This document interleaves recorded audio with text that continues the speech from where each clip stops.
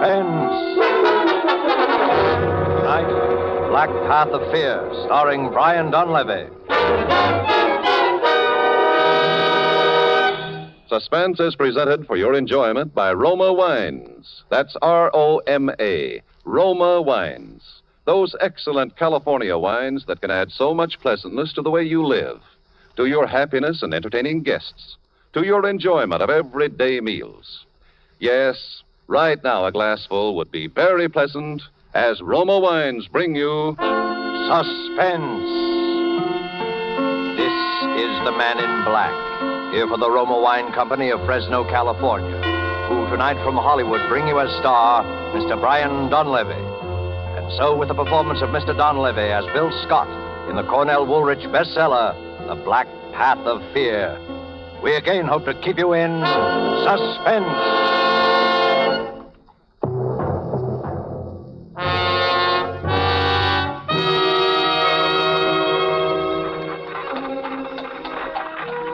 It was our first day in Havana.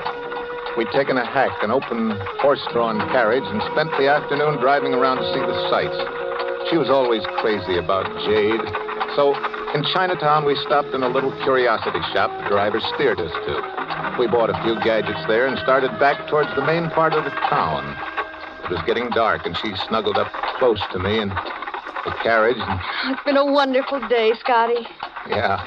I was scared at first. A couple of times I thought I saw him in the crowds there, Chinatown. I guess it was just my imagination. Sure it was. He wouldn't try any rough stuff this far from his home base. He may be a little Caesar around the nightclubs back in Florida, but here in Cuba, he's just another alien who'd better not get caught packing a rod. He said he'd get me if I ever left him, no matter where I went. Well, he sent us a radiogram wishing us luck. Yes, that's what worries me. He didn't say which kind of luck.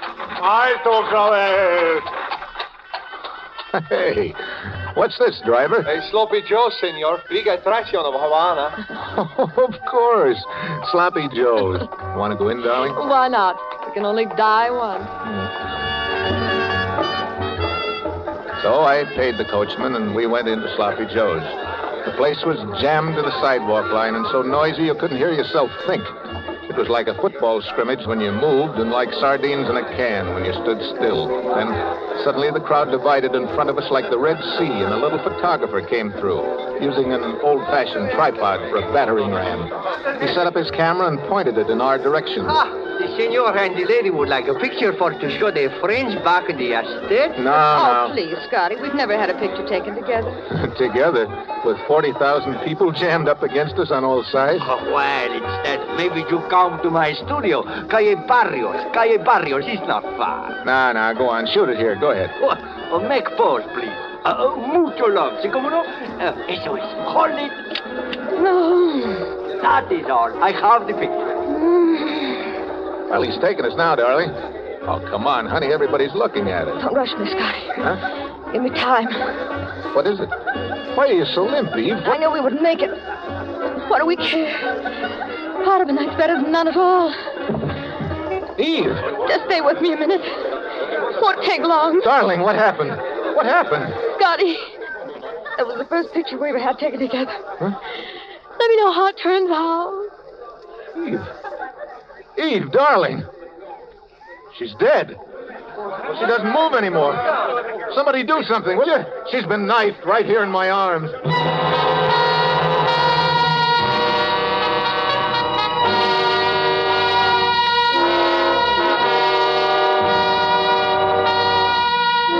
Murder in Sloppy Joe's. Murder that is to start a man twisting and turning down the black path of fear. Brian Donlevy is our star this evening. You have heard him in the prologue to tonight's tale of Suspense.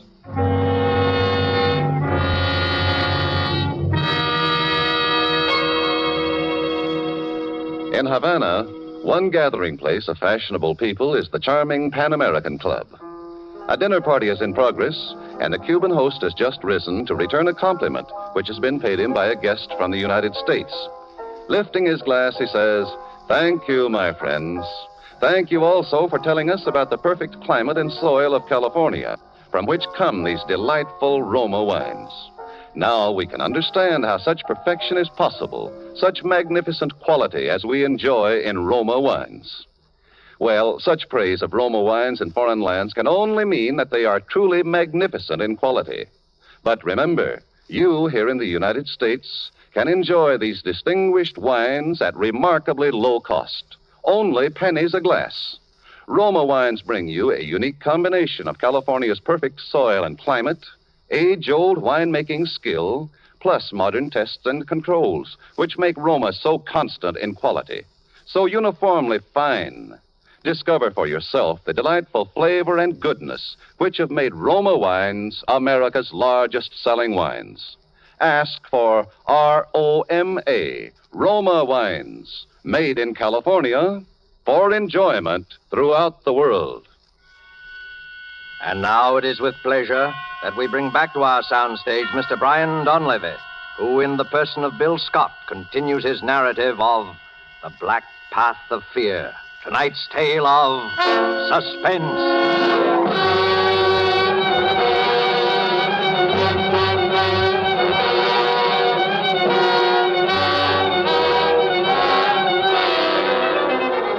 Havana is a fast town for anything. Love, life, and death, too. A minute ago, I'd been half of a honeymoon couple getting their first picture snapped by a little Cuban photographer in Sloppy Joe's.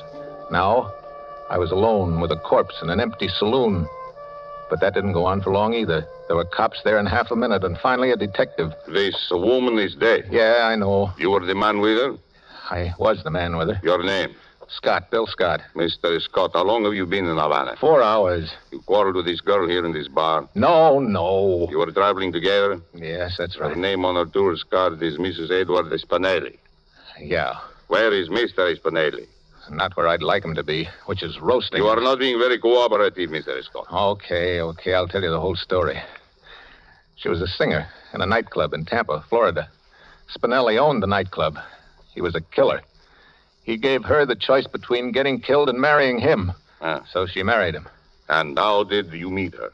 I worked for Spinelli, too. I drove his car. You are not a chauffeur by profession, are you, Mr. Scott? No. I took the job to get her away from him. Is there anything wrong in that? The murder weapon, this knife. What do you know about it? What are you driving at?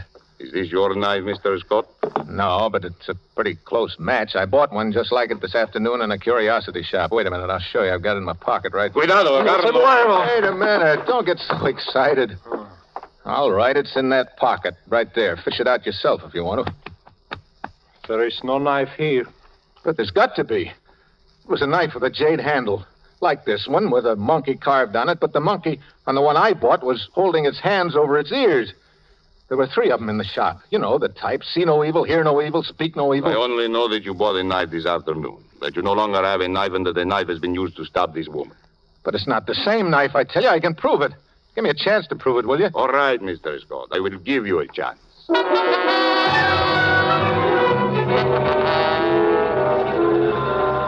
So we went back to the shop where I'd bought the knife, back to Chinatown. Inspector Acosta, that was the Cuban detective's name, questioned the old duck who sold it to me. You remember this man buying something in here this afternoon, Viejo?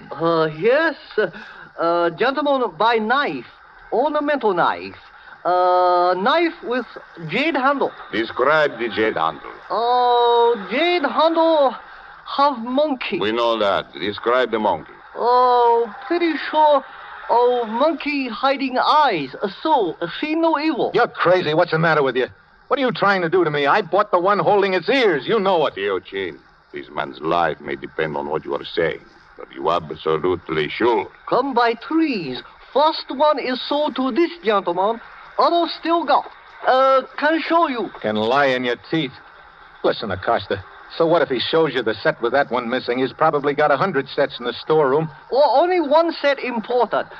Can show customs invoices. Uh-huh. How did this man and this woman act when they came into the shop? Lady act scared. Very scared. I told you, she was afraid Spinelli was going to have her bumped off. Well, he did it. And this guy has been paid to frame me. Can't you see that? I am sorry, Mr. Scott, but I must place you under arrest for the murder of Mrs. Eve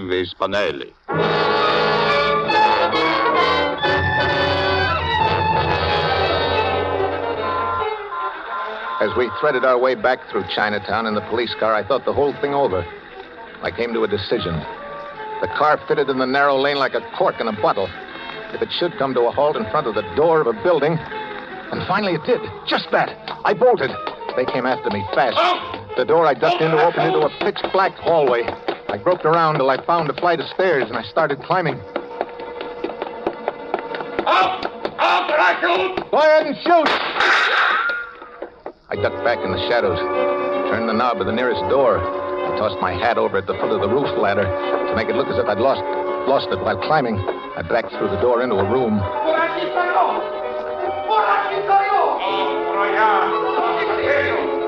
In the dark room, I stood very still and listened. They were separating to case the roof along the block. I was safe for a few minutes anyway. Tried to figure out where I was. A room. A dark room. I strained my eyes into the blackness. Then something cold and metallic found the side of my neck. It was the business edge of a knife. A blade. A light snapped on. Bueno. No hablo español. No te muevas. Oh, take it easy, will you? I can't talk your language. Put that knife down, will you? Te quiero estar aquí. Polizei. Verstehen Sie? Understand? Comprende? Look, out there on the stairs, I don't know how to say it. Polizia. They're after me. Cops. Cops? Why didn't you say so before? I hate cops. Oh, you talk English? I ought to have been in enough of your jails to take out naturalization papers. Hey, get over here. I do what I can for you. They're coming back. I better get out of here. Don't be a fool. There's 20 of them down in the street now. They sure must want you bad, Chico. They say I killed my girl. They say wrong? They say very wrong. Another man took her away from you? No. I took her away from another man. Ah, then any fool of a policeman knows you did not kill her. You never killed what does not belong to you. Only what does. You tell them that. Oh, here comes payday. Quickly, get into the cot there. Cover yourself up. What? But... Do as I tell you. Take off that shirt. Don't stop for the buttons. Tear it off. Well... Now then, face the wall. Wait a minute. What are you doing? Keep perfectly still. Don't rub against the covers. Now, don't move. Spence, señor. ¿Ha visto usted un hombre alto, macizo americano? No he visto a nadie. ¿Quién es ese? Mi hombre, mi marido. Digámoslo. Está muy enfermo. Vuela. Vuela. Sí, vuela. Ve a la cuarentena. Es verdad, Viorella, vámonos. Spence, señor. Buenas noches. Buenas noches. What was all that about? Shh. What are all these red spots on me? I put them there with lipstick. Huh? I told the cops you were my husband. You have smallpox. And they believed it? Why not? I showed them the quarantine sign on the door. Manolito, that was my man. He died of smallpox in this room. Huh? Oh, do not be alarmed. It has been disinfected. Oh. Oh, say, thanks. But why did you go to bat for me like that anyway? Different reasons. Flowers on a grave, I guess. Flower? What do you mean? It's hard to explain. It's my way of doing something for somebody that's not around anymore, I guess. It's the only way I have. I do not know any other way. You see, I know what it is to lose someone you love, too. Just like you. Manolito? He got smallpox in jail. Then he come back here to me to die. Hey, what is your name, Guapo? Bill Scott. It's Scott? No, Scott with an S. It's too hard to say. I call you Guapo. Guapo? That means handsome. Oh. Well, thanks. What'll I call you? Around this neighborhood, they call me Medianoche. It means midnight. Try it that way. Okay, midnight. They call me that because now I always hang around late by myself since he's gone. Well, midnight, I don't know what to say to you except thanks. De nada. Flowers on a grave. Yeah. Well, I guess I'd better get going. What do you want to throw away all my hard work for? Hmm? They spot you at the next corner. Well, I can't hang around here for the rest of the night. What's the matter with it here? You know, If I could only get hold of that photographer. Photographer? Yeah, there was a photographer in Sloppy Joe's. He was snapping a picture of us just when it happened. Oh, you think maybe in this picture is the man who killed your sweetheart? Yeah, I'm pretty sure of it. Think, Guapo. What do you remember about this photographer? Oh, he's just a typical cheap photographer of tourists. Wait a minute. He said something about having a studio somewhere near Sloppy's. Calle Barrios? That's it, Calle Barrios. Look, do you know this guy? Sailors go there with the girls to get their pictures taken. His name is Pepe Campos. I've got to get that picture, Midnight. I'll have to risk it. Un momentito. I first get you some other clothes. Huh? Here. I think this fit you. What? Where? Manolito was one big sailor. And now listen. I tell you how to get from here over to the Calle Barrios, so maybe the police don't see you. You go down to the mouth of the alley. You turn to the right. That's this hand here. Just a few steps from there.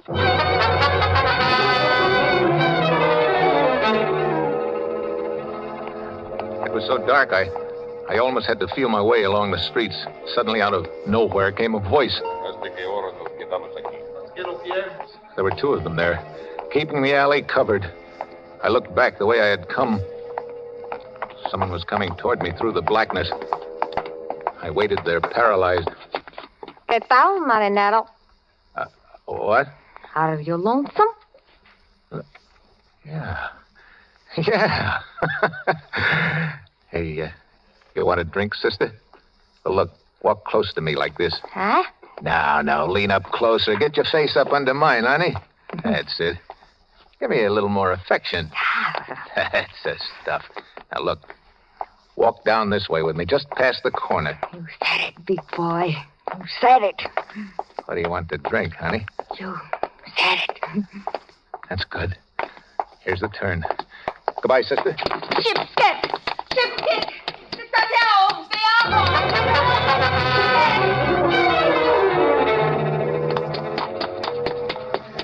I was afraid of yelling. I'd attract the cops, so I took off down the street, and then I ducked into the alley to catch my breath.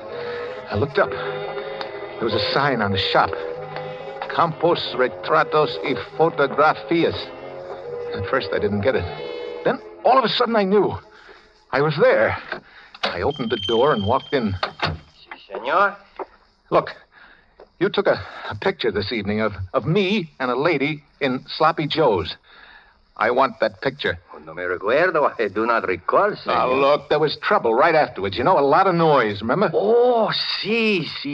I remember. Yeah. I am just developing the pictures I have taken today. You come with me. This is my dark room. The very latest equipment. Kodak. Yeah, but where's that picture? Oh, right here. In the bath. Oh. Yeah. It's beginning to come through. Si. Yeah, that's us. Oh, someone leans over the lady's shoulder, no? Yeah, let's have some more light on the subject, will you? This is someone you know, senor? Yeah, it's someone I know, all right. His name is... Never mind the name, Scotty. I'll introduce myself. Spinelli. Stand over against the wall, Scotty. You too. Well, I'm glad you found this picture, Scotty. I was kind of nervous about having a thing like this floating around. You can understand my feelings. You surprised me, Spinelli. I didn't think you even had the guts to stab a woman in the back without your gorillas around to protect you. Don't make me angry, Scotty. I'm in a bad mood. I didn't know you were smart like you are either, Spinelli. I apologize. You know, that was a cute trick, hiring a cab driver to steer us into that shop in Chinatown, but what I still can't figure out is how you switched those knives. I didn't. I still have the knife you bought. I frisked it out of your pocket. Now I'm going to give it back to you.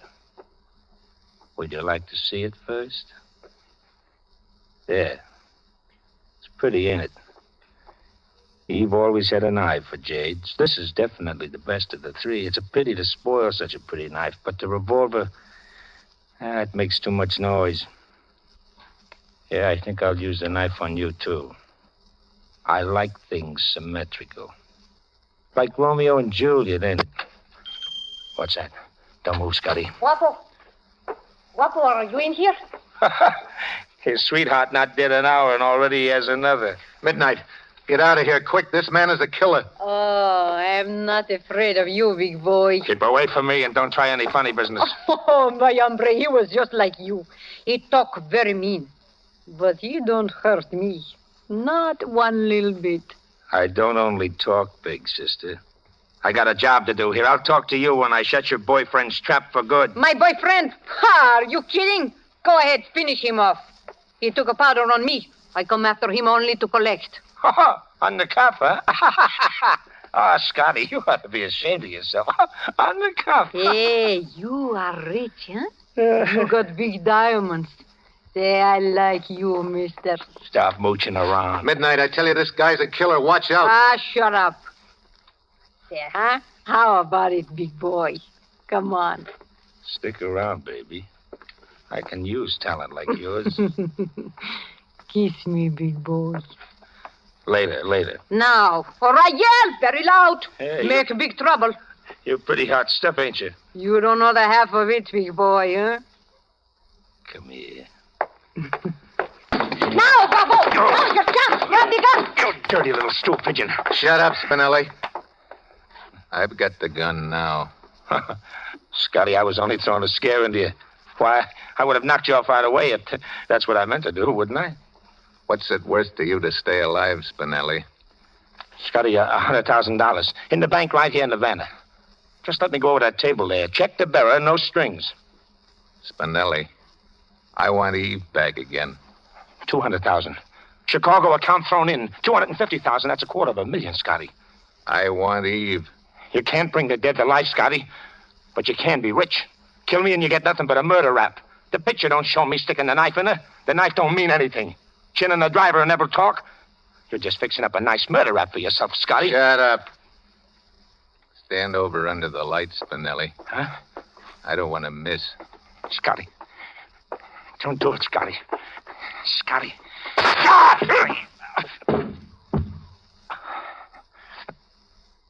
Win. Scott.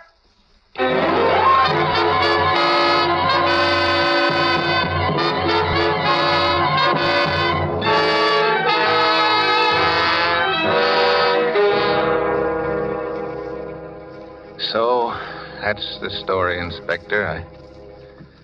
I've come to give myself up for the murder of Ed Spinelli. Well, what are you going to do about it, Inspector? About what? About what? About what I just told you, the murder. I don't speak English so good. I often miss hearing things that are said, especially when they are said too fast. All right, I can say it slower. I just killed a man named Ed Spinelli. My English stinks today. I don't understand. You don't understand? I said... I don't know what you said. If I should get word from the commissioner to hold a man named Scott for murder, that would be different. It would be in my language. Unless that should happen, and it hasn't, please, would you mind not coming in here and mumbling in this English of yours that I don't understand? Senor Scott. Yeah? This girl, this medianoche. Midnight? Oh, what about her? Do you know where she is? That girl, that woman. She's been raising Cain in my jail all night, all day yesterday. Whoa. What's she charged with? My foolish officers questioned her, and then they didn't know any better that they put down some charge other than the book. Senor Scott, we have been stuck with her ever since. She's like a hurricane. Well, I'll agree with you there. Senor Scott, if you have not enough to bail her out, I'll pay it out of my own pocket. Anything to get her out.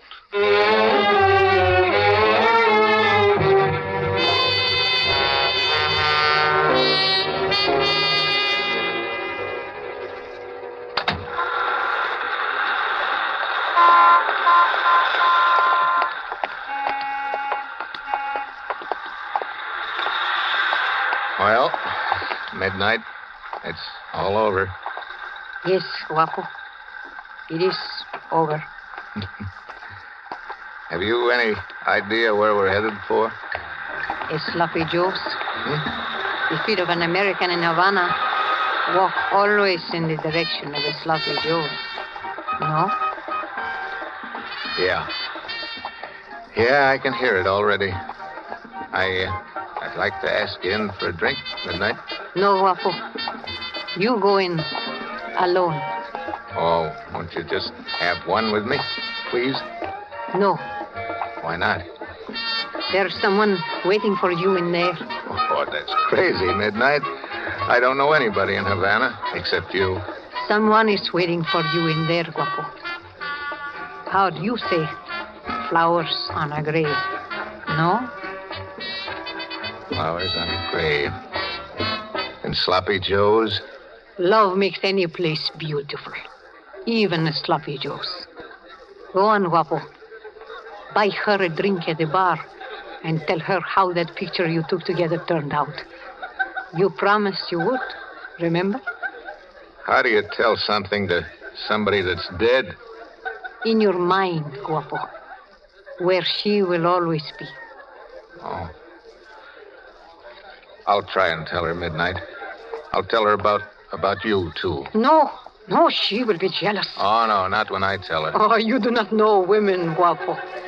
Well, maybe not. Well, Adios, Guapo. goodbye, Midnight.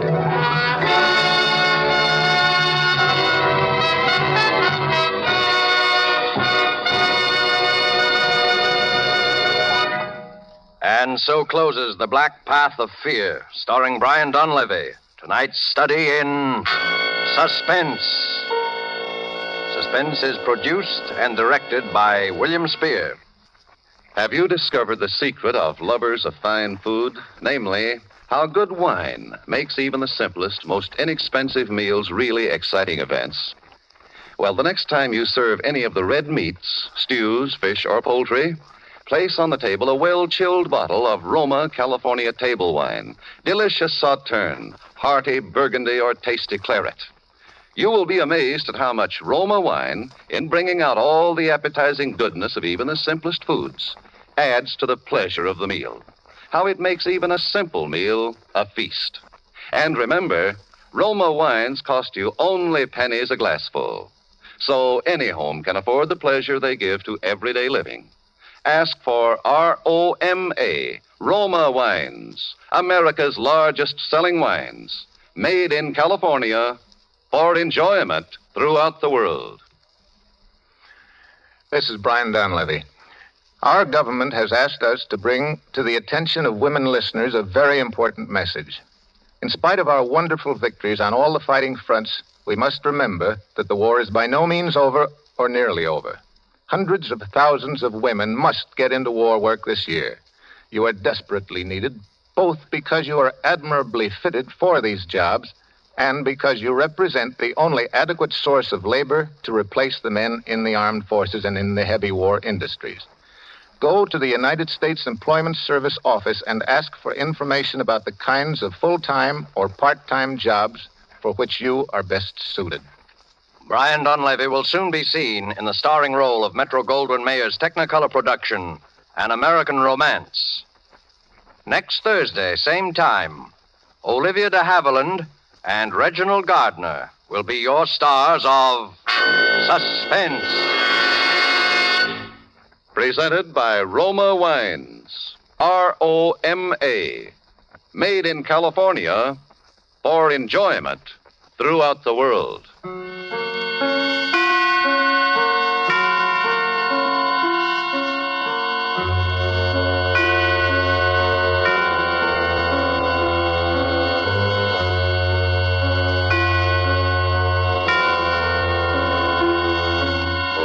This is CBS, the Columbia Broadcasting System.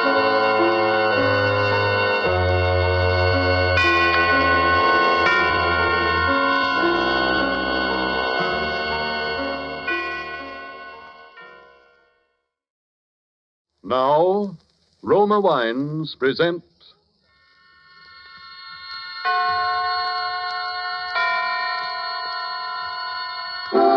Suspense.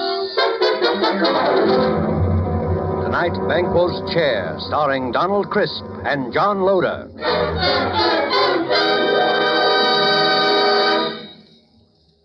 Suspense is presented for your enjoyment by Roma Wines, That's Roma, Roma wines.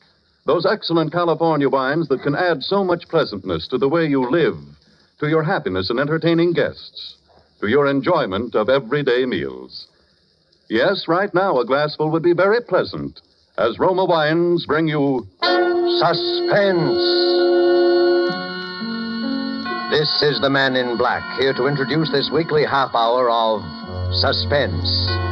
This evening, Roma Wines bring you as stars two distinguished gentlemen from the Hollywood sound stages, Donald Crisp and John Loder.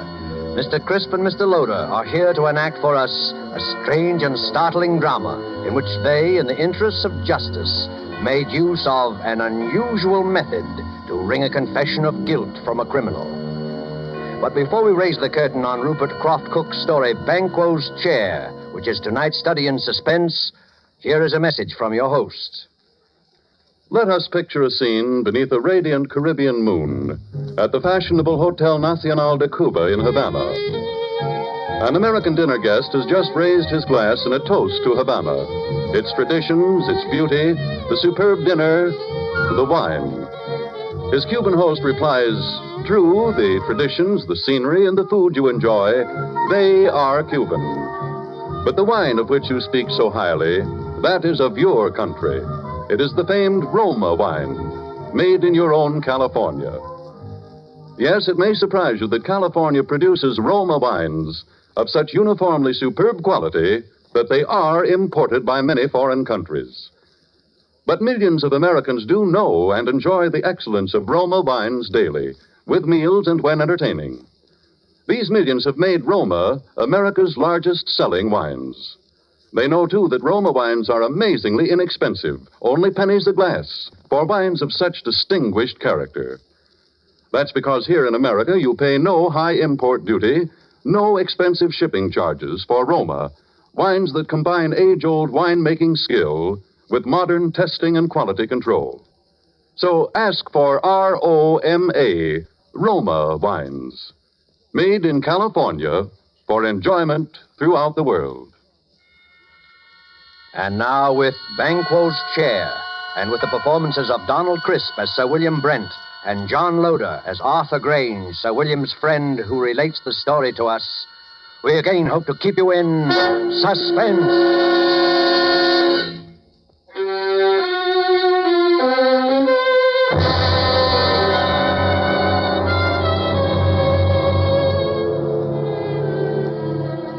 I would like you to look at this photograph.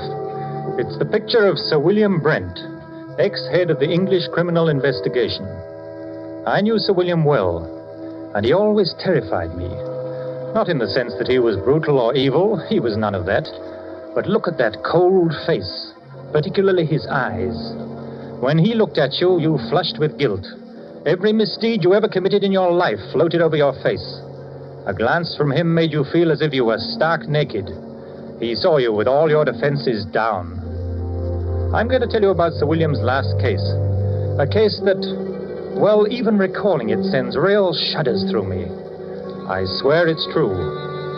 I wish I never had, but I saw it with my own eyes. I witnessed it in all its dreadful details.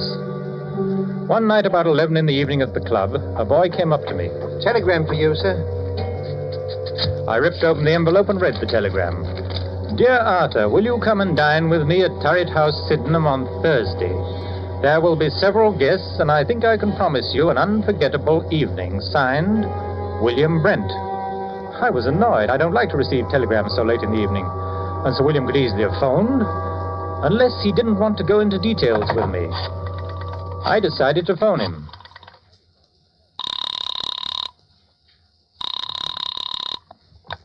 Hello? Hello? And this is Arthur Grange calling. Yes, I know. Did you receive my telegram? Yes, Sir William. What's all the mystery about? I'll tell you about that on Thursday. Are you coming? Yes, I'll be there. Very good. I particularly want you to be there. Well, you sound so mysterious. I'm thinking of coming armed or bringing a couple of bodyguards. No, it wouldn't be necessary to bring bodyguards. But you had better come armed. Well armed. Yes, bring a revolver. Good night.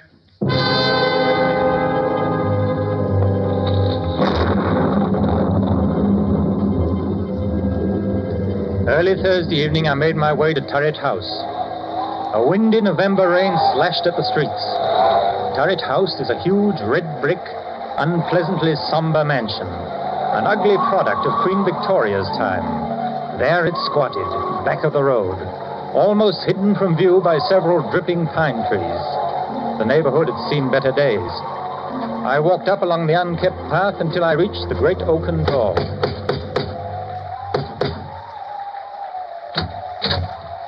Good evening, Mr. Grange. I was waiting for you. Hello, Lane. Nasty night, sir, isn't it? It's not much warmer in here. There's a fire in the dining room, sir. Good. Whatever made Sir William move into this drafty dungeon? Oh, we haven't moved in, sir. It's only temporary. Sir William just rented it. We still live in the West End. Oh, I see. Have any of the other guests arrived? Yes, Mr. Grange. Miss Stone is here. Oh, hello there. Oh, you must be Roberta Stone, the mystery writer. I'm Arthur Grange. How do you do, Mr. Grange? I've read all of your stories, Miss Stone, and enjoyed them tremendously. Oh, that's very nice of you. Thank you so much. Listen, just what's going on here tonight? I don't know. Sir William sounded awfully mysterious. Didn't he, though? He told me to come armed. He told me the same thing. Here's my gun. I must admit, I've never fired it in my life. It scares me to death. Why do you suppose he picked a spot like this to give a dinner party? Oh, it's the scene of the crime. Huh? What crime? Murder. A particularly unpleasant one. Really? I must say the murderer couldn't have picked a more ideal setting. Well, good evening, Roberta. Arthur. Hello. I'm glad you're both on time. Hello, Sir William. Nice apartment you have here. A sort of mausoleum and dining room combined. You're a bit afraid, aren't you? Of course not. Why should I be? Your eyes give you away. What's all this about? You invite us to this godforsaken damp dungeon and tell us to come armed? Now, don't be upset, Arthur. It's only a precaution. Who's the other guest, Sir William? Well, there are two more guests. But first, I'll tell you all about it. Lane, will you serve the drinks? Yes, Sir William. Now, I'll tell you what's going to happen tonight. This house, Turret House, was the scene of the Sydenham murder, a very famous case. Yes, of course, I remember it. That's right. No offense, old man, but wasn't it the only case you never solved? Arthur, I solved the Sydenham case, but I couldn't bring the criminal to justice because of insufficient evidence. You mean you knew who the murderer was? Yes, of course. It was the nephew. The nephew? Then why in the world didn't you put him in... Because the nephew had an absolute and unimpeachable alibi. To have arrested him would have meant a waste of time and money. Under release in the end. Besides, according to English law, a man acquitted can never be arrested again on the same murder charge. The nephew, John Bedford, will be here to dine with us. And, oh yes, the victim, Miss Ferguson. What? Hey, wait. Do you mean Miss Ferguson wasn't actually murdered? Miss Ferguson is quite dead. Has been dead these 2 years. You mean you're going to have the body of Miss Ferguson here while we eat? Oh, this promises to be a very gay dinner.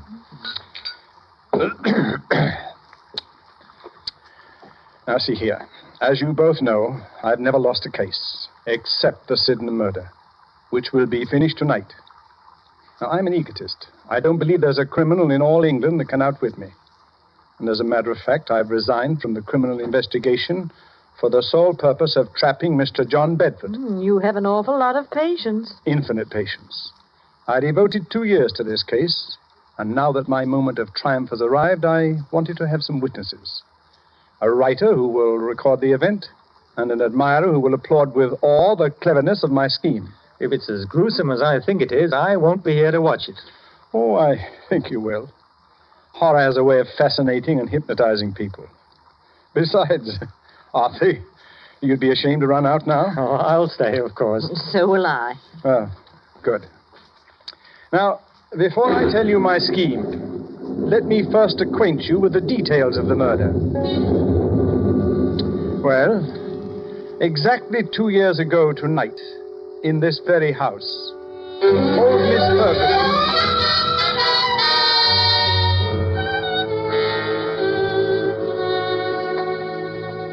Hilda, where are you?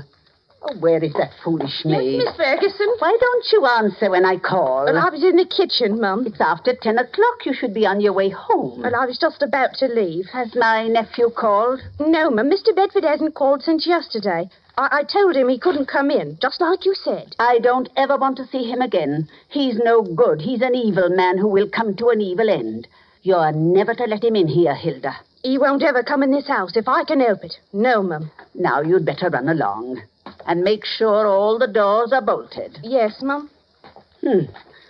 I'll change my will. Won't leave him a penny, I won't. Good night, Miss Ferguson. Oh, good night, Hilda. Good night. Who does he think he is?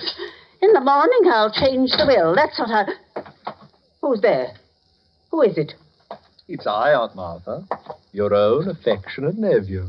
What are you doing in my house? You're not at all pleased to see me. Your only living relative, too. I'd like you to leave at once, or I'll call the police. I'd rather not, Auntie. I want to have a talk with you. You don't want to talk to me. All you want is money. Yes, Auntie. I want money, and lots of it. You've got all the money you'll ever get out of me. You won't even get a penny after I die. I'll see to that. Perhaps you'll appreciate the value of money after you've worked for it. Why are you wearing gloves? I've made up my mind, Auntie. What are you doing?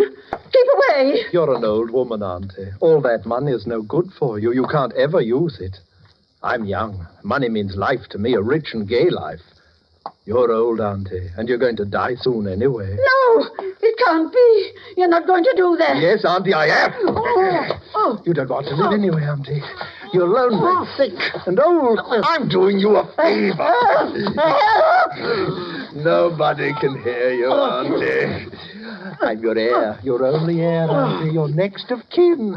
The estate is going to be mine, Auntie. All of it.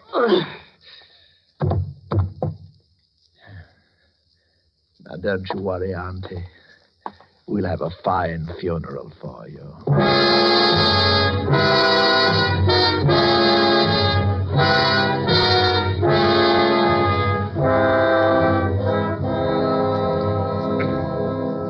Yes, that's pretty much the way old Mrs. Ferguson was murdered.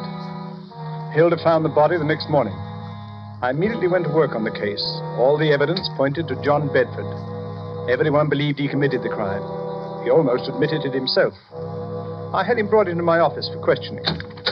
Oh, how do you do, Sir William? Cigarette? Thank you. Well, how does it feel to kill your own aunt? May I have a light, please? Yes, of course. Thank you. I wouldn't know, Sir William. You see, I never killed anyone. Have you? I have, Mr. Bedford. I've sent quite a few to the gallows. So I understand. What was your relationship to Miss Ferguson? She was my aunt. Well, don't be flippant. Well, to tell you the truth, sir, my aunt didn't like me. She thought I was a spendthrift and a useless parasite, and she was quite right. Now, I believe it's customary to ask the accused his whereabouts on the night of the crime. Yes, it is. And won't you tell me? In jail. I had a little too much and got into a bit of a tiff with someone. That's quite an alibi. Oh, quite a fact. It was hardly possible for me to be in jail and kill my aunt at the same time. Unless, of course, my aunt came into my cell and allowed me to murder her, after which she walked back to Turret House as a ghost, dragging her body behind her. Hardly possible. Don't you think you ought to check my story? I already have. You've done a very skillful job. Too bad you couldn't use your talents for something constructive. Well, then, why don't you arrest me, Sir William? No, Mr. Bedford. I have time. Plenty of time. Well, you'd better work fast. By the time you get around to me, I'll have spent all of my aunt's beautiful money. It's not the money we're after. It's you and your beautiful life. Good day, Mr. Bedford.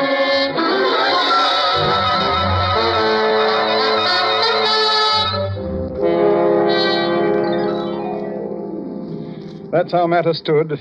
I refused to let my men arrest him. But how in the world could he have murdered his aunt when he was in jail? Perhaps he bribed the prison guard to let him out for an hour. Well, that's excellent, Roberta. I believe that's exactly what happened. Unfortunately, the guard died of pneumonia soon afterwards, which left us no further source of evidence. As far as I can see, Sir William, you haven't a leg to stand on. You're quite right, Arthur. I haven't. Except that every man, particularly a criminal, has an Achilles heel. I discovered John Bedford's weakness. Sounds like I'm going to have a good story. What is it? He's very superstitious. Well, how did you learn that? I've never suffered a defeat in my life. John Bedford was the first setback. Here was a clever, calloused criminal who laughed at me. No one had ever done that before. Bedford knew I could do him no harm, and he made the most of it. Carefully and patiently, I thought it over. I looked upon Bedford as you would look upon a Chinese puzzle. There is no such thing as an impregnable defense. A few months later, I went to visit Bedford.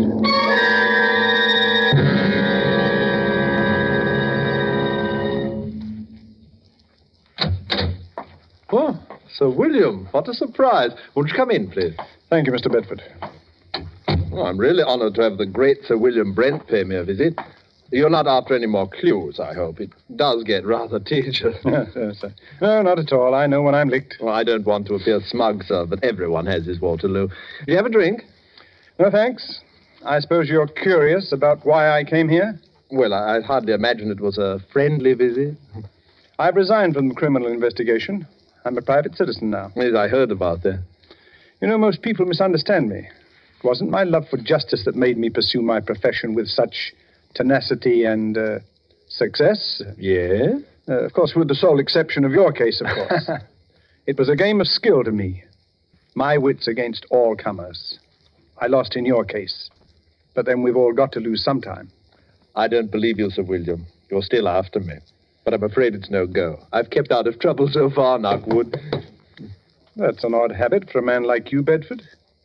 You're not superstitious, are you? Of course not. Well, now as to the reason for my visit. I noticed in the papers that you're looking for a tenant for Turret House. Why, yes, I am. I'd like to rent it. Well, the scene of the crime, eh? Well, of course, why not? There's no harm in it. As a matter of fact, I'll let you have it very cheaply.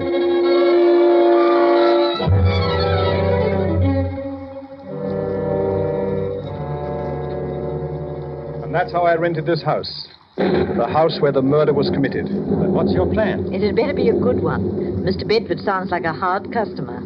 Yes, it's a strange plan, but an effective one. I saw Bedford frequently. Our acquaintance blossomed into a kind of friendship. An armed friendship, of course. He knew I was out to get him, and I wanted him to know that. He's vain, very vain, and this game intrigued him. I also learned he's a very superstitious. Tonight is the anniversary of the murder, and tonight Mr. Bedford dines with us at 8 o'clock. It's nearly 8 now. Now, this is the plan. You know May Wakefield, of course. Naturally, the Shakespearean actress. That's right. Now, during dinner, Miss Wakefield will enter the room in the precise likeness of Miss Ferguson, the murdered woman. We, of course, will pretend not to see her. We remain outwardly unconscious of her. Only Bedford will be aware of her presence. I believe Bedford will confess. But this is the anniversary. I'd imagine you'd keep away on this night. He's giddy with success. And also the fact that Roberta Stone, the famous writer, is here with us. Tweaks his vanity. He'll be here, and promptly. I don't like this. Well, this is just like one of your stories. It doesn't become you to be frightened. I won't run away. Now, there's one more thing. During dinner, the electric lights will be switched off at the main, and candles will be lit. We must have the correct atmosphere. You understand now? You are not to see May Wakefield. She doesn't exist for us. Is that clear? Well, I'll look right through her. Oh, it gives me the creeps. Ha! That's Bedford. The appearance of John Bedford suddenly made the whole scene grimly real. He was a tall, well-built man in his late 30s, immaculately dressed and perfectly groomed. At first sight, his face seemed pleasant enough, but on closer scrutiny, his gray eyes were hard and cold. He looked all of us over with arrogance and superiority. I heartily wished I was elsewhere. This was one scene I had no desire to witness. After the introductions were over, we sat down to dinner. Is it still nasty outside, Mr. Bedford? Oh, getting worse. Looks like we're in for a few days of this. It's too bad. I was going to do some riding tomorrow. The soup is excellent. Oh, yes, indeed. Your cook should be congratulated, sir. The soup is a masterpiece. Poor Alice. She's been my cook for 20 years, but she's given me notice. Absolutely refuses to stay here. Says this house is haunted. Roberta, you might make an interesting story for you. You might speak to her. Oh, really? Alice swears that she's seen the figure of an elderly lady with finger marks on her throat walking about the house. Come now, Sir William. This is too good. Such an obvious attempt to frighten me. Sir William is convinced that I murdered my aunt. But please, Sir William, a little more subtlety. Surely I deserve it, huh? Perhaps the cook did see the figure. It might interest you to know, Mr. Bedford, that I don't believe in ghosts. And I'm sure my cook never saw this elderly figure. It's all in her mind. Well, I am afraid your little attempt didn't work, sir, but I must admit your graceful admission of its failure. Yes, I suppose I'd better give up, shouldn't I? Oh, no, never give up. If at first you don't succeed, you know. Do you live very far from here, Mr. Bedford? Thank you, Miss Stone. There's really no need to change the topic. I hope you find this game as amusing as I do. I'm sorry, Mr. Bedford, but this isn't my idea of pleasant dinner conversation. Well, we'll talk of pleasant things then, eh? I saw a very exciting play last night. Excuse me a moment. It's really fearfully hot in here. Do you mind if we get a little air, sir? Oh, I'm sorry. It is rather warm. Lane, open the windows, please. Yes, sir. What terrible weather. I don't know how we'll ever get home in Well, it's a this. bad month of the year. I had intended to go to the Riviera for the season, but you... Lane, what on earth is wrong with the lights? I don't know, sir. Well, don't stand there. Light the candles. We can't sit here in the darkness. And get the chauffeur. He knows something about the electric lights. I'll call the chauffeur right away, sir. Yes, I'm terribly sorry about this. We've had trouble with the wiring before. The chauffeur will have it fixed in a few minutes. Now, let's go on with our dinner. This is one of your tricks, Sir William. Have some more wine, Mr. Bedford. Thank you. It was a tense and terrible moment. I looked at Roberta. She was pale and frightened. Bedford, for all his poise, was uneasy. He didn't know whether Sir William was planning anything or whether this was really an accident. My heart was pounding away and my palms were wet with perspiration. Only Sir William appeared cool. There was not a trace of emotion in his face. Oh, Mr. Bedford, you were saying about visiting the Riviera. It's quite a change from England at this time of year. Well, I suppose I'll make the trip next month, but I can't... What's the matter, Mr. Bedford? Nothing at all. I wish we could have some lights. Rather difficult to see. Yes, I'm terribly sorry it just had to happen just at dinner. Have a little more wine, Mr. Bedford. Oh, yes, thank you. The figure of a woman had entered the room. She had come in silently, like a ghost. We all saw her, but not one of us moved or made a sign of recognition. In the dim candlelight, she looked ghostly and unreal. Bedford looked at all of us to see if we had also seen the figure before his eyes. But we ate our dinner grimly. He looked again, then shook his head and gulped more wine. Don't any of you see anything? See what, Mr. Bedford? There's another one of your tricks. Can't any of you see her? What's got into you, Bedford? It's my aunt. My aunt. Your aunt's dead, Mr. Bedford. You're not seeing ghosts, I hope. Maybe I had to. She's coming toward me. Now, calm yourself. I've never seen you like this. There's no one else here. Do you see anyone, Roberta? No. No, Sir William. I don't either. Let me out of here. I can't make you out, Bedford. There's no one here. My nephew, you're not wearing gloves today, John. She's real. Can't any of you see her? Can't you hear her? What's come over you, Bedford? I'm leaving here. She's at the door. She won't let me out. I'm an old woman. Money is no good for me. I'm lonely, John. I'm lonely. Let me by, Aunt out of my way. There's no one in your way, Bedford. Please sit down. Get away from that door. I'll murder you again.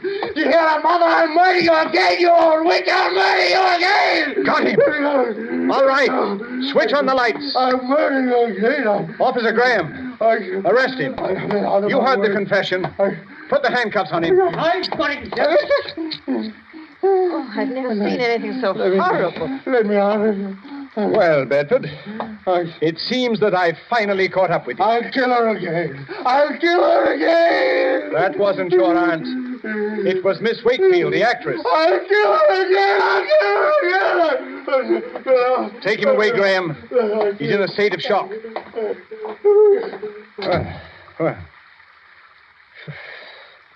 Well, shall we continue with our dinner? I hope you're fully satisfied, Sir William. Quite. It's been a long job, but it has ended as I knew it would. I'm most grateful to you both for your help.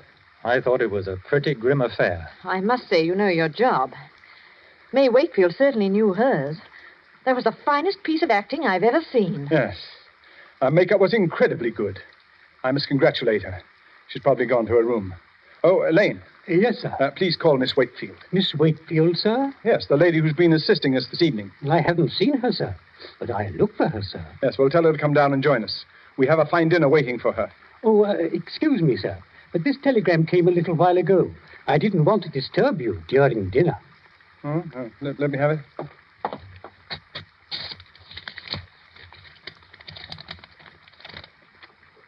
Sir William, what's wrong? Good Lord. I'll read it to you. Extremely sorry. Severe influenza makes it impossible for me to leave my bed tonight. Will tomorrow night do? Signed, May Wakefield. Lord help us. If it wasn't May Wakefield, then who was that figure here tonight? There was no answer. I looked at Sir William, staring at the telegram. His face was gray and stony. On his left temple, a crooked blue vein stood out. It twitched once or twice, and then was motionless. He looked as though he'd seen a ghost.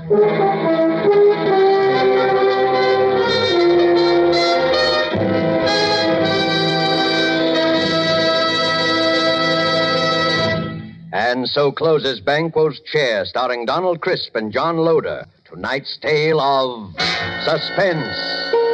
Suspense is produced and directed by William Spear. Have you discovered, as thousands have, how much Roma wines add to the enjoyment of your meals? How their superb flavor makes special occasion feasts out of everyday meals? Well, find out for yourself. Start off the meal with that delightful appetizer, Roma California Sherry. Then place on the table a well-chilled bottle of Roma California table wine, delicate Sauterne, hearty Burgundy, or tart, tasty claret. You'll be amazed at the tremendous difference Roma wine makes in the enjoyment of your foods. Now, don't overlook this easy, inexpensive way to add thrilling extra enjoyment to everyday living. Remember, Roma wines cost only pennies a glass. So take a tip from the millions who enjoy Roma wines, at meals or when entertaining. Ask for R-O-M-A, Roma wines. America's largest selling wines. Made in California for enjoyment throughout the world. This is John Loder. There is no program that Mr. Crisp and I admire more than Suspense. And I know I speak for him as well as myself in saying how thoroughly we've enjoyed our appearance here this evening. Now, at the request of our government, I want to pass this information along on behalf of the Merchant Marine. 6 ships a day instead of 5 soon will be coming off the ways of our shipyards. The United States shipbuilding program is being increased rather than cut. A few days ago, contracts were awarded for 262 additional new ships. Every one of them must be manned by 40 to 50 men, most of them with previous sea experience. The longer Pacific distances and expanding supply problems on every front will call for the continuous employment of large numbers of men and ships until Japan is totally defeated. The universal demand for a strong post-war merchant marine makes post-war opportunities in these jobs fully as great as in any American industry today. Next Thursday, same time, you will hear Mr. Charles Lawton as star of Suspense. Presented by the Roma Wine Company of Fresno, California. Roma Wines, R-O-M-A. Made in California for enjoyment throughout the world. This is CBS, the Columbia Broadcasting System. Now, Roma Wines present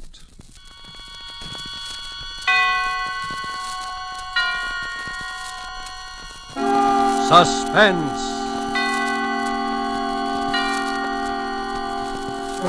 Tonight, The Fountain Plays, starring Charles Lawton.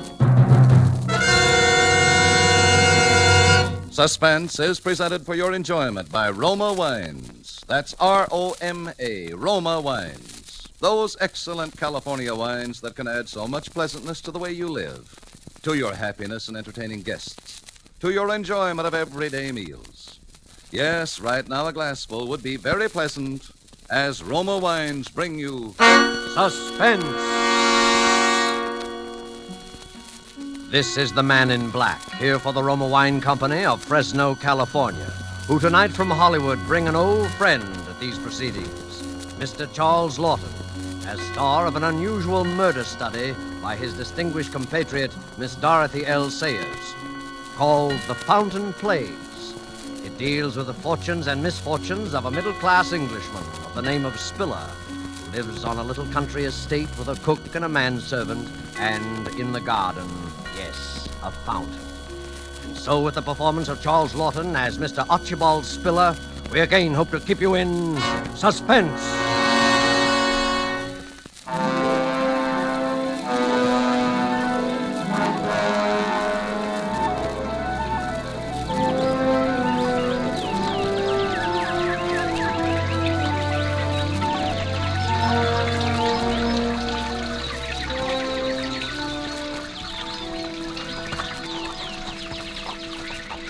Now then, Mr. Spiller, what about it? Oh, I say, look out there, Sam. Look out for what? Still as blind as a bat, aren't you, Sam? You really ought to wear glasses, you know. Don't you try and put me off. I was only trying to keep you from getting your clothes wet, Sam. You almost walked right into the spray of the fountain. Well, never you mind what I need glasses, and never mind your blasted fountain neither. I want a straight answer to my question, Mr. Spiller. I've given you an answer, I've told you. You've given me nothing but bluff and bluster. Do I get it all, don't I? That's what I want to know, and if I My dear don't... fella, please. My guests are arriving. I'll talk to you tonight. You better talk straight. It'll be your last chance, my lad. Hello. Hello there, everybody. Just in time for a little refreshment. Master said we'd find you here, Daddy. I hope we're not interrupting. Oh, certainly not, certainly not. You know Mr. Gooch, don't you, my dear? Yes, of course. And this is my neighbour, Mrs. Digby, Mr. Gooch. How do you do, Mr. Gooch? Yeah. And Ronald Proudfoot, my daughter's fiancé. How do you do, sir? How do you? Well, I was just showing Mr. Gooch the wonders of my little fountain. Oh, Daddy, you do make such a fuss over this fountain. Even so, I always say there's nothing like a bit of ornamental water to set a place off. Sort of like the Versailles garden, what? Oh, it's really lovely, Mr. Spiller, and so secluded, with the rhododendrons and the lilac hedge all around. You like it, eh? You know, I was thinking of cutting out some of these lilacs. Oh, I wouldn't. To make a vista, so to speak. You can't even see it from the house with these bushes on all four sides. Well, now, perhaps that might add something. But if you like the lilacs, Mrs. Digby, the lilacs shall stay. Oh, Mr. Spiller, I'm no authority, I'm sure. Well, if you want an authority, I'd say it's a mess. Plaster, backstop and all, a mess, see? A mess? Oh, maybe Mr. Gooch means the way the backstop arches up above the spray. It rather overshadows it. Well, I have to have that, you know, my dear, because prevailing winds from the south, don't you feel how nice and warm it is tonight? Blow the jet of water right onto the grass. If it weren't for that backstop, we'd have a proper swamp over there. Wasteful, too. Well, I'm glad to know that. You always were a fool, Archie. Squandering money on a fountain. No, indeed. It uses the same water over and over again. Like the one in Trafalgar Square. Most ingenious, really. Why, isn't that a wonderful idea? Of course, I have to be careful, even so, to turn it off every night to save leakage and waste and so on. Oh. Mr. Spiller, sir. Dinner is served. Oh, thank you, Masters. Well, what do you say, everybody? Ready for a bit of dinner? I should say so. Shall we go in, then?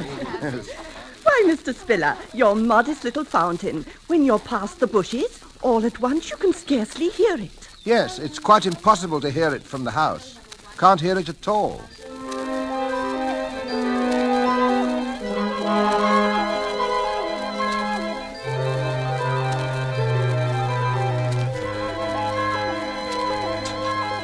What I says is, you see, you're not Will that Napoleon be all either. then, sir? Yes, thank you, Masters. An excellent dinner. My compliments to the cook. Yes, sir. And coffee in the drawing room, Masters. Very good, sir. Well, shall we adjourn? Shall we what? Oh, go into the drawing room, you know. Quite a talk, ain't you, Archie? Big change from the old days, adjourn to the drawing room. What would you think, Mr. Spiller, about a rubber or two of bridge? It's an excellent suggestion, Mrs. Digby. Excellent. Good thing I don't play, ain't it, Archie? See, I'm counted out before the start. Oh, Mr. Gooch, I'm so sorry. Do take my place. I'm really very tired. No, thanks. We don't play bridge where I come from, and neither did Archie. Although I see he picked it up quick enough once he... Yes. It's never too late to learn, you know. No. Mind you don't play too long. But I want to talk to you before this night's over, my lad. Yes, of course, Sam. Yes. I'll be waiting for you up at your precious fountain, absorbing the beauties of your precious moonlight. And I don't want to wait too long, see? Right you are, old boy. Yeah. Where's the fellow masters? Was there something you wished, sir? Yes. Give me a handful of those Coronas. Only the best for your old pals, eh, Archie? Yes. Of course. Yes, of course. See you later, folks. Maybe. Well, Mrs. Digby, shall it be you and me against the youngsters? Daddy. Yes, dear? Will you tell me why you put up with that man? Gooch? Oh, no. He's not a bad sort, really. He is a bad sort. He's a rude, unpleasant, terrible man. Well, he's an old friend, you know. Not much a chap can do. Oh, Daddy, you're so soft-hearted. But if you can't do anything, I can. No, please, dear. He'll be gone in a day or two. In high time. What does he mean talking to you that way in your own home? Shall we cut the deal? Yes. Shall I? Well, I don't care. You shan't put me off. This is the last time that man's going to come into this house. I wish it were. Boorish, nasty. I just can't stand him, Daddy. Come now, dear. He's not as unpleasant as all that. What? The only time he'll ever be pleasant is in his grave, that's what. Oh, dear. What an awful thing to say. What a perfectly dreadful thing to say.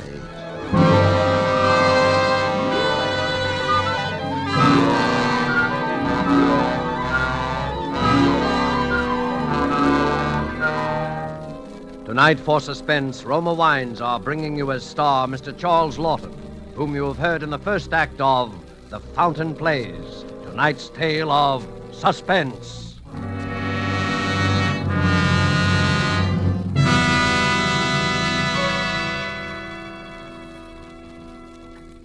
I have an interesting idea for you tonight from the keen and sensible mind of America's famed expert on parties and smart entertaining, Miss Elsa Maxwell. And I quote, "Serving a nice table wine when friends come to dinner, or with everyday meals, is one of the smartest, most sensible, and truly moderate pleasures of which I know, and one which any family can regularly enjoy, since the cost of delicious Roma Burgundy is very little. Just serve your Roma Burgundy well cooled. Enjoy it with any food, and don't worry about special glasses. Any glasses available are perfectly correct. The goodness of the wine, the added enjoyment of your food, these are the things that count." Miss Maxwell expresses perfectly what we of Roma believe. In Roma, California Burgundy, in all Roma wines, you enjoy the glorious color, aroma, and flavor of superb sun-ripe grapes. Our noted wineries, located in California's choicest vineyard areas, assure you of flavor and quality which are always good, never varying, always delightful. And so Roma quality is preferred everywhere, and you are able to enjoy these fine Roma wines at modest prices, only pennies a glassful. Remember, more Americans enjoy Roma than any other wines. R-O-M-A, Roma wines. And now it is with pleasure that we bring back to our sound stage Charles Lawton as Mr. Archibald Spiller in The Fountain Plays, a tale well calculated to keep you in suspense.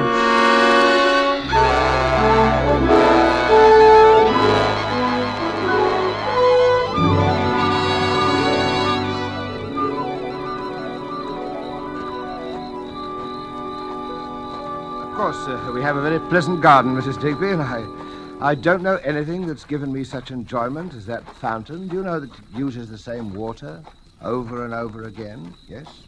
It shows you, doesn't it, Mrs. Digby?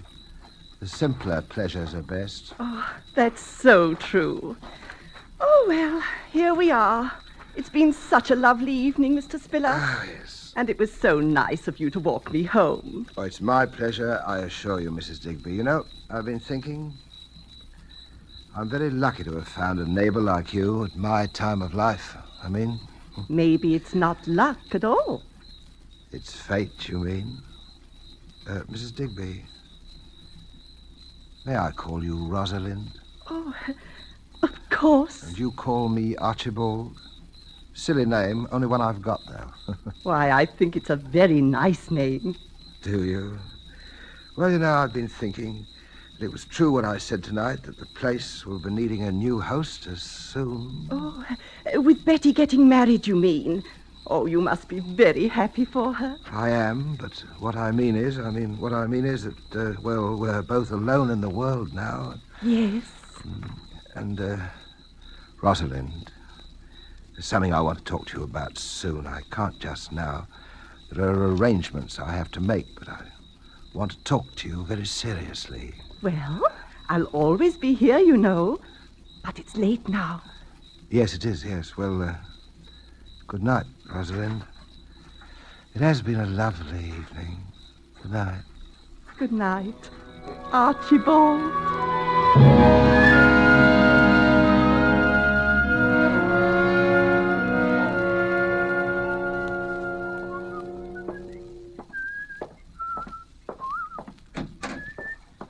Ah, Masters. Where is everybody? Mr. Ronald left 5 or 10 minutes ago, sir. Miss Elizabeth has retired. Oh, well. Is Mr. Gooch still in the garden? I couldn't say, sir. Shall I go and see? No, never mind. You can cut along to bed now. I'll lock up. Very good, sir. Oh, by the way, is the fountain turned off? Yes, sir. I turned it off myself at 10:30, seeing that you were engaged, sir. That's fine. Well, good night, Masters. Good night, sir.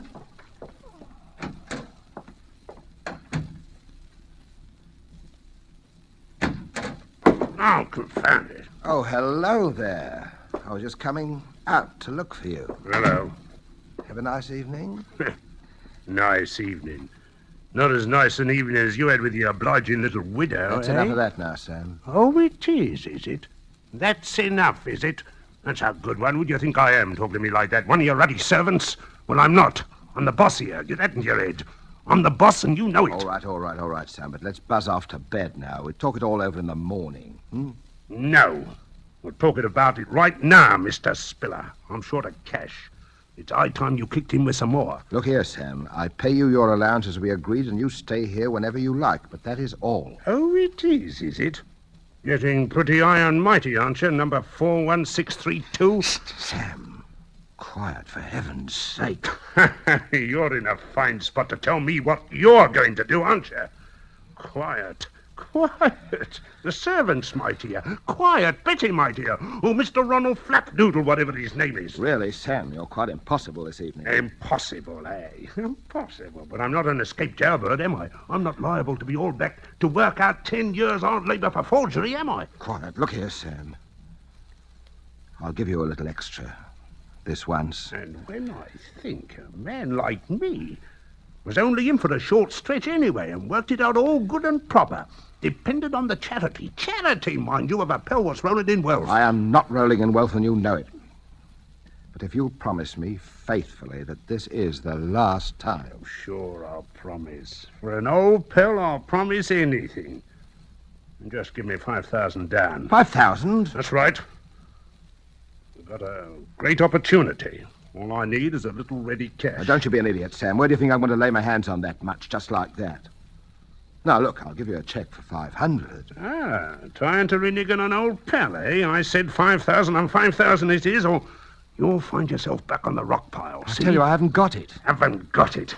You've got enough to go buying fancy fountains or playing around with the widow next door. You leave Mrs. Digby out of this. I'll leave her out of it, all right. I'll leave the old frump to you. Oh, yeah.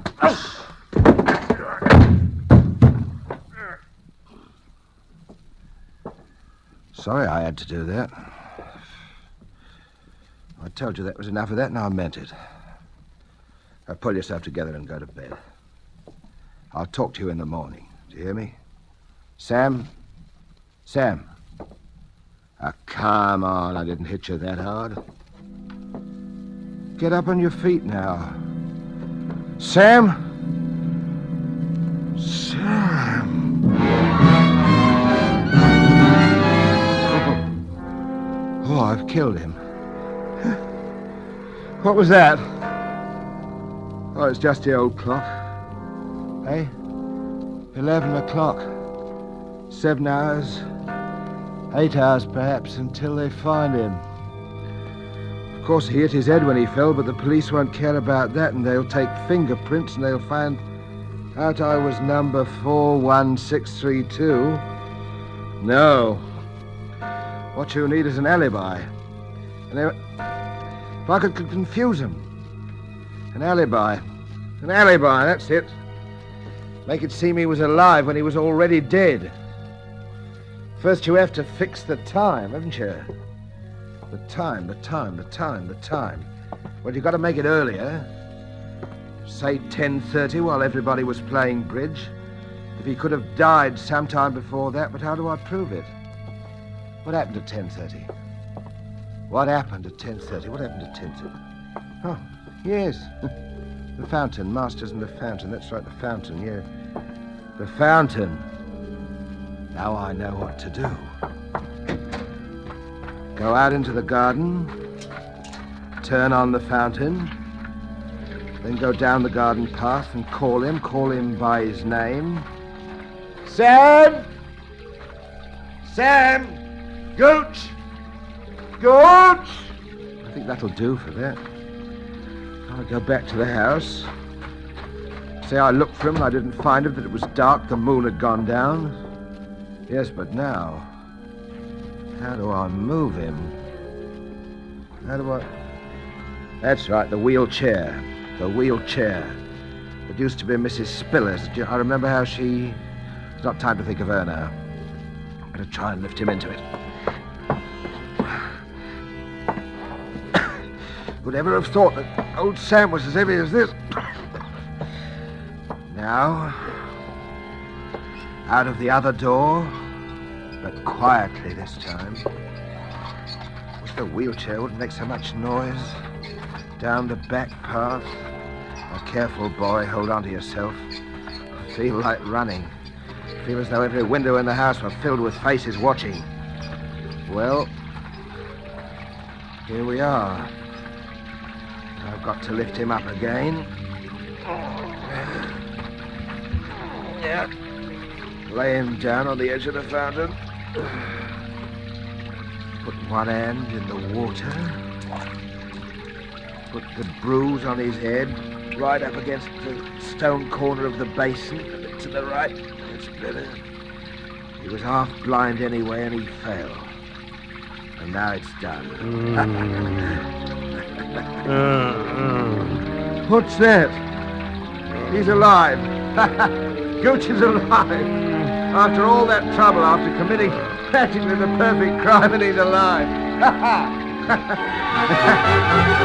It's all right. It's all right. Sam? Sam? Wait a minute. Bring him to life again. More blackmail for the rest of your life.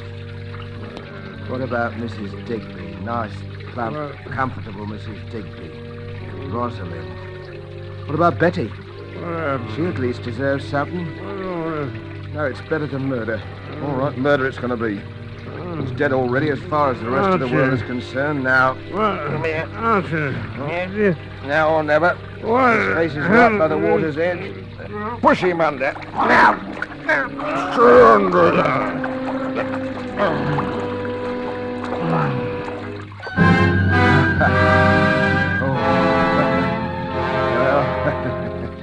Now it's done. Now it's done, Mr. Spiller. I suppose I ought to feel remorse. Why should I feel remorse? Does the mouse feel remorse that the cat's killed? Nah. Does the prisoner feel remorse when he leaves his prison? Nah. It's done and it's well done. There's nothing left but the finishing touches now. Well, we take back the wheelchair, let the fountain run another hour, and then to bed. Why should I feel remorse? Nonsense. Congratulations would be more like it. Yes, that's right. Congratulations, old man. Doesn't it turn cold?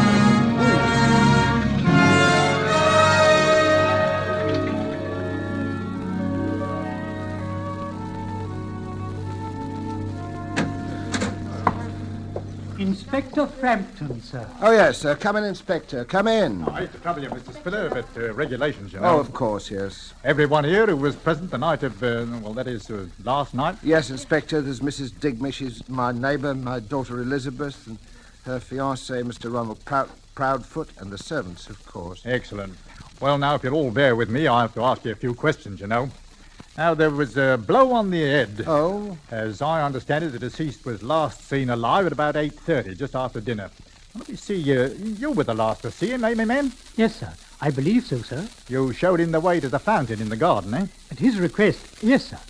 I believe the deceased gentleman's eyesight was rather bad. Yes, terribly bad, terribly bad. And that was the last time he was seen alive by any of you, eh?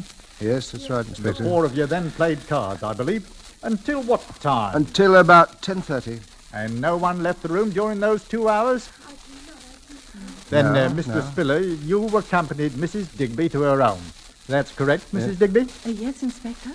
Now, when you returned, you were met in the hall by Masters. What time was that, Masters? About 10:45, sir. And Mr. Spiller at that time inquired after Mr. Gooch? Yes, sir. He asked if I'd seen him. And as I'd not, he suggested I might retire. But he himself would lock up the house. The others had left, eh? Yes, sir. That is to say, Mr. Ronald had left. I heard him drive off in his car, and Miss Elizabeth had retired. Then you were alone in the downstairs part of the house. Is that so, Mr. Spiller? Yes. Will you tell me, please, what you did then? Well, I'd promised the poor fellow I'd have a talk with him later in the evening, so I went to look for him. I went down to the end of the garden by the fountain. But you didn't go through the lilac hedge to the fountain? No, I didn't. It was dark by then. I couldn't see. I called Gooch several times. Did anyone hear Mr. Spiller call? I did, sir. I was half asleep, you might say. But I did hear Mr. Spiller call out. And then what did you do, Mr. Spiller? I came back into the house, Inspector, and I sat up in the library and read for a while, and about 1 o'clock I went to bed. Now, this is very important. Who turned off the fountain? I did, sir. At what time, Masters? At 10:30, sir. You're quite sure of that, eh? Yes, sir. It was the usual time. I see. And no one would have turned it on again, of course? I can't think why, sir. I see. Well, I think that makes everything very clear, Mr. Spiller. When the body was found, it was still wet from the spray of the fountain. Therefore, death must have occurred some time before the fountain was turned off at 10:30. Yes. And as all of you here were occupied up until then, from the time the deceased was last seen alive... Oh, of course, it is an accident. I said it was from the beginning. Well, it might have been neither, you know. There had been a blow and there was water in the lungs, but the man apparently fell, missed his footing due to his poor eyesight and struck his head, falling into the water from which he was unable to rescue himself. Well, it does seem the obvious conclusion, doesn't it? My. Poor fellow, dear me. Well, thanks, everyone. I don't think we'd have to trouble you again, Mr. Spiller. I hope not. Thank you, Inspector.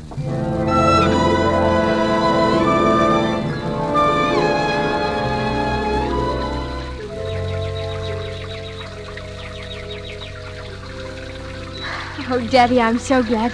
I was afraid for a while. Nothing to be afraid of, dear, you know.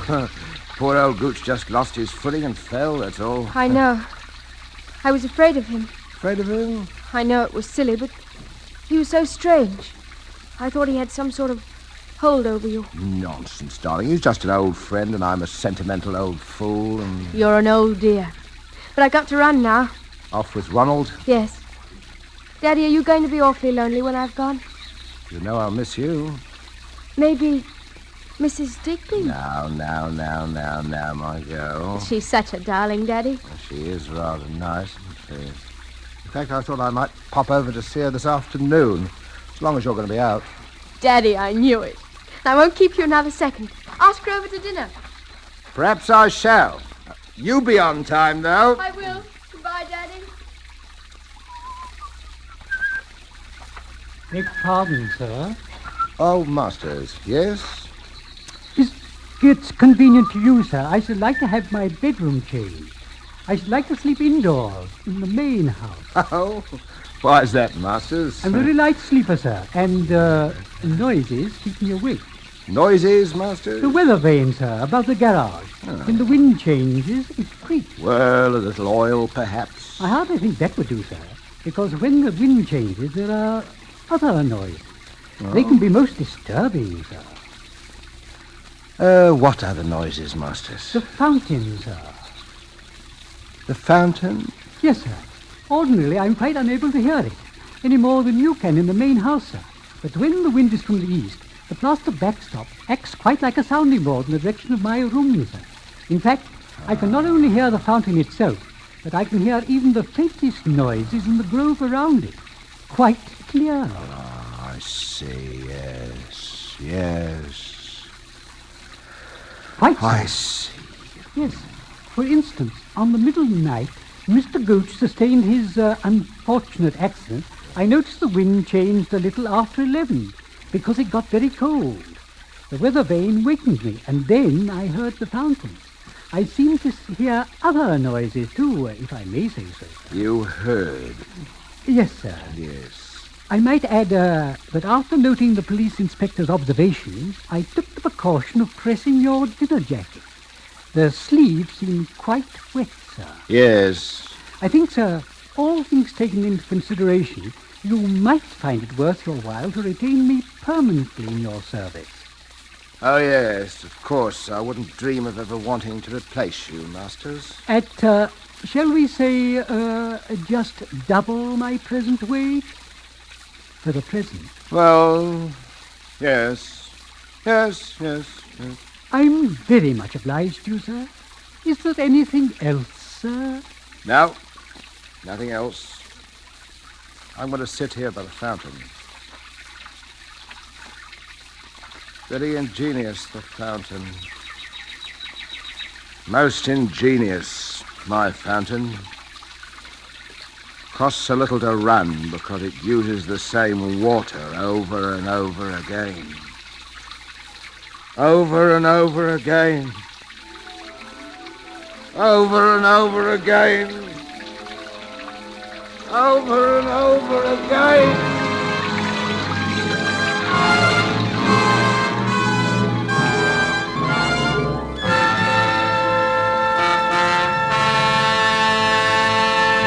And so closes The Fountain Plays, starring Charles Lawton, tonight's study in Suspense. Suspense is produced and directed by William Spear. The other day, Elsa Maxwell told us about a friend who had lived many years in wine-loving countries around the world. I gave him some of our delicious Roma, California Burgundy at dinner, and he confessed to me that he thought it every bit as enjoyable as any he had ever had. So I say, you people who do not regularly serve Roma wine are missing one of the most delightful treats daily living can offer. It's so good, so smart, yet so very simple. Take Miss Maxwell's advice. Enjoy Roma wine regularly. It's always good, unvaryingly fine in flavor and quality, and only pennies a glass. Remember, more Americans enjoy Roma than any other wines. Roma, R-O-M-A, Roma wines. Next Thursday, same time, we will have the pleasure of bringing to you Mr. Cary Grant.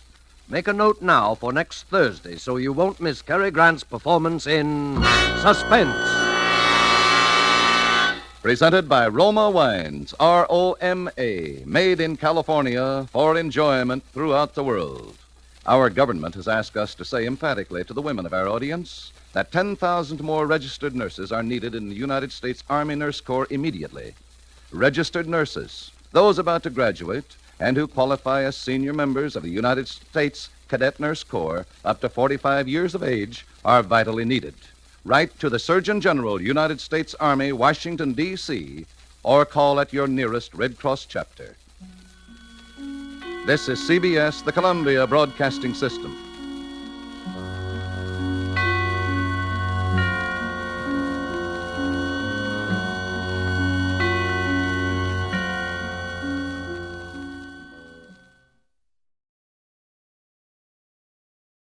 Now, Roma Wines present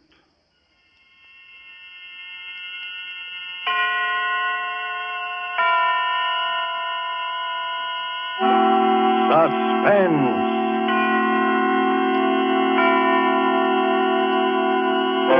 Tonight, You'll Never See Me Again, starring Joseph Cotton.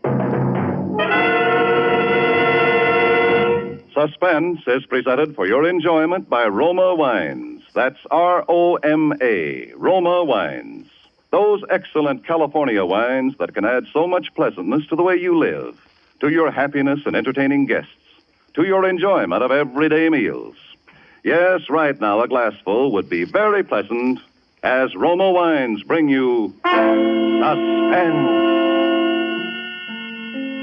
This is the Man in Black, here for the Roma Wine Company of Fresno, California, who tonight from Hollywood bring you as star Mr. Joseph Cotton. And so with Cornell Woolrich's story of marriage and murder called You'll Never See Me Again, and with the performance of Mr. Cotton as an American husband named Ed Bliss, we again hope to keep you in suspense. So, you walking out on me? What does it look like to you? Like you're walking out on me? Got everything you need? At least I'm glad you're showing your true colors. I'd rather have found it out now than later. Didn't take you long, did it, baby? If you're looking for your coat, it's in here. Thanks. Need any money? I don't need anything from you, including your wedding ring. There! And you know what you can do with it. Sure, hawk it. Well, pick a nice, quiet hotel. I don't have to pick a hotel. I'm no orphan. And when you get good and sick of it, come on back and maybe I'll still be here. You'll still be here. You'll never see me again as long as you live. You'll never see me again as long as you live.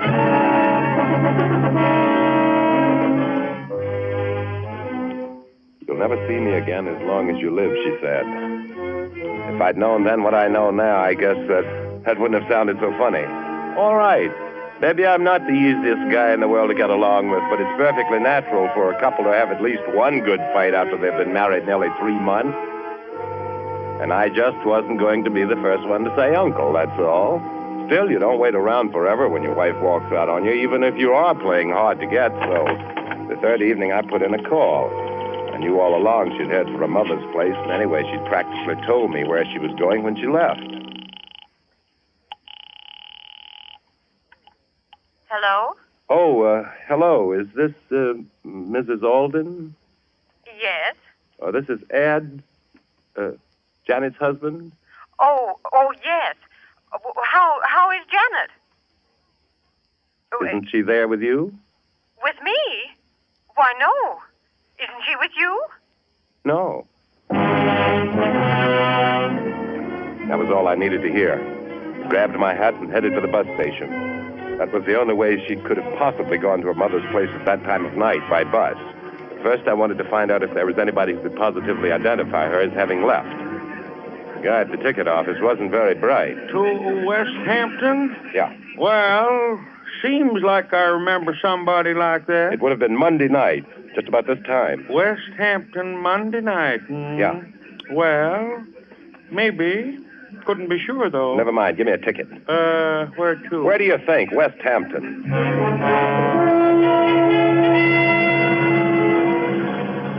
She was blonde, blue eyes, good looking.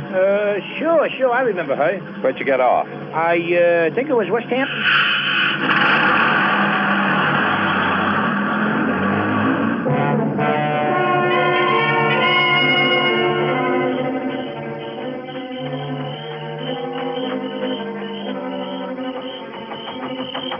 We're closed for the night, mister. Pumps are all locked. I just wanted some information. Huh? Can you tell me where the Aldens live? Alden? Yeah. Oh, yeah, they're those new people. Yeah. Well, you go up the crossroad there and then turn to your left. Go on down the hill. It's the 4th driveway on your right. Did anyone ask you how to get there last Monday night? Oh, we're closed Monday. Thanks. It's the 4th driveway on your right.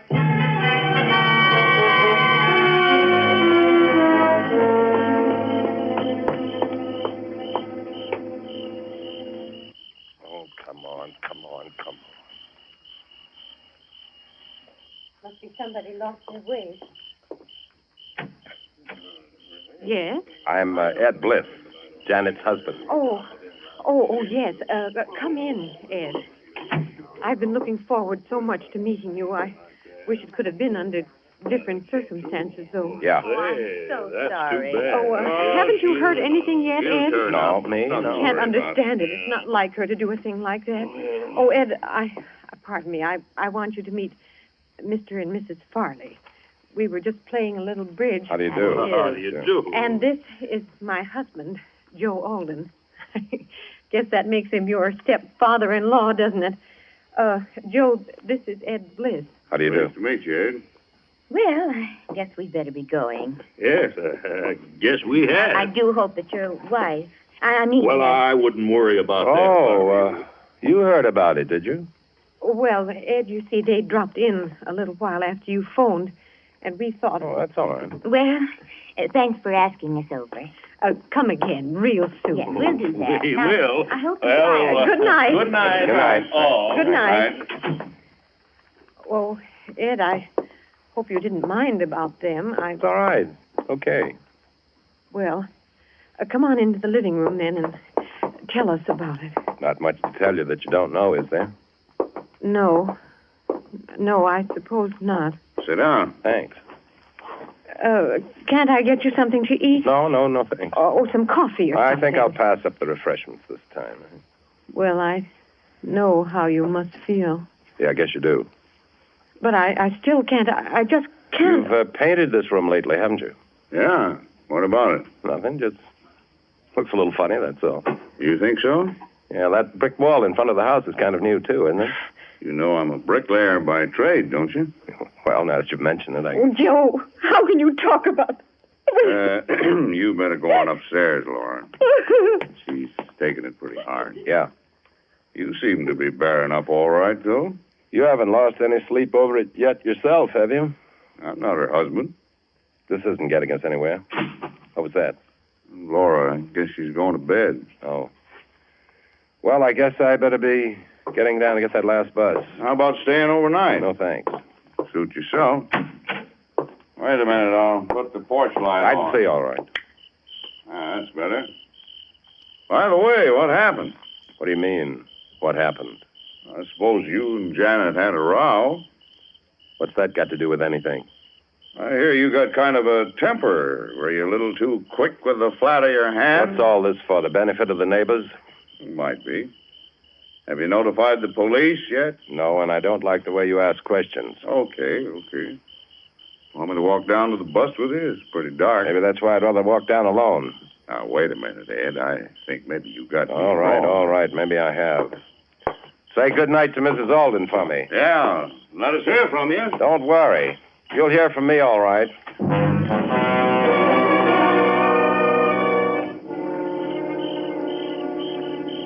Still plenty dark when I got back to town, but I took the shortcut at the corner just the same, a path across a vacant lot. Between the lot and my house, there's a hedge. I was just going through it when I stopped cold. There was a light on in my house. Only it wasn't a regular light. It was the beam of a flashlight moving past the living room window. That could only mean one thing, cops. Of course, it was Joe Alden that tipped them off. I just waited, and then I heard the front door open and close. I saw two men standing outside, and one of them went up the street. Pretty soon I heard a car drive off. The other man was just a shadow now, standing by a tree in front of the house. You could see he was expecting me to come from the other direction. I stepped through the hedge and went over to him. Would you be looking for anybody in particular? I might be. Who are you? Ed Bliss. Who are you? Detective Stillman, Bureau of Missing Persons. How did you know anyone was looking for you? Oh, I'm just bright that way. Yeah? Well, they like bright boys down at headquarters. Come on, let's go.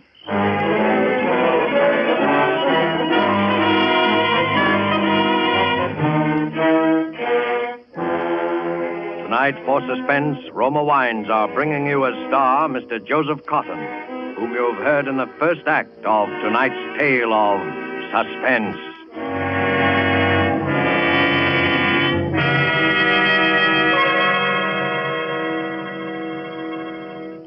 In many foreign countries where discerning tastes have found Roma wines, they are an expensive luxury, imported and treasured.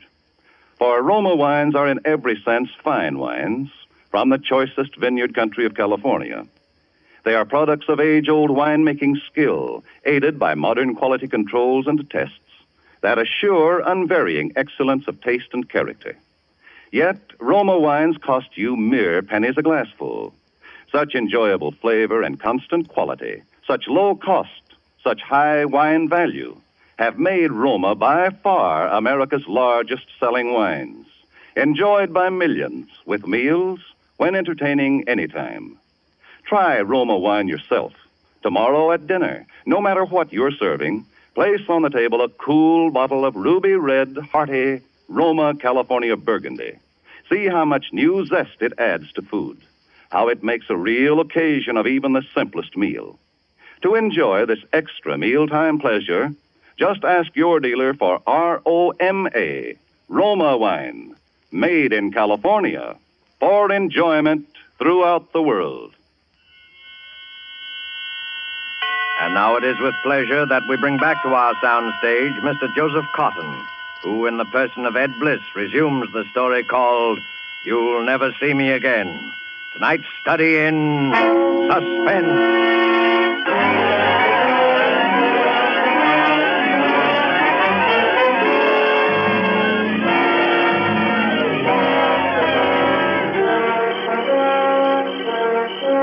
Stood there in the shadows watching my face. Detective Stillman of the Bureau of Missing Persons. I'd been expecting this to happen sooner or later, but now that it had, I was stunned for a moment. He said it again. Come on, bright boy. They're expecting us at headquarters. Now, wait a minute. I want to talk to you. I'm in a jam. Oh, you're telling me. Not the way you think. Would you come inside with me? I've been inside. What kind of a furnace do you have in your cellar, Bliss? An oil burner. The kind that turns on automatic with an electric cut-in? That's right. Why? Is there a fuse blown? How did you know there was a fuse blown? Was that why you were searching my house with a flashlight, or was it because you didn't have a warrant? Oh, you really are a bright boy, aren't you? Well, come on. Now, listen. I don't want to have any arguments. I want help, and I want it bad. Will you give me a break? What kind of a break? No, this is no place to talk. Will you come inside? Okay, but you'd better talk fast and good. Don't worry.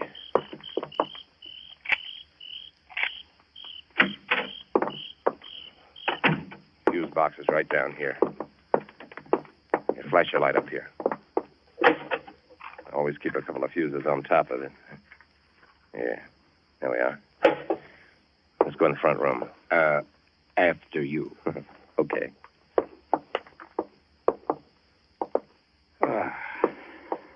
Now, what do you want to talk about? Don't you understand? She's my wife. I'm scared. Then why did you run out? Why didn't you tell the police? Because at first I thought it was just, one of those things. And anyway, I knew where she'd gone, back to her mother's. How did you know that? Because I went down there after her, because all kinds of people saw her go. Bus drivers, ticket sellers. Only when I got there, she wasn't there. How much life insurance did you carry on her, Bliss? $25,000. Oh, that's quite a lot for a $75 a week architect, isn't it? Oh, her mother paid for it. A wedding present. For heaven's sake, what do you think I did? Bury it in the cellar or something? No, we know you didn't do that. We looked. Oh, cut it out, will you? I love her. We've only been married 3 months. Well, what do you want me to do? Give me a break. You take me down to headquarters now. It may be hours. Oh, it'll be hours, all right. In the meantime, if there's still a chance, there's got to be. She's somewhere, and she's in danger. I know it. Yeah, how? I tell you, I followed her down to her mother's place in West Hampton. There's a guy at the station who remembers selling her a ticket. The bus driver remembers her getting off there, and then she just disappeared. Then what? Well, I went down to her mother's house. They hadn't seen her. But there's something funny about it. There's something funny about her mother and that stepfather. There's something funny about that house and about that room. What room? That living room of theirs. Listen, you've got to let me help you find her. You've got to go down there to West Hampton with me, because I've got a hunch somehow that I'm the only one who can find her. All right, Bliss. All right. I don't know why, but I believe you. You do? You'll go? Yeah. And I shouldn't believe you either, because... Because what? What was your wife wearing when she ran out on you Monday night? What was she wearing? Yes. You must remember what she was wearing. Well, she was wearing a gray flannel suit, a skirt and jacket, a pink silk shirtwaist, patent leather high-heel shoes, and all those crazy little hats. Any baggage? Yeah, a little tan suitcase. You're sure of that? Sure. Well, that's why I shouldn't believe you. Why not? Because when you find somebody's clothes around, you usually start looking for the body right nearby. Well, what do you mean? They weren't burnt up because that fuse had blown. But we found every one of those things in the furnace down in your cellar about 20 minutes ago.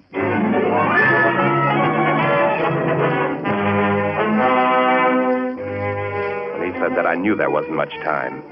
But he was going up to West Hampton with me anyway. That was the main thing. Of course, first he had to route out the bus driver, the ticket seller, and check my story with them just to be sure I wasn't trying to pull a fast one. But that was all right. I'd expected that. And we climbed into the police car and headed out to West Hampton. He believed me now, all right. That car couldn't have been pushed any harder if I'd been driving it myself. Still, it was getting daylight when we got there. Parked the car a little ways down the road and walked toward the house.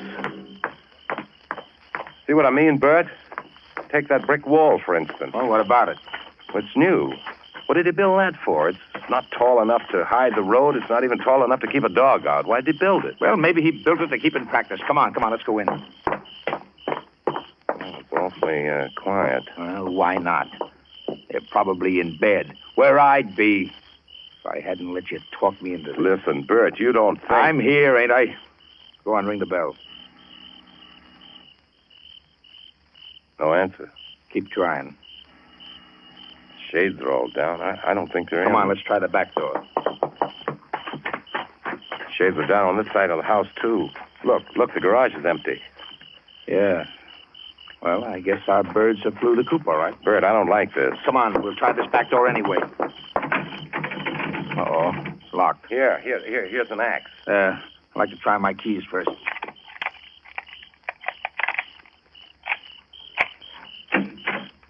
There, that's got it. This the way to the front of the house? I guess so. I've never been back here. Yeah, this is it. Here's the front hall. There it is. What? That room. The living room I was telling you about. Well, what about it? Snap on the lights. All right, I still say, what about it?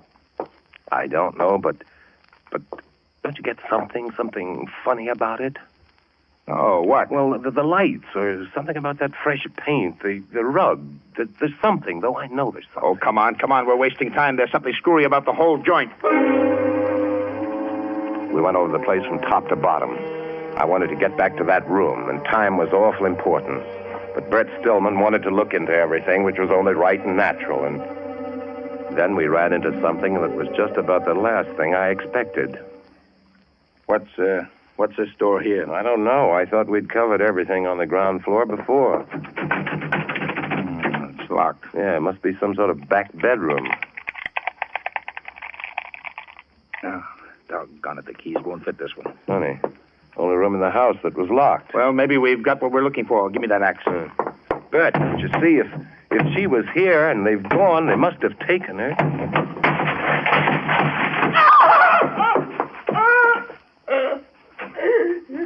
Well, who's she? Mrs. Alden. Your wife's mother? Yeah. Where's your daughter? Oh, please. Come on. Where is she? I don't know. Was she here? Yes, but Where is she now? I don't know. Did she leave with your husband? I don't. Why didn't you tell me she was here the other night? Joe told me not to. She was here, but the next morning Joe told me she'd left.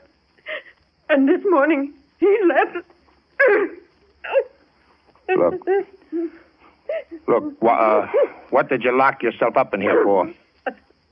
I knew when Joe left that something terrible. And when you came, I was frightened. I just... Come on, Ed. Where to? Don't you get it? For some reason, the stepfather's put the snatch on her. We've got to put a call through to headquarters. Get the highway patrols to watch for him. What about her? Oh, she comes along. Oh, please. Come on. Yes? There's something wrong about this. You bet your life there is. No, I mean, why would he do it? What motive would he have? You let me worry about the motive. You worry about your wife. Got some connection with what's wrong about that room, whatever it is. Will you forget about this room? We've got to get... I want to look just once more. I know there's something. Listen. Do you want your wife back or don't you? There's no... Bert, I've got it. You've got what? It's lopsided. Don't you see? It's not on the square. Are you crazy? Oh, no, I'm an architect. Look, the light's on in the middle of the ceiling. The window's on in the middle of the wall. So what? The design on the rug is wrong. It's cut off too close to that wall. Bert. What? That wall. That's why the room has just been repainted. That's why he built that brick wall in front of the house. I don't get it. One wall of this room is a dummy, built out in front of the real one. That's why the room looks lopsided. That's why he built a brick fence, to get bricks without arousing suspicion. Which wall? That one. And Bert, it must be hollow. Give me that axe. You don't think that Janet... Bert, give it to me. Let me. Get back, you hear me? Bert. Mrs. Alden. It's Janet. Answer me. Answer me, Mrs. Alden.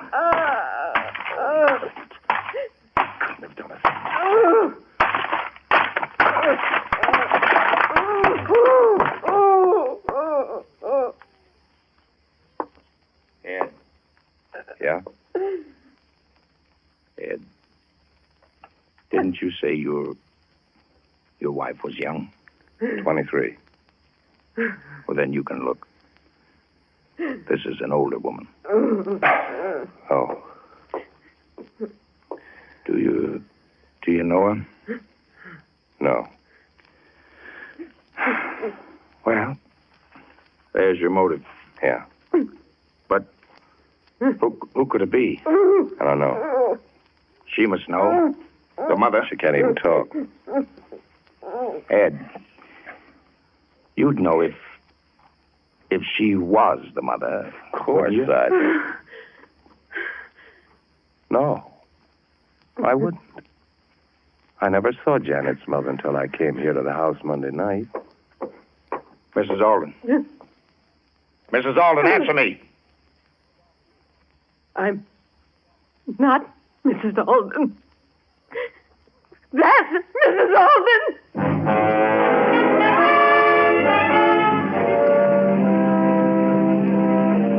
Just a question of time now, whether we'd get back there in time to stop it. It all fit together now, and what Brett didn't know, he got out of the woman on the way back. Did you know Joe Alden before? No.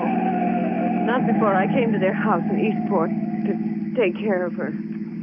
I'm a nurse. And Joe and I... Uh-huh. Well, we... Who got the idea to kill her, you or Joe? He did. When he saw me giving her a sedative once. She was pretty sick. Oh, premeditated, huh?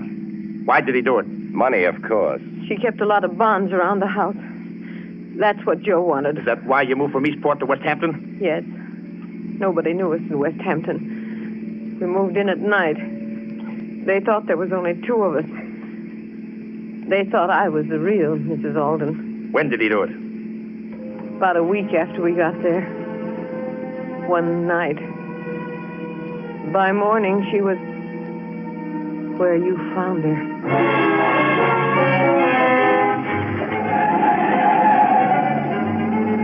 We were doing better than 80 most of the way, but I still didn't think we'd make it. Naturally, Bert was afraid to put the local cops around the house for fear Alden would spot them first and take Janet away and do it somewhere else, if he hadn't done it already. Because Bert Stillman had to picture Cole now. Janet had come to the West Hampton house and found her mother was missing before Alden had been able to make his getaway. So Alden had been made to kill Janet, too. Bert knew where he was taking her because of the clothes and the furnace in my house. That was a tip-off that Alden was going to try to plant it on me. It was the only break I had. At least I knew where to look if I could get there in time. The outskirts of town, we picked up a police escort, but Bert made them lay off when they got near the house. We drove up the side street and parked a little ways off. We walked up to the house. There was a car in front of it. Is that Alden's car? Yes. All right. You're coming in with this lady, but the first sound out of you and I'll shoot, and I mean that. I know. Got your keys, Ed? Yeah. Quiet now. Yeah. Look, there's a light. That's the door to the cellar. Come on. Listen. He's digging. The light's gone out. He must have heard us. Put on your flashlight. Let's go. There he is. Ed, why, you... Hey, what'd you do that for? Killed my wife, didn't he? Switch on the light. Maybe it isn't too late yet. There she is. She's dead. Yes, yeah, chloroform. You smell it? Get that cloth off her face. Too late, can't you see? Yeah, I'm afraid... What are you doing carrying a gun, Ed? I got a permit. Anyway, what's the use of asking questions like this now when... Look, she's moving. What? Yes, What? she's alive. Here, give me a hand. Ed, help me. Ed. Where you going, Ed? Put up your hands, Ed. Okay, they're up. Come on back down here. All right. Take it easy. I'm coming. Ed, you could at least have done it yourself. Instead of hiring murderers.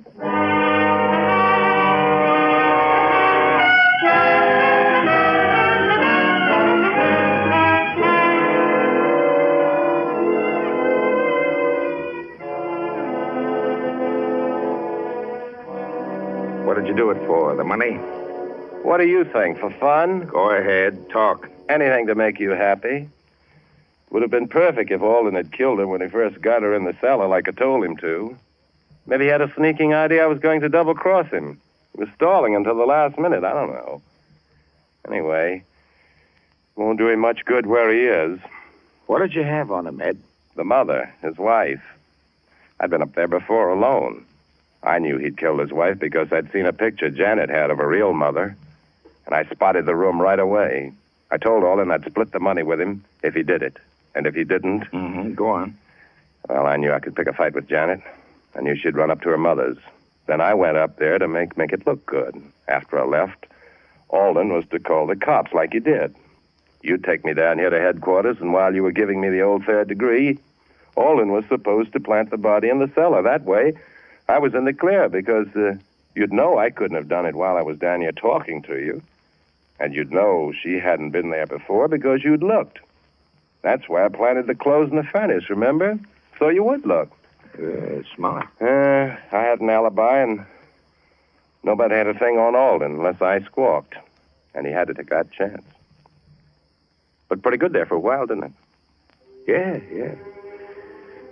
Well, your wife's outside. Do you want to say anything to her? Yeah. Just tell her I said, you'll never see me again.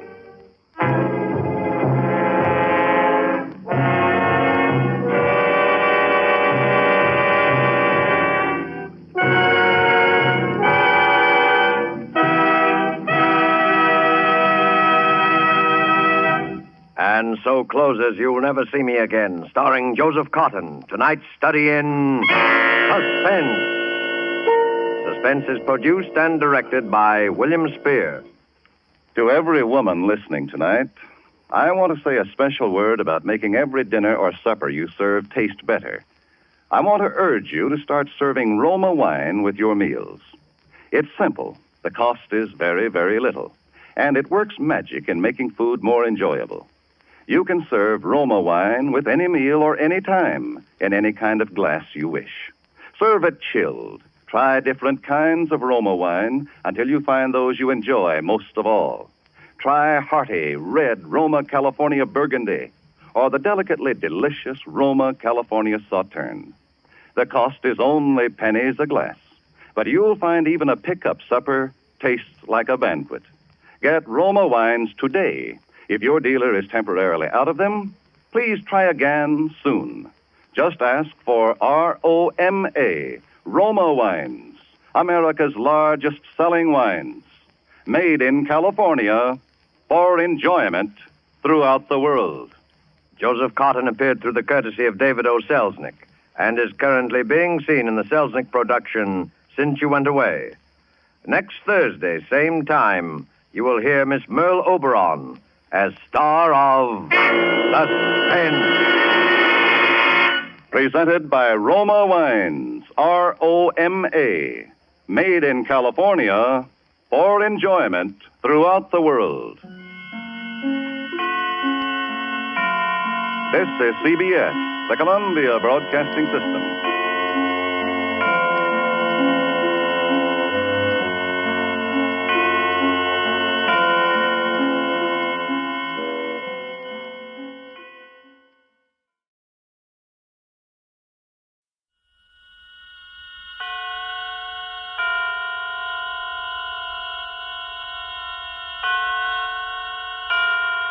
Roma Wines present Suspense. Roma Wines, made in California for enjoyment throughout the world. Salud. Your health, senor. Roma Wines toast the world. The wine for your table is Roma wine, made in California for enjoyment throughout the world.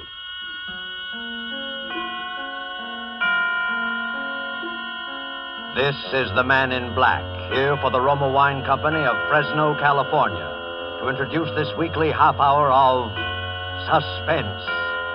Tonight from Hollywood, Roma Wines bring you as star Miss Lucille Ball, who appears tonight as a Broadway lady, whom you may have often seen if you are a devotee of musical comedy. She is the third one from the left in the chorus line. And so with this little lady's narrative about the 10 grand, and with the performance of Lucille Ball as Miss Gigi Lewis, we again hope to keep you in suspense.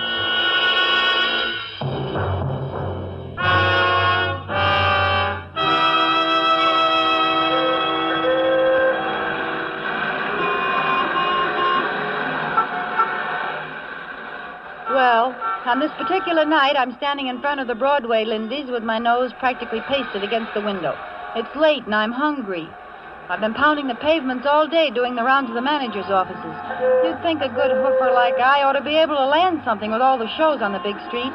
But here I am, standing like General Sherman's statue in front of Lindy's, looking at the pasted-up menu and mentally overindulging in a big, thick, juicy T-bone steak smothered with onions.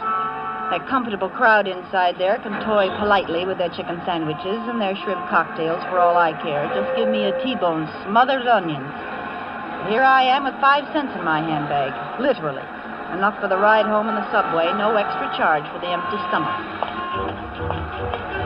Well, anyway, I could take my shoes off when I get in the subway. I turn around and give Lindy's one last sorrowful gander and then make for the subway entrance.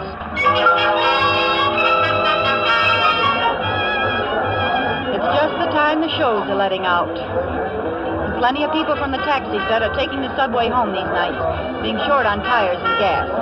So I get in that Times Square jam that looks like 5 o'clock p.m. and feels like a Russian pincers movement on the Polish border. I'm getting shoved toward the turnstile, so I quick try to get my handbag open to reach for that lonesome nickel.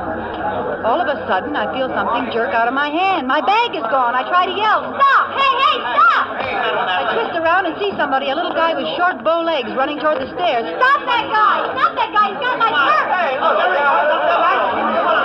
Stop him! Trying to break out of the mob and after the purse snatcher, but I'm like the ace of spades being dealt off the bottom of the pack. When I'm finally in the clear a little, I see a tall guy running after that little guy who has my purse. They both disappear around the corner and up the steps. There's plenty of commotion in the crowd. You'd think there was $1 million in my handbag for all the fuss they're making. But I don't stop to think about anything except that I lost my fare home. I take out after the tall guy. When I get to the foot of the stairs, the tall guy's coming down again. And he's got my bag in his hand. He's smiling a big, wide smile at me, and I'm gazing gratefully up into his big brown eyes and noticing the way his hairline ain't receding any. Just the guy to go around rescuing ladies in distress. Regular Sir Galahad or somebody. Is this yours, miss? Yeah. Gee, how can I ever thank you? Think nothing of it. Here you are. What about the guy, the thief? Oh, there was a cop on the street. He'll take care of you. What about you? You're all right, aren't you? Oh, sure, I'm all right. You look kind of pale. I guess it would have been pretty tough to lose your purse that way, especially this late at night. Oh, I don't know why you bothered, really. Nothing but a nickel in it, anyway. I don't carry much with me when I'm out at night. A nickel will get you home. He's smiling at me again, and my heart's saying, "Oh, brother." We both start towards the mob at the turnstile, and I'm busy hoping he's going my way so we can sort of get better acquainted, you know. Well, good night. Hang on to that pocketbook now. Well, aren't you, well, good night. I'm caught in that mob at the turnstile again, and the train's coming in. Somehow, the way you do in crowds, I lose sight of him. And I gotta concentrate on digging out that nickel to put in the slot. I open up my bag and find the nickel all right, and then my heart almost stops.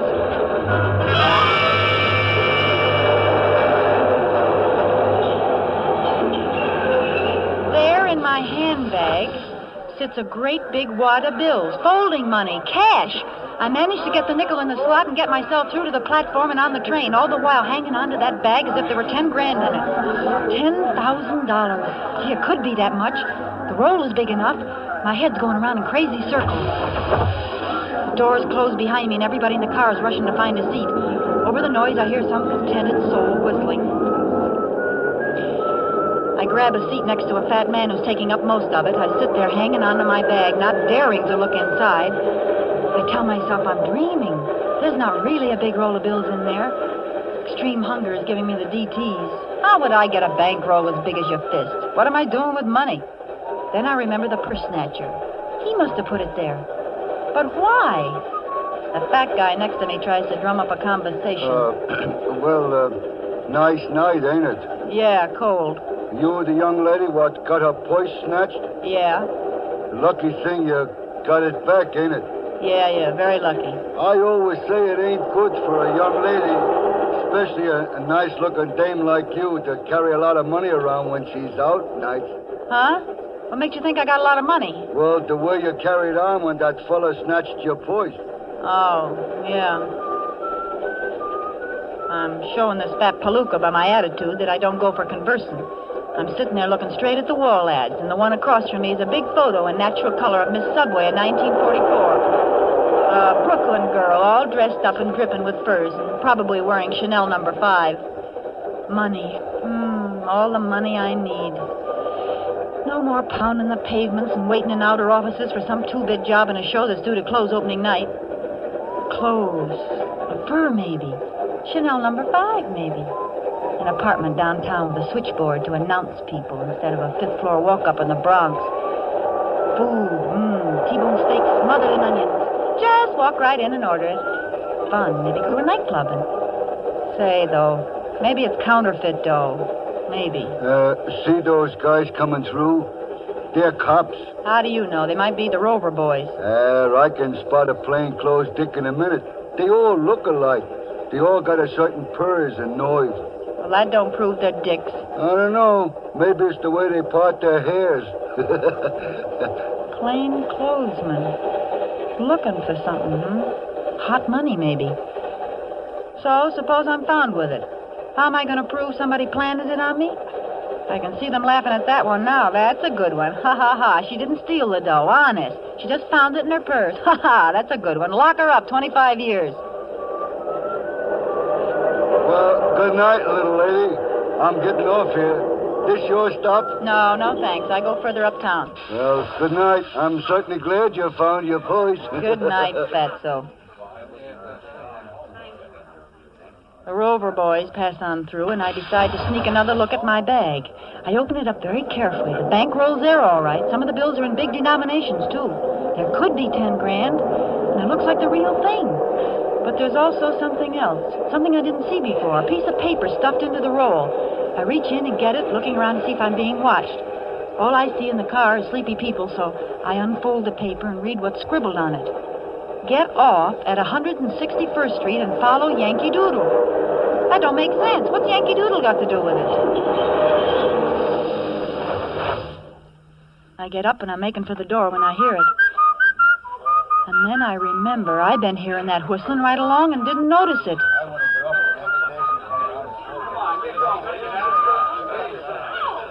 I back into the first empty seat and prepare to do some thinking. Somebody in this car wants that bankroll again. Could it be Sir Galahad?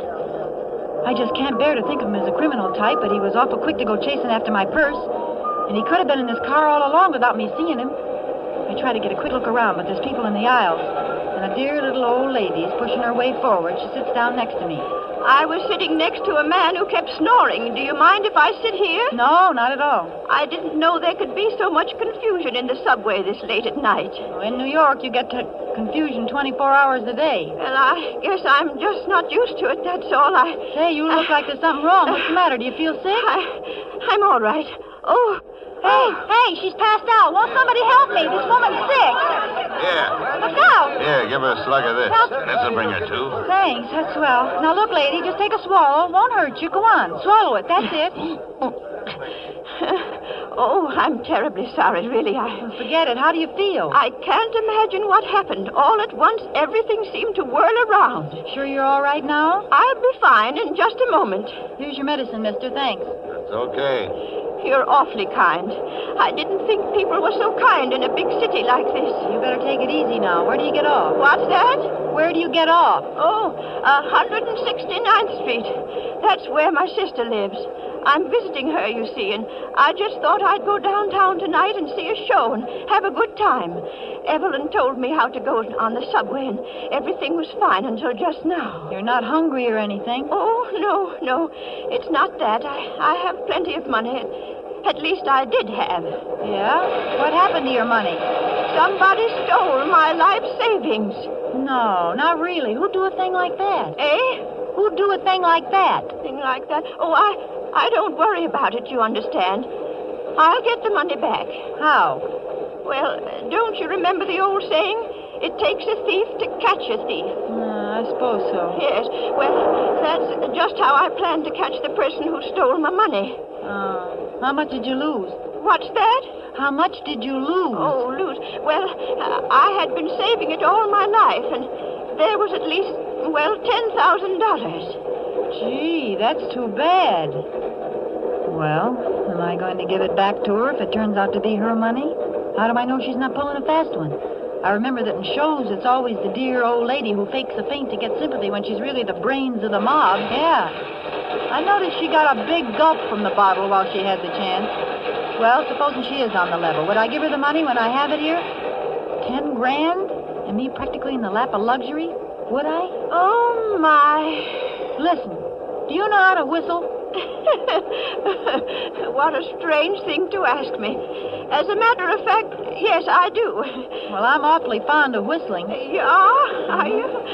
Well, you know, I was judged the champion whistler of the Ladies' Auxiliary at church back home. Well, isn't that nice? Yes. Won't you whistle something for me? Oh, well, I couldn't. Not here. People would turn around and look at me. Well, you already caused quite a stir when you fainted. Oh, did I? Mm-hmm. Well, then, what would you like to hear? Yankee Doodle. Well, I'll try.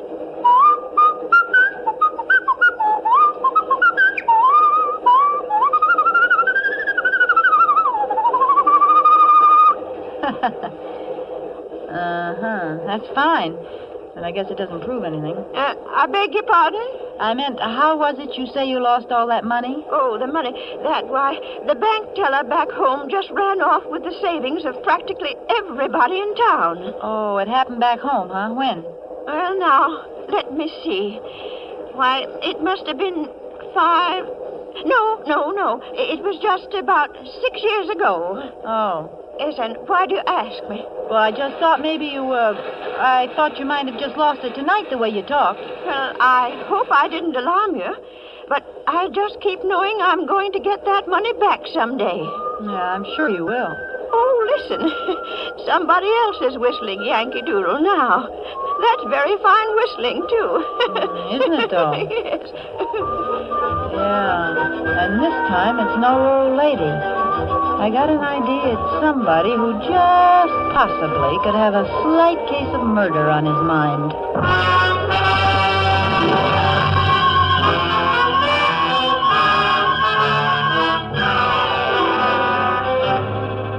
Tonight for Suspense, Roma Wines bring you as star Miss Lucille Ball, whom you have heard in the first act of The 10 Grand by Virginia Radcliffe. Tonight's adventure in Suspense.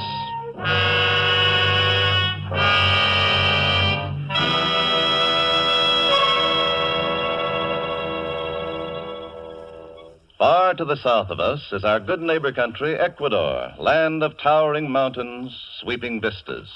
Let's imagine ourselves there now, dining on the roof terrace cafe of the exclusive Hotel Metropolitano in Guayaquil, Ecuador.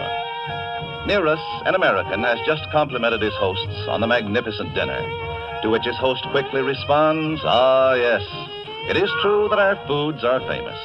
But from your land comes a rare delicacy also, one which has spread the fame of your own California to many far corners of the world. It is this superb wine, so excellent that we in Ecuador import it from your United States. My friend, I drink to you in your own delicious Roma wine." Our Ecuadorian friend is right, for Roma wine's superb quality has won such favor in many far places that they import it, enjoy it as a rare luxury. But not so here in America. Here, millions know and enjoy Roma wines as an inexpensive, everyday delight, at meal times and when entertaining. So many, in fact, that Roma is America's largest selling wine, with no high import duties to pay nor expensive shipping costs. You enjoy these distinguished wines for only pennies a glass.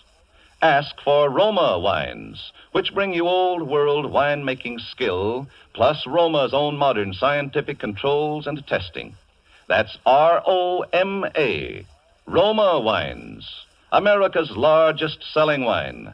made in California for enjoyment throughout the world. And now it is with pleasure that we bring back to our sound stage Lucille Ball in The 10 Grand, a tale well calculated to keep you in suspense.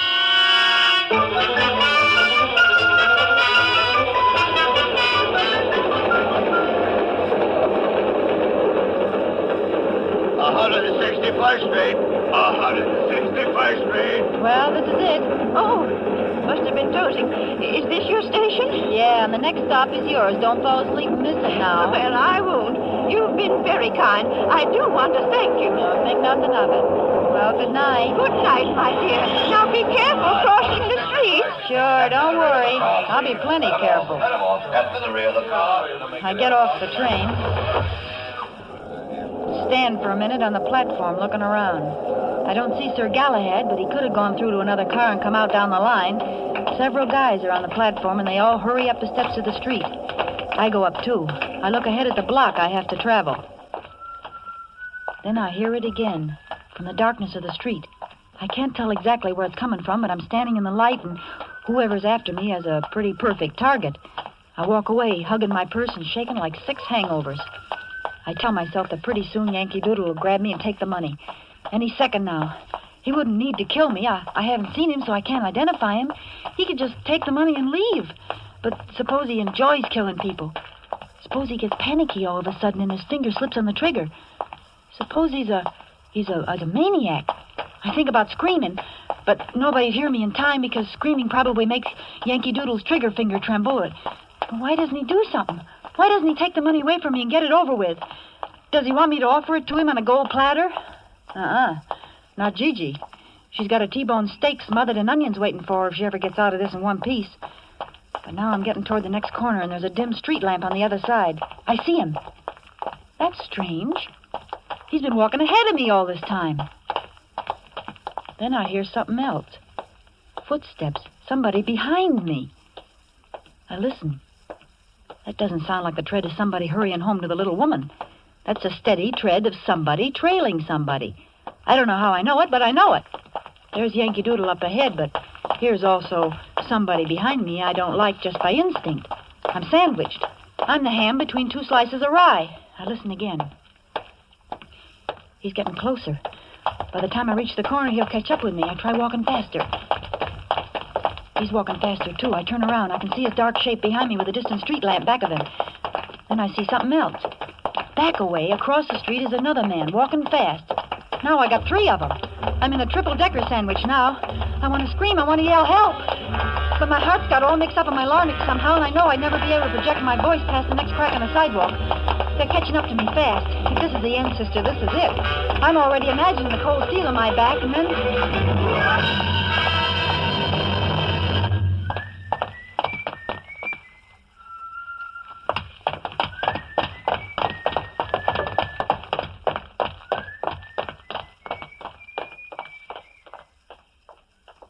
The 2 boys walk right on past me. Don't even give me a tumble. They're making time, and as the one on my side gets ahead of me, I see him nod to the one across the street. They're not tailing me. They're after Yankee Doodle. They heard him whistle, and they'll be catching up with him any minute now. I heave a big sigh of relief and consider a quick exit back to the subway with my 10 grand. I can just barely see the 2 of them as they come close to the next street lamp. They could be plainclothesmen, but I don't think so somehow.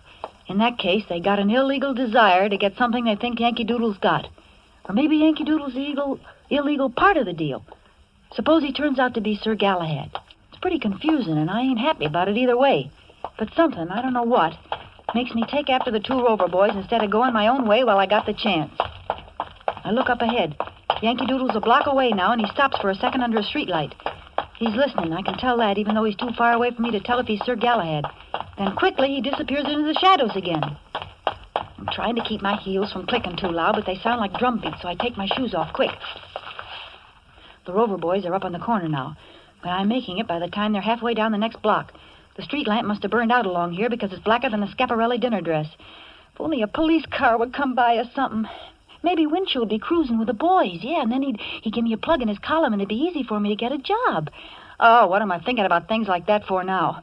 Besides, there ain't a car on the street. There hasn't been one since I got off the subway. Suddenly, out of the blackness, a hand grabs my arm, another covers my mouth. Be quiet. Don't scream. It's me. Yeah, let's get down in the stairway where they can't see us against the light. Now. You didn't need to choke me. They'll come back this way in a minute. As soon as they found out they'd lost me. How'd you get here? I thought you was way ahead of them. I was. I ducked in here and let them pass. Are you with me? Why should I be? It's my life or theirs. So what? I got your purse back for you. Yeah, Sir Galahad. You got my money. Well, could be their money. Yes, but it isn't. Wait, they're coming back. I got an idea. I'll step out and say something, and you... All right. Get up there quick. They're coming. Well, hiya, boys. Fancy seeing you here. Nice night, ain't it? Never mind, sister. We ain't got time to chat. Well, you needn't blind me with that flashlight. I just wanted to pass the time of day. Well, it ain't that time of day, so step aside and let's... Hey, let me go. Hey, he was trying to get up. Let's make sure they're really out. Are you kidding? They're both out farther than the 12-mile limit. Then let's get away from here fast. Come on. Wait a minute. What's the matter? You don't want to be picked up around here, do you? Well, I got to put my shoes on first, don't I? Say, do you know I broke my heel on that heel?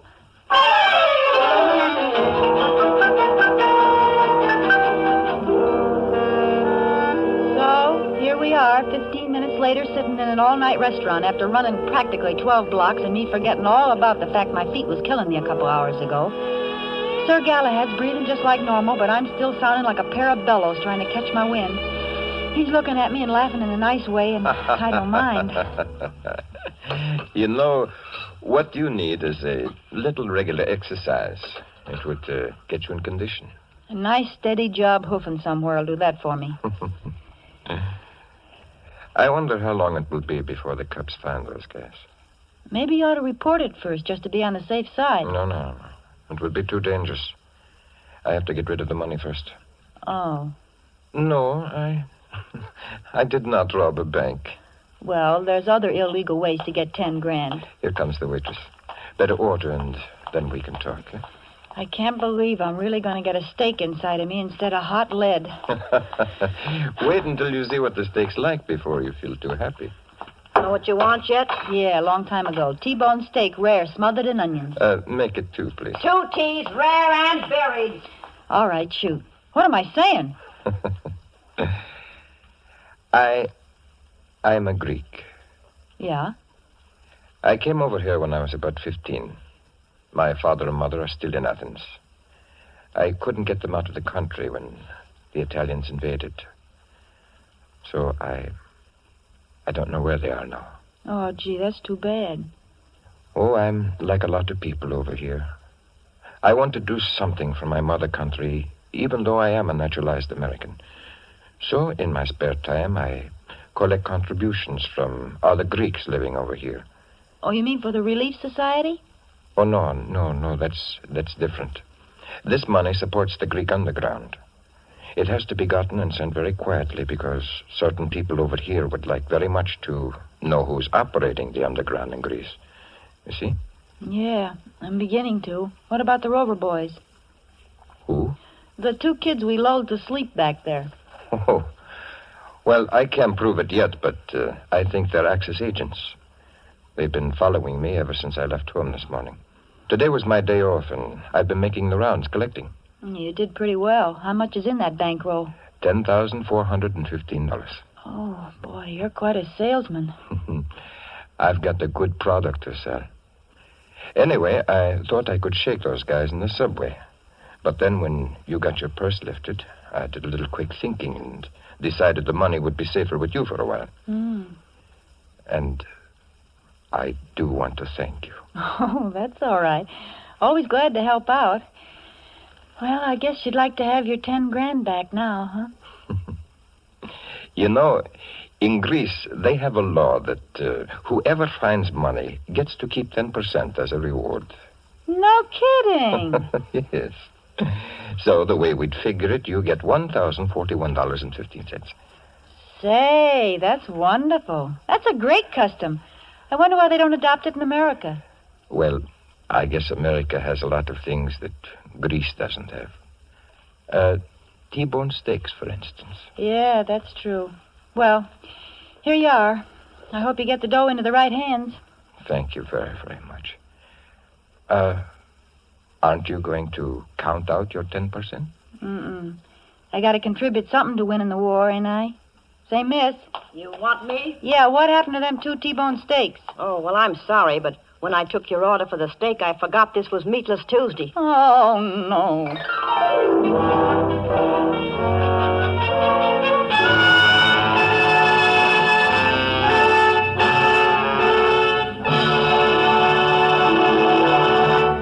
And so closes the 10 Grand, starring Lucille Ball. Tonight's tale of Suspense. Suspense is produced and directed by William Spear. Have you had the thrilling experience of enjoying a meal prepared and served with delightful Roma wines? Well, tomorrow evening, we suggest that when preparing your dinner, whether it be fish, meat, or poultry, just add a generous portion of your favorite Roma table wine, Sauterne, Burgundy, or Claret. Then simply put the same bottle, well chilled, on the table with the meal.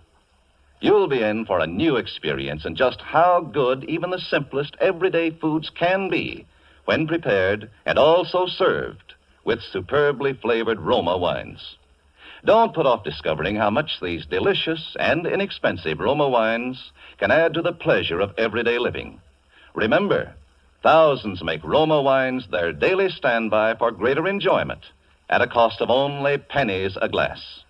Ask for ROMA, Roma Wines, America's largest selling wine, made in California for enjoyment throughout the world. This is Lucille Ball.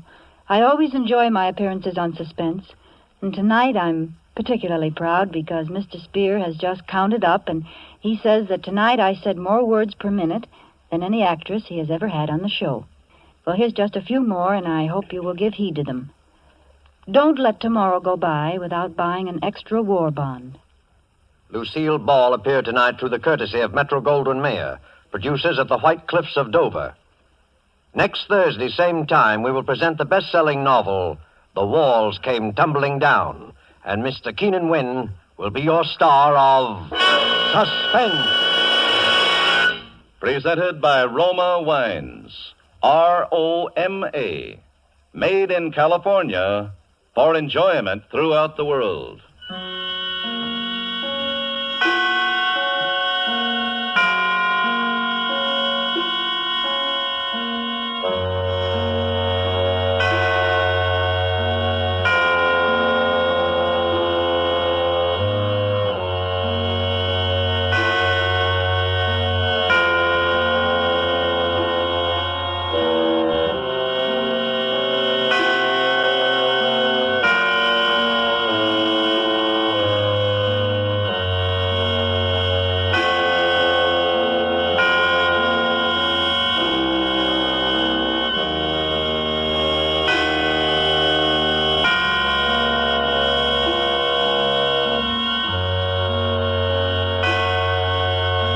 This is CBS, the Columbia Broadcasting System.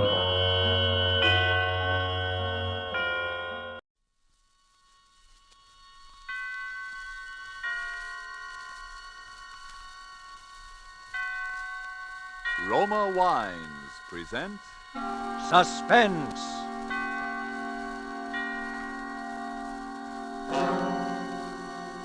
Roma Wines, made in California for enjoyment throughout the world. Salud. Your health, senor. Roma Wines toast the world. The wine for your table is Roma Wine, made in California for enjoyment throughout the world. This is the Man in Black, here to introduce this weekly half hour of Suspense. Tonight from Hollywood, we again bring you Mr. Orson Welles in the second of 2 consecutive performances starring Mr. Welles as the protagonist of Kurt Siodmak's novel, Donovan's Brain. The producer of Suspense and its sponsors, the Roma Wine Company of Fresno, California, felt this story so unusual that it merited more than our usual time. So in somewhat of a departure from established radio formulas, we are bringing you the story of Donovan's Brain in 2 parts.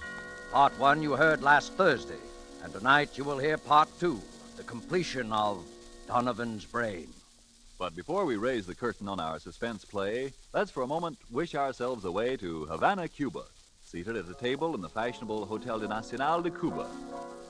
Near us, a group of Cubans are entertaining an American visitor. Our American has just remarked that in point of great enjoyment, the Cuban rumba is one of America's most delightful imported dances. And then, raising his wine glass, the Cuban host responds, "Then we have perhaps discharged some part of our debt to you Americans for this wonderful tasting wine that gives us such great enjoyment. It is wine that Cuba imports from your faraway California. It is Roma wine." Americans didn't have to wait for wine connoisseurs of other lands to discover the greatness of California's wine districts, the superb quality of Roma California wines.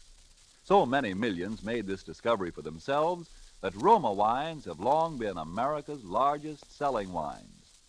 But these millions discovered something more. In Roma wines, they discovered an easy, inexpensive way to increase the delights of daily living. Yes, millions have discovered that Roma wines, as a beverage on the table, and when used in entertaining, add a charm of a special and wholesome kind. I told you Roma wines cost little. That's because here in America you pay no high import duty, no expensive shipping charges. And 2, Roma wines come from Roma's own wineries in the heart of choice California vineyard districts. So cost to you is only pennies a glass for R-O-M-A, Roma wines, made in California for enjoyment throughout the world.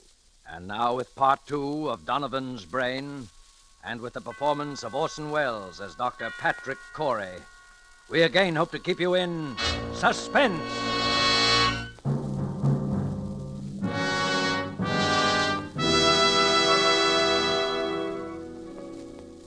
As I sit now outside my laboratory door writing, under the heading Experiment 87, this final entry in my casebook, I know that these are the last words I shall ever write upon this earth. For those who seek some explanation, I refer them simply to this casebook. Let them read it carefully. Perhaps they may then in some measure understand, if not condone, the awful circumstances under which I have been driven to the most appalling crime against God and nature that it has ever been the fate of mortal man to perpetrate.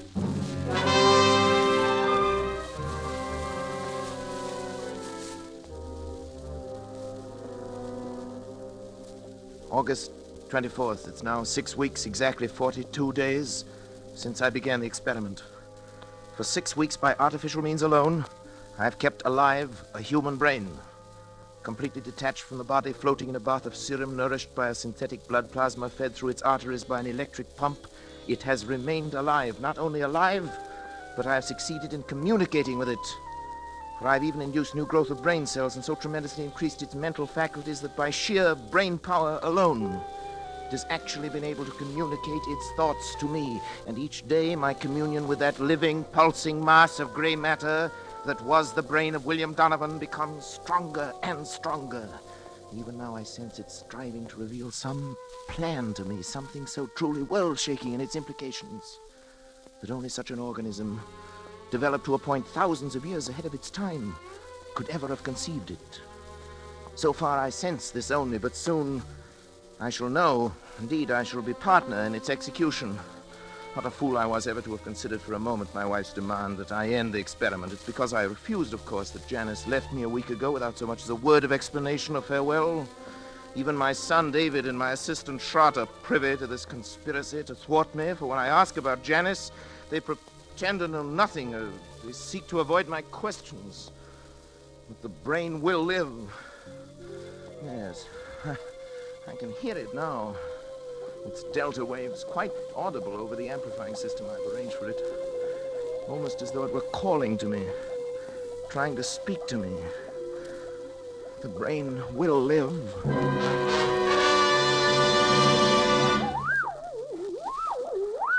Donovan? What is it? What are you trying to tell me? Go on, Donovan. I'm listening. Go on. Go on. Go.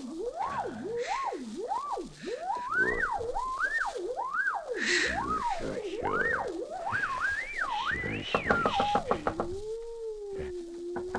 Who is it? It's me, Patrick, and David. What do you want? You want to talk to you, Dad? I've no time to talk. I'm busy. I'm Open the sorry. door, Go Patrick. away, I tell you. I'm busy.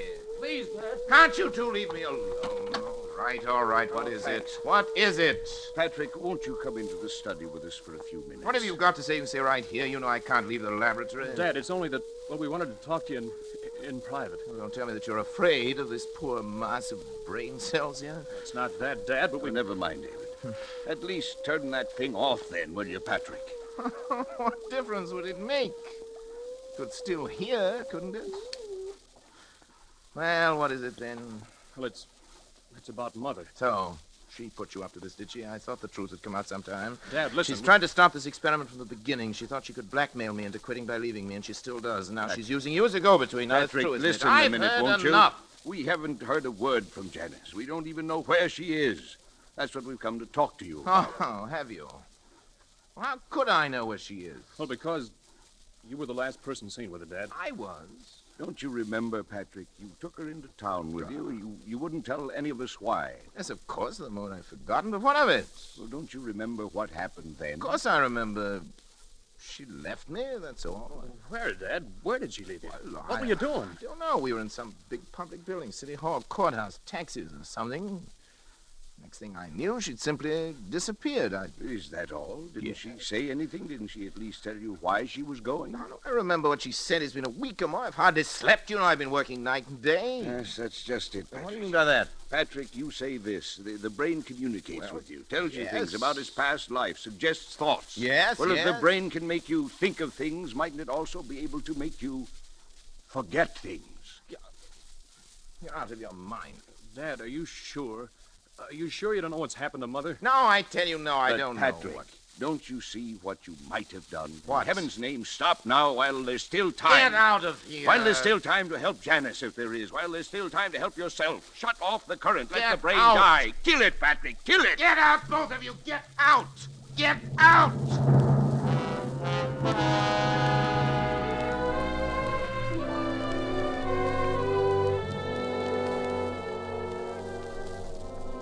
August 26th. The brain continues to communicate thought fragments. More and more easily, but nothing further on what I've come to think of as the plan. I'm now sleeping a great deal, but my dreams are becoming increasingly troublesome, although I'm at a loss to analyze them. Most frequent is a sort of vast cosmic ballet presided over by the colossal figure of a young man whom I seem to recognize, yet I never see his face. It's as though the entire population of the Earth were moving past him in review at his command.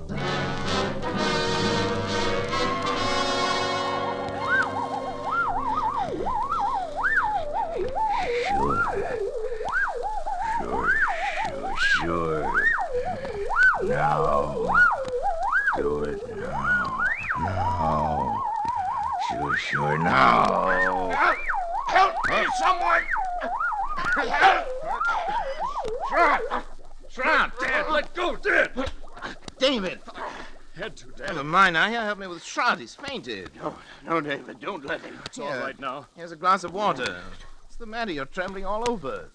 You looking I at me can't. that way for? You look frightened after death. Dad, you... What happened here anyway? I came and found you on the floor with your hands around your own throat. Hadn't been for me. Why's your luggage all packed? I was going to leave. Leave in the middle of the night? Why? Because the fuse box has been opened. It was you, Schrott. You were going to shut off the current. You were going to kill the brain. Patrick, you tried to strangle me. What? It's true, Dad.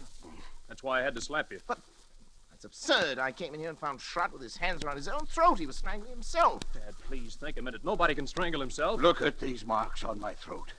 No. Do you think I could have done that? Well, it's not possible, and yet... It's true, Patrick, that I tried to shut off the current. I was afraid for you. But as I opened the fuse box, I heard the delta waves in the laboratory suddenly become stronger and louder than they'd ever been before. And then... Then I... Yes. Then the brain knew? Yeah, you even spoke in Donovan's voice, Donovan's Patrick. Voice, his That voice. recurring phrase of his, sure, in his very tones, his very accent. Sure. You've created a monster, Patrick. It has the power to make me commit murder. brain must die.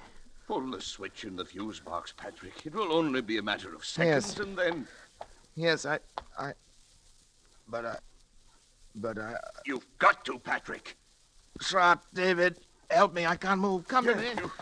Pull the switch, hurry. Schrott, David, go on. You too? It's paralyzed, Miss Pat.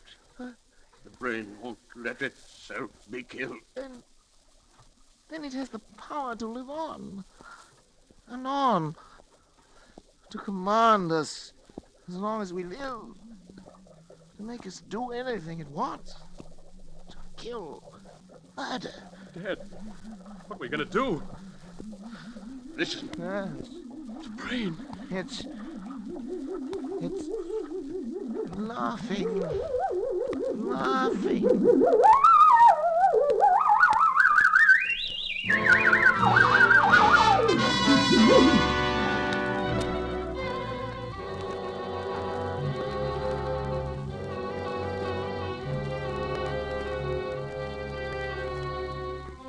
September 7th. Schrott has left. He had to, of course, for his own protection, if nothing else. Before he left, he swore to eternal secrecy and was going to try to find Janice. The very thought that any harm might come to her through me is enough to drive me almost mad. As for David, although he's strong enough to prevent any untoward accidents, I don't know. He's volunteered to stay with me. He'll sleep at night behind locked doors. We must devote every faculty we possess together and independently to finding a way of destroying the brain. Perhaps while it sleeps. Although it seems to have developed tremendous powers of the subconscious, which operate even in sleep. The recurring dream, the now oppressive sense of some further task to be performed, continues. If Janice were only here, even her presence, I know, would help immeasurably to combat this fearful thing. Terrible thought crosses my mind.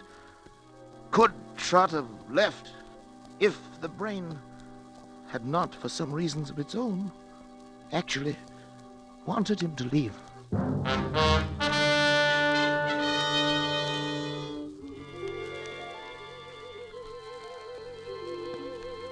September 10th. My thoughts are less and less my own. The dream of the young giant bestriding the earth, the figure without a face, pursues me now, even in my waking hours. Increasingly, I seem to live in a world of evil fantasy, peopled and controlled by the mind of William Donovan.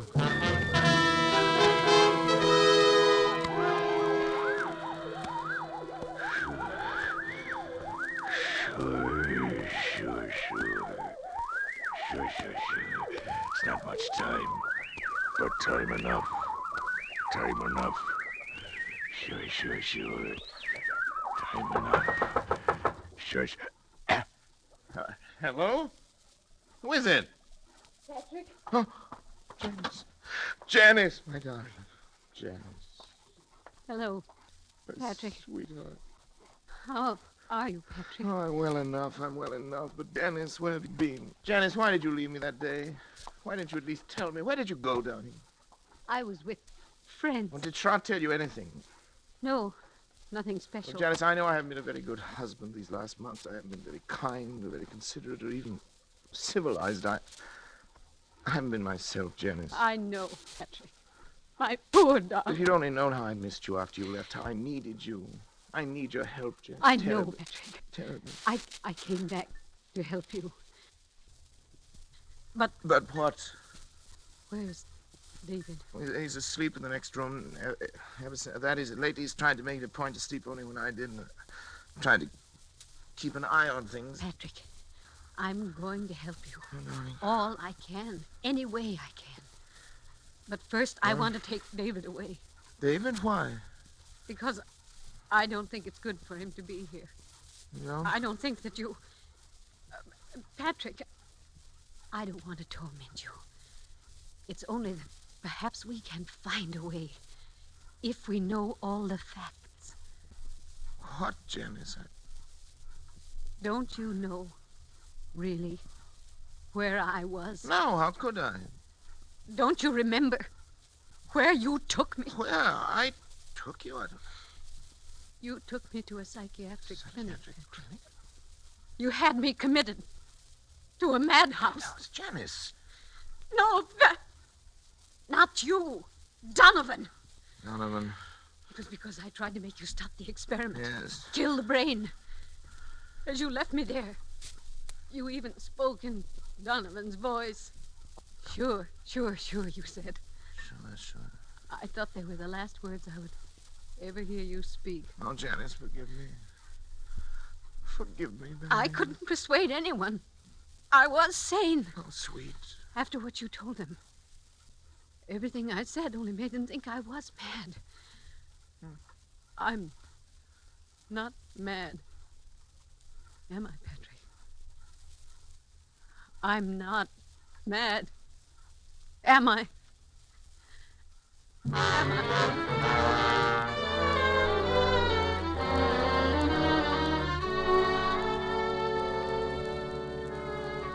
Janice will be gone for some 3 hours. I've sent her into town for Dr. Zanger, the psychiatrist.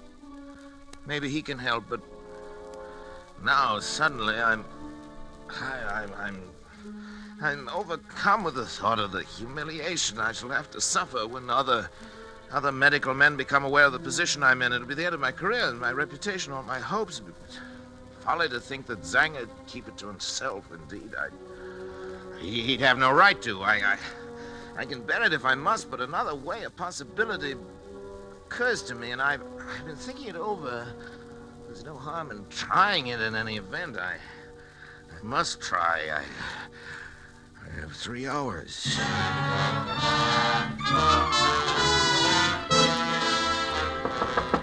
David! Yes, Dad?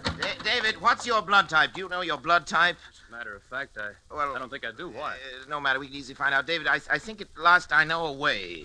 To kill the brain? It's simple. It's perfectly natural, and yet 9 chances out of 10 is something Donovan has never known about. I'll do it myself. Unfortunately, my blood type and his are... they're the same. Transfusion? Of course, I have to replenish the blood substance periodically. Anyway, it's about time to do it again. I've always used my own because it was the same type as his, but if yours is a different type, the right type, David. You mean the wrong type? Yes, you've given the wrong... The brain will die given the wrong type. Yeah, sounds possible. I'm sure of that. I know it. But suppose the brain knows it knows other things. I've thought of that. It's a chance we'll have to take if you're willing, David, my boy. Of course I am, Then Dad. we'll take the blood sample now. Come into the laboratory. I only have the right blood type. Sure. Rather the wrong type. Now, if you haven't, we'll find someone who has. Maybe shot. Now, lie down there on the table, David. We want a tourniquet on your arm here. I'll A put it small on. syringe will do it. Go ahead, I'm ready. David, don't watch me. It'll be easier if you don't. For me. That's a funny one, coming from you. Well, doctors are never quite as steady with members of their own family, you know. Ready? Sure. Ready? Here we are. You all right? Yeah. You'll be through in just a second. You getting it all right? Yes, sure. Just a second now. Dad, I'm sleepy. You'll be over it in a minute. But what's the matter? Why am I so sleepy? You'll be all right. Sleepy. So sleepy. Sure. That's what an anesthetic is for. Make you sleep.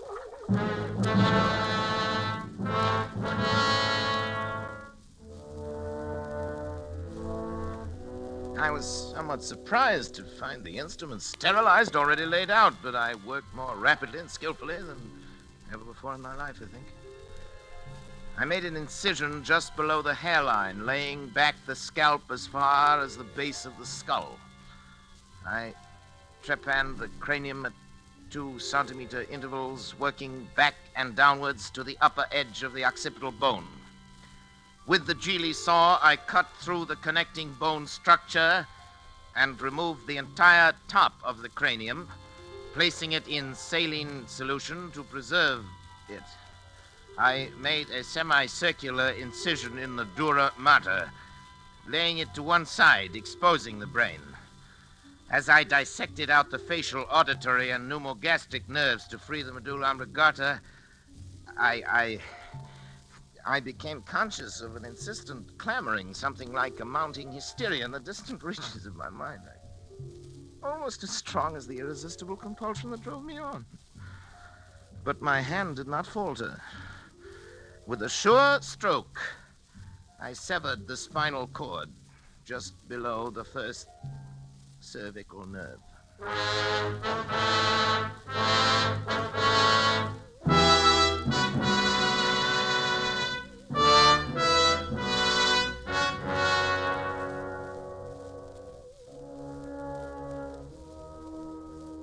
As I make this last entry with that awful guilt upon my soul, even now I cannot fully comprehend how it has been possible for any man, by mortal or immortal means, to be driven to such a crime.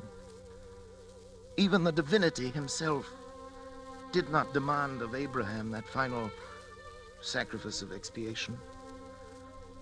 When he, with his only begotten son, ascended the Mount of Olives.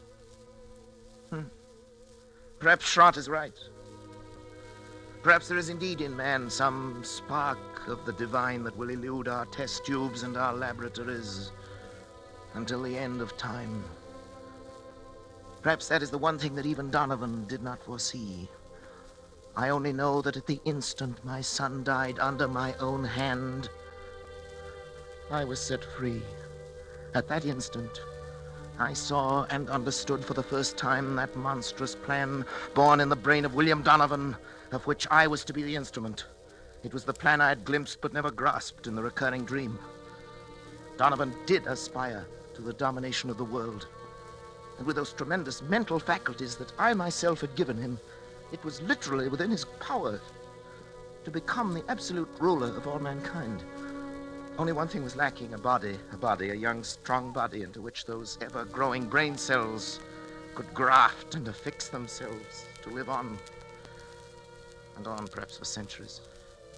He chose the body of my son, and now, my son, at last too late.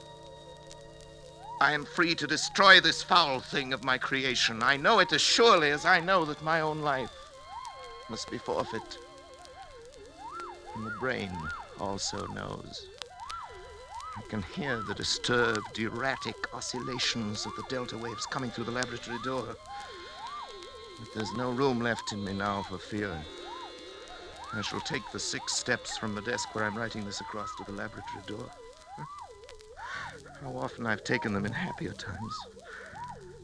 I shall open the door, close it behind me for the last time, and write finis to the mortal life of Patrick Arthur Corey and the brain of William Horace Donovan.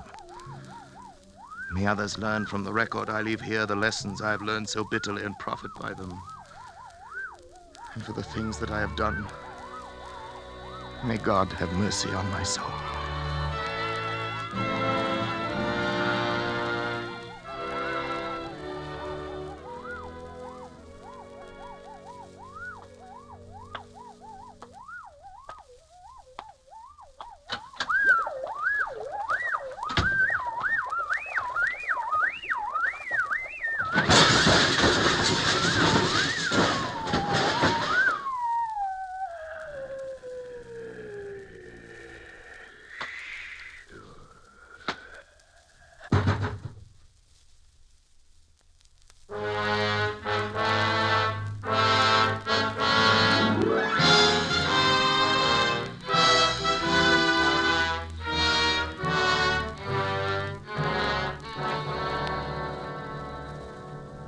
Phoenix, Arizona, September the 15th. The bodies of Dr. Patrick Arthur Corey and his son David were found in Dr. Corey's own laboratory early today. Young Corey had apparently died on the operating table as a result of a delicate brain operation performed by his father. In the case of Dr. Corey, medical authorities gave as their opinion that he might have died of shock as a result of the unsuccessful operation on his son. A curious feature of the case was the fact that numerous pieces of tissue identified as being from a human brain were found scattered about the laboratory floor, while a larger section of brain was found in the midst of an elaborate apparatus, evidently part of a scientific experiment. Medical authorities stated, however, that they were unable to explain the nature of the apparatus and that the brain itself was in such a state of decomposition as to indicate that it had been dead and slowly decaying for at least 3 months. Dr. Corey is survived by his wife, Janice. She was committed to the county asylum for the insane late this afternoon. Burial of Dr. Corey will be at the Mount of Olives Cemetery.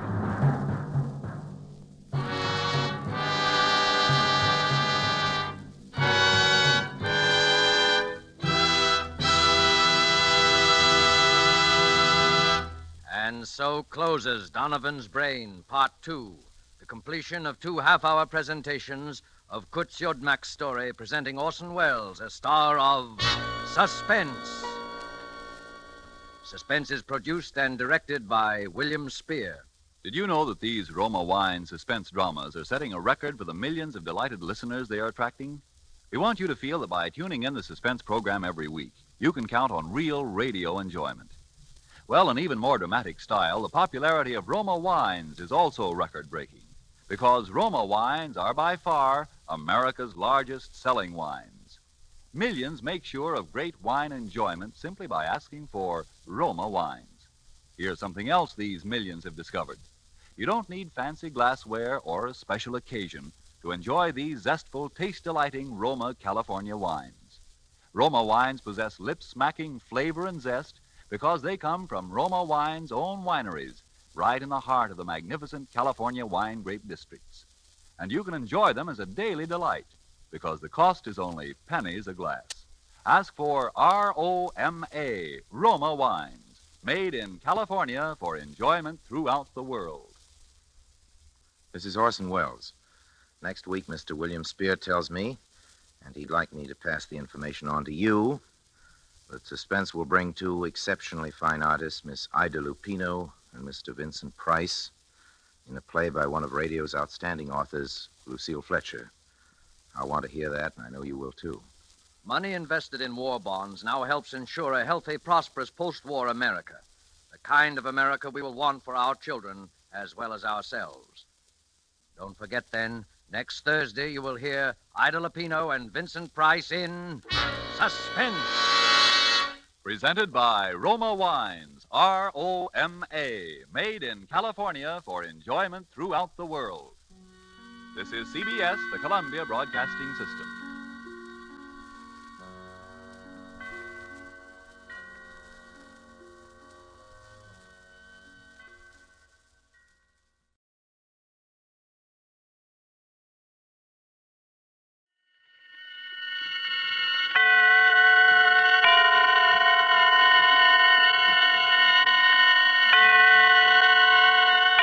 Roma Wines present Suspense.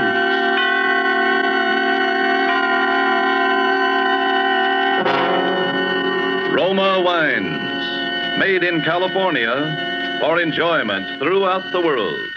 Salute. Your health, senor. Roma Wines toast the world.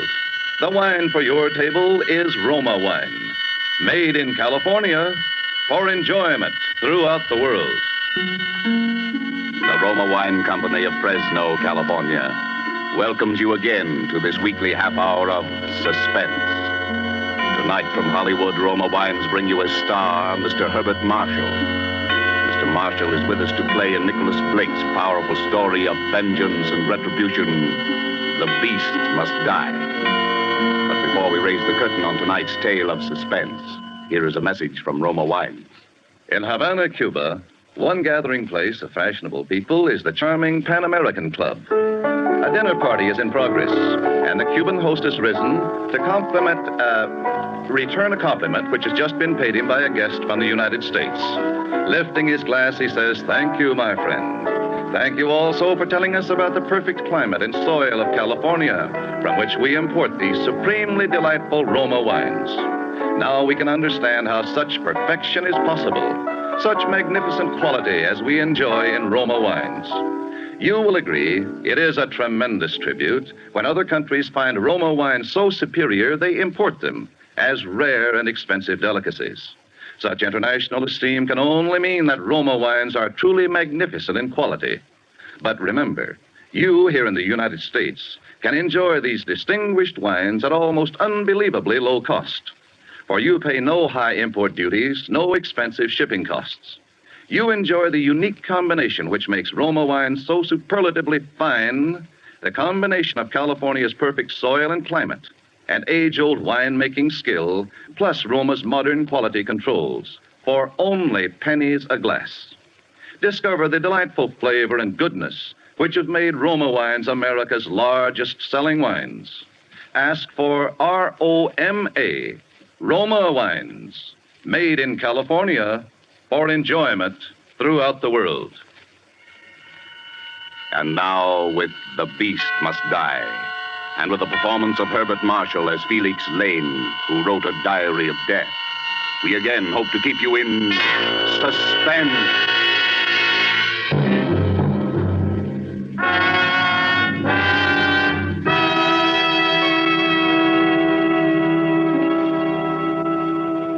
I am going to kill a man. I don't know his name. I don't know where he lives. I have no idea what he looks like. But I'm going to find him and kill him. Well, Mr. Lane? I wrote those words, if that's what you're asking, Inspector. And I meant them. Apparently you did. Whatever possessed you to write such a document? Vanity, for one thing, I suppose. A record for posterity of the perfect crime.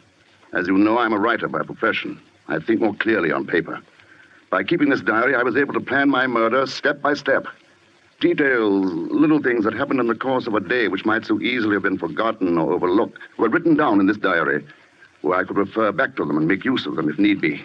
But you found out that a real-life murder could not be carried out so easily as the murders you wrote about in your detective novels, eh, Mr. Lane? I wouldn't go so far as to say that, Inspector. In fact, except for the ending, I think this diary is quite the best murder story I've ever written. Yeah, and quite the most incriminating document I've ever known a prospective murderer to leave lying around. Incriminating? In a way, I suppose. In another way, this diary might turn out to be my best defense. How do you figure that, Mr. Lane? Well, supposing I read some parts of it aloud to you and let you decide for yourself. Very well, Mr. Lane. Fire away. That was my first entry. June 18th. Yes, I'm going to kill a man. It takes great singleness of purpose to commit a murder. But if ever for a moment I stray from that purpose, I've only to think of Ronnie. Ronnie was my son. One evening, 2 weeks ago, he was crossing the road outside our house. He had gone into the village to buy some candy. For him, it could have been only a paralyzing blaze of headlights around the corner, a moment's nightmare, and then the impact turning everything to darkness forever. His body was hurled into the ditch. He was dead at once. The motorist who killed Ronnie did not stop. The police have failed to trace him. They say he must have been going 50 around that blind corner for the child's body to have been thrown and injured as it was. The man who drove that car, he is the man I have got to find and kill.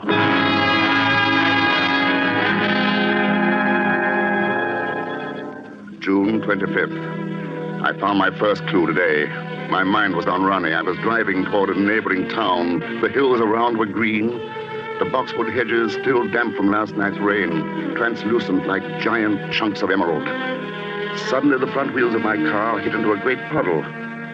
A sheet of water splashed up over the front of the windshield and drenched me from the side. I pulled up at the far side of the water splash. I got out, cursing myself for my preoccupation, and began mopping away at the windshield. A man leaning over a farm gate addressed me. Whoa. Looks like you got a proper shower bath, mister. Yes. Been pestering the county for months to repair that hole. People always driving into it, splashing themselves all over. Funniest thing of all, though, was about a fortnight ago when a chap tried to use it to get a free car wash. Oh, really? Yeah. It was my wife's birthday, to be exact. About 8 o'clock, we was on our way to Cheltenham to see the picture show. Just coming out of the gate, this chap driving one of those low-slung sports jobs hits the water splash. You don't say. Ah. And then the fella says something to the girl he's driving with. What do you suppose they do? They back up and run through the splash again. And then again. They did it 4 times. 8 o'clock. Your wife's birthday, it wouldn't be June 3rd, would it? All right, yeah. But how'd you know? Oh, well, you see, a friend of mine was celebrating that night. He was driving toward 7 Bridge. That's where this fella and his lady friend were going. I remember his lady friend says, George, ask the man whether you turn to the right or to the left at the next fork. George, yes, that's right. That's my pal's name. And, 7 Bridge, yes. Yes. The way he drives ought to have brought him here by just around 8 o'clock. He didn't have a crumpled right front fender, did he? Oh, that he did. And that bloke was your friend. He sure is a proper nut.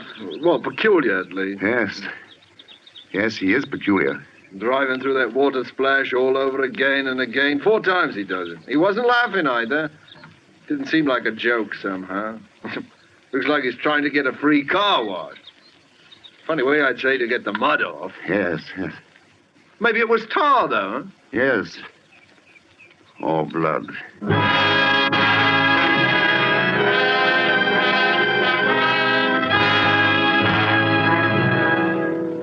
July 12th.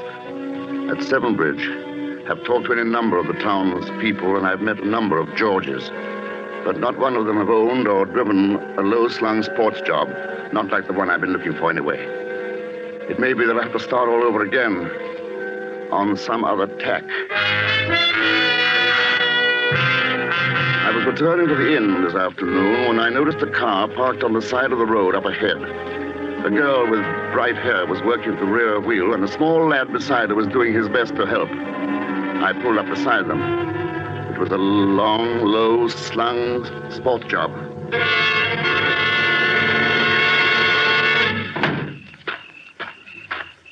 I say, can I help? Well, what do you think, Phil? Oh, yes, sir. Yes, if you would lend a hand. I'm afraid we're not quite heavy enough to weight the jack handle down for another turn. Now, here, fella, let me have a go at it. I say, the paint doesn't seem quite to match on the right front fender. The fender? Oh, Dad had a new fender put on a while back. It's got bunged up or something. I can't tell you how awfully nice it is of you to help us out. Not at all. By the way, I wonder if you and Phil here wouldn't stop for tea with me at the inn afterwards. It's not far, you know. We're expected at home, sir. Perhaps you could come along with us. What do you do, sir? Why, I'm a writer, Phil. Oh, you really must come to see us. It's Gables on Devon Road, my brother-in-law's place. The name's Rattery. We'll give you a ring tomorrow and set a date. Sis will love meeting a real author, and so will George. Did you say your brother-in-law's name is George?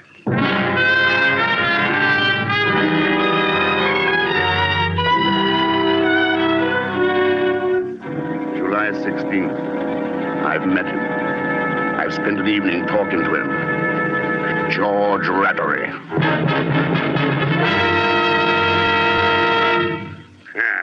So you're a friend of Lena's, eh? Storybook detective. A writer. Easy enough to write about a dead body, but I'd like to see an author that had guts enough to look at one.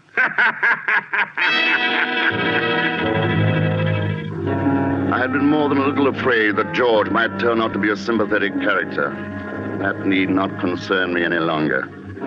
I shall have no compunction at all about putting his light out.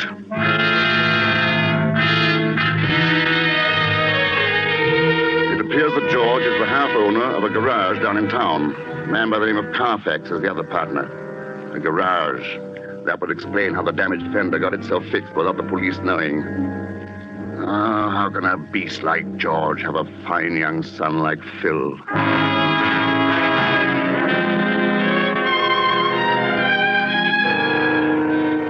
This afternoon, I was rounding the corner of the tea house in the Rattery's garden when I heard voices. It was Lena and George. I stopped in my tracks and eavesdropped shamelessly. It's a neat rig you're wearing today, Lena. Is that for Felix Lane's benefit? Oh, save your compliments for that Carfax woman. Jealous. Don't make me laugh. But someday you're going to find out that business partner of yours isn't as mild as he looks. I wonder what he'd say if he knew that his wife was... Shut up, will you? And since when did you get so high and mighty? It wasn't so long ago that you yourself were glad enough to... If you ever open your mouth about any of that, I swear I'll kill you. Talking big now, aren't we, Miss Snow White? Just try something and you'll find out. Remember, there are quite a few people who might like to know about that poor kid you ran down last June.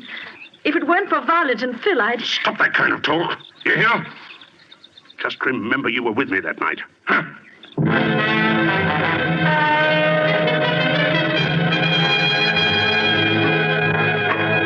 August 5th. Had a look around the Rattery Carfax garage this afternoon. Told George it might come in useful as material in my book. All at once I heard a shot, and there stood George blazing away over the plot in back with a rifle. I went up to him. There. That's another one of the pests out of the way. We've tried everything. Traps, poisons, rat hunts. We can't keep them down. That's a nice rifle. Yeah. Gave it to Phil when he came back from school in Switzerland. Much too good for him. Here, I'd like to have a go at him.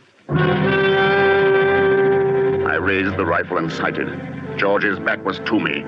By shifting a few inches to the right, the bullet should enter the base of the brain. Who could prove that George hadn't suddenly stepped in my way?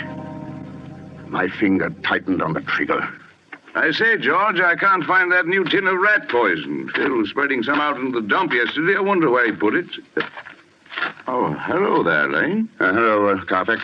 Hey, watch out where you're pointing that gun. We wouldn't want anything to happen to the senior partner, eh? Not very funny.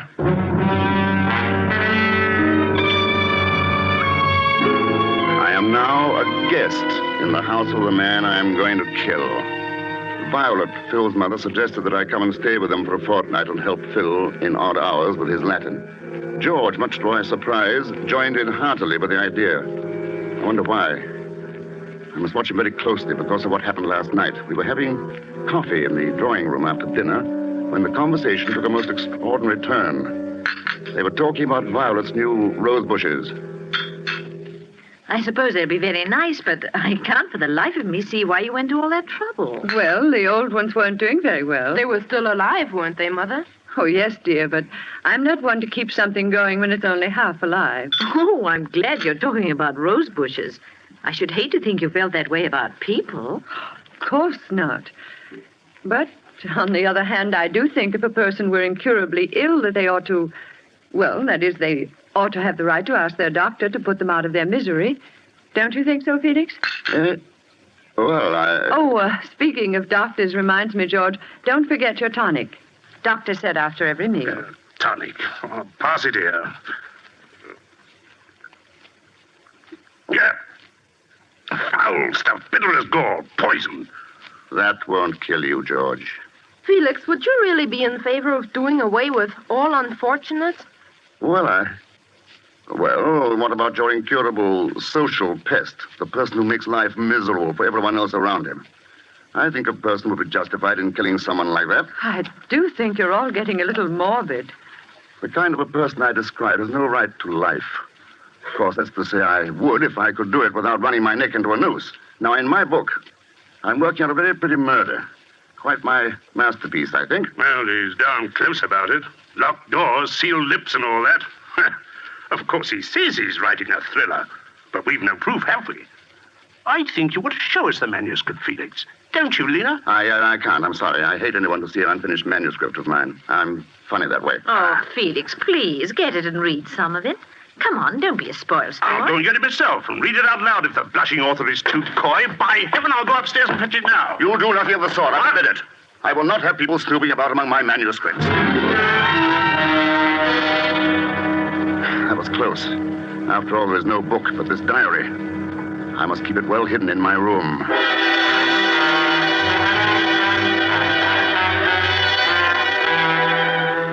At last, I have my plan. It took a great deal of subtle taunting and persuasion, but it came off at last. George is going sailing with me this afternoon, and he can't swim. Drowning is very painful, they say, in the early stages. That's good, I'm glad. George's lungs bursting, the top of his head shrieking with pain, his hands scrabbling vainly to thrust against the giant weight of the water. But if I cannot kill George today on the open sea, with the wind in my favor and myself the undisputed master of the situation, if I fail today, then I will know that it is not my destiny to be a murderer, and I will make no further attempt on the life of George Rattery.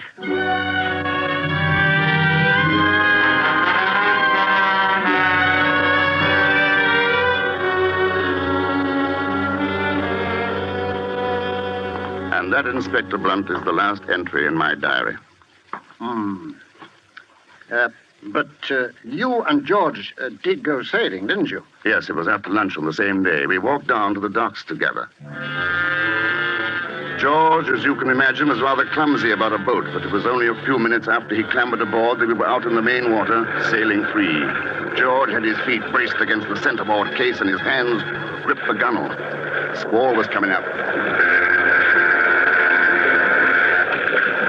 Hey, that motor barge is getting very close, isn't it?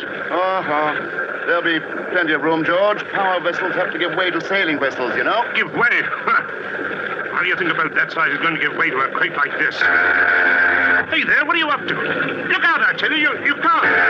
What if you run into us? I'll bloody well hang on to your leg and we're both drowned. What are you doing?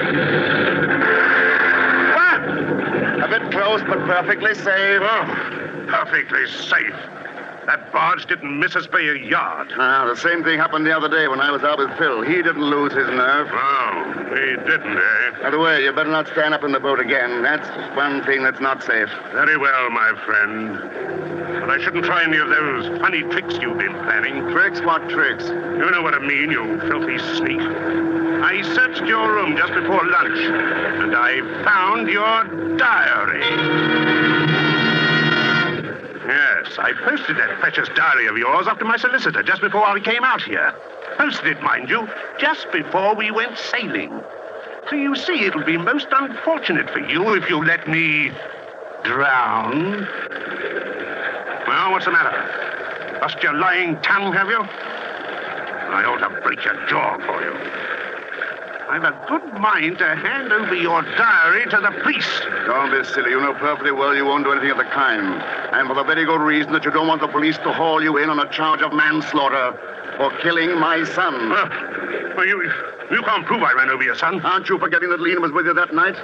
The police would get a confession out of her in no time. Why, you, if ever I see you again after today, you slug, I'll bash you into a jelly. Oh, shut up, George. I guess we've both been a little too clever. It looks like a stalemate.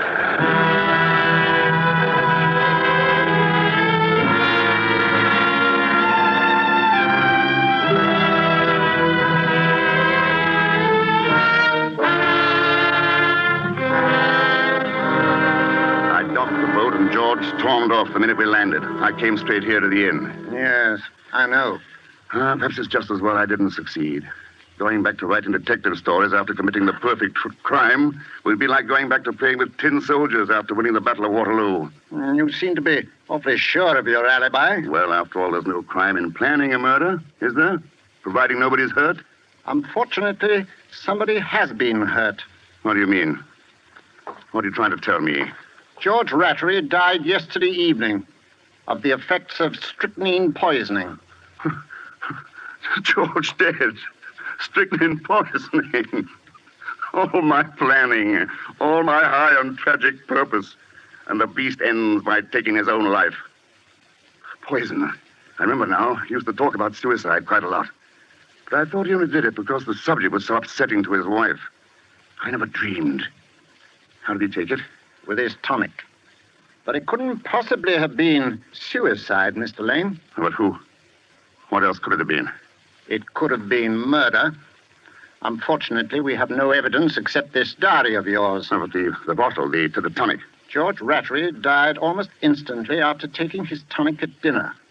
But before the doctor arrived, that bottle disappeared. Well, any suspects? Every person closely associated with George Rattery had enough motive to murder him. But you had the strongest motive. After all, George Rattery did kill your son. Am I under arrest? Not officially as yet. But naturally, I posted a guard outside your room. In the meantime... But, man, you can't go in there. He told us. Officer, let me by. I tell you, I've got to see Inspector Blunt. Please, Mother. I say it's no good. Be quiet, Phil. Why couldn't you have stayed at home? Officer, let me by. I must see. Now, let them come in, officer. Good afternoon, Mrs. Rattray. Phil? Hello, Phil. Hello, Felix. Please. Please, I can't stand it any longer. They're accusing Felix here of murdering my husband. He had nothing to do with it. Said. She doesn't know what she's saying. For heaven's sake, Phil, will you be quiet? It was I who killed George. He treated me very badly. He was unspeakable to Phil. There was another woman. Oh, I can't go on. Are you trying to tell me, Mrs. Rattray, that you gave your husband poison? Yes. Mother! I tell you, I poisoned him. Where did you get the poison, Mrs. Rattray? I bought it at that chemist shop. What chemist shop? The one on Abbey Lane, near the corner of High Towers. That's it. Uh-huh. What became of the bottle of tonic after your husband's death? I broke it. I buried it. I'm sorry, Mrs. Rattray. The police have checked. You didn't buy any poison at the chemist's. Mother, I told you it was no good. Sir, Mother is trying to save me. It was I, sir. I killed him. What? Phil, you don't. Don't believe him. Don't believe him. He's just a foolish child. He doesn't know what he's saying. Go on, Phil. Well, you see, sir, I left a note. I was running away, but Mother found the note before I quite got out the door. Oh, boys get such strange ideas. He couldn't have done it. He's just a boy. You know he couldn't. You see, sir, when they accused Felix here, I couldn't stand it any longer. That's why I wrote you the note, but Mother found it first. She said if she confessed that they wouldn't do much to her, that the police would understand. Felix, make them believe me. I can prove I did it. Now, go on, Phil. You say you can prove it. What do you mean? I have it here in my pocket, sir. I've had it hid ever since. So see, here it is. It's still half full. It's Dad's bottle of tonic. Phil, where did you get that? I took it off the buffet after the doctor said Dad was dead. But this is very serious, Phil. You know that. He's lying. He couldn't have. He's just a little boy. Please, all of you, I have a favor to ask. Let me talk to Phil alone for a few minutes. Won't hurt anything. I think I may be able to help solve this whole thing. Phil didn't do it. Violet's right. Yes, but the bottle... Just give Phil and me 10 minutes alone. Very well. We'll wait outside. 10 minutes, mind you, Phil. No more. Come here, Phil. I'm a murderer, Felix. You are not a murderer, Phil. No one could ever tell me that. I left a note. We've gone all over that. I killed him. He beat Mother. I killed him, I tell you. Stop that, Phil. I know better. They thought you did it, Felix. I heard them talking about your diary. You wanted to kill him. You said so in your diary. Maybe I did, but... They'd hang you, Felix. So that's why you wrote the note and pretended you did it? Yes, I saw you in the pantry with Dad's bottle of tonic before you went for the sale with him. You saw me? Oh, I'm sorry, Phil. Sorry you saw me. Naturally, you jumped to the conclusion that I... Oh, poor little man. Oh, there's nothing for you to worry about now, Phil. You mean they're not going to hang you, Felix? They're not going to hang me. You won't let them do anything to you? Promise me. No, I won't let them do anything to me. But, Phil, there are other things for you to think about now. Now that your father's gone, you are head of the house. That's a man's job, Phil.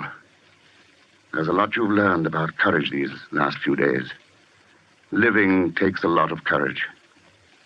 This is pretty grown-up talk, Phil. Do you understand me? I'm trying, Felix. You remind me a lot of my own son. You mean the boy my father ran? That's right, Phil. Yes, you're a lot like him. Would he have gone sailing with us? Oh, yes. I think Ronnie would have been quite a sailor. Can we go sailing tomorrow, Felix? Not tomorrow, Phil. Are you going away, Felix? Yes, but not as far as most people might think. You sound very strange, Felix. I have a note to write. Got to make everything shipshape. You go on out to your mother and tell them they may join me in a few minutes. Can't I wait, Felix? No, Phil. Go ahead now. But... Those are orders. Skipper's orders. Aye, sir. Goodbye, son. I thought I'd made the last entry in this diary, but there will have to be one more.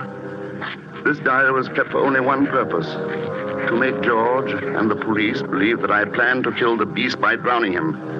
Death was already waiting for George Rattray at home in the bottle of his tonic, where I had placed 3 pellets of rat poison taken by me from the garage. My plan was almost perfect. The only thing I didn't expect was that someone loved me enough to try to destroy the evidence I had so carefully planted in an effort to help me, and even to confess to my crime in order to save my skin. I know now that my life ended with the death of my son, Ronnie. It seems that I must have just come back to life for a few weeks to save Phil. Yes, I killed George Rattery. I have no regrets. I might have known that the matter would be taken care of fittingly. It says in the Bible, the beast must die, but the man dieth also. Yea, they both must die. George was right about that tonic of his. It is very bitter.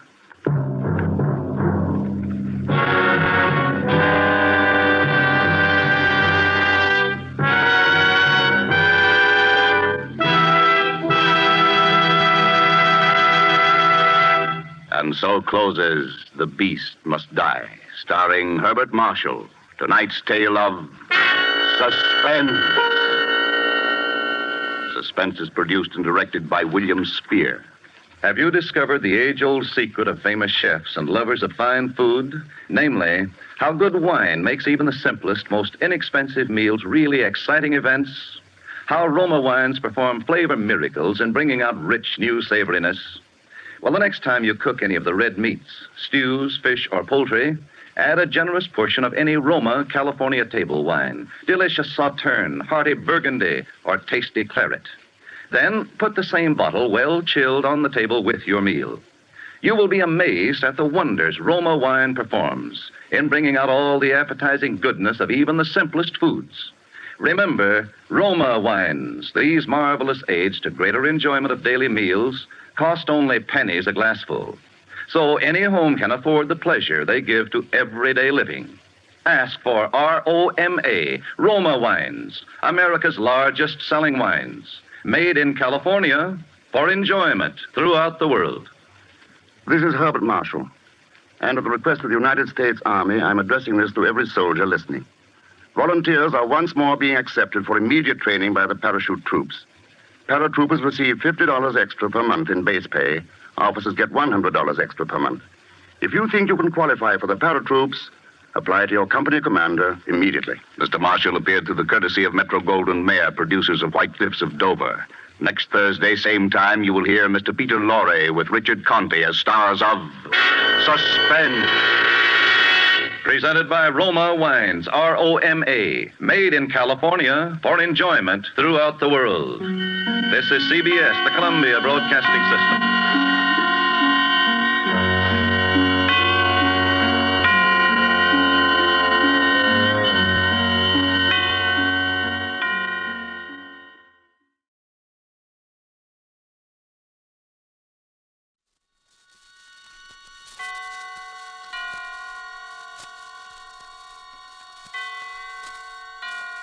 Roma Wines present Suspense.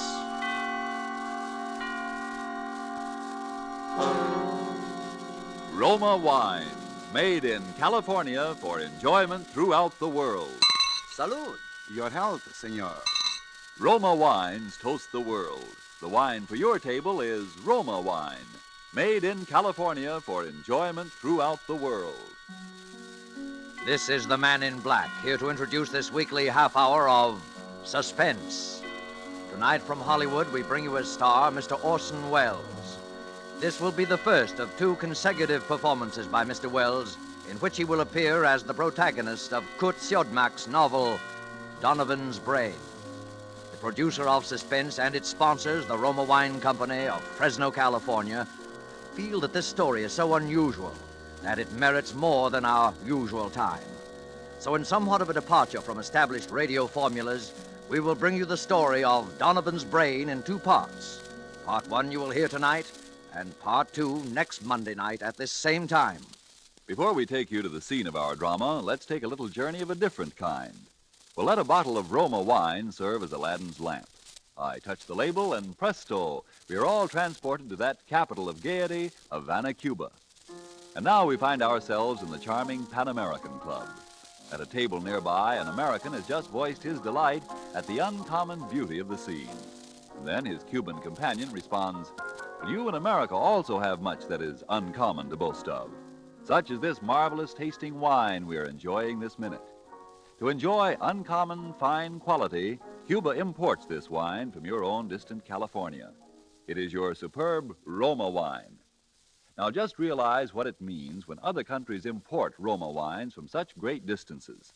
Such international esteem must mean that Roma wines are truly magnificent in quality. And then consider this. You here in America need pay no high import duty, no expensive shipping charges. For these fine Roma wines come from Roma's own wineries in the heart of the rich California wine grape districts. Because so many Americans do realize this good fortune, Roma wines are America's largest selling wines. So why deny yourself this taste delight? Try an inexpensive bottle of tangy, appetizing Roma sherry, or the hearty Roma burgundy, or any of the marvelously enjoyable Roma wines. But remember, these days your favorite dealer may be temporarily out of the type you prefer. Then please try again. Ask for R-O-M-A, Roma wines, made in California for enjoyment throughout the world.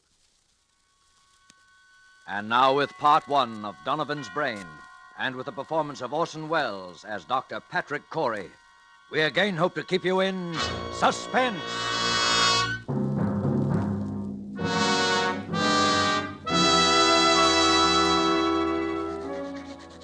As I sit now outside my laboratory door writing under the heading Experiment 87 this final entry in my casebook, I know that these are the last words I shall ever write upon this earth.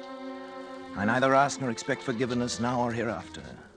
But for those who seek some explanation, I refer them simply to this casebook. Let them read it carefully from its first entry on that ill-starred day of July the 13th.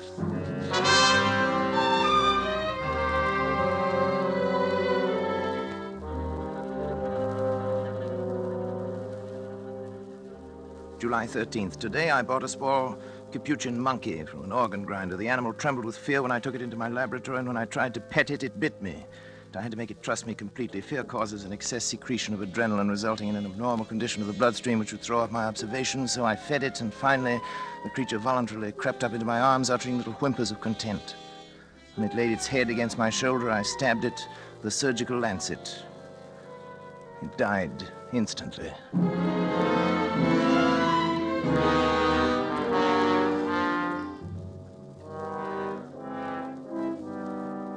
Well, David, what do you think of it? Well, it's pretty amazing, all right. See what I've done, don't you?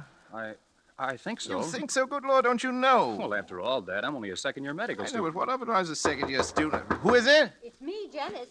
Come in, darling. Patrick, Dr. Schrott is here to see you. Oh, come on in, Doctor.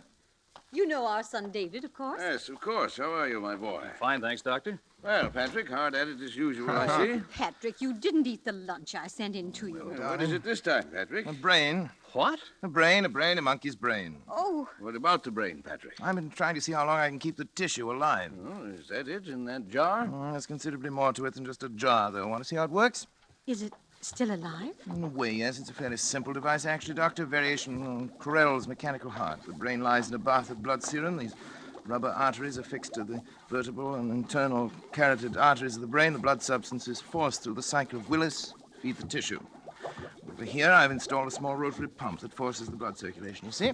But how do you know it's alive? It's very easy to determine. The brain, when functioning, gives off infinitesimal electrical impulses. They can be measured. As a matter of fact, I've hooked the encephalograph up to a small amplifying system. The brain impulses can actually be heard. Here, I'll turn it on. You see?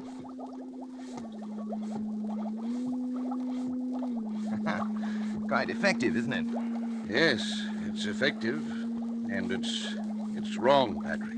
Terribly wrong. I've tried to tell him, Dr. Schrott. In heaven's name, what's wrong with it? Oh, Patrick, you and your mechanistic philosophy, trying to reduce life to a mere matter of chemicals and test tubes. The origin of life is from a higher domain than that, Patrick. And you're profaning. Nonsense. You can't stop the progress of science. Every discovery of whatever kind is a step forward. If I can prove that the brain can perform certain functions outside the body, who knows where we may be able to go from there? Oh, Patrick, how do you know that thing in there doesn't feel pain? How do you know it isn't writhing in agony? Brain tissue itself is insensitive, you know that. Just a feeling. Look. I'll switch on the encephalograph. See?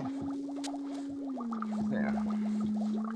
Notice the faintness of the amplified alpha rays. Notice the comparatively slow rate of pulsation now. Notice what happens when I tap on the glass jar. See?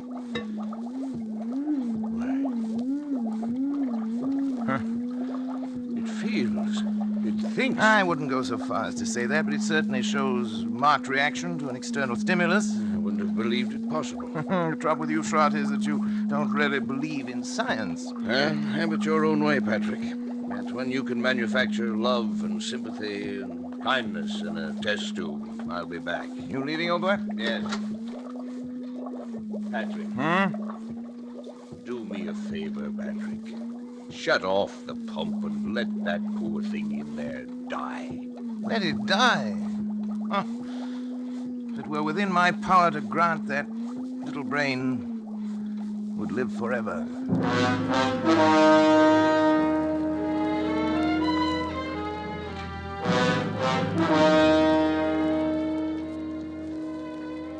July 18th. I'm utterly exhausted from lack of sleep, but the events of the past 5 days have been of such tremendous importance that I must set them down while every last detail is still fresh in my mind. I've had no time to make an entry in this record since that day last week. It seems a month ago now, and I had my first partial success with the brain of the capuchin monkey.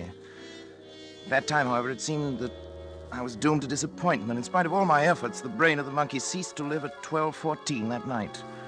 Tired and disheartened, I lay down to sleep on the cot in my laboratory, but at that very moment, fate was contriving an occurrence which now seems destined to have the most profound effect not only upon my own existence, but perhaps upon that of all mankind.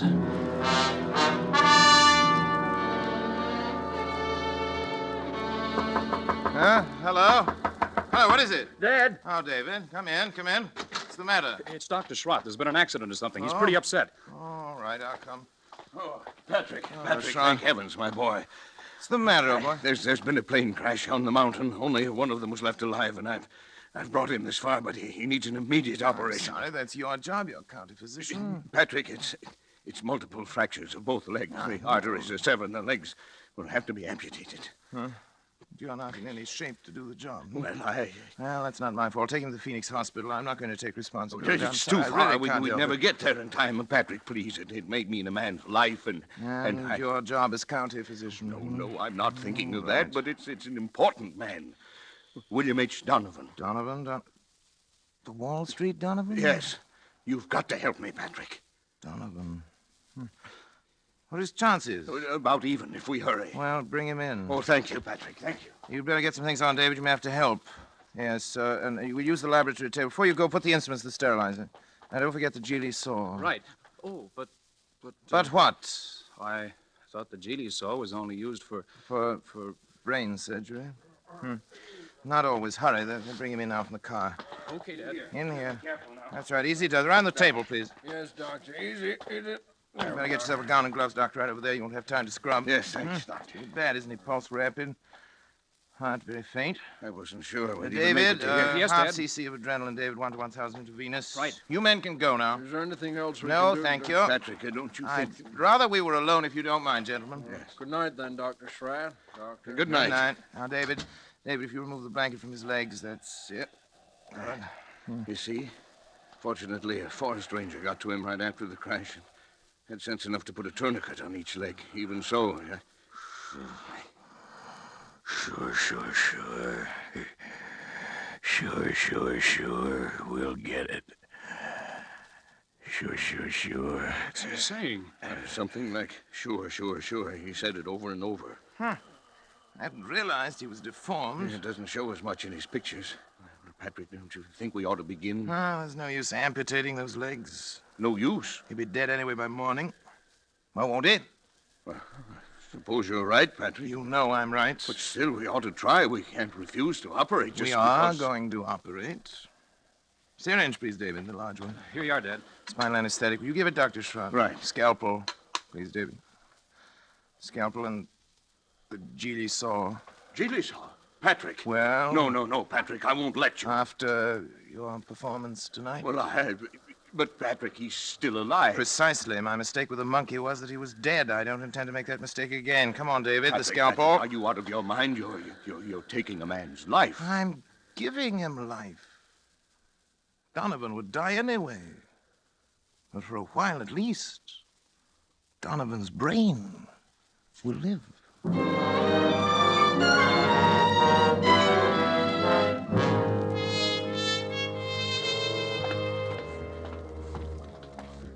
We'd better hurry. They'll be coming for the body pretty soon. You can go now, David.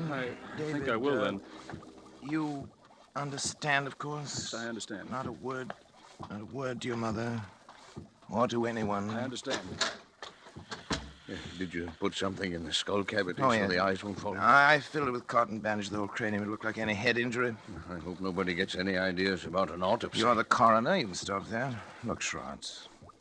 This is a chance that comes once in a lifetime. William Donovan had one of the greatest minds, has one of the greatest brains in the world today. And now you have it. It's Turn on the madness, Patrick. encephalograph.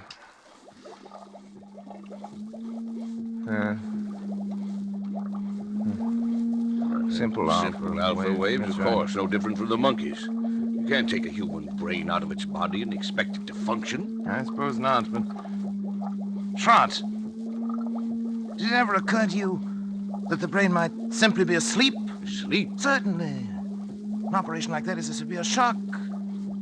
Tap on the glass.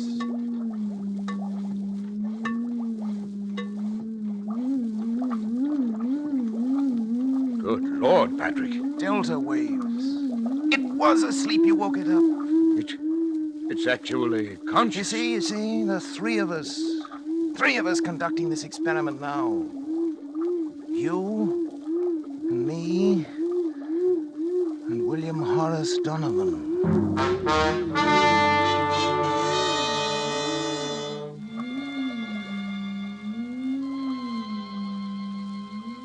July 25th, I moved my bed into the laboratory, but I've scarcely slept in 6 days. There's no longer any doubt that the brain responds like a sensitive seismograph to vibrations near it, including the sound of my voice. Yet I found no method of communication with it. I've devised a simplified Morse code consisting of taps on the glass container, together with voice vibrations. Perhaps I can teach the brain.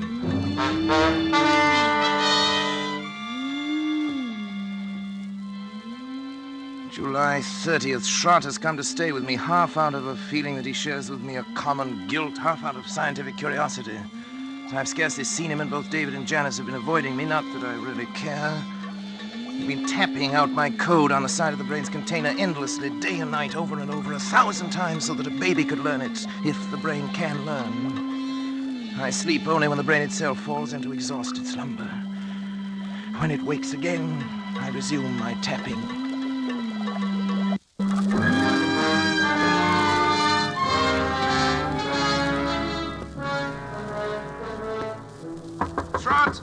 Schrott! Wake up! Yes, Patrick. Come on! What's Get the up! matter? Hurry! Come on, I want to show Something you the something. matter? Yes, old boy, I want to show you something. Patrick, you look like a ghost. Where are we going? Back to the laboratory. I can't believe it myself. I may have been dreaming delirious. What's happened? Come on. You hear that? Delta waves. Seems disturbed. You've got to check my observations for me. If my reasoning is wrong, tell me. I can't be sure of anything anymore. Yes. Now listen carefully. You know that I've been trying to communicate with the brain in code now. If I were able to cause a distinctive pattern of the brain's delta waves by a specific command in code, if the brain responded with the same pattern of sound each time I issued the command, it would prove that I'd succeeded in communicating with the brain, wouldn't it? Yes, Patrick, I think it would. Now, listen.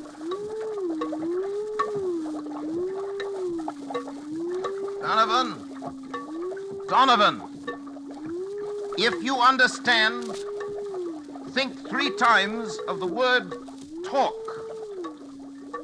3 times. Talk. Talk. Talk.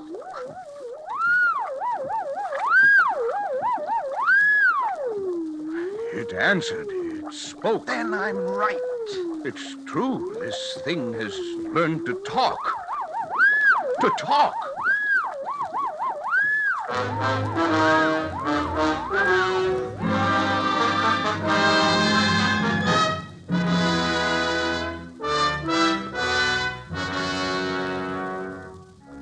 July 31st.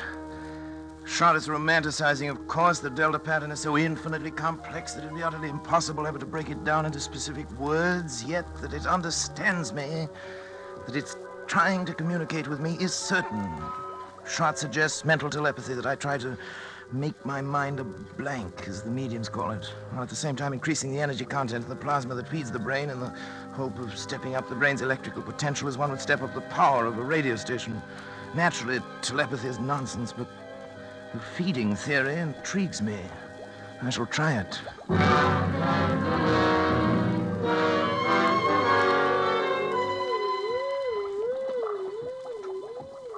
August 12th. Noticed today for the first time 2 distinct nodules of new brain cells on the frontal lobex. The electrical potential has increased to 510 microvolts. I've begun smoking cigars. Although I've always hated cigars before. Nerves, I expect.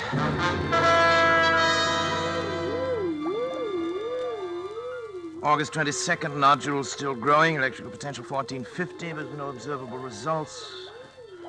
Lately felt a compelling urge to know more of Donovan's life and have collected every available scrap of information about him. A strange man he was.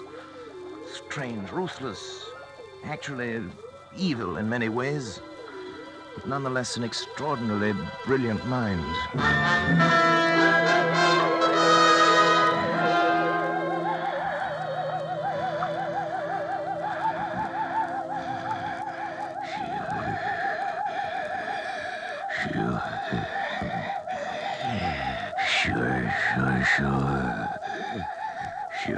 Sure.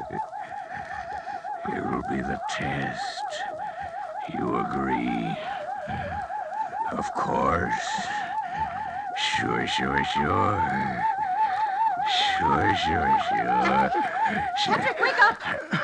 Patrick! What is it? What happened here? I thought I ought to wake you up, Patrick. You were moaning in your sleep, talking. Talking? What did I say? I'm not sure, but your voice was so strange that... Janice, what's the matter? It's nothing. I was dreaming, that's all. Janice woke me up. Patrick, let me see your hand. Hand? What do you No, the other for? one. What about it? You're not left-handed, are you? No. Then why have you got ink on the fingers of your left hand? Well, I don't know. Were you writing anything tonight? No. You must have been, Patrick. Here it is, right here on your desk. Nonsense. Wait, let me see it. Oh, you've been writing his name, William William Donovan. H. Donovan Schrott. That's not my handwriting. It's... What? Don't you see what it means? The brain has communicated with me. Patrick, you don't... Look here. Look at this magazine article. Here's a reproduction of his signature. And he was left-handed, too. It says so here. Why, it is. It is exactly the What same. a fool I've been. Look at this picture, smoking a cigar. With his left hand. I wondered why it suddenly started smoking cigars. The same brand, too. Janice, try to remember what you heard me saying just before you woke me up. Come on, Janice. Think. Patrick, I can't believe... Think, Janice. All I heard was something like, sure. Sure. Of course. Don't you remember, Schrott? He said it that night. It was the only thing we ever heard him say. It was an expression of his. It tells about that in one of the articles, too. Yes, there it is. It right wasn't your voice. It wasn't my voice. You see, the brain has grown. And it's strong enough to influence not only the higher functions of the frontal lobe, but the speech centers, the motor centers of another brain. Patrick, if this is true, then your experiment has been successful. It's ended. Ended? Oh, it's only begun. Patrick. Don't you see what this means? Patrick, listen to me. Oh, what, Janice? What? You've got to stop. Stop? I can't stand it any longer. Can't you see where it's led you? When you cut yourself off from your family, when you neglected your health, began having fits of temper, and were like someone I hardly recognize as the man I married.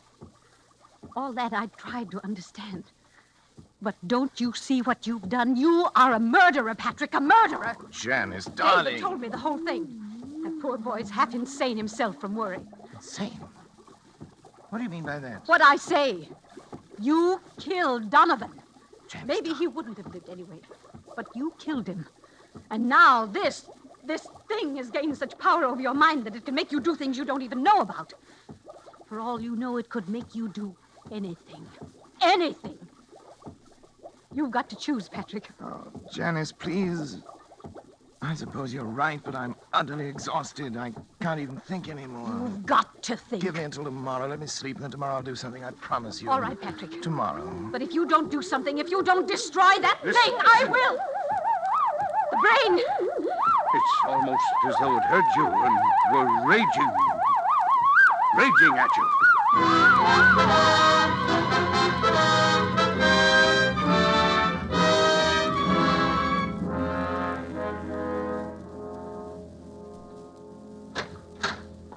This way, please, Dr. Come Corey. along, darling.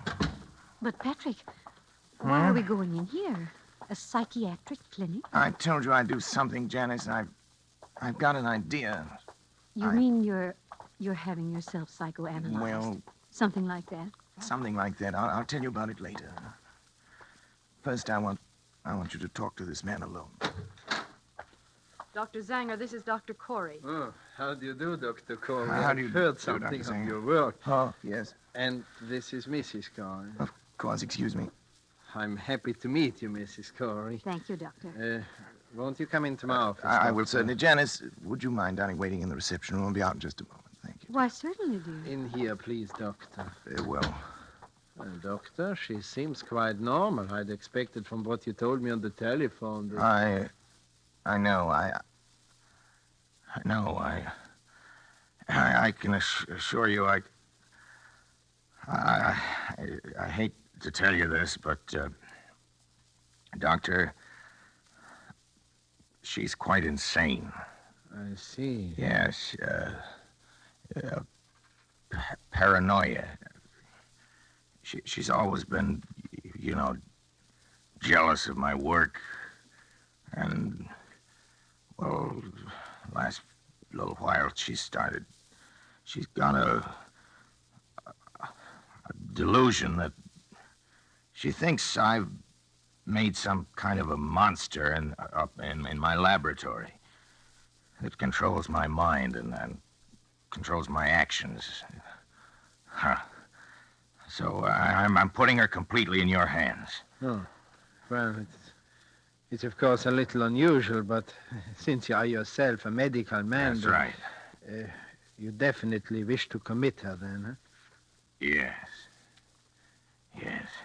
You have the papers. Oh, yes, here you are. Just your signature will be enough, Doctor. All right. There you are. You let me know about everything, won't you? Oh, naturally, Doctor. We keep you informed. Thank you. Well, goodbye then, Dr. Corey. We will do what we can. Oh, right. Patrick? Mrs. Corey is staying with us, Miss Wilcox. Yes, Dr. Zanger. Patrick? Come back! Patrick! Oh, it's all right, Mrs. Corey. Just come with me, please. Patrick! No. Where are you going? Let me go! Let me go! Oh, Dr. Corey. Yes? Oh, about the bill, how do you wish it to be handled? The bill? The bill? Sure. I'll take care of it by the week. The checks will be signed William H. Donovan. Sure.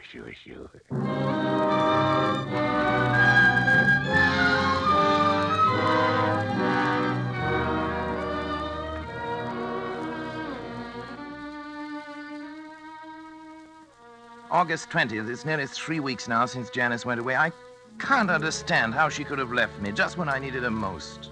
When I try to question Schrott or David about it, they only look at me strangely and change the subject. Clearly, they too now are in on the conspiracy. Sometimes it seems the only person I can trust is Donovan.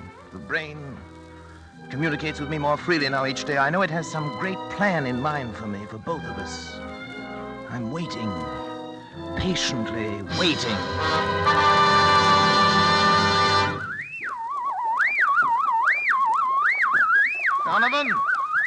Donovan, I'm listening, Donovan. Don't be angry, Donovan. I'm trying to understand. I'm listening, Donovan.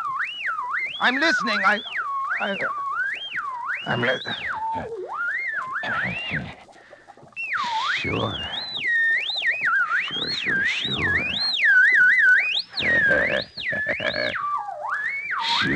Sure.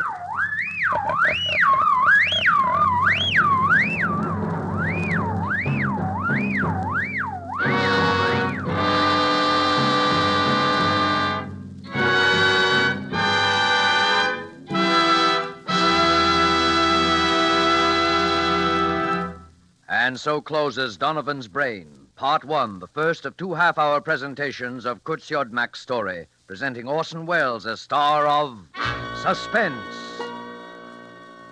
Suspense is produced and directed by William Spear. We sincerely hope you enjoyed the performance of Orson Welles and that of the whole cast tonight in our Roma suspense play, and that you'll make a note to be sure not to miss the completion of this story next week. The Roma Wine Company would like to express its thanks for the many letters of appreciation from listeners which we are constantly receiving saying how much you enjoy these broadcasts. And here's a thought.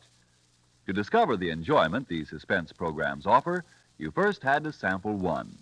And so you must first sample one of the many delicious Roma wines to discover for yourself their wonderful taste and quality, the excellence that makes Roma America's largest selling wines. You'll discover, as have other millions before you, that Roma wines are super quality, are super tasting, and are super easy on your pocketbook, too, costing only pennies a glass.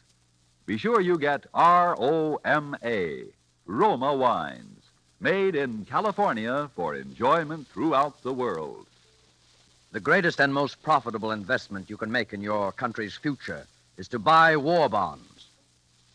Don't forget, then, next Monday, you will hear Part 2 of Donovan's Brain, starring Orson Welles, in the completion of this remarkable tale of suspense. Presented by Roma Wines, R-O-M-A, made in California for enjoyment throughout the world.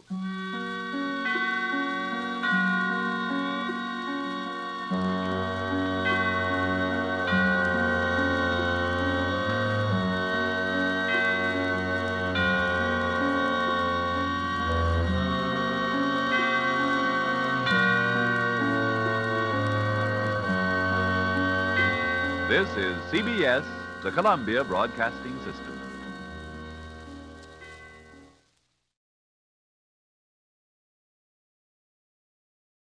Now, Roma Wines present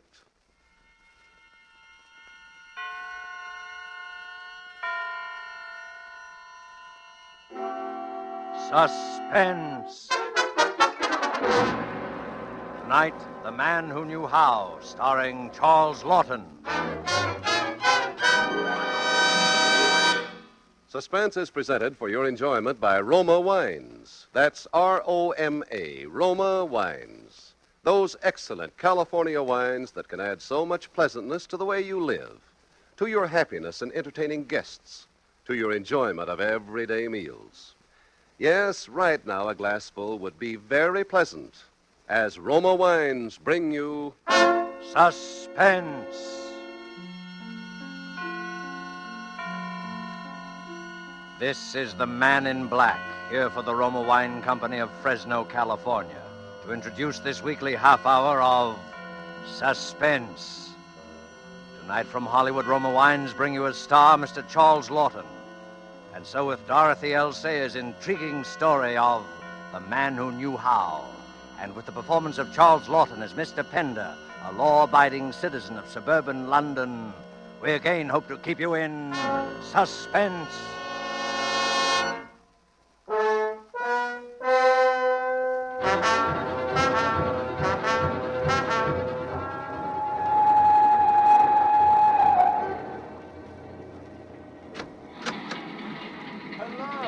Is this seat taken? Oh, no. You're perfectly welcome, I'm sure. Thank you. I'm glad to see someone come in, as a matter of fact. Night journeys are always a bit tedious, don't you think? Well, I suppose it depends upon one's destination. Oh, yes. Would you like a book to read? I've a copy of Hangman's Holiday here.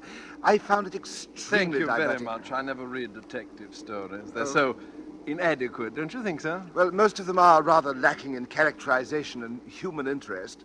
But on a railway journey, one really has to Well, do I some... wasn't speaking of the characters so much. I meant the crimes. Bungled, you know. Oh, but I don't agree with you All there. these penny dreadful murderers are so incompetent, they bore me. Oh, I say, I think you're quite wrong.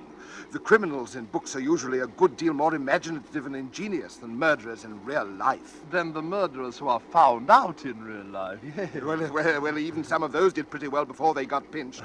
Crippen, for instance. Well, don't you remember Dr. Crippen? Oh, yes, of course.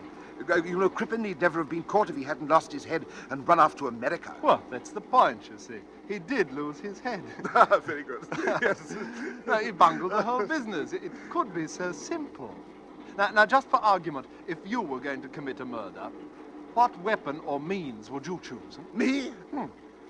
Well, let's see. I've never really given it much thought to actually. I know. Yes, I should use a sandbag. A sandbag? Yes, it's worked very successfully in 2 stories I've read recently. A sandbag? Oh, yes. Pardon me, I didn't mean to be rude, but the clumsiness of it all, the elaboration, the lies, the paraphernalia, the alibis, absolutely unnecessary. Oh, no, come. You can't expect committing a murder and getting away with it to be as simple as shelling peas. Oh, you think that, do you? Well, you're mistaken, sir. It can be quite simple. Oh, well, if it's so easy, how would you set about committing a murder? I? Oh, but that's different. I shouldn't have to think twice about it. You see, I know how. You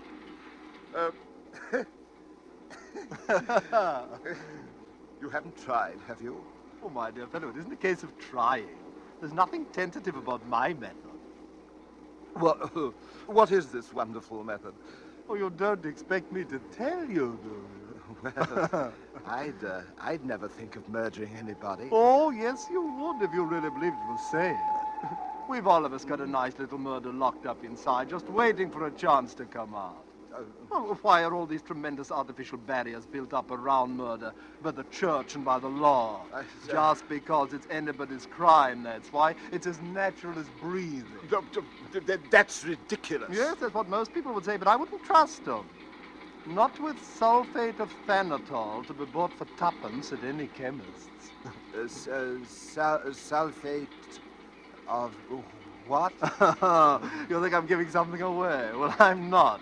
It's a mixture of that and 1 or 2 other things. You see, all equally ordinary and cheap. Well, for 9pence you could make up enough to poison the entire cabinet. Tell me. Of course, it wouldn't do to polish off so many at one time. Might look queer if they all died simultaneously in their baths. In their...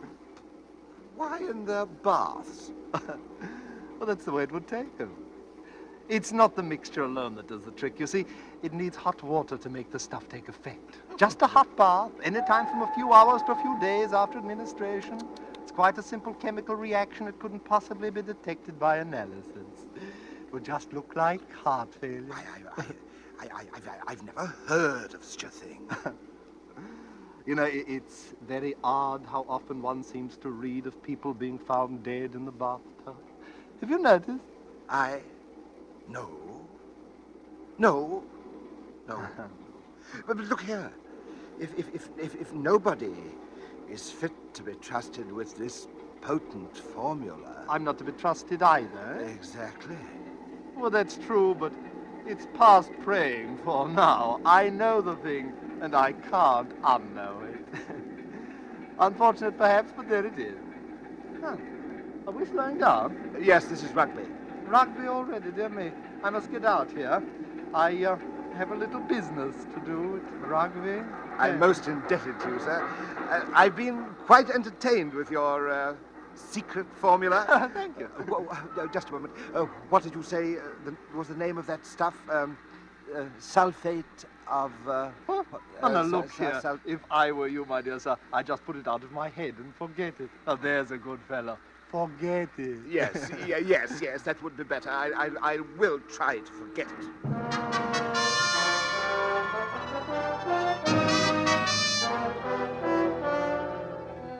Tonight for Suspense, Roma Wines bring you as star Mr. Charles Lawton, whom you have heard in the prologue to tonight's study in Suspense.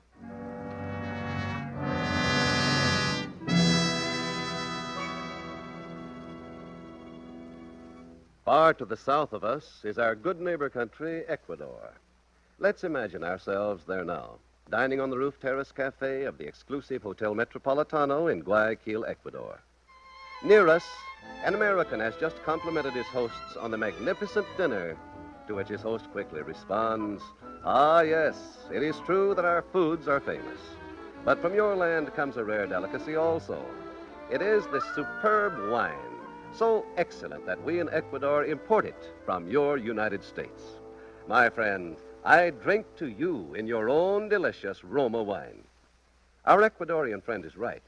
For Roma wine's superb quality has won such favor in many far places that they import it, enjoy it as a rare luxury. But not so here in America. Here, millions know and enjoy Roma wines as an inexpensive, everyday delight, at meal times and when entertaining. So many, in fact, that Roma is America's largest selling wine. With no high import duties to pay nor expensive shipping costs, you enjoy these distinguished wines for only pennies a glass. Ask for Roma wines, which bring you old world winemaking skill, plus Roma's own modern controls and testing. That's R-O-M-A, Roma Wines, America's largest selling wine, made in California for enjoyment throughout the world. And now it is with pleasure that we bring back to our soundstage Charles Lawton in The Man Who Knew How, a tale well calculated to keep you in suspense.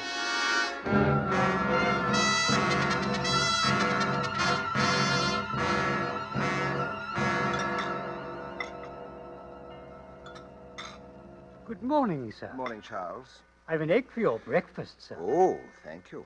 They're quite scarce now, you know. Yes, I know. Will you have your tea now, sir? Yes, please. Anything in the post, Charles? Only a note from your tailor, sir. He'd be pleased to have you come in for a fitting at 1 on Tuesday next. Oh, very well. Charles, what's the backstairs gossip in the neighborhood, Charles? Oh, nothing much, sir. Mr. Skimmings, the old gentleman in number 11, had a falling out with his nephew and has drawn up a new will, they say. Oh, really?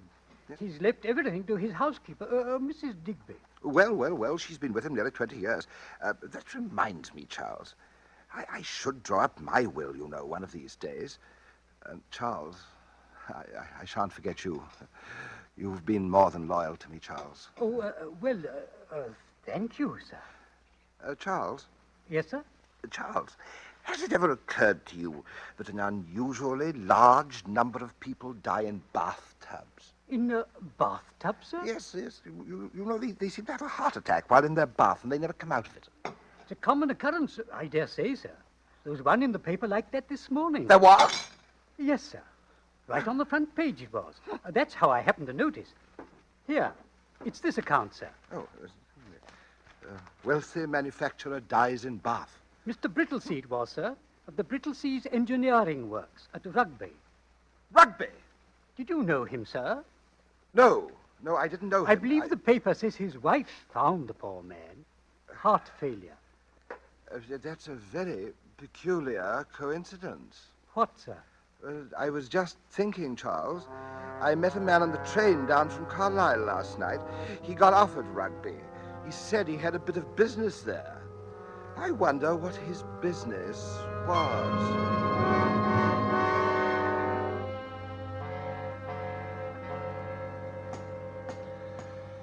Oh, Charles, there's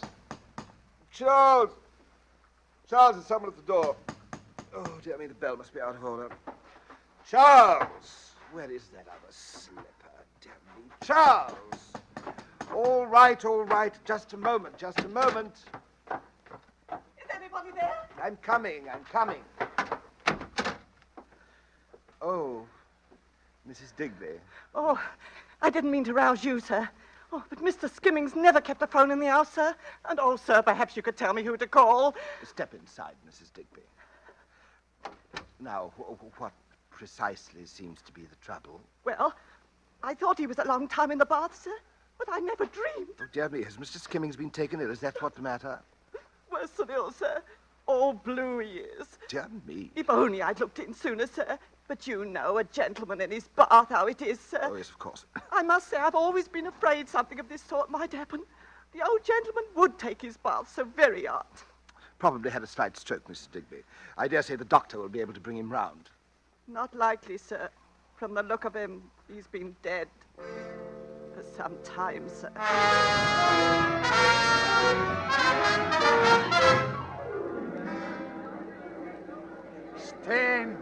Stand back. Relatives won't be admitted until the coroner's completed examination of the body.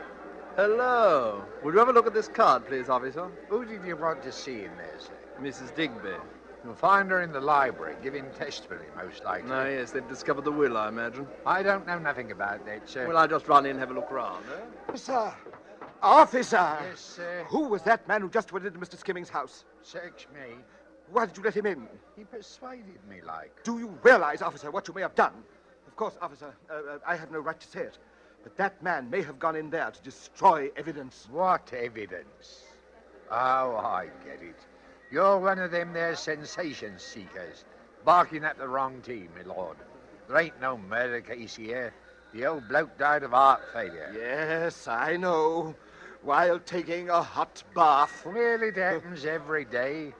5 or 6 cases right round this neighborhood in the past month alone. I've been keeping track of them, officer. Did you know that in every single one of these cases, the persons who died left quite a lot of money? I wouldn't be surprised, sir. This is a wealthy neighborhood. All right, then that's my number, Mrs. Digby. Keep me informed of any unusual developments, eh? I will that, sir. There he is, officer. There he is. That's the man, all right. What man's that, sir? Well, hello. We meet again. Yes. I rather imagined we would. Did you know the old gentleman, Mr. Skimmings? Only to speak to on the street. Oh, then you live near here, eh? Oh, yes. 4th house down. I'm just going back. Mind if I walk along? Oh, no, of course not. Odd our meeting again like this, isn't it? Most peculiar. Do you live in these parts, too?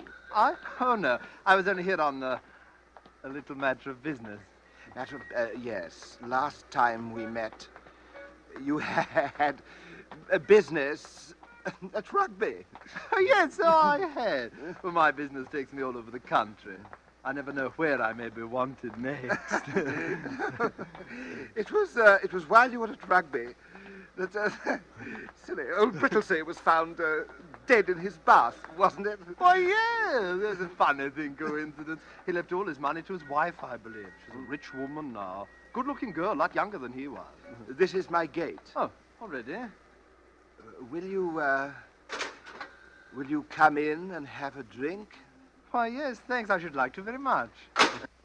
I trust your wife won't object to this intrusion. I have no wife. Oh, bachelor's quarters.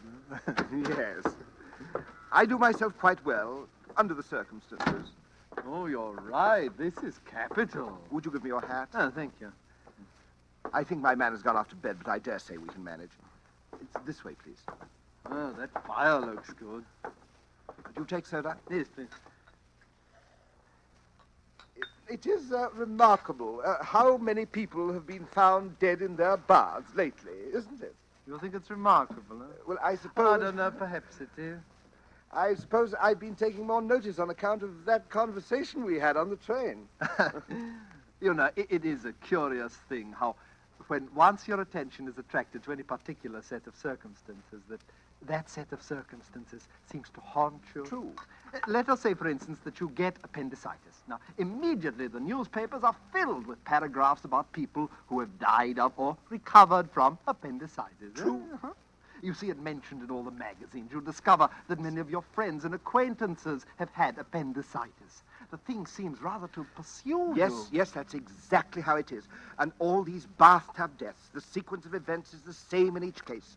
The hot bath, the discovery of the body, the inquest, and the medical opinion, always the same, death due to heart failure following immersion in hot water. Yes.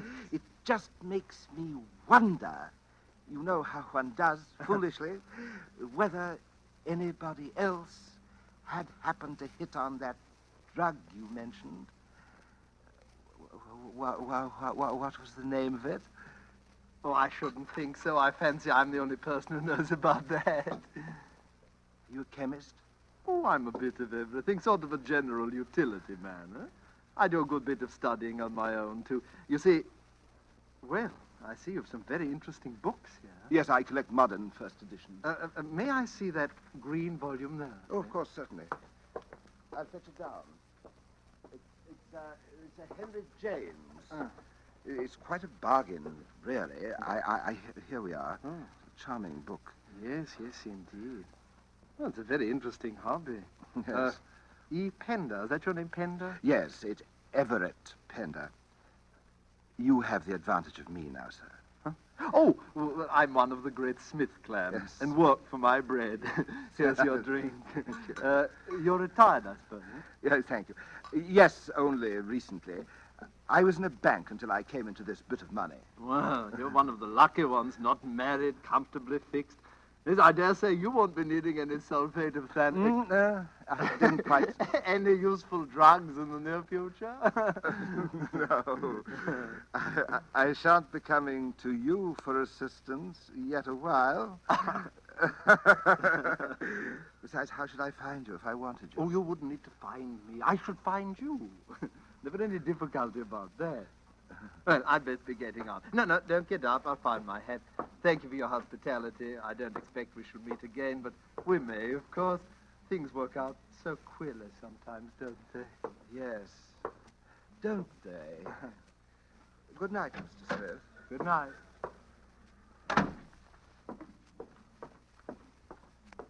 I beg pardon, sir. Oh, hello, Charles. I thought you'd gone to bed. I heard voices and thought you might be wanting something. Oh, it was just an acquaintance, Charles. Stopped in for a drink. He's gone. Shall I take the glasses? Yes, thank you, Charles. Do you wish to finish yours, sir? Mr. Pender. What? Your drink, sir. Do you wish to finish Oh, it? yes, of course. I thought I had. There you are. I'll draw your bath when you're ready for it, sir. Oh, there's no hurry. Tell me, Charles, did you ever notice a tall, dark chap with very thick spectacles and curly hair calling on Mrs. Digby? Why, yes. Come to think of it, I have, sir. But then he always seems to be about whenever there's a death in the neighborhood. Lately, that is. Did you ever talk with him, Charles? Why, why not to mention it, sir? You did talk to him, Charles.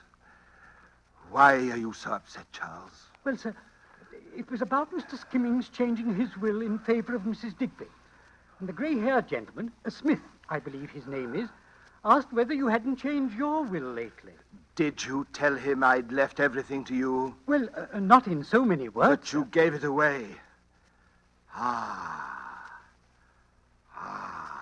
So that's his game. Oh! Good Lord in heaven, what is it, sir? That drink. He poured it while I was getting a book down from the case. What is it, sir? Charles, under no circumstances am I to have a hot bath for at least 2 weeks. Do you understand, Charles? No hot baths.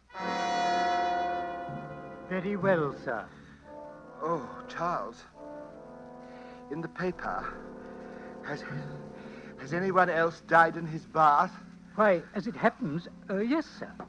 Here it is, sir. The inquest will be held tomorrow at 3. The inquest. Yes, the inquest, Charles. I know what my duty is. I shall be at the inquest tomorrow.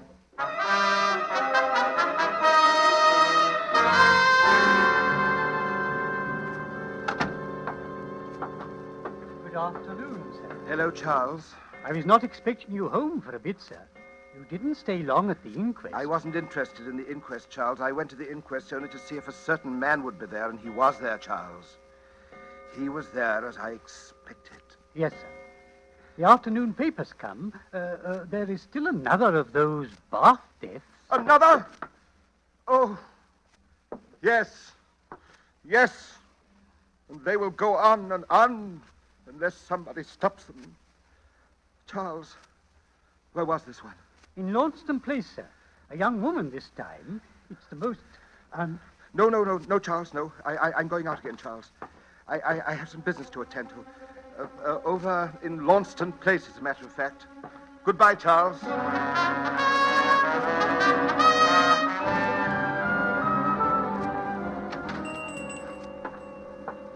sir. And what can I do for you, sir? Do you have one of those old-fashioned sandbags? Sandbags, sir? The kind one uses to keep drafts from coming in under a door? Oh, yes. Matter of fact, I think we may have one left. Oh, yes, here we are, sir. Not much demand for these nowadays. No, I suppose not. Careful if you use it on a stair landing, sir. One of these fell and hit a woman on the head, case I know of, knocked her out cold. You don't say. Really? But I'll be very careful. Yes, very careful.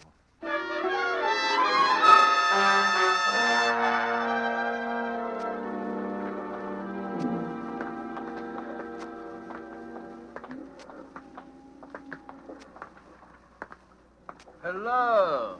Bobby, have you got light there? Right, sir. Here you are. Well, thank you.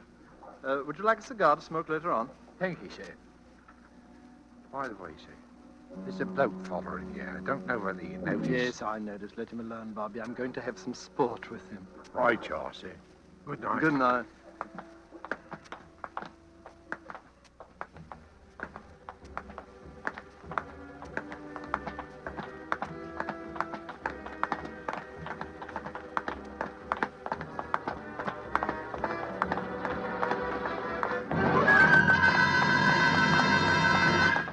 Hello, Panda. Come on out from behind that post. I know you're following me.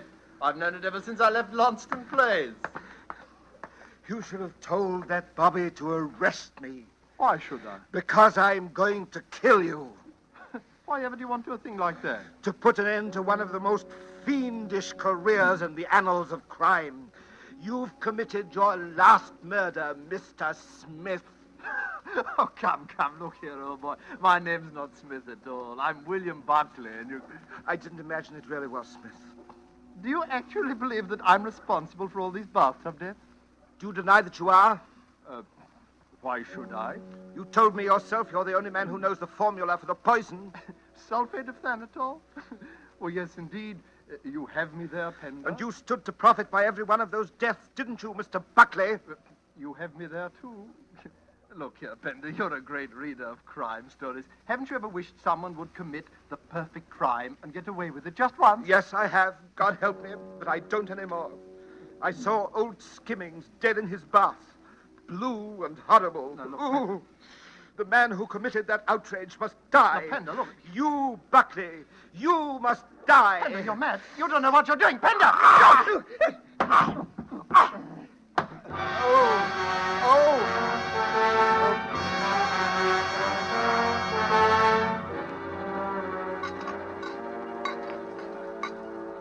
Well, Mr. Pender, what will you have, sir? Double brandy, if you please, miss. More than off a cold, eh? Yes, that's... You don't look at all well, if I may say so, sir. Ought to be home in bed, you, eh? I dare say, yes. Just coin for the phone, Gibbons. Right away, sir. Say what's up, Tom. Promise not to beat me to the phone, and I'll tell you. Oh, if it's interesting like murder, my paper wouldn't print it anyway. What is it? Bill Buckley, of all people. No. Gone to an inquest. Some woman died in her bath. Really? Buckley must have been on his way to interview the husband at his laboratory. It was a rough district close to the river. Somebody crept up on him and gave him such a blow it broke his neck. Don't say. Police say it must have been a sandbag. Who did it? Do they know? The vaguest notion got clean away in the fog. Oh, that's too bad. Bill Buckley was a great crime reporter. And he was a decent sort, too. I worked with him for a time. Great sport, no end of a leg puller. I know. Did you ever hear about that sulfate of thanatol stunt he used to work? No, what was that? Well, he'd look at you sober as a judge, he would, and then tell you about this sulfate of thanatol. Sulfate Which, mixed with a few other things, he said would cause death if you swallowed it and then took a hard bath. Oh. Nobody believed him, did they? Oh, no. Oh, yes. He used to work off that wheeze on poor boobs and right-away carriages to see how they take it. Really? Would you believe it? One chap actually Oh, accused Mr. Pender! What's happening? Hello? Why, that bloke has fainted.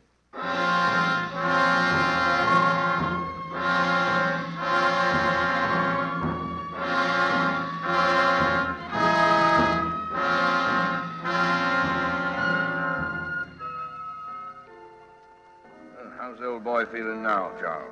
Much better, sir. He caught a bit of a chill out in the fog, I think. I put him to soak in a hot bath. That ought to do the trick. Well, if there's nothing more we can do. Mr. Pender wants me to thank you for bringing him home, gentlemen. No, there's nothing, really. No, good night. Good night, gentlemen.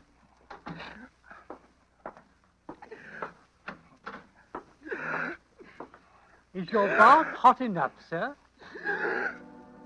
Mr. Pender. Mr. Pender. I found out the name of that drug, Charles. Sulfate of... It was sulfate of... Damnitol. Oh, sir. Mr. Pender. Mr. Pender. You're... He's... dead.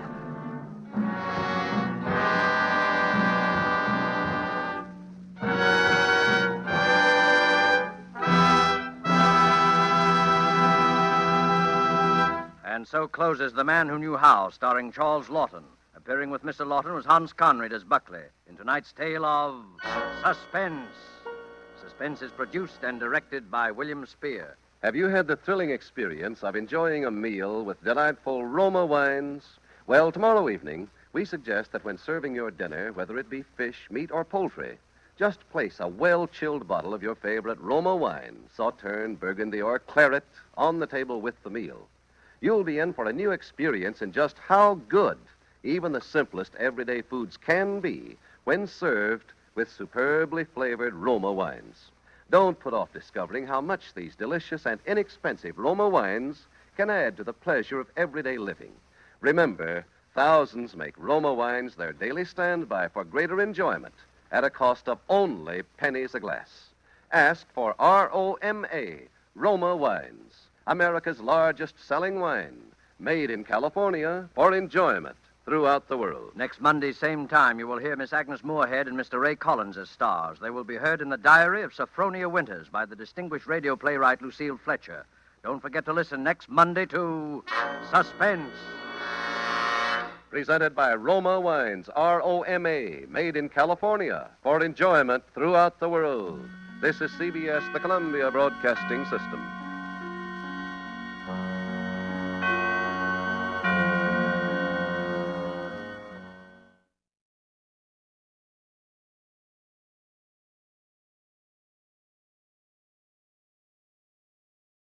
Now, Roma Wines present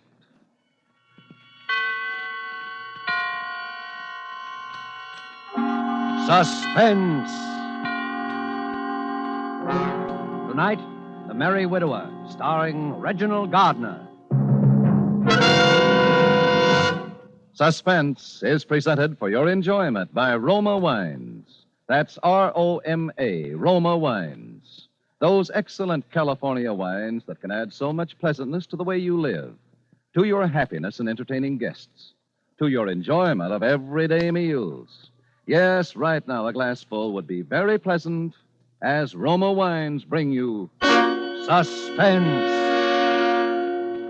This is the Man in Black, here for the Roma Wine Company of Fresno, California, who tonight from Hollywood brings you as star Mr. Reginald Gardner and a suspense play in grim three-quarter time. And so, with The Merry Widower and with the performance of Mr. Gardner, we again hope to keep you in suspense.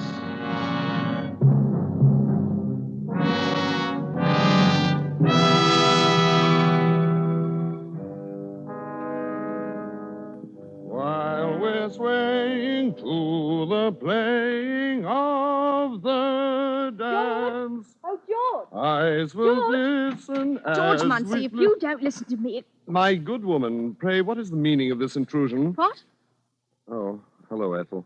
I say, who do you think you're calling my good woman? For a moment, I didn't know who it was, that's all. You didn't know who it was? Well, who did you think it was? The servant? Please, Ethel. Not that it wouldn't be nice if we did have a servant. We shall, my dear.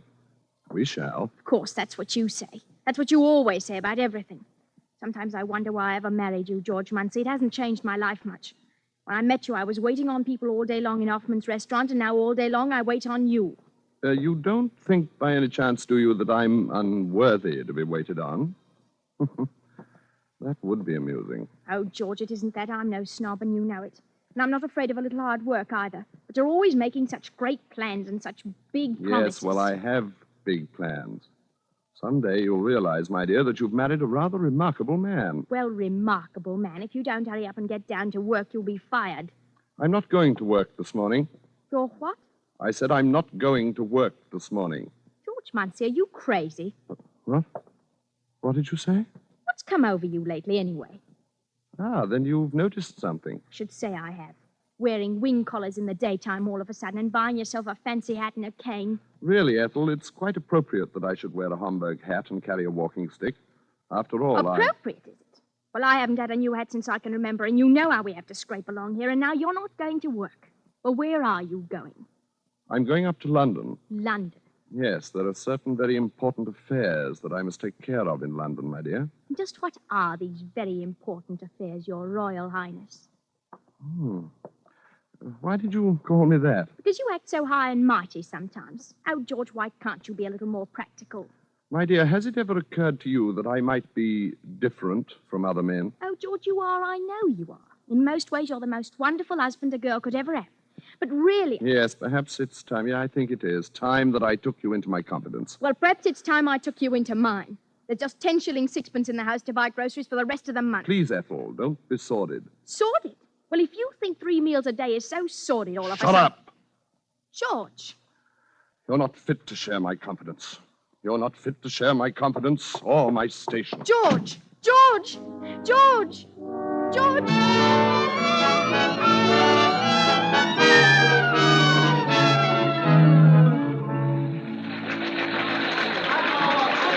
Encore! Encore!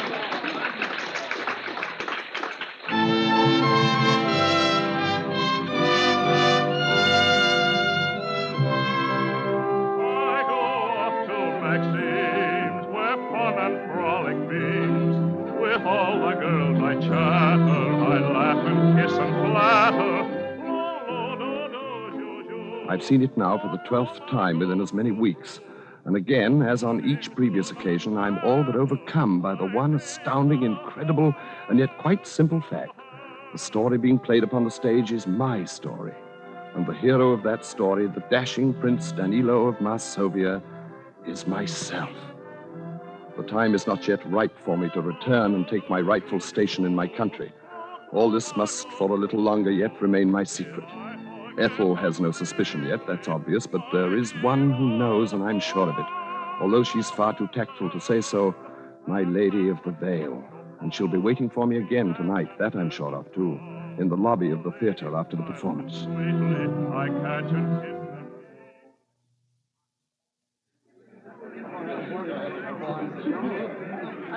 Ah, fair lady. It's you again. My, this is a coincidence. No, I'd set my heart on meeting you again. May I walk a little way with you, fair lady? If you like. Shall we go through the park? If you like. So we meet again. You must be almost as fond of the play as I am. Fond of it?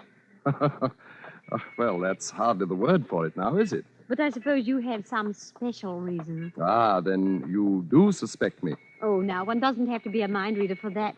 Every young man in town is halfway in love with the merry widow as it is. Not every young man, fair lady. Remember, the prince himself does not return her love until the very last. Well, that's so. That's as it must be, fair lady. If you don't stop calling me fair lady, I shall have to start calling you Prince Charming. Shall we sit here? You know something. What? You've never told me your name. Haven't I? No. What is your name? My name? Why, as a matter of fact, it's Prince. Prince? And what's your first name? My first name? Yes. Daniel. Daniel Prince. Well, that's rather like the name in the play. Daniel Prince, Prince Danilo. It is rather like, isn't it? Yes, it is. Well, don't you want to know my name? Oh, I know it. It's Sonia. No, it's Hilda. Hilda Calamere. Oh. Well, I must say you're not very curious. Don't you want to know anything more about me? Whether I'm married or... Why, you're a widow. Why, so I am. However did you know? Lift your veil, fair lady, and let me see your face. Well, since my bereavement, I may seem a little older than you. Even a few years older. It's not one's age that matters, but who one is. Oh, that is so true. Daniel, are you married? Married? No. Well, I don't see why you act so skittish about it. But I suppose you're like all the rest. You've a guilty conscience. No, I have not. Some liaison with a pretty barmaid, like the prince in the play. That's it, isn't it, Mr. Prince? Yes, there is a little liaison, yes. And now you're tired of her, and you're wondering how to break it off. Is that it? Yes. My poor Prince Charming. Miss Calamere, if you could help me, No, Daniel. That's something you must do for yourself. But I can tell you this. It's best to be strong about it. Break it straight off, open and above board, like a true gentleman. Isn't it now? Yes. Yes, of course. And things like that are always so unsatisfactory for a young man of your station in life, aren't they? My station. Yes. Well, what's that? Why, 12 o'clock, I expect. I'll have to hurry. Daniel! Wait! Where are you going? Home.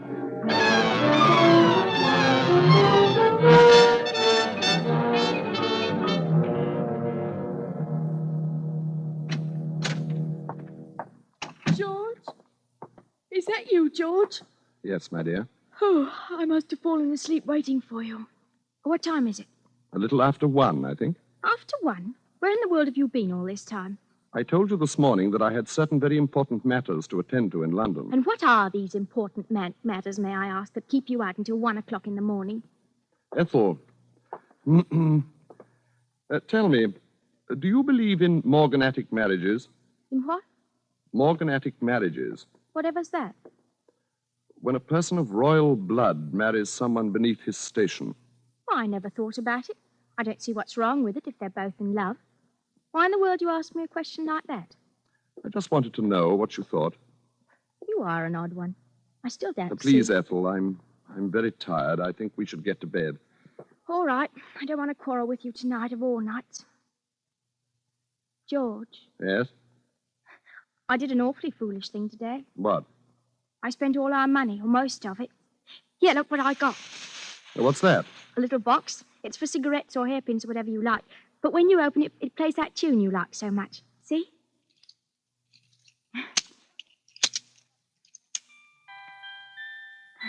Well, that was very thoughtful of you, Ethel. It's really quite appropriate. Here now, I didn't get it for you. Look what else I got. Well, what are those? Why, you can see what they are, a sand bucket and a sailboat. Well, why did you get them? Oh, I know it's silly and all, but... George, if we were to have a baby... A baby? Yes, mind you, I didn't say we will. It's impossible. Why, it's not impossible either. I tell you it is. It's not the way the thing should happen at all. The way what should It's happen? all wrong. It's not fitting to my station. It can't happen. Oh, it can't? Well, if I want to have a baby, it's little enough I get out of Ethel! life. George, I thought you'd be happy if you thought that... Of course, my dear, of course. Yes, the idea just came as something of a surprise, that's all. Then you mean Well, that let's you... talk about it in the morning, my dear. I think now I shall take a bath. A bath at this time of night? Good for the nerves, you know. Relaxing. Well, do hurry then. Shan't be long. George! I can't hear you. Oh, it's no great matter. What is it? Why don't you come in here and talk to me? Well, all right. George, don't you think the baby would like this music box? It is rather sweet. Oh, I thought you were going to take a bath. I've changed my mind. George, what are you doing? Look out! I'm falling!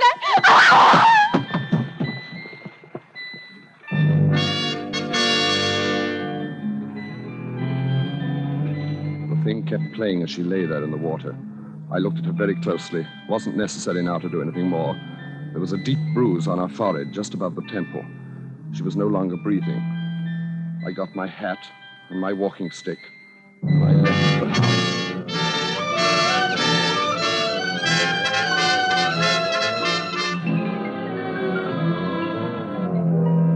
Tonight for Suspense, Roma Wines are bringing you The Merry Widower by Robert L. Richards, based on Roy Vickers' short story, The Rubber Trumpet. Reginald Gardner is the star of tonight's study in Suspense.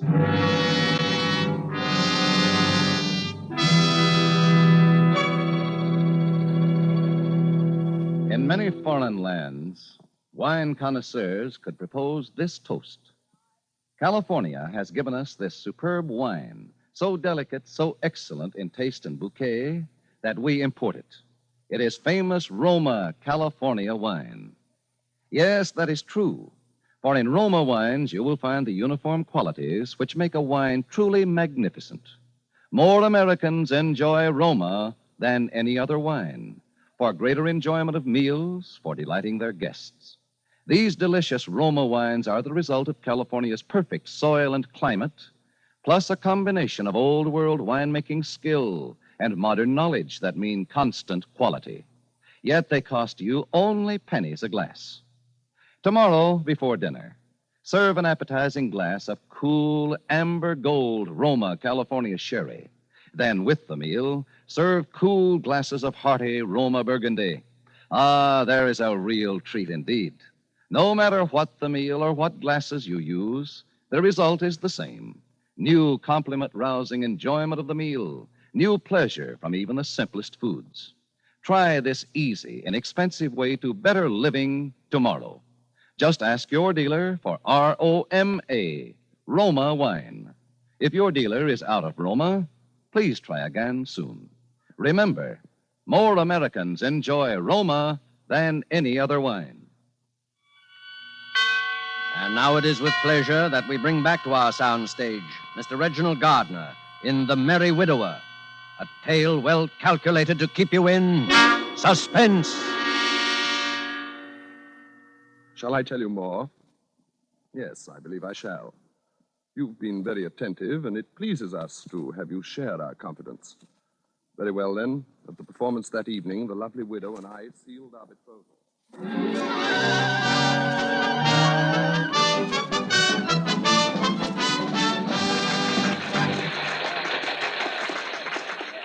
Miss Calamere. Why, it's my Prince Charming. Oh, Miss Calamere, may we have our walk again, please? Why, of course. Really, I hardly expected to see you at all this evening. You know, you were rather a naughty boy to leave me so suddenly last night without a word or anything. Yes, I suppose I was, but, You were going home, you said. yes, to my lodgings. Oh, of course. Tell me, did you enjoy the performance tonight? I didn't see it. I don't want ever to see it or hear it again. Oh. Daniel, do you have something to tell me? Yes, Is it about her? yes, Did you do as I told you? yes. It's finished. My poor, dear boy. And that's why you don't want to hear the music anymore. Because it reminds you of things you'd rather forget. Yes. That was very good of you, Daniel. And very brave.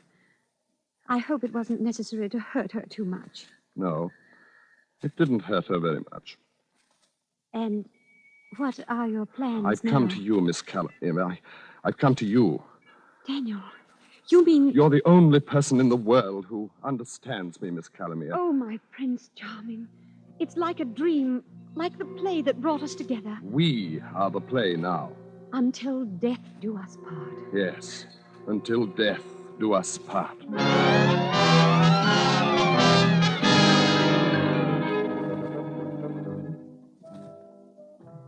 It has come off precisely as it should have. I've married the lovely widow, and we shall live happily ever after. She has a fine home and her own income, and it's very fine, and she's very good to me, and very tactful, too. She never refers to my true identity or to the impostor who continues nightly to play out my life upon the stage. At her suggestion, I've taken a position in a London chemist shop for my self-respect, she says, but of course she means the better to disguise my true name and station until the time comes. Now, each morning she walks down with me as I go to work. Now, Daniel, be sure and stop at the Hatter's on your way home and pick up your new Hamburg. I've ordered it especially for you. Yes, my dear. I'm sure it'll be very becoming. And, now let me see.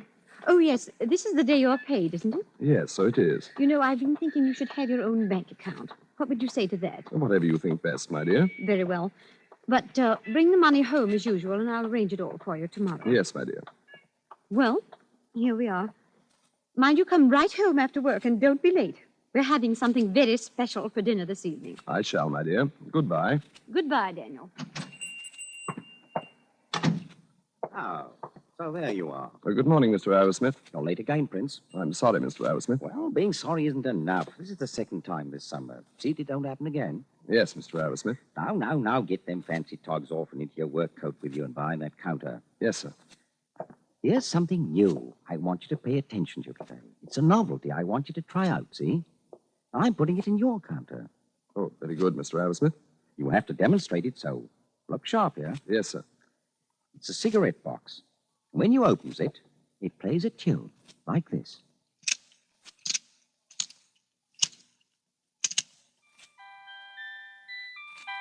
You see? Stop it. Stop it. Stop it, I say. What? I'm sorry, sir. But you see, I'm quite allergic to music. Oh, you are you? Well, mind you don't talk to me in that tone of voice, or you're liable to find that I'm allergic to keeping you on here. You understand? Yes, sir. And here's your pay. The 6pence dock for that glass you broke Saturday. Thank you, sir. And mind you give some attention to trying to sell that music box. Allergic or not allergic? Yes, sir. Oh, hello, Prince. What's all the row with the old man? Oh, nothing at all. Just a minor difference of opinion and a matter of policy, that's all. Matter of policy, eh? Oh, here, what's this? Don't touch it. What's wrong? Has it got a snake in it or what? It's a very delicate piece of mechanism. Well, let's see. Oh, I say. Give it to me. Well, you are edgy. Why, you look as though you'd seen a ghost. A ghost? At the lunch hour, I took the wretched thing out to the back of the store. I smashed it to bits and threw it into the rubbish bin. It had been priced at 7 6. And I rang it up on the cash register. I say, Prince. Yes, sir? Where's that music box? I sold it, sir. You did, eh? Well, that's jolly good. Nice to have you show a bit of initiative for a change. Thank you, sir. Here you are. Here's another one. What? Salesman talked me into buying 3 dozen of them. Thought for a while I'd be stuck with them, but I guess that's going to be you that's stuck with them. Eh, Prince? That's it. Now it's you that's stuck with them. 3 dozen. Yes, sir. I'll get rid of them, I'm sure. Well, come on, Prince. Let's go have a spot of lunch together. No, I'm going home to lunch today. I must get something very important.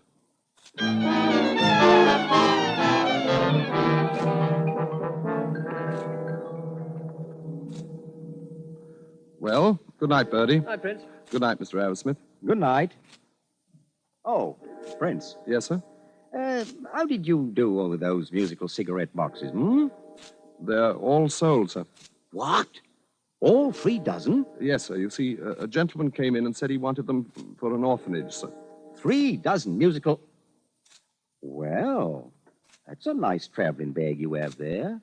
Genuine alligator. Pretty expensive, eh? Yes, sir, it is. It's my wife's. 3 dozen musical cigarette boxes for an orphanage. Why, the fellow must have been insane. Oh, no, he was quite sane, sir. As sane as you or me. Well, good night, Prince. Good night, sir.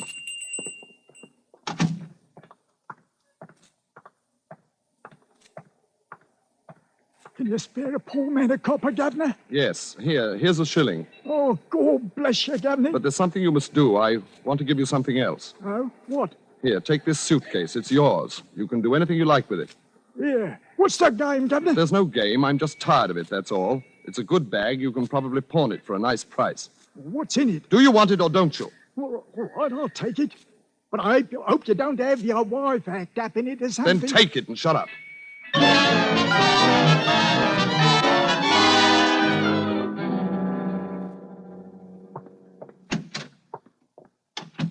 that you, Daniel? Yes, my dear. Well, it's about time. I've been looking for my alligator bag. Oh, yes, I was about to tell you, my dear. I borrowed it. Borrowed it? What for? Where is it? It was stolen. Stolen? Well, how? You see, I was riding on the underground, and some chap grabbed it and dashed out of the door with it before I could stop him. My beautiful bag. Oh, Daniel, how could you have been so careless? Well, it can't be helped now, my dear. I'll save up and buy you another one. Stolen.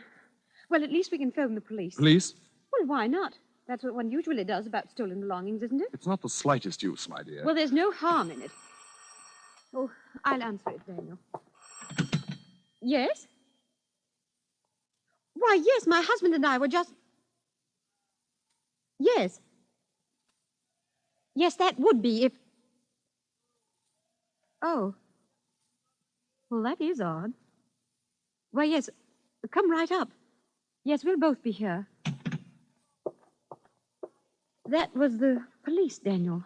They found my bag. No, they couldn't They have. saw a beggar carrying it. They thought it looked odd, such a nice bag, and they found my name on it inside. Oh. Daniel, it was full of music boxes. 36 of them. All right, then. They were down at the store. They got on my nerves. And Daniel, they all played the same piece of music. The tune from our play that you used to like so much. That's right. And you hadn't ever wanted to hear again. Hilda. Since... Well, Daniel. I'm very tired, Hilda. I'm going to take a bath. Daniel, I want to talk to you. Very well. You may talk to me while I run my bath.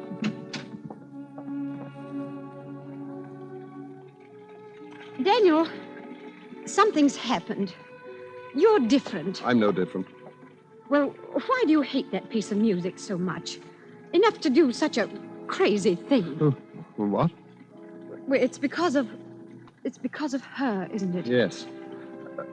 No. What did you do that night? You killed her. Oh, who are you? I am His Royal Highness, Prince Danilo of Masovia. Daniel? What I have done in the interest of my royal house and of my kingdom. And what I am about to do... Oh, that is the police. I'll go send them away. Daniel, open that door. Let me out! Daniel!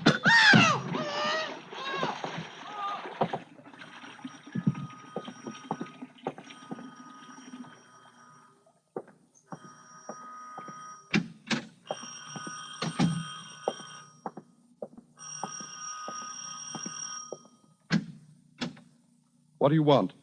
I'm Inspector Davis, Scotland Yard. That's him. How George. How George, why did you leave me? I'd fallen in the bathroom and cracked my head. And when I woke up, you were gone. You'd have fallen? We've been trying to find you for this lady for quite a while, Mr. Munsey. All we had to go on was your taste in music. George. And when this bag showed up with the music boxes in it... by the way, is this your other wife's bag? Oh, George, there was someone else. Ah, so you don't want to answer, eh? Well, you better call the other lady down here, Mr. Munsey. It looks as though you'd have to answer to a charge of bigamy, my lad. Bigamy. Bigamy. Bigamy!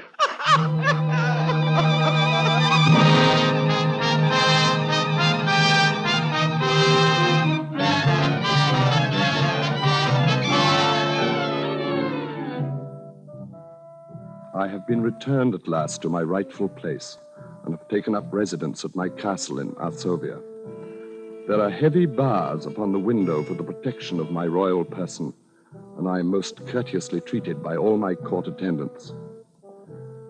Even now I hear the approach of my prime minister, whose quaint conceit it is to call himself my doctor.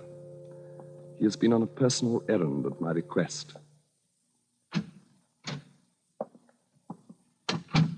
Did you get it? Did you bring us what we asked? Yes. I managed to find one. Here it is. Ah, yes, yes. That is it.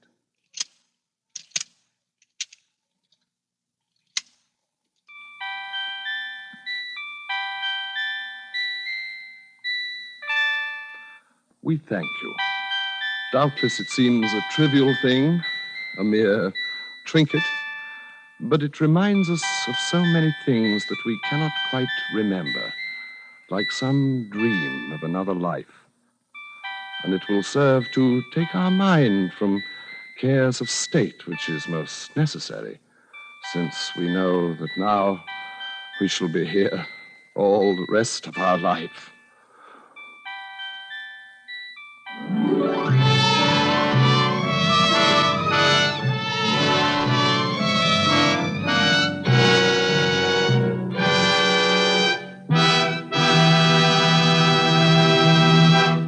And so closes The Merry Widower, starring Mr. Reginald Gardner. Tonight's study in Suspense.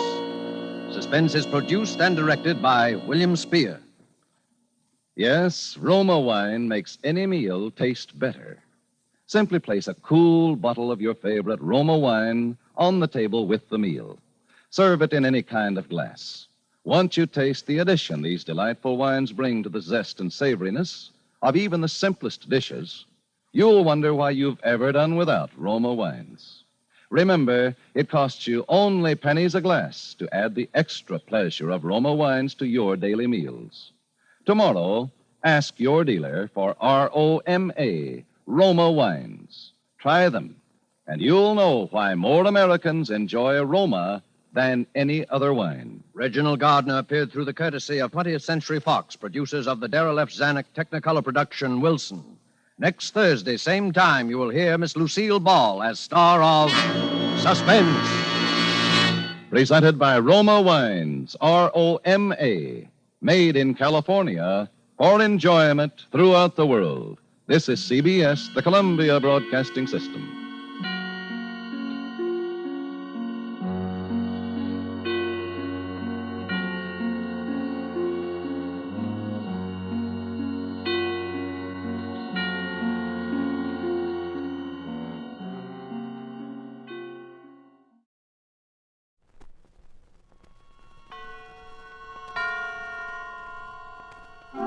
Suspense.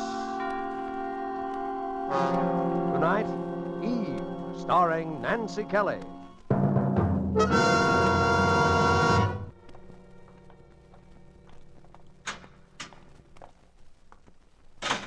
Right over there, Miss Jeremy, second booth. Thank you. You got 5 minutes. Hello, Angel. Oh, Frank.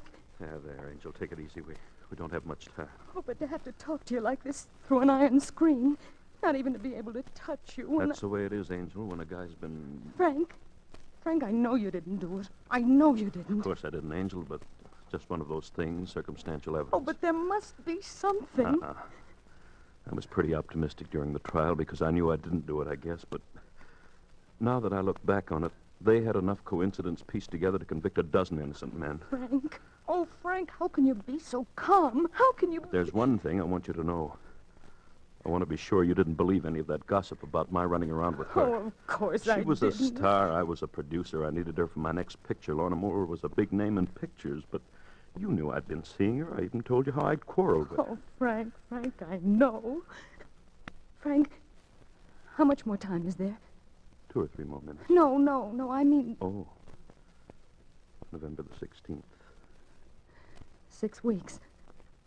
Yeah. Frank, I'm going to do something. What can you do, Angel? Don't you realize there's a murderer running around loose? Some man who's free and having fun and going out with girls. I'm going to find him. How could you find him? The police tried for weeks. They didn't try. All they wanted was to convict you. But it is nice to hear you say it, Angel, because... What? Because it makes me know you really did love me. Oh, Frank. You see, there are things you can face when you're like this you didn't dare talk about or even think about before. I always loved you, Eve, but you were so much younger and full of ambition. Oh, Frank, don't. I'm sorry, Angel. I wish I could have done things for you. There won't be much left for you now. You know how it is in this business. You spend it as fast as Frank, you make it. Stop. Please stop. Oh, I'm a heel. Forgive me, Angel. But it's wonderful to know how you do feel. Frank, I'm not going to let this thing happen. There must be something. There must be some clue somewhere. Well, don't you think the police... Something the police didn't know. Something you saw when you were up there and didn't tell them. I couldn't have very well told them anything about that when my whole defense was that I hadn't been up there. But there wasn't anything, nothing important. Oh, but there must have been something. Whoever was there before you, Whoever did it must have left some trace. Well, there was her address book. Her... Yeah, I stuck it in my pocket because, well, it was open at the letter J and my name was in it. It was a silly thing to do, but it's in the little secret drawer in my desk. Oh, Frank, why didn't you tell somebody sooner? What was the use? If I told him I'd been up there... Oh, yes. There was another little thing. I hadn't thought... Frank? A smell. Oh, what kind Cigar smoke. Your time's up, Miss Jeremy. Frank, I'll write. I'll write every day. All right, Miss Jeremy. Goodbye. So long, Angel.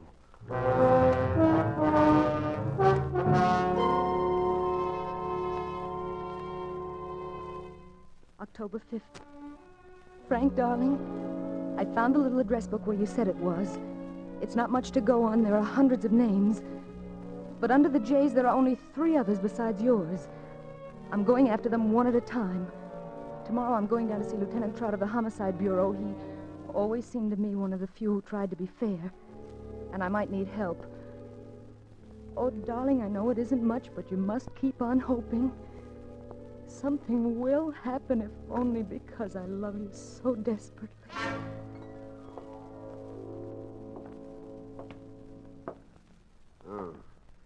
What's your angle, Mrs. Jeremy? My angle? Yeah, why are you doing all this? But he's my husband. I love him. Oh, look, Mrs. Jeremy, the cops around this town aren't exactly dummies, you know. We know what you were like before you married All him. right, Dick Tracy. A person can change, can't they? Sure they can. A cop just hates to have anyone think they can make a sucker out of him. You know how it is. Well, you can skip the apologies if that's where they're supposed to be. Sure. What do you want me to do? Well, what kind of evidence would I have to have? How specific would it have? What, to upset a first-degree murder rap? Well, something in writing. That's not so easy. Have you got a suspect in mind? Some particular person? No, not yet. But you might have. Well, there's one other thing. It's an old trick, but it's still good. What's that? Did you ever see one of these things? No, I don't think so. Here, talk into this little gadget here. Well, what'll I say? Oh, anything. Just talk. Lieutenant Trout is one of the most chivalrous gentlemen I've ever met. You're quite a realist, aren't you?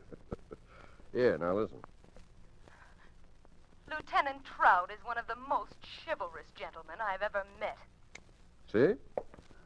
A dictaphone. Yeah. Think it might come in handy?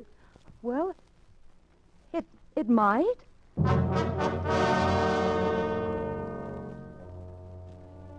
October 7th. Darling, Trout has installed a dictaphone in my new apartment. It's only a room, really. And of course, I've changed my name to Evelyn Jarvis, and my appearance. I don't think that even you, my darling, would recognize me now. The phone numbers are a dead end so far. The first was a dressmaker, and the next a man who's definitely been in the South Pacific for over a year. But there's one more, a Jerry Jordan. I'm going to call him this afternoon. Oh, my darling, I miss you. I miss you so terribly.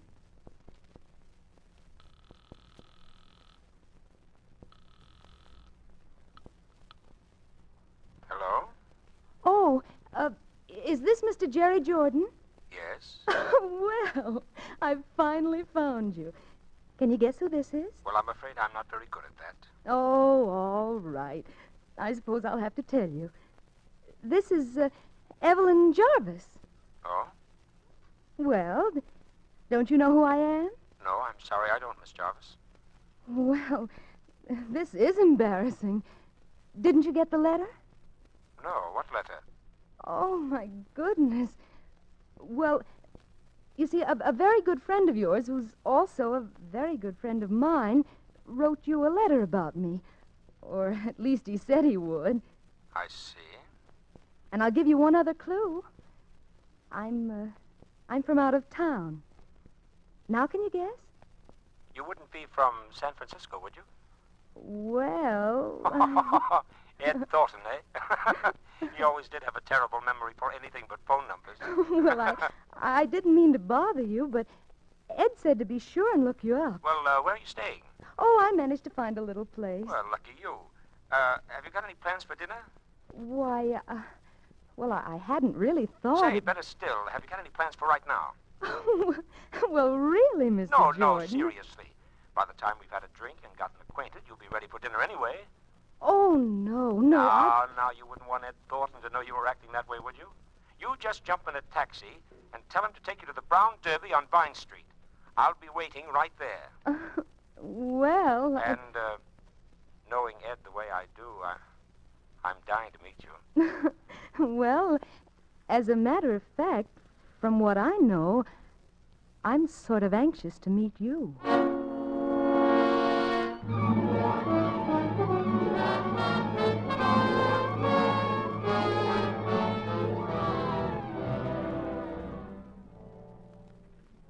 Darling, just a quick P.S. I'm going to meet him now at the Brown Derby. Mr. Jerry Jordan. And I have a hunch he's it. I don't know why. I'll remember what you said about cigar smoke. And yet, although I've got a hunch, it makes me feel a little shaky to be going there. He's got such a nice voice to be a murderer. No.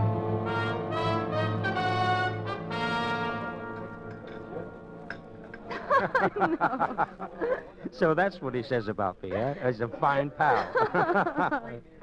I'll say one thing for Ed. He may be an awful liar, but he sure has swell taste. Well, which proves he's no liar. But tell me, Jerry, is this the Brown Derby? I mean the one you hear about? This is it.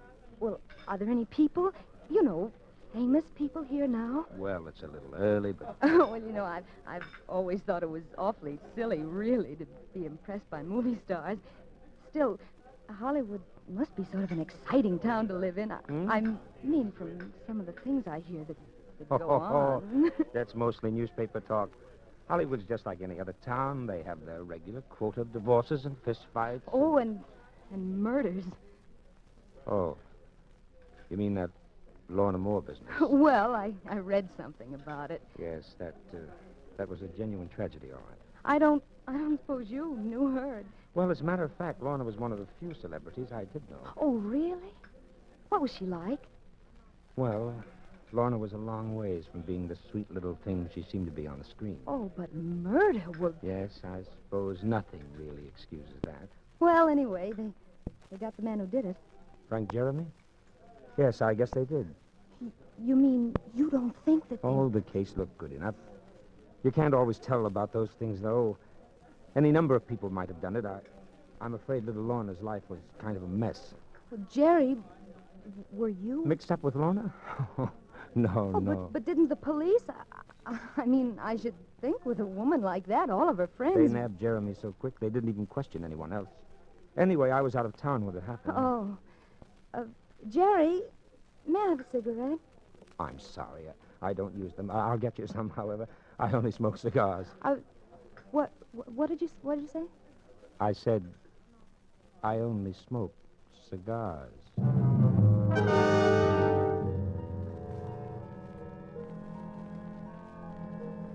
Darling, don't you see? His name in her book, and he admits he knew her, and the cigars. I'm positive. Now, if I can win his confidence, get him up to my apartment near that dictaphone. Oh, I know I can do it. We've still got 4 weeks, darling, and I'll have to be awfully careful. He's clever and he's intelligent. Imagine a man who can carry a thing like that on his conscience and still be so terribly nice and courteous and thoughtful. But I'm going to win for you, darling.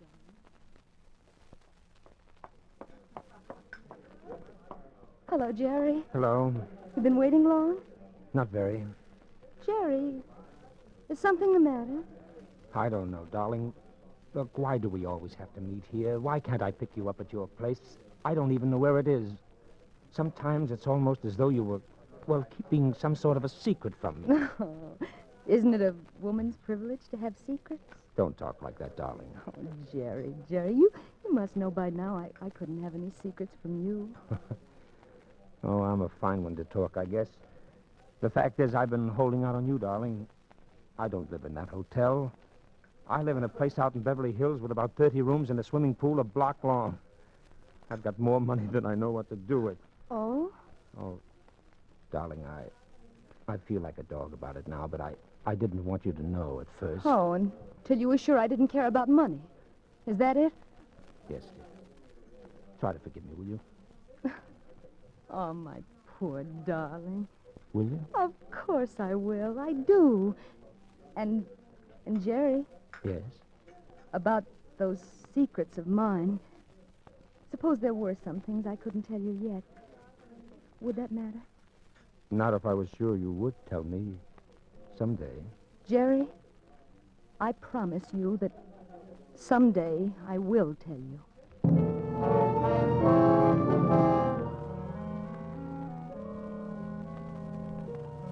Frank, darling, I know the delay must be torture to you, but you must understand how careful I've got to be. I've got to have the positive, living truth on that dictaphone.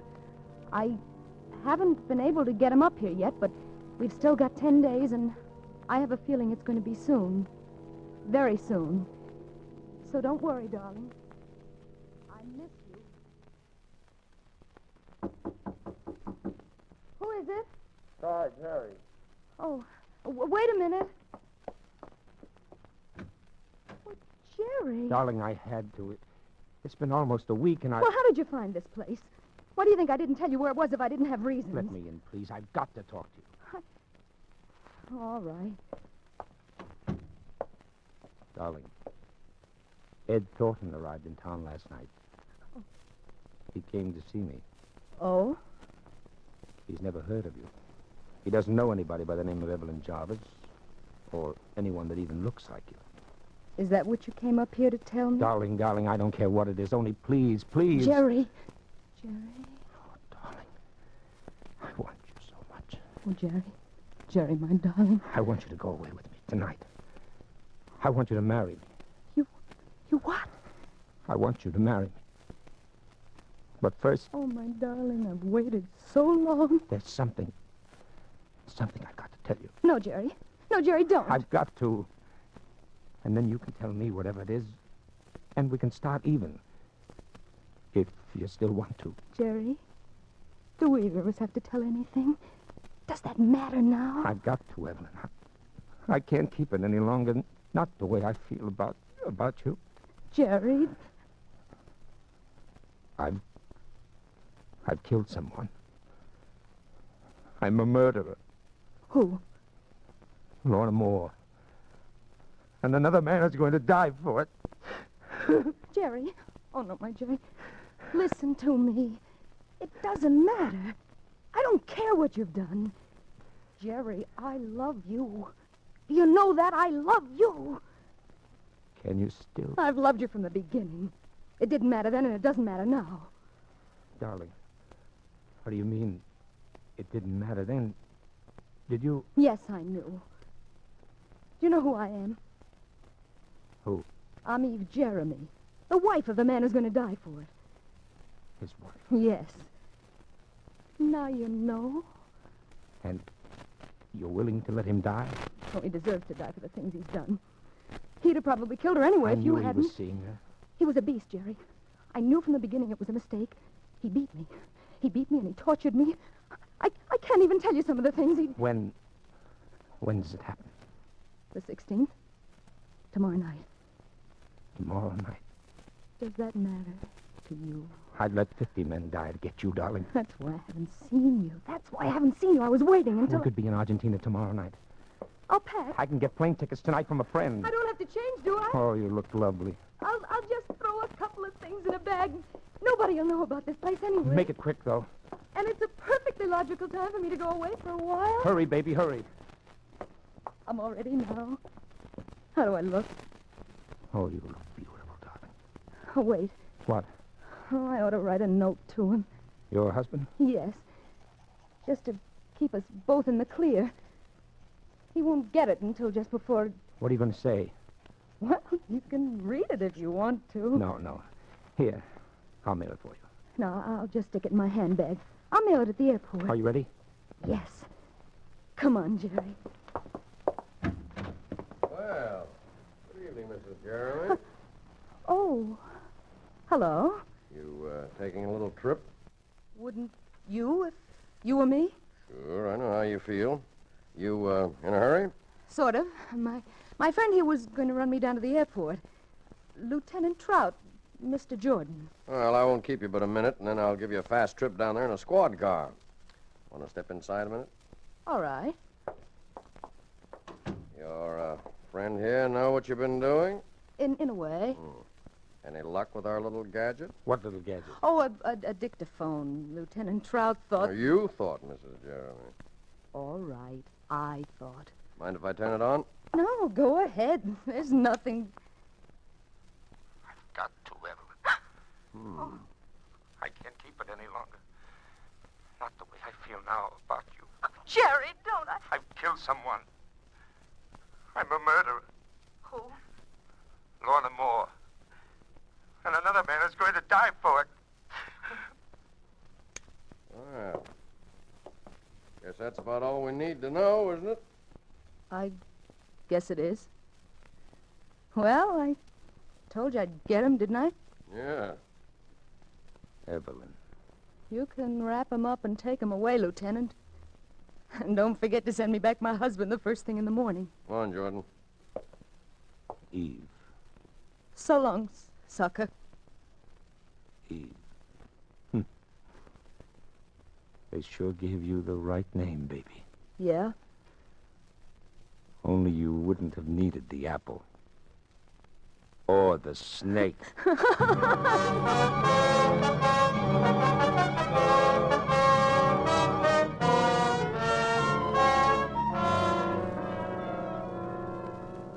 Frank, darling.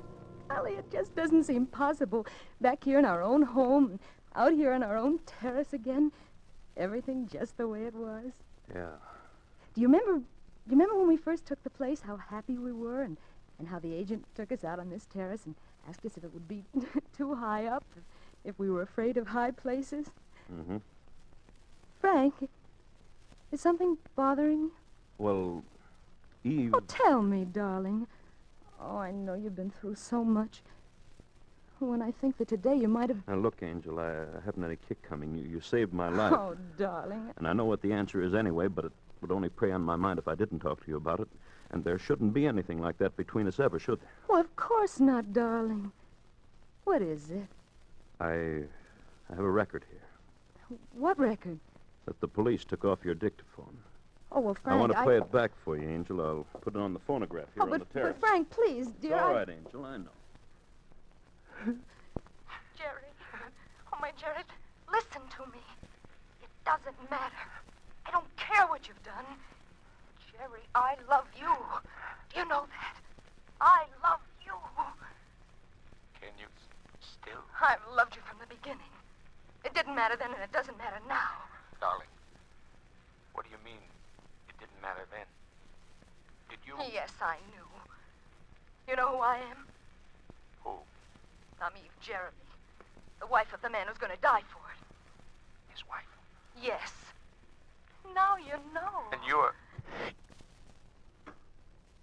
Is that all? That was the end of the record. That was all that was recorded. Oh, It's all Frank. right, Angel. It's all right. I know. Oh, Frank, don't you see I had to play it that way? Don't you see I had to make him think that's so I could save you? Sure, I know, Angel. I just wanted to hear you say it, I guess. Please, Angel, I understand. Do you really? Why, of course I do. I'm a heel, Angel. Oh, darling. Listen, it's all over now. I'll tell you. Let's celebrate. All right, let's. I'll go down and get us some wine, champagne or something. Oh, that'd be wonderful. I'll go now, only, What, darling? well, just getting out of the clink, I don't have any money. Do you? Oh, of course, darling. Right there in my handbag. Where? Oh. Oh, sure. Sure, you've got plenty. Say, here's a letter. A letter? Yeah, and it's addressed to me. A letter? A letter? Oh, Frank. Well, you must Frank, have don't. forgotten to... Frank. No, Frank. No, Frank, no. No, Frank, I didn't. I can explain just how, Frank. Please, Frank. Angel!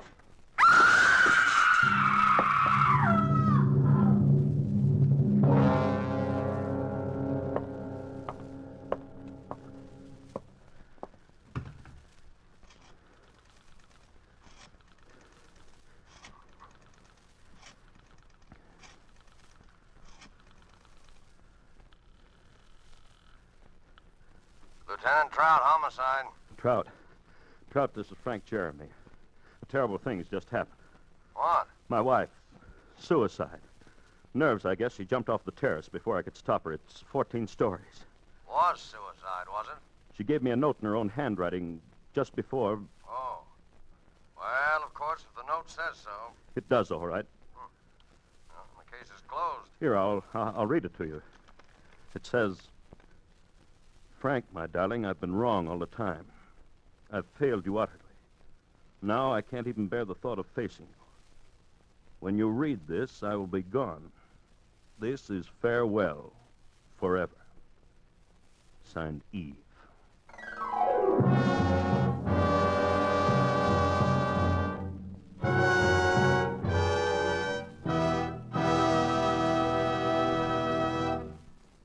And so closes Eve, starring Nancy Kelly. Tonight's study in Suspense. Suspense is produced and directed by William Spear. And now, further to intrigue you, we of Suspense present a special preview of our next exciting tale. And here it is, a tantalizing glimpse of our next adventure in Suspense. Warden Graves. Yes, Miss Rhodes. Sit down, won't you? Thank you. I hate to disturb you like this, but I've traveled clear across the country. They wouldn't give me the information over the phone. I know. You know what this visit is all about, Warden. To some extent, yes. You think one of our prisoners, Tom Nixon, has escaped. He has escaped. I'm as sure of it as I'm sure of sitting here now. I saw him at large in New York City 2 days ago. You knew Tom Nixon well, Miss Rhodes? Knew him? He was my mother's murderer. My mother was Mrs. George Rhodes of Huntington, Long Island. She ran a boarding house there. He killed her on September 18th, 1933. We have all the records of the crime, Miss Rhodes. Tom was Mother's chief boarder for 10 years. Know him? Why, I sat opposite him at dinner table from the time I was a girl of 15. I knew him as well as I knew Mother. I'd know him anyway. I see. And now he's at large. He's free. Somehow or other, he's escaped this place. Maybe you're not aware of it.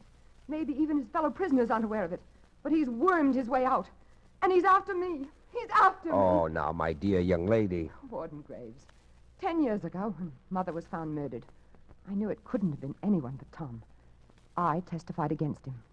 I was the chief, practically the only witness at the trial. And when they sentenced him here for life, he swore to kill me. He swore in the open court to get even with me.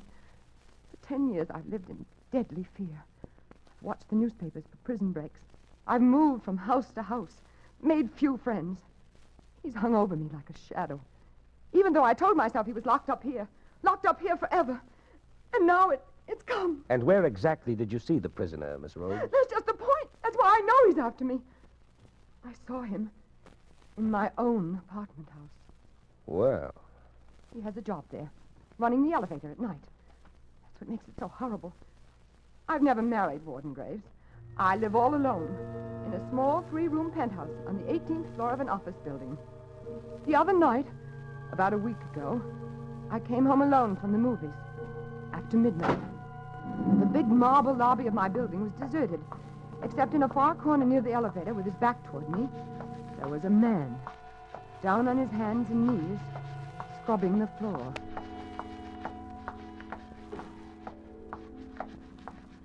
Good evening. Evening.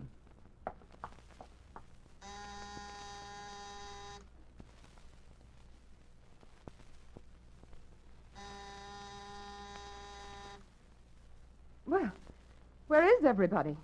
Isn't the elevator working tonight? You want to go up in the elevator, Mum? Certainly. I'll be right with you. Okay, Mum. What floor? I was in the elevator, and he had started to ascend before I really saw him. It was Tom.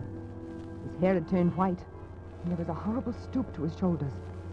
But everything about him, the crook of his head, his high, thin, bony nose, the hollow cheekbones, were all the same. And then he turned and stared at me. I could see those deadly, pale, cold eyes, those heavy eyebrows, still black, that familiar, quiet, sarcastic mouth. What floor, Mum? My floor. Yes, the penthouse, please. Penthouse? Where's that, on the roof? Yes, on the roof, please. 18th floor. Okay. Warden Graves. It was like being in a cage with a wild beast. He kept watching me, peering at me furtively as the elevator moved with agonizing slowness up and up past the floors. I shrunk back, averting my face. The light in the car was dim. My only hope was that he did not recognize me. Here's your floor, miss. Thank you. Good night. Good night. Good night. You can go back down. I don't need anything, thank you. What's the matter? Forgotten your door key? No, it's right in my bag. I'll find it in a minute. You want me to let you in? Let me in? No, good Lord. I got pass keys to all the doors. It's no trouble. No, thanks, but No, I have it right here. Good night.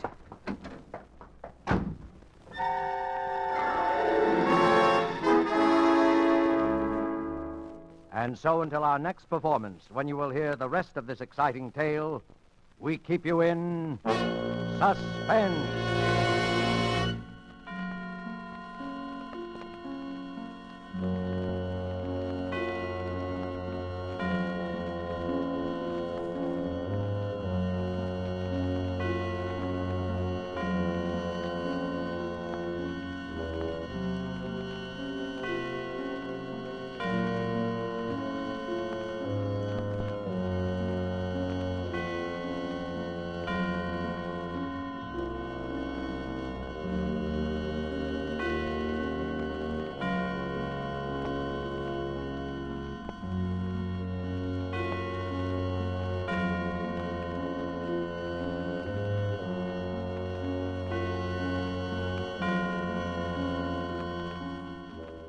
This is the Armed Forces Radio Service.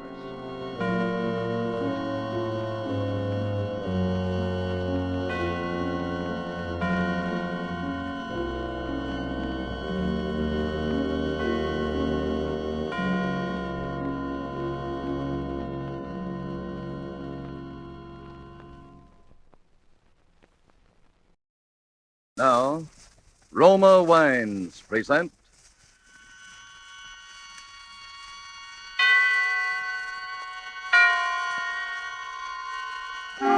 Suspense. Tonight, The Night Man, starring Virginia Bruce and Richard Wolff.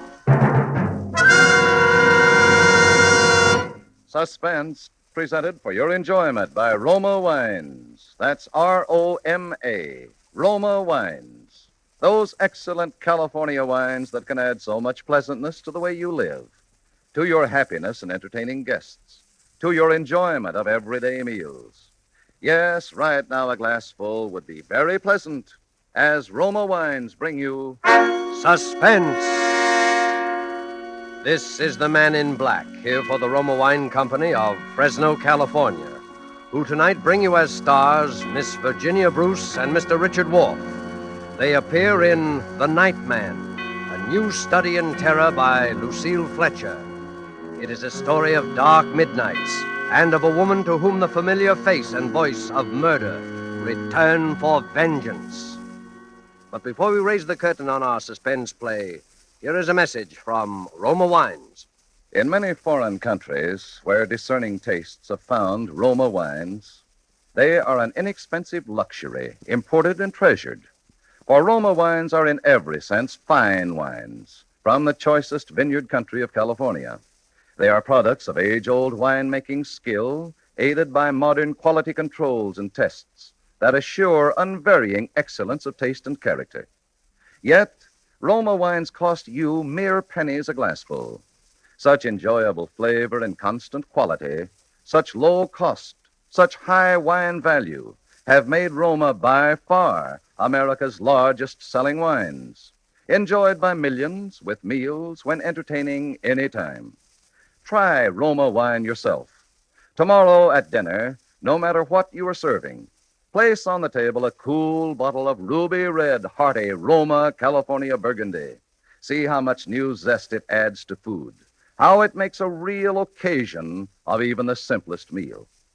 To enjoy this extra mealtime pleasure, just ask your dealer for R-O-M-A, Roma wine. Made in California for enjoyment throughout the world. And now with the performances of Virginia Bruce as Stella Rhodes and of Richard Wolff as the Nightman, we again hope to keep you in suspense.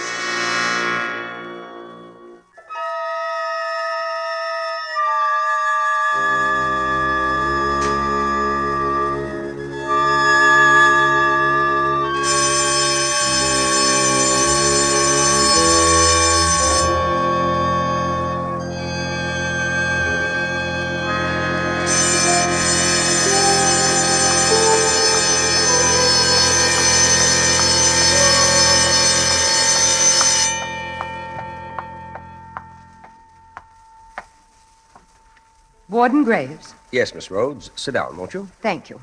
I hate to disturb you like this, but I've traveled clear across the country. They wouldn't give me the information over the phone. I know. You know what this visit is all about, Warden. To some extent, yes. You think one of our prisoners, Tom Nixon, has escaped. He has escaped. I'm as sure of it as I'm sure of sitting here now. I saw him at Lodge in New York City 2 days ago. You knew Tom Nixon well, Miss Rhodes? Knew him? Well, he was my mother's murderer. My mother was Mrs. George Rhodes of Huntington, Long Island. She ran a boarding house there. He killed her on September 18th, 1933. We have all the records of the crime, Miss Rhodes. Tom was Mother's chief boarder for 10 years. Know him? Why, I sat opposite him at dinner table from the time I was a girl of 15. I knew him as well as I knew Mother. I'd know him anyway. I see. And now he's at Lodge. He's free. He's escaped this place. Maybe you're not aware of it. Maybe even his fellow prisoners aren't aware of it. But he's wormed his way out.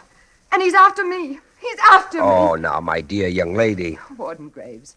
10 years ago, when Mother was found murdered, I knew it couldn't have been anyone but Tom. I testified against him. I was practically the only witness at the trial. And when they sentenced him here for life, he swore to kill me.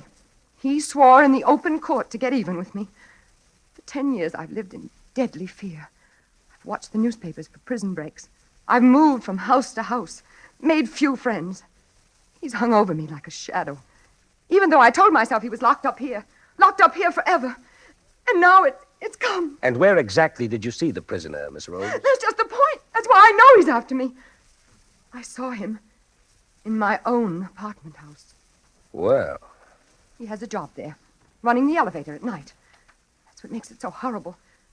I've never married, Warden Graves. I live all alone in a small 3-room penthouse on the 18th floor of an office building. The other night, about a week ago, I came home alone from the movies, after midnight. The big marble lobby of my building was deserted, except in a far corner near the elevator, with his back toward me, there was a man, down on his hands and knees, scrubbing the floor.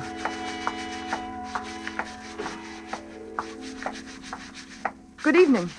Evening.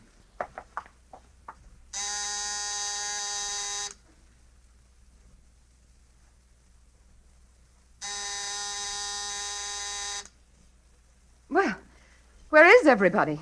Isn't the elevator working tonight? You want to go up in the elevator, Mum? Certainly. I'll be right with you. Okay, Mum. What floor? I was in the elevator, and he had started to ascend before I really saw him. It was Tom. His hair had turned white, and there was a horrible stoop to his shoulders. But everything about him, the crook of his head, his high, thin, bony nose, the hollow cheekbones, were all the same. And then he turned and stared at me. I could see those deadly, pale, cold eyes, those heavy eyebrows, still black, that familiar, quiet, sarcastic mouth. What floor, Mum? My floor. Yes, the penthouse, please. Penthouse? Where's that, on the roof? Yes, on the roof, please. 18th floor. Okay. Warden Graves. It was like being in a cage with a wild beast. He kept watching me, peering at me furtively as the elevator moved with agonizing slowness up and up past the floors. I shrunk back, averting my face. The light in the car was dim. My only hope was that he did not recognize me. Here's your floor, miss. Thank you. Good night. Good night. Good night. You can go back down. I don't need anything, thank you. What's the matter? Forgotten your door key? No, it's right in my bag. I'll find it in a minute. You want me to let you in? Let me in? No, good Lord. I got pass keys to all the doors. It's no trouble. No, thanks, but No, I have it right here. Good night.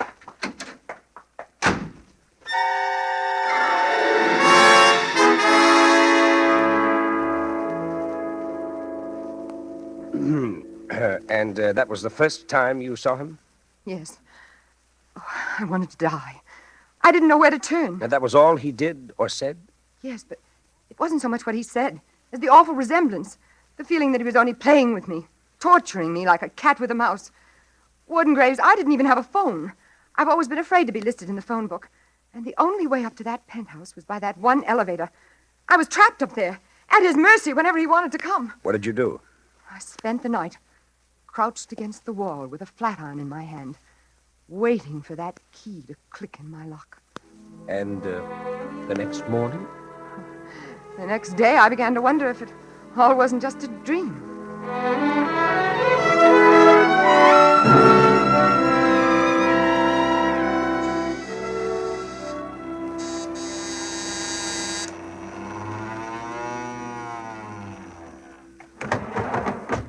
Good morning, Miss Rhodes. Good morning, Gallagher. Lovely weather we've been having, lovely, dry and brisk, but not too brisk, not overcoat weather yet. No, not overcoat weather yet. I was only saying to Foley this morning. Gallagher? Yes, Miss Rhodes, yes. Who's that new night man running the elevator? The one who came on last night? Oh, Foley? You mean Foley, Miss Rhodes? Why, that's Charlie Foley. Nice old chap, ain't he? Very friendly and obliging, too. Treated me to coffee this morning before I came on. Charlie Foley? Yep, that's his name. They're very partial to the Irish here in this building. Gallagher, Foley. But he's a nice, trustworthy chap, Miss Rhodes. Honest, too. Good morning, Miss Rhodes. Good morning. Forget something, Miss Rhodes? No. Just about this Mr. Foley. It's just that he's rather, odd-looking. I was wondering where he came from and if he's perfectly all right. All right. Let me tell you something. He was personally recommended by Ellsworth, Hitchcock, Pearson, and Scott, the owners of the place. And that's the first time that's ever happened in my experience. Don't you worry about him, Miss Rhodes. He's a good man, member of our union, and married with 2 children. Believe me, when the owners recommend a man, there's little left to be said. Well, it all sounds like a foolproof alibi, Miss Rhodes. And so you went back? I didn't want to, even then. I spent the day hunting for another apartment. But you know wartime New York, Warden Graves. There wasn't another apartment to be had. I let myself be convinced until that night when I saw him again.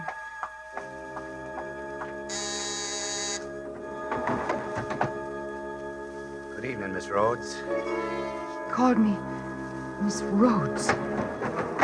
And now there was a cruel, sarcastic smile about his lips. The kind of smile I'd seen him give to Mama. You think he recognized you then? Recognized me? Warden Graves, I haven't changed. Perhaps I've grown a little thinner. Don't you see he'd come there only to trap me?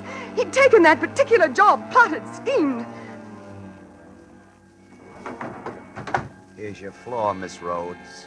It was only a question of when. When he was going to do it. When the axe was going to fall. He kept grinning at me as I stepped out of the elevator. Good night, Miss Rhodes. Good night.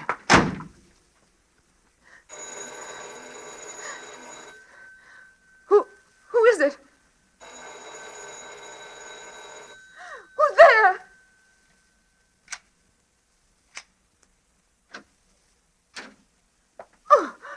Oh, excuse me, Miss Rhodes. There wasn't any answer to my ring. What do you want? What are you doing here? It's your laundry. They told me to put it inside the door in case you weren't home. My laundry? Oh, but you knew I was home. You just brought me up. That's right. Excuse me, I guess I must have been thinking of something else. Yes. I'm sorry, Miss Rhodes. Very sorry. That's all right. Good night. It was a crazy mistake. There I was thinking you could get up here some other way. There isn't any other way, is there? No. Even the service elevator doesn't get up this far, does it? No. It's just like you're all alone here. Alone. On the roof. Yes. Tom, if you come any closer, I'll kill you to here. I'll kill you with my bare... What was that, Mum? Get out! Get out! Get out! It's my buzzer. I better answer it.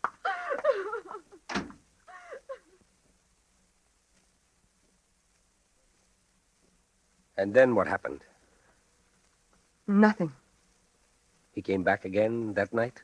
No. I haven't seen him since. I barricaded myself in that night. Once it occurred to me that I might escape by running down 18 flights of fire stairs.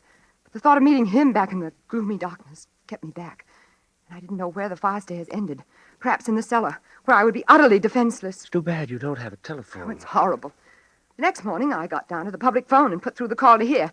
But it wasn't any use. That was the day I was out of town. Yes, but Warden, I still don't see why they couldn't have told me. After all, I was giving them information. It's one of our strictest regulations at Osawatomie State Penitentiary never to discuss any of our prisoners over the telephone. That's what they said. So you came all the way out here in person. Yes. And now you wish me to send someone to apprehend this man. I want you to bring him back, that's all. Back where he belongs. Miss Rhodes, Tom Nixon doesn't need to be brought back. He's here. Oh, no, Warden Graves. Please, I've seen him with my own eyes. Talk to him face to face. Maybe there's someone here calling himself Tom Nixon, but he's escaped. He's free. I know it. Will you just step this way with me, Miss Rhodes? No, I don't want to see him. I don't want to see his cell or talk to anybody or... Tom Nixon's dead, Miss Rhodes. He's buried in the prison yard. I'd like you to see his grave.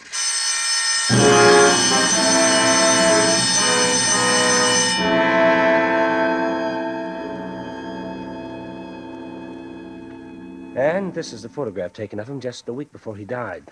You see, he wasted away quite a bit. He was in the infirmary all last year. Became very religious, too, toward the end. Spent a good deal of his time praying. Praying? Mm-hmm. All the fight seemed to go out of him as soon as he knew he was seriously ill. But you'd say this was his picture, wouldn't you, Miss Rhodes? Yes, it's Tom, all right. Mm-hmm. And these little personal belongings. Ordinarily, we turn these over to the family, but in Tom's case, there wasn't much family. You'd recognize these as his. Yes, I don't know them all, but that gold watch, he used to wear it every Sunday at Mama's. He wrote a couple of notes before he died to a fellow prisoner and to the prison chaplain. You remember this handwriting? Yes, this seems to be it. Well, Miss Rhodes, now you feel a little better about your elevator operator? You must think me a fool. No, An awful fool. Not at all, not at all. But the likeness was so extraordinary. It was almost like seeing a ghost. A ghost? Come, Miss Rhodes. Snap out of it. Now that you've gotten all this off your chest, isn't it perfectly obvious that that poor nightman's done nothing or said nothing to you at all out of the ordinary? It's only that, well, you seem to be the victim of some kind of guilt complex. Guilt complex? Oh, I'm not guilty of anything. Oh, what I mean is, Tom has been on your mind now for 10 years. You testified against him. He threatened you. Gradually, you see him everywhere. No, only this once. Only these last few nights. All right. But now you know the truth. That should clear your fears forever. Tom's dead and buried. Now, go back and take a look at that nightman again. Now that you know Tom's dead, I'll lay odds the whole resemblance will vanish. Well, I hope so. My advice to you, Miss Rhodes, would be to go straight home. Use that elevator as much as possible. Get acquainted with this Foley fellow. For your own sake, try to get the better of these hallucinations. Otherwise, you'll start seeing poor Tom everywhere you turn. Well, I'll try, Warden Graves. Well, thank you. You've been very kind. Not at all.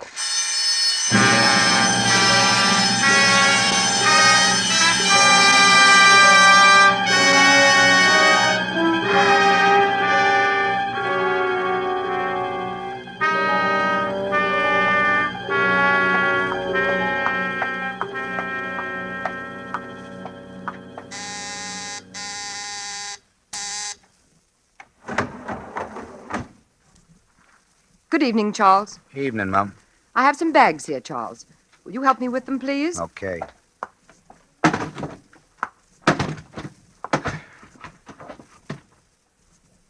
That all, Mum? Yes, thank you. This is for you, Charles. No, thanks, ma'am. I never take tips. It's all right. I'd like you to have it. I'm sure the superintendent wouldn't mind. The superintendent hasn't anything to do with it. Well, aren't we going to start? Yeah, in a minute. Been out of town? Why, yes, I have. You've gone quite a while. I didn't see you for 3 or 4 nights. I was in the country, visiting a friend. Oh. Why, it's beautiful weather out there. The leaves are beautiful. I wouldn't know. You live in the city, Charles? Of course. Oh, isn't it hard to bring up children in the city? Children? Yes. Didn't I understand Gallagher to say you had 2 children? Me? What chance I have to have any children? Oh, I'm sorry.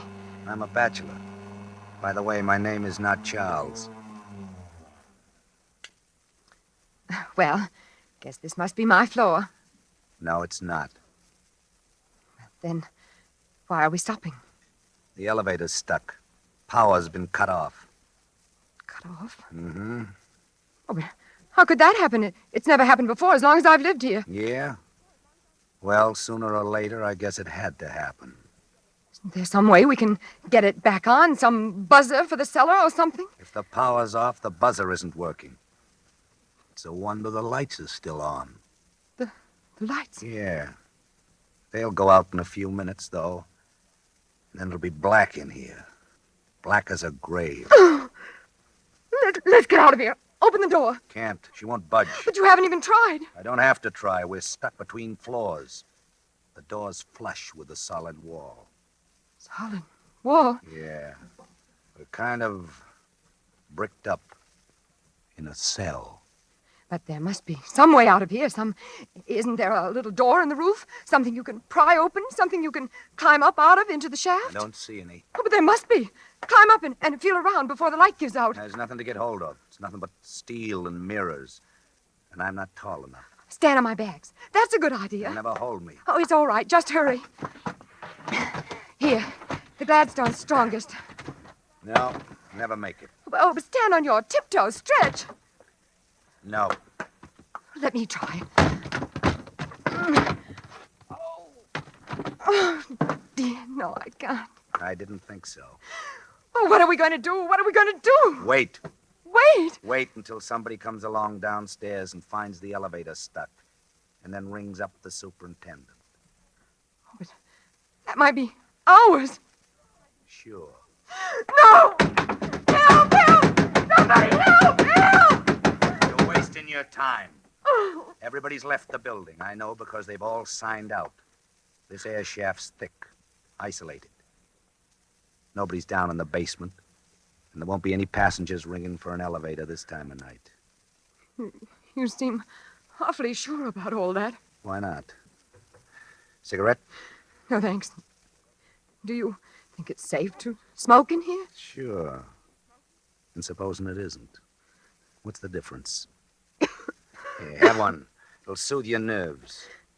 No, thanks. The air's so close. Jumpy, ain't you? No, I suppose really there's nothing to be afraid of. Sooner or later, they'll come. Oh, sure. Eventually. It's just that this waiting and all these mirrors and being stuck. You're not jumpy on account of me? You? Oh, no, of course not. But you were kind of jumpy with me the other night, weren't you? The other night? When I came into your apartment unexpectedly. That was a mistake. A mistake? Yes, I just thought you were someone else, a friend of mine, someone I've always been afraid of. Oh. But now I've learned it couldn't be you because this friend's dead. Dead and buried. Dead and buried? Yes. What was his name? Maybe I know him. Oh! What was that? Only the lights. I knew they'd give out sooner or later. Oh, no! No, they can't! I can't stay here alone in the dark with you. So you are jumpy with me? No. I thought you said this guy was dead and buried. He is. I saw his grave. Then why are you screaming like that? I'm not screaming. Only it's so dark in here. so close and creepy. What did you do to this friend that makes you so jumpy? Do to him? Nothing. I didn't do a thing. No? It was he. He threatened me. He was a murderer. He killed my mother in cold blood 10 years ago. He was our boarder for 10 years. And one afternoon... Don't move! Don't move! I'm not moving. Go on. One afternoon, I came home, and there was Mother lying on the floor with her throat. No, where are you? I can't... Go on. No, I can't stand it. I can't stand it. Tom! It's you, Tom, isn't it? I thought you said your friend was dead, buried. Stop playing with me. Stop torturing me. Tell me the truth. You escaped, didn't you? You didn't die, and it was someone else's grave, just as I thought. You escaped and found me here. Answer me, Tom. Where are you? I can't see you. I can't. Ah! Oh, no. No, Tom. I didn't mean it. I didn't. I didn't mean to send you there. It was only because I loved you, Tom. Loved you so blindly, passionately, for years. And hated Mama. And hated you for loving her. It was only to get revenge on you both that I killed her. And framed you. Mama was so cruel to me, Tom. She treated me like a slave. And all the time flaunting you in my face. Oh, if you'd spoken one kind word to me, Tom, at the trial. One word to let me know you loved me.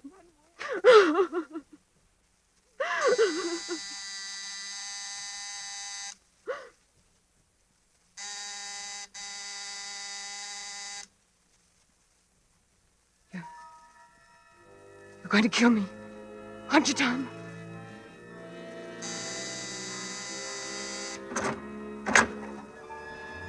No, Tom! I don't want to die! I don't want to die! I don't want to die, Tom!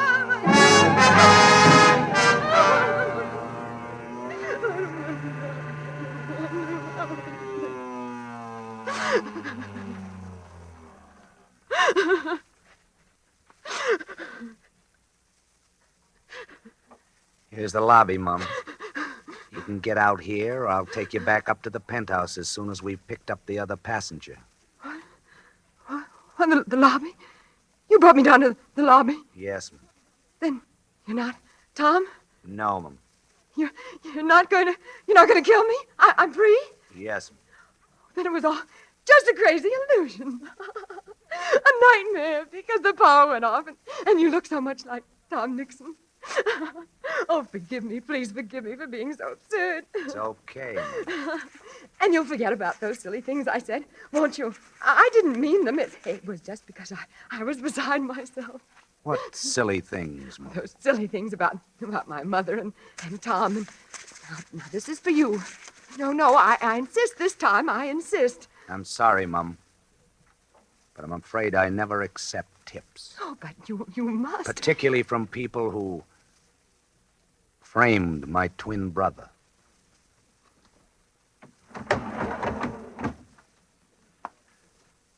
Good evening, Warden Graves.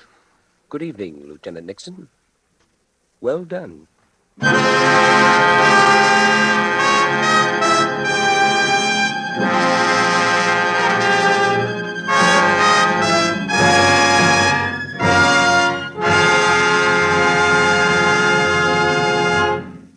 And so closes The Night Man, starring Virginia Bruce and Richard Wolff. Tonight's study in Suspense. Suspense is produced and directed by William Spear.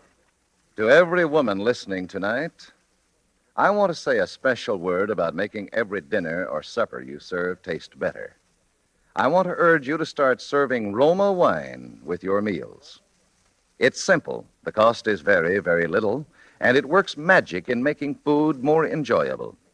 You can serve Roma wine with any meal or any time in any kind of glass you wish. Serve it chilled. Try different kinds of Roma wine until you find those you enjoy most of all. Try hearty red Roma California Burgundy or the delicately delicious Roma California Sauterne. The cost is only pennies a glass, but you'll find even a pickup supper tastes like a banquet. Get Roma wines today. If your dealer is temporarily out of them, please try again soon. Just ask for ROMA, Roma wines. America's largest selling wines, made in California for enjoyment throughout the world. Richard Wharf appeared through the courtesy of Metro-Goldwyn-Mayer, producers of Mrs. Parkington. Next Thursday, same time, you will hear Mr. Van Johnson and Mr. Keenan Wynn as stars of Suspense. Presented by Roma Wines, R-O-M-A, made in California for enjoyment throughout the world. Remember this, the war is not over. For every reason, patriotic and personal, continue to buy and keep war bonds. Put as much of your money as possible where it will serve as a reserve to be used in the future.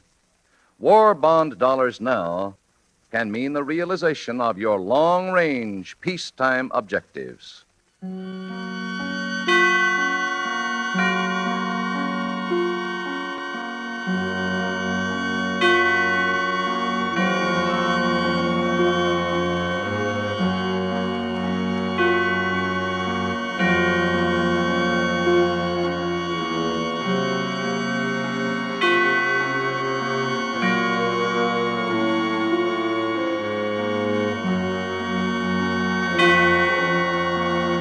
This is CBS, the Columbia Broadcasting System.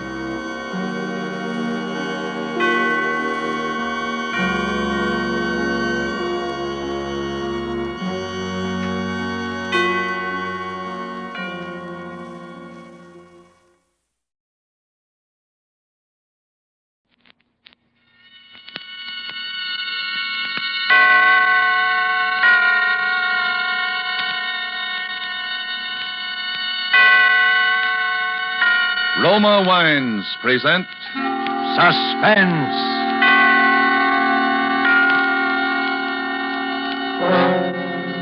Roma Wines, made in California for enjoyment throughout the world. Salute. Your health, senor. Roma Wines toast the world. The wine for your table is Roma Wine, made in California for enjoyment throughout the world. This is the Man in Black, here for the Roma Wine Company of Fresno, California, to introduce this weekly half hour of Suspense.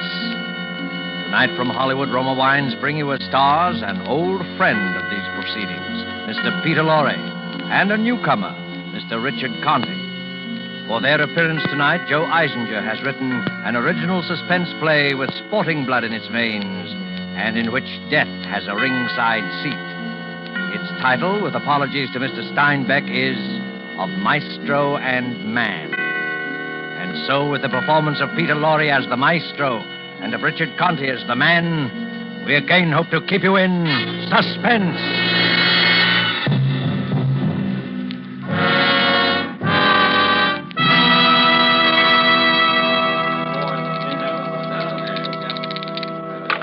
The number is 8. Ada from Decatur. Get aboard, boys. Speculate so you can accumulate. Put down a handful, pick up a hatful. And he throws a 5. The money is 8. Make the point and break the joint. 7-1 the hard way. The man wants 2 4s. He'll make it the hard way. He's got a hunch. He bets a bunch. Get aboard, boys. And the dice read days in the week. 7 and the man's down. Pass the dice and make some ice. Everybody plays and everybody wins. Lay it on the line, we pay it on the line. 3 to 2, a 6 or an 8, even money, 10 or 4, I lay it and take it. Right or wrong, I go along. Tough one to lose, Maestro. Oh, Mr. Cripp. Did I frighten you? Oh, no. It's just that I didn't... Maybe your nerves need looking over, Maestro. I think I'd have jitters, too, if I dropped a bundle like you did tonight. What time is it? 3 in the a.m., Maestro. Too late to play again. Oh, please, another hour, huh? I don't mean the time. I mean I think I got enough of your paper for one night. Huh? My stick man just handed me these tabs, 15G. You know that my IOUs are good, Mr. Cripp. You know that. That's what I wanted to talk to you about. You ever see my private office, Maestro? Right this way. Sit down, Maestro. Well, it's growing late, and This'll only take a minute. How's Ricky? Oh, Ricky. He's in the mountains. He has a vacation, a little rest. You know, it's a great little welter, that Ricky Martin. Punch like a heavy, feet like a flyweight. Yeah, fine boy to have in your stable. I don't have what you call a stable, Mr. Cripp. Ricky Martin is all I've got. Yeah. All my life I dreamed of having a boy like Ricky Martin. Not for the money, not for what he'd bring, just to own him. Like a fast horse carrying your colors. He leaves them all behind. You know, I'd be willing to trade you any 3 of my boys for Ricky Martin. Well, that's very generous of you, Mr. Cripp, but I don't think I don't think you would. Well, you're a lucky man, Maestro, finding a boy like that. Yes, I am. I sometimes wonder how you did it. You haven't been in the fight game long in this town. I remember the first time I see you and your boy hanging around the garden. Yes, that's right. The fighting profession is still a little strange to me. You see, all my life I've been an impresario, you might say. In Paris, in Brussels, Vienna, ballet, opera, plays. And when I came to this country and found Ricky, I could see that here was a... Yeah, you could see, all right. Cigar? Thank you. There you are. I always say there's nothing like a good cigar to promote good feeling in a business talk. Business talk? What do you mean? A little matter of 32G. Oh. 17 you dropped last week and 15 tonight. Yes, my luck has been a little bit... You know, that's a very impressive signature you got, Maestro. Like a professor or something. All those curls and loops, very impressive. Looks like $1 million on these tabs. I'm sure it's good for 32G. Oh, of course it... Yeah. Of course. Yeah, I'm glad to hear you say that. Well, if that's all, Mr. Cripp, That's all, Maestro. Well, then, good night, Mr. Cripp. Just a minute, my friend. You're leaving something behind. What? Your IOUs. I don't understand. I figure I got enough of your paper. I want my money now. I can't. I then haven't... get it. I must have time. I run a cash business. But you gave me credit. You got assets. What? Ricky Martin. No. Then pay. No. I won't let you steal him from me. He's mine. Do you hear me? He's mine. I found him, I built him, and you can't steal him from me. I want that boy. No. I love him like a brother. Nuts, you've swindled him on every fight. I won't give him up. Then you'll pay my collectors 32G. But it's a gambling debt you can't collect. My collectors don't carry a summons. A barrel and 50 pounds of cement. All right, Mr. Cripp. You leave me no arguments. And you've added greatly to my education. I don't think there's much I can teach you, Maestro. Only this time I'm out in front. I'll show you I'm a generous man. Honest John Cripp. Run an honest game and I make a square deal. 50G for the boy. 32 in tabs, 18 in cash. No beefs later. Thank you. I was sure you'd be sensible about this, Maestro. I had the contract drawn up. Just put that impressive signature on the dotted line. May I use your pen? Sure. Thank you. There you are, Mr. Cripp. Ricky Martin now belongs to me. Mm-hmm. Your pen writes very easily. You can keep it, part of the deal. Thank you. I shall treasure it as the most expensive pen in the world. How soon will Ricky be back in town? Oh, I expect him in my office tomorrow. Good. You'll tell him he now belongs to honest John Cripp. Yes, I'll tell him. You know, Mr. Cripp, I don't think Ricky Martin is going to like being owned by you. You just leave that worry to me, Maestro. I have a way of making people like me. Even if it kills them. Yes.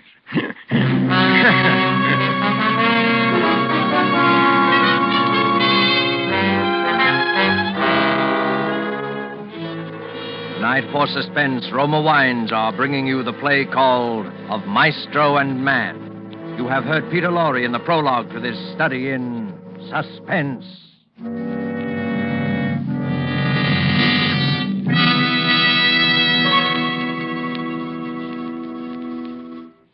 And now, for a moment, let's conjure up a scene of our own. Let's imagine ourselves in sun-drenched Havana. Let's imagine that we're dining in the gay Club Montmartre. As you listen to the music, you put down your wine glass to tell our host how much you enjoy his hospitality. Part of the credit belongs to Cuba, he smilingly acknowledges, but part of the credit belongs also to your country for producing this excellent wine which adds so much to our enjoyment. For this is Roma wine from California in your own USA. Now, it is a fact that connoisseurs of many other lands know the excellence of Roma wines made in famous wineries located in the heart of the choice wine districts of California. But millions of Americans also know these things and have made Roma by far America's largest selling wine. Here at home, Roma wines are truly inexpensive. No duty, no overseas shipping costs to pay. And for only pennies a glass, your meals, your entertaining can have the added delight of superb Roma wines. You will find them of truly excellent flavor and character. Fine products of age-old winemaking skill perfected by modern quality controls and tests. Ask for ROMA, Roma wines, made in California, for enjoyment throughout the world. And now it is with pleasure that we bring back to our sound stage Peter Lorre as the maestro and Richard Conte as Ricky Martin in Of Maestro and Man, a tale well calculated to keep you in suspense.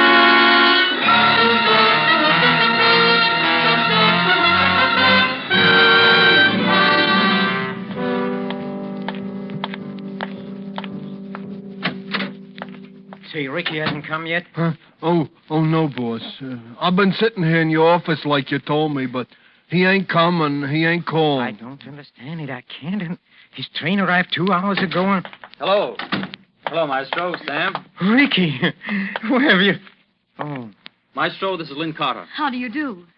How do you do, Miss Carter? And this is Sam Lynn. He was my trainer. Hello. Ricky has told me so much about you during the past 2 weeks that I feel like... Yeah, you know how it is, Maestro. Out on the lake at night, the guy gets to rambling and... I found it all very colorful. Ricky, there's something I must tell you if Miss Carter will excuse us for it. But there's something I must tell you, Maestro. Hmm? It's about Lynn and me. You see, we... What is it, Ricky? Well, Lynn and me, we're gonna be married. Married? What? Yeah, we just, well... When I met Lynn, I don't know how to tell you this, Maestro. You know how I feel about you. Ricky, what are you trying to say? Tell me. It's just that I... Ricky is trying to tell you, Maestro, that he's quitting the ring. Ricky's quitting the ring? Ricky quitting? I must, Maestro. I'm going away with Lynn to South America. Her father owns a... He wants us to live down there. I'm going to work for him. But, Ricky... Ricky, you can't. Not now. I'm just... sorry, Maestro, but don't make it tougher for me. You know I always wanted to quit, always hated it. Now I have a good reason. We're taking a plane to Rio tonight. But you can't, Ricky. You can't run out on me like this. I don't figure I'm running out on anybody. But you don't know what's happened, Ricky. You can't quit. I sold you. What? To Crip. To Crip? To that? Why didn't you ask me first? I couldn't, Ricky. I had Buying to. and selling me so much beef on the hoof at so much a pound. But you know... Buy me and sell me until I can't take any more punishment and there's no Please, buyer. Ricky. That's why I'm getting out. Lynn was right. 2-3 years in the Crip stable, I'm a punching bag for the new boys. A gibbering idiot like poor Sam here. Who's that? I'm sorry, Sam. I just... Don't call me. I'll kill you. Shut up, Sam. So Lynn was right, huh? I knew it was her fault. I knew it the minute she walked in here, smelling of her perfume. All right. Yes, it's all your fault. Why didn't you leave him alone? Maestro. He's different from you. He's not your... Cut it. No. You like the way he looked in the sun, in trunks, huh? These muscles and that beautiful body. That's enough. You just had to have him. You had to bring him back to show Maestro. to your friends, huh? Great catch. You scheming, conniving, 5 cent... Ricky, no! Sam, stop him. You'll kill him. Ricky! Ricky. Ricky, he's choking. No. All right. I'm all right now. Oh, Ricky. I should have killed him for that. Come on, let's get out of here.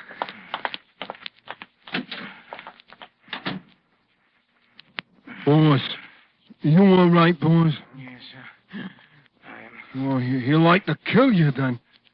Hey, your face is a funny color. Come, Sam. help me to the couch. Sure, boss. Sure. There. Are you all right now, boys? Yes, sir. I'm all right now, Sam. You're a good boy, Sam. Sure. Sam's a good boy. Sam's no rat, but Ricky's a rat, huh? Huh, boss? Ricky's a rat. Sam, we must do something. Sam. Oh, sure, boss. That Ricky is a rat. He called me a idiot. I'll kill him, boss. Sam's a good boy. He don't like for Ricky to do the boss no hate. I'll kill him. No, Sam. Shh, please. You must not get excited, Sam. We must think. Sure, boss. Let's think. Your lip is all with bleed, boy. Yes, you're a good boy. He called you an idiot, yes, but you're a good boy, Sam. I like when you pat me on the head like that, boss. We have a problem, Sam. Mr. Cripp must not hear about Ricky quitting. Ricky quitting, boss? Something happened to Ricky. An accident. They happen every day, Sam. Oh, sure. Accidents happen. Well, when I was a little boy, a Cripp and say, it's a tragic thing, Mr. Cripp. Fine boy like that. You a boy, Mr. Cripp. You a $50,000 boy, Mr. Cripp. It's a tragic thing, huh? Yes. Tragic finale to a promising career. Oh, yeah, boss.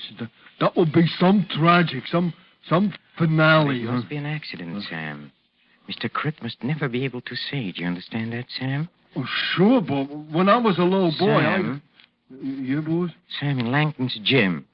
You know what a main steam valve for the steam room is? What, boss?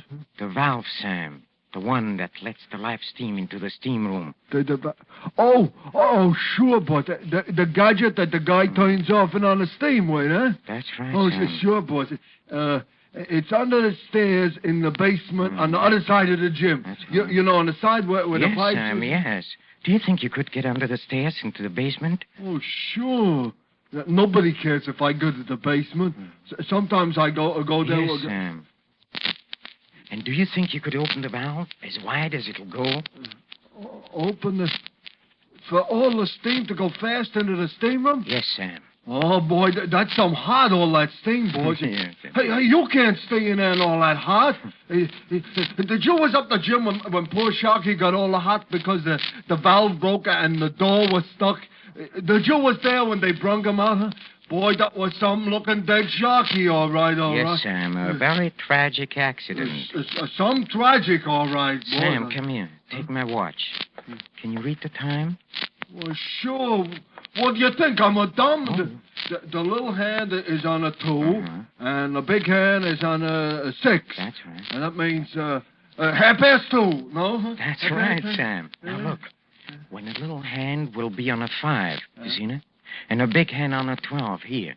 It'll be... At 5 o'clock. That's right. Yeah, you see, I'm no dumb. 5 o'clock. And at 5 o'clock, Sam, you must be in the basement at Langton's gym by the steam valve. And exactly 5 o'clock, Sam, you'll open the valve all the way. For all the hot? Yes, Sam, all the hot. Oh, but you can't stay in... Did you was up the gym when Shark... I won't be in the steam room, Sam. But Ricky will. Alone.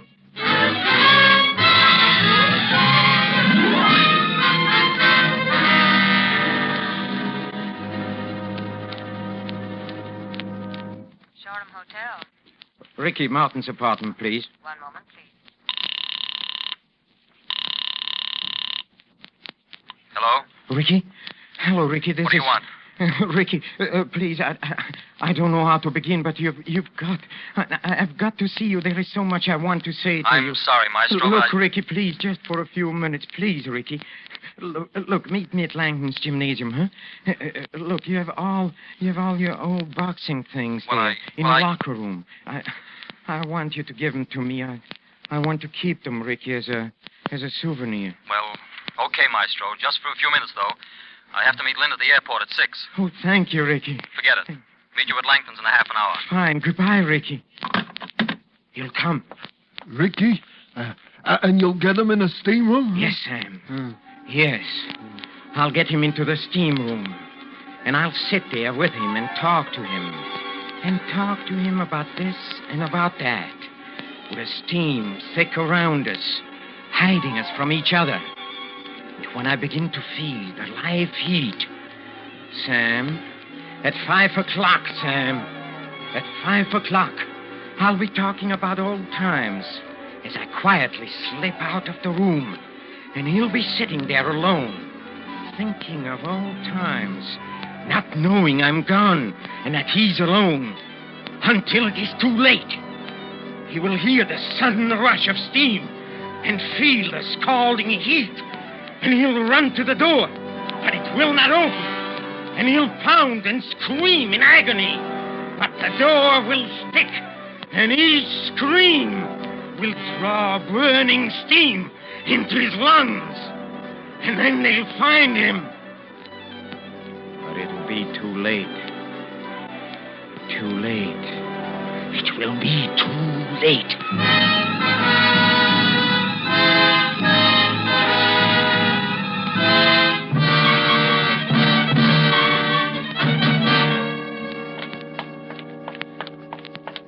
Oh, hello, Ricky. Hello.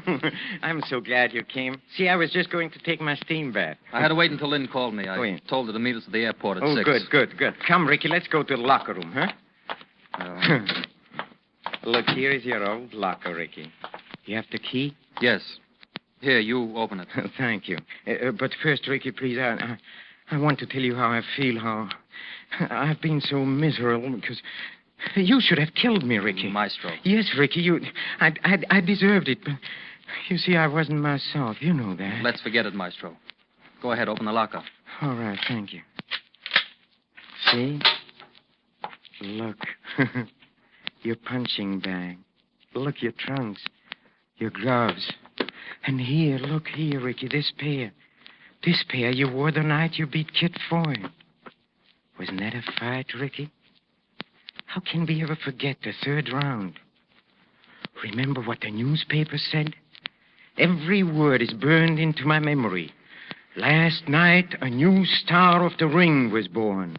Ricky Martin, sensational new welter. Cut it, Maestro. Yes, sir. I'm sorry, Ricky. I know how you feel. Ricky, are you sure? Isn't there one chance that you'll change your mind? No, Maestro. Not a prayer. What time is it?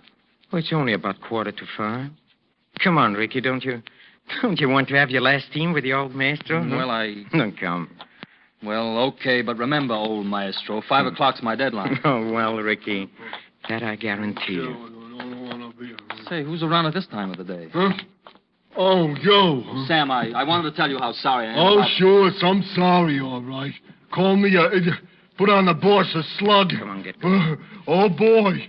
Sure gonna be some hot sorry, all right. Sam, stop mumbling. Get going. Some hot, tragic finale, all right. Get going. Some hot... Oh, that poor guy. You see, Maestro, that's why I'm getting out now. I don't want to look like that in 5 years. Here's your towel, Ricky. Are you ready? Yeah. I'm ready. How much time we got? Well, it's just a couple of minutes before 5. It's time for a quick steam and a shower, and then we meet Lynn, huh? Okay. Good old steam room. They really got that steam up today. Yeah. It's so thick you can't see your hand in front of you. Yeah, but it's good for you. Come on here, feel your way over here, Ricky. Come sit here with me on the second shower. Here. Yeah, that's right. Just keep your head down and your eyes closed and relax like me. Yes. This feels fine. Yes. You'll begin to feel even better later. Tell me, Ricky, how you met Lynn. Well, she was staying at the same hotel with her mother and father. He came up on business. A right guy, Maestro. You'd like him. Yes, I'm sure I would. One night I just found myself dancing with her. I don't know yet how it happened. But there we were. And after that, well, it seemed like there was nobody else in the world but we two. I don't know, Maestro, but suddenly I realized that what I wanted most in the world was right there. Something I can't remember having. Something I wanted all the time and with all my heart. I'm tired of hotel rooms and training camps and fight talk and no one and nothing to come home to. I love Lynn. I love her family. They love me. That's all there is, Maestro. I guess that's the crop for any man. Hey, it's getting kind of hot, Maestro. Remember, Ricky, remember the day we first met? Maestro, the steam is getting a little too much. Remember, it was backstage at the Met. You wanted to be a ballet dancer. I must laugh when I think of those days. You had muscle and you had grace and you had power, but you didn't know what to do with them. And I showed you. Not ballet. Years of sacrifice. For what? I found you and I found the ring and I brought the two of you together. In 1 year, you were near the top. Yes, it was a long year, Ricky, but we went through it together. Yes, I can't help feeling that your leaving is almost a tragic finale to a brilliant ring career. What? Yes, a tragic finale. And then when we got your first fight in New York. How nervous you were. Your New York debut. Not at the Met to the music of Offenbach's Gaieté Parisienne, no. But at the Madison Square Garden to the roar of 15,000 throats. And do you remember the last thing you said to me before you went into the ring? Remember? Hey, Ricky, where are you? Ricky, where are you, Ricky? Ricky,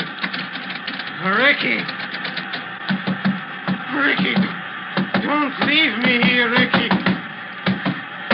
Ricky, come back. Please come back, Ricky. Open the door. Ricky. Don't leave me. Ricky. My life. Ricky.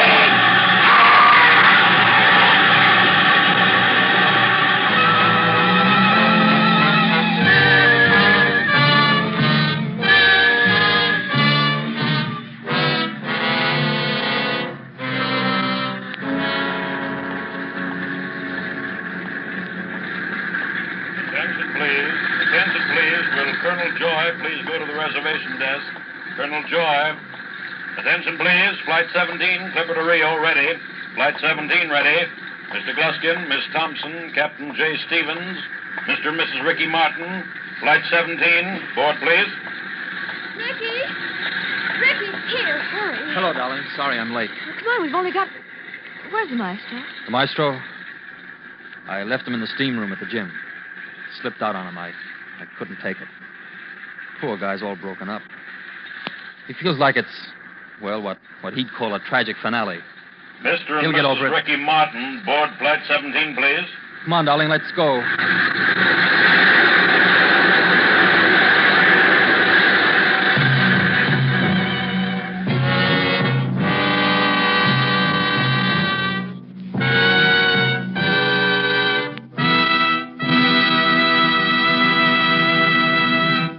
And so closes Of Maestro and Man, starring Peter Lorre with Richard Conte. Tonight's tale of Suspense. Suspense is produced and directed by William Spear. It's my job, it's my privilege, to tell you how much pleasure and enjoyment you can add to everyday living by serving Roma wines with meals when entertaining or anytime. And in hot weather, let me suggest Roma wine cooler offers. Just put ice cubes in a tall glass, half fill it with your favorite Roma wine, then fill it up with sparkling water. For a sweeter drink, add sugar. Ah, that, my people, is really something. And it's so simple, so good, and so inexpensive. It's a fact. The cost of Roma wines is only pennies a glassful. Get Roma wines today. Enjoy them regularly. If your dealer is temporarily out, please try again soon. Just be sure you ask for ROMA, Roma Wines, America's largest selling wines, made in California for enjoyment throughout the world. Richard Conte appeared through the courtesy of 20th Century Fox, producers of the Technicolor production Wilson. Next Monday, same time, you will hear two distinguished leading ladies, Miss Maureen O'Sullivan and Dame May Whitty, as stars of Suspense. Presented by Roma Wines, ROMA, made in California for enjoyment throughout the world.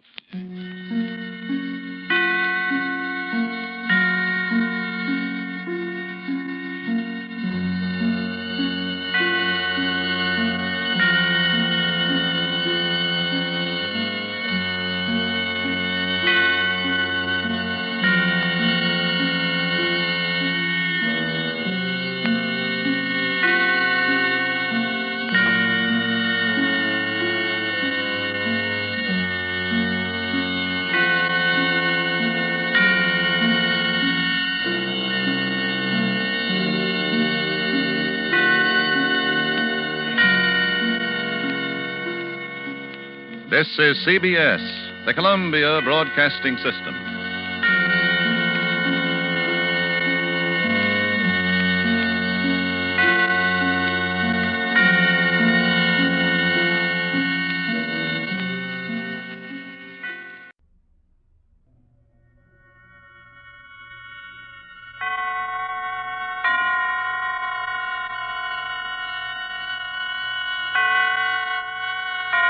Roma Wines present Suspense.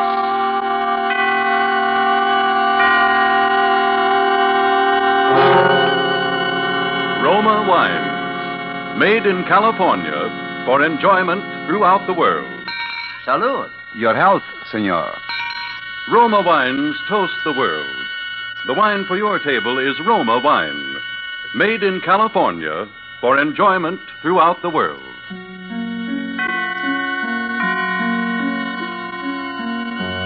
This is the Man in Black, here for the Roma Wine Company of Fresno, California, to introduce this weekly half hour of Suspense. Tonight from Hollywood, Roma Wines bring you as stars Dame May Whitty and Miss Maureen O'Sullivan. And so with the performances of these two distinguished leading ladies in the play called The Black Shawl, we again hope to keep you in suspense.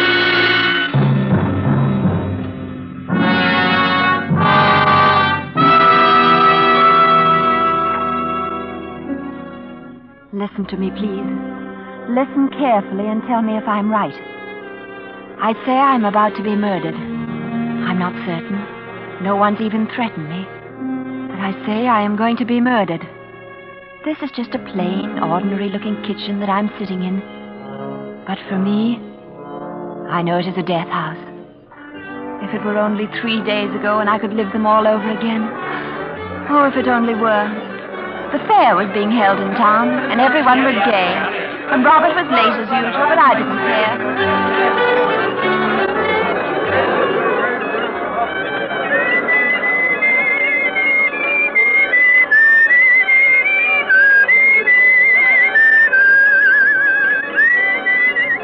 Susan, not waiting for Rob again, are you? Have you ever seen me when I haven't been?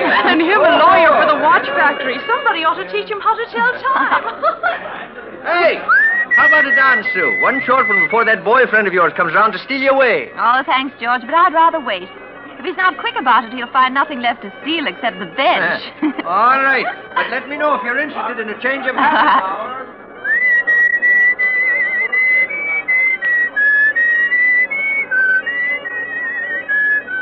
Hello there.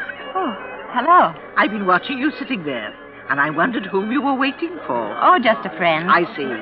I don't wish to seem inquisitive. Please don't misunderstand. It's only that your face struck me as being unusually bright and alive, as well as being uncommonly pretty. Thank you. Now, you see, I have an eye for faces. My son was a sculptor. He worked almost entirely with heads, and my job was choosing them. It's all very foolish, I'll admit. More so since he departed some time ago. Oh, I am sorry. Thank you. That's precisely why I was watching you. Of course, I know nothing about you any more than you do of me. But, by the way, what's your name? Susan Appleby. Mine is Elizabeth Masters. How do you do? I live just the other side of town. Oh. Let me come to the point, Susan. I admire your looks, and I like the way you act and speak. I'm not a young woman, and I'm lonely. I have been ever since I lost my son. I need a companion, someone who can stay with me and help me, too. And you resemble closely my very first companion, my best remembered one. Oh, but I'll pay you well. £30 a month. Your chief occupation will be to brew me some tea and talk to me. Are you interested? Well, I have been seeking that sort of a position, but I... Splendid. You need look no longer. But you know nothing about me. I know that I like you, and that I want you to accept my offer. I'll return here at the same time tomorrow evening. If you do want the position, please be here. And believe me, I hope you are here. Good night, Susan. Good night. See you tomorrow at 8. All right. I'll be here.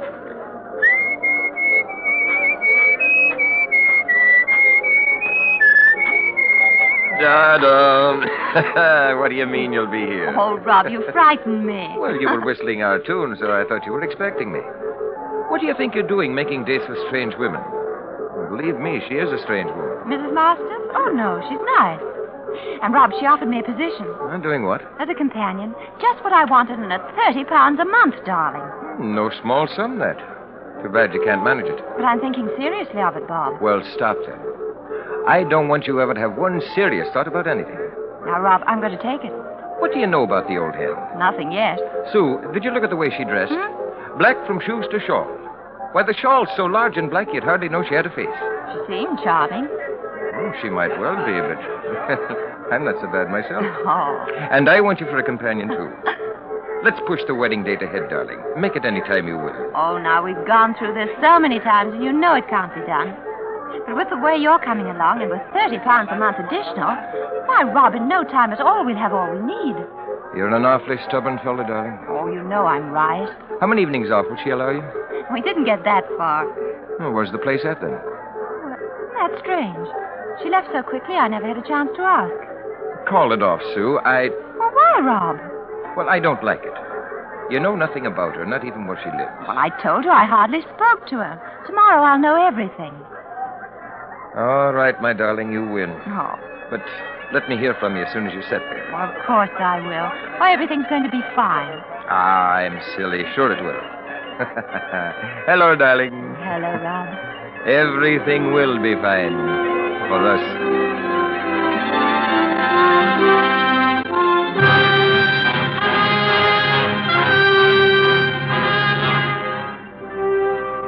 Tonight for Suspense, Roma Wines are bringing you as stars Dame May Whitty and Maureen O'Sullivan, whom you have heard in the prologue to The Black Shawl by R.R. Lewis. Tonight's study in Suspense.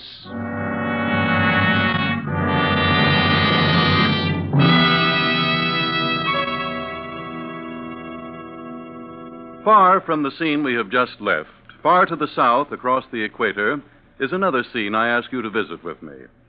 It is just before the dinner hour on the beautiful roof terrace cafe of the Hotel Metropolitano of Guayaquil, Ecuador. We are finishing our appetizers, an excellent sherry. And lifting your glass, you remark to our host that you envy him such wine. He laughs. You are very kind, he says, but it is your own California you must praise for this splendid wine. For you see, it is Roma California sherry. Yes, in many far countries, where discerning tastes have found Roma wines, it is a luxury, imported and treasured. For Roma wines are in every sense fine wines, from the rich vineyard country of California. Products of age-old winemaking skill, aided by modern quality controls and tests. And here in the United States, Roma wines cost mere pennies a glassful, because here there is no import duty, no overseas shipping cost. Such enjoyable flavor and constant quality Such low cost, such high wine values have made Roma by far America's largest selling wines, enjoyed by millions with meals, when entertaining, anytime. To enjoy these delights yourself, ask for ROMA, Roma Wine, made in California for enjoyment throughout the world. And now it is with pleasure that we bring back to our sound stage Maureen O'Sullivan as Susan and Dame May Whitty as Mrs. Masters in The Black Shawl, a tale well calculated to keep you in suspense.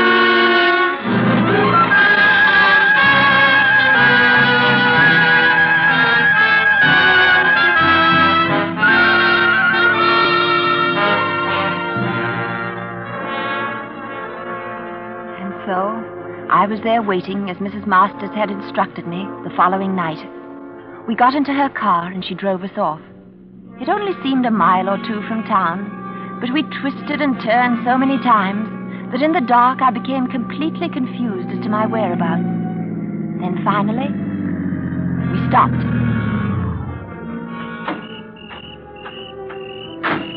There it is, straight ahead, down the path. Miss Appleby, welcome to Masters Hall.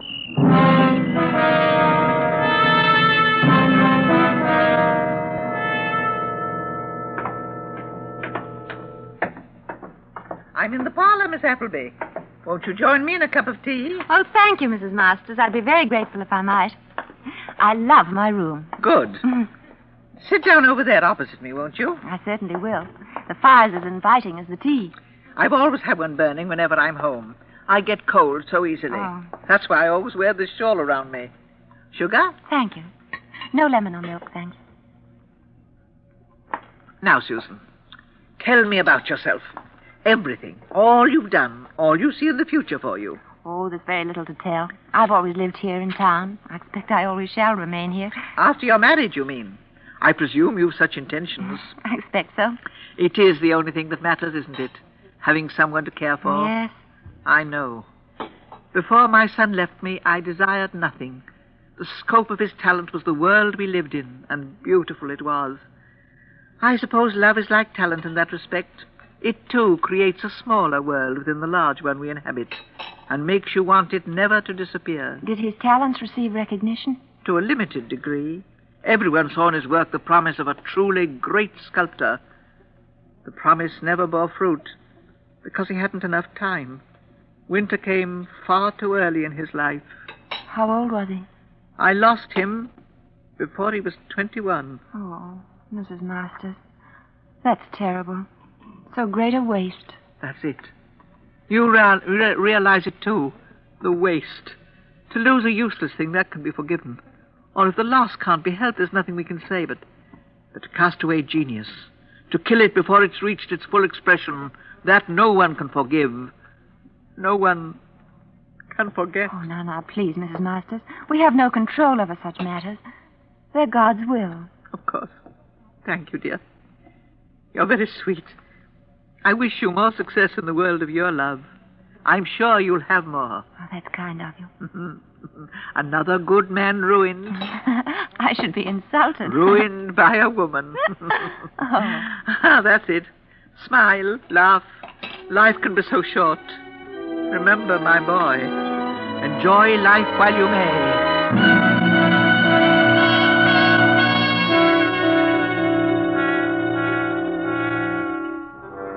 I slept well that first night and did not awaken until almost 9. When I realized how late it was, I dressed quickly and ran downstairs. Mrs. Masters had left a note on the kitchen table telling me she'd gone shopping, that I was to take my breakfast and then wait for her. I looked around to see if I might do something, but everything was in perfect order. I looked for a phone, thinking I'd call Rob, but I could find none in the kitchen or the center hall. Finally, I thought I'd take a look at the outside, get a bit of fresh air. I went to the front door and tried it. It was locked. I turned the bolt and pulled. The door was still locked. I couldn't understand. Then suddenly I realized the door was locked from the outside. I ran to the kitchen, not afraid, but surprised. Then something struck me that I hadn't noticed before. All the kitchen windows were barred. I made a quick dash for the kitchen door. Why, Susan. Good morning. Did you have a good night's rest? Oh, yes, I did, thank you. Fine. But you're trembling. Is there a chill in the house? You really should stay away from the doors. Oh, I know, but I wanted a breath of air. The front door was locked. Was it? Yes. Oh, I must have done it automatically. You see, I've lived alone for so long, and it's natural for a person who lives alone to lock all doors behind them when they go out. Why are the windows barred? Oh, that goes back to the time my son did his work here. We had so much of it lying carelessly about all over the house. So much of value. Anyone might easily have climbed through the windows. Oh, of course. Oh, it's silly of me. For a moment, though, I felt so much like a prisoner behind those bars. An unusual experience for you, I take it. A very unusual one. Now you're smiling again. That's fine. My boy always liked to see a smile on a woman's face. Without one, he always said they reminded him of death. Yes. Death.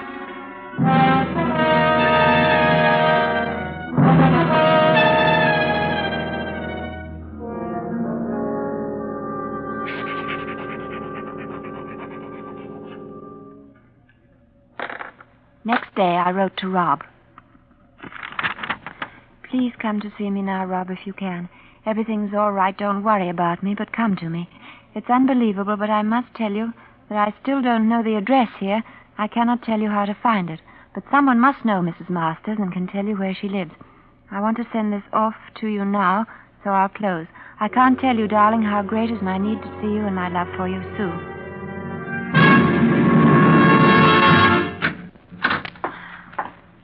Mrs. Masters? Why, yes, Susan. What is it? Where can I post a letter? Let me have whatever you want sent, and I'll drop it in the box when I go shopping tomorrow. Oh, I don't want to bother you. I'll take it down myself. No bother at all. There's nowhere else to post a letter, and I pass the box every day. Oh, but I'd much It's rather... settled. Let me have it. It'll be sent early tomorrow. Of course. Here you are. Thank you. And, Susan, I dropped my shawl. Would you mind? Oh, not at all. Exquisite, isn't it? Will you join me in a cup of tea? No, thank you. Mrs. Masters, this morning I said I was silly for feeling like a prisoner in your home, but the feeling is still there. What have I done or said that might create any such impression? That's not the question I'm trying to answer. I just feel it. The answer I don't know is, what do you want with me? Oh, what was that? Wait right here. I'll be down shortly. Where are you going? Upstairs. But you wait down here. Do you understand? Oh. No. No, I won't stay down here. I'm frightened. I'm coming up, too. No, dear. Don't worry about the butt. It hasn't broken at all. No. There's not a scratch on it. Dear, please don't cry. Susan! I told you to stay downstairs. What'd you come up for? All right. You know now. Miss Appleby, this is John Masters, my son.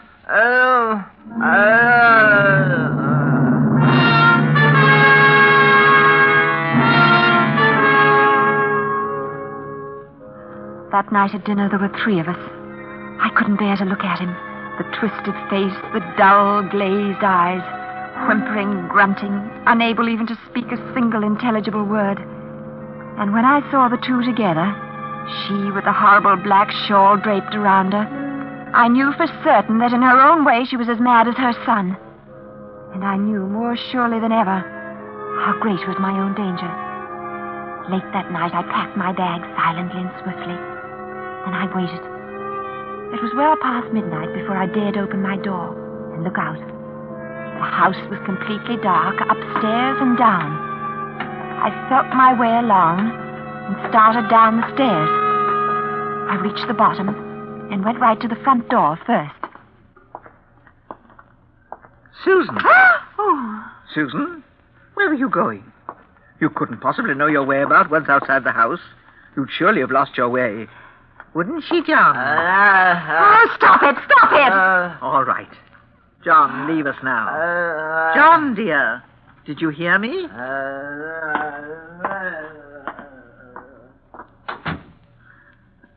Miss Masters, You have no right to keep me here if I don't wish to stay. Well, when I accepted this position, I was of the opinion that you lived alone. Conditions have changed, and now I wish to leave. Oh, please, Susan. Believe me, I don't blame you a bit. But think of me. Just for a single moment. Why do you think I asked you here? Do you believe it's so easy for me, chained to this lost thing? No one to talk to day or night. I needed someone. I need you now. But you told me he was dead. I never told you that. Only that he'd left me. And so he has. No. No, I won't stay. I go mad if I do. Very well, dear. It's no use trying to argue with you. But stay at least until tomorrow. You could never find your way tonight, and if you stay over, it'll give me a chance to find someone in town. I'd rather go now, if you don't mind. Tomorrow night. Just until then. Even if I've no one, well, you can leave after dinner tomorrow. I'll pay you 2 weeks' wages if you do. Please, you can't refuse me that. Well, I... Thank you. Thank you, dear Susan.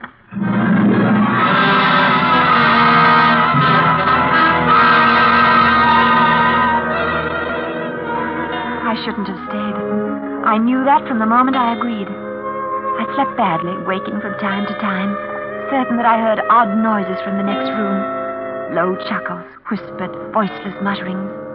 But the night passed finally, and today was uneventful. When Mrs. Masters returned from shopping in the village, she informed me that my successor would arrive tomorrow morning, and I was therefore free to leave immediately after dinner.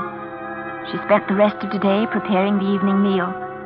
It was as though it were a special holiday, so great were the pains she took. The dinner turned out to be wonderful, and Mrs. Masters was extremely gracious. Dear Susan, we drink to you, my dear, dear Susan, to your future, to your man, to your future with your man. Oh, thank you. And may you remember this evening all the rest of your days. You're very all kind. The rest of your days. Thank you. Not at all, my dear. Let me pour you out some more wine. And some for you, John. I'm really sorry that I must hurt you by leaving you this way. You? Hurt me? Why, my dear, if anyone has been hurt, surely it's you. We frightened you so. Made you so miserable. You're the hurt one, Susan, dear. Not I. Anything I've felt or said is forgotten now. Always when I think of you, I shall remember this evening. I'm certain of it. And so you may remember better, my dear. Let me imprint the occasion still more clearly upon your mind. Do you know what happening it is we celebrate? I expected it was my leaving. So it is. But did it seem likely that you alone would cause so much excitement in our home? Well, I... Miss Appleby, this is the 3rd anniversary of the most important event in the history of Masters Hall. We honor you by asking you to partake of our joy. And I thank you for it. No need of that. You need only listen and be silent. 3 years ago, my son was a genius. Today, he is my son. 3 years ago, the world's door stood wide before us. Today, all the shoulders on earth couldn't break it down. It was shut upon us 3 years ago tonight. She slammed it as she left. My son loved her dearly. My first sweet companion. I warned him. I told him that no woman would put up with his temperament. He wouldn't listen. He loved her madly. Madly. The perfect word for it. And for that, she slammed the door on him. Slammed it in his face, his heart, his head. That night he lost the power of his mind. Ever since, we've waited in vain for its return. But we've honored the occasion. Don't think we've forgotten, eh, John? 2 years ago this evening, on the 1st anniversary, Sally Thwaite left us. We told her the story. She was overwhelmed. She couldn't bear to stay and left quite suddenly. Last year, Catherine it was, Kitty, can't recall her last name at the moment. She wanted to leave us too. How could we refuse? And now, tonight, Susan Appleby. Tonight, Susan, you are leaving us. Where are you going, Susan? To the kitchen. Excuse me, please.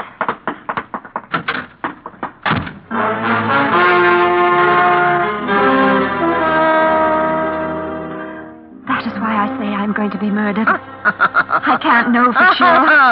But the way they laugh, the way they look, the way she sits there fingering that ugly, torn black shawl. The shawl that looks like death. What can I think? What can I do? Susan, there's one thing more. This shawl, so beautiful, so exquisitely wrought. You must surely have noticed that I wear it all the time. It belonged to her, a gift from my son. In her haste, it slipped from her shoulders as she left. So this is all that remains of that lovely, wonderful creature. I should like you to wear it, if only for a moment. You're so much like her, and her memory is John's greatest comfort. Oh, no. No, don't come near me. Don't touch me. Please, just around your shoulder. I won't wear it. Stay away from me. Please don't. Our door. Who would be coming here now? John, watch her closely. I look through the window. I don't know who he is, but he must surely have seen the light in the kitchen. I'll just send him away. I'll only be a moment. Watch her, John. If she shouts for him, well, you mustn't allow that, must you, John? So you'd better be still, Susan. Yes? What is it you want? I beg your pardon. I'm looking for a Miss Susan Appleby. You won't find her here, I'm sorry. Well, are you certain of that? It seems to me I recognize that shawl. It was worn by the woman Miss Appleby went to work for night before last. Surely this is not the only black shawl in the world. Nor am I the only woman who wears one. And I've been inquiring in the village, and all the shopkeepers remembered you as the woman who always does. So I followed you here this morning. Then I returned to the village, and now I'm back again. Well, you can return right to the village. If you must know, Miss Susan Appleby was here. But she was entirely unsatisfied with life. She's probably find her at home now. Well, all right. If she's gone home, I'll see her there. I'm so sorry for your trouble. Not at all. Thank you. Good day. Good day. Susan. Susan, was that you whistling a moment ago? I thought I told you to be still. Oh, I was nervous. It's a habit of mine. A very bad one, of which you've many. Among them, no doubt, is that of driving men mad. That one just now. The love in his eyes for you. I've seen that before. In other eyes. I'm so terribly sorry he's gone away. Perhaps he'll return another time. Stay away from me. Here now. The shawl's around you. Draw it tighter, John. Tighter. No, please. Let me go. Let me go. You heard her. Let her go. Adams, get him. Yes, sir. Draw it quickly, John. Quickly. Quickly. No. You killed him. John. John. John. Susan, darling. Oh, Rob, you heard me then? Of course. This morning I went down to the local constabulary and persuaded Adams here to join me. I was interested, ma'am, because there'd been 2 disappearances in as many years. And just about this time. This sounded like a third. It almost ended like the others, too. Almost, but... Absolutely. He's locked the door. Let's have a hand here. We'll break it down. All right, watch out. Once we're in, she's mad and may try anything. Right. Let's go now. 1, 2, 3. All right. Now. Well, look at that. The chandelier. Let's cut her down quickly. It's too late. Her neck's gone. Rob, the shawl. The black shawl. Oh.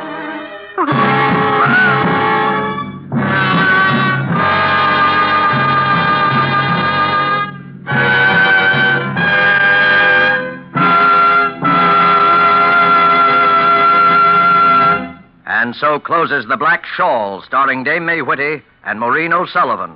Tonight's tale of Suspense. Suspense is produced and directed by William Spear. To every woman listening tonight, I want to say a special word about making every dinner or supper you serve taste better. I want to urge you to start serving Roma wine with your meals. It's simple, the cost is very, very little, and it works magic in making food more enjoyable. You can serve Roma wine with any meal or any time in any kind of glass you wish. Serve it chilled. Try different kinds of Roma wine until you find those you enjoy most of all. Try hearty red Roma California Burgundy or the delicately delicious Roma California Sauterne. The cost is mere pennies a glass, but you'll find even a pickup supper tastes like a banquet.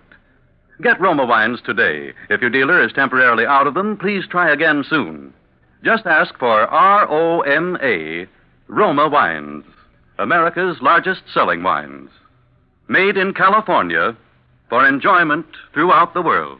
Dame May Whitty appeared through the courtesy of Metro-Goldwyn-Mayer and is currently being seen in the White Cliffs of Dover. Next Thursday, same time, Donald Crisp and John Loder will be our stars in another unusual study. In mystery, suspicion, and dangerous adventure. At that time, you'll hear the only ghost story ever to have been staged by Suspense. Presented by Roma Wines, ROMA, made in California for enjoyment throughout the world.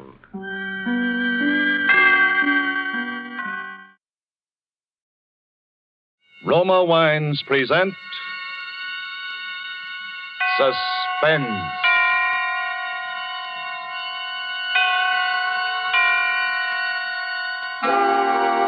Roma Wines, made in California for enjoyment throughout the world. Salud. Your health, senor.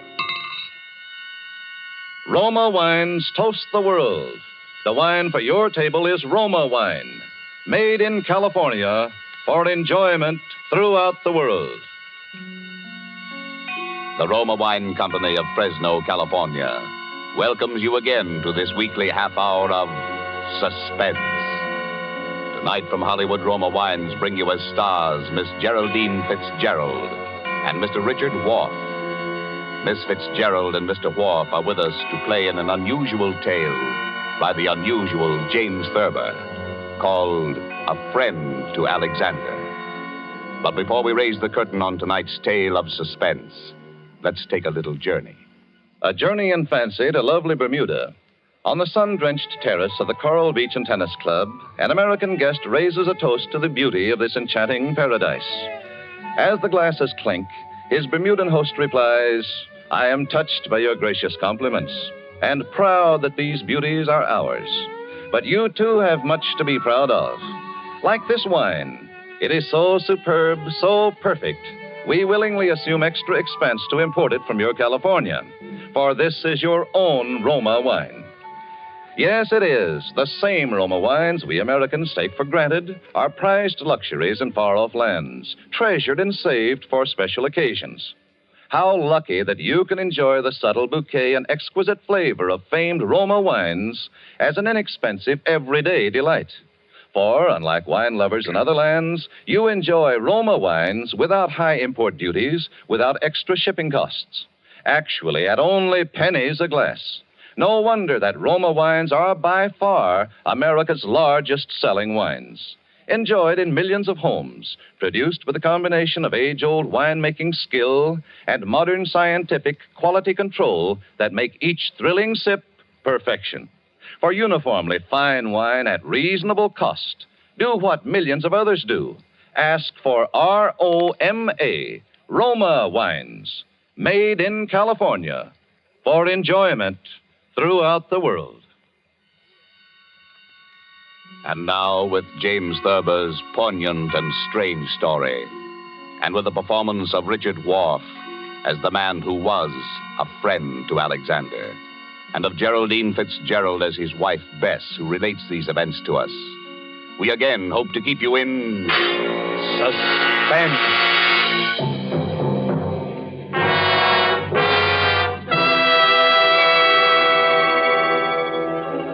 Harry was a laughing, happy-go-lucky fellow before he began to have those dreams.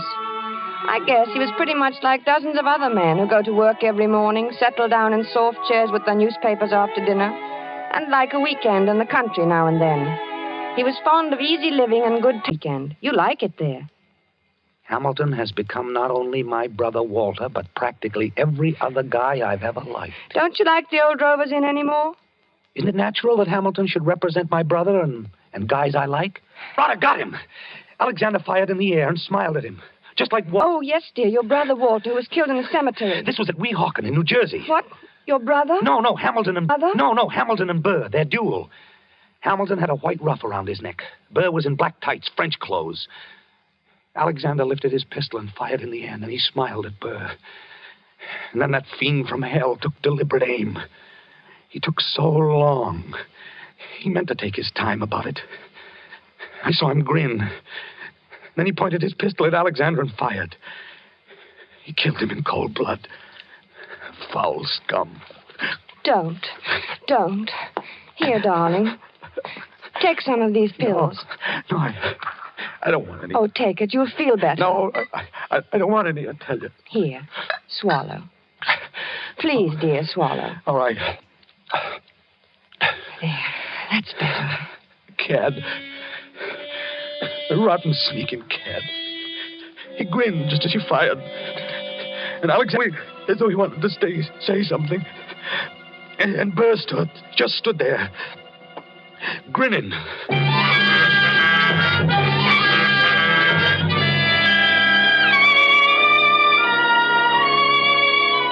I finally got him to see Dr. Fox. And he said Harry was fine, heart perfect, everything. But Aaron Burr did not lead my husband to sweeter or more peaceful dreams. Harry said nothing about it for several mornings, but I could tell he was still being tortured by these ghosts. He brooded over his breakfast. He didn't answer me when I spoke to him. What was that? Only my butter knife, dear. Oh. Harry, are you still dreaming about that man?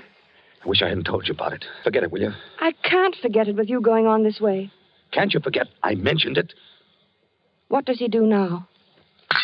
He goes around bragging that he did it with his eyes closed. He says he didn't even look. Didn't look when? When he killed Alexander in the duel. Well, what does... He claims that he can hit the ace of spades at 30 paces blindfolded. Furthermore, since you asked what he does now, he jostles me at parties now. I think you should stay out of this, Harry. It wasn't any business of yours anyway, and it happened so long ago. I'm not getting into anything. It's getting into me. Can't you see that? I see that we've got to get you away from here. Maybe if you slept someplace else for a few nights, you wouldn't dream about him anymore. I don't know. Oh, let's go to the country tomorrow. We'll stay at Lime Rock Lodge. Bess, why can't we visit the Crowleys?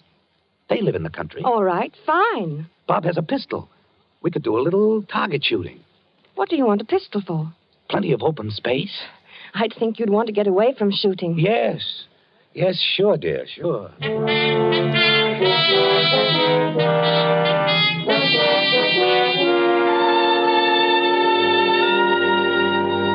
The vacation seemed a success at first.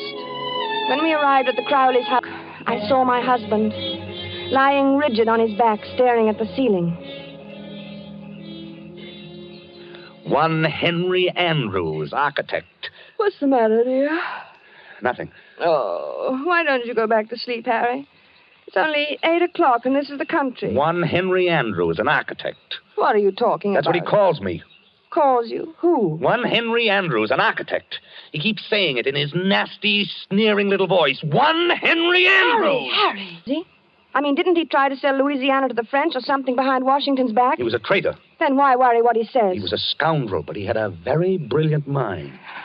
I was in hopes that you weren't going to dream about him anymore. I thought if we came up here that... It's him or me. I can't stand this forever. Neither can I.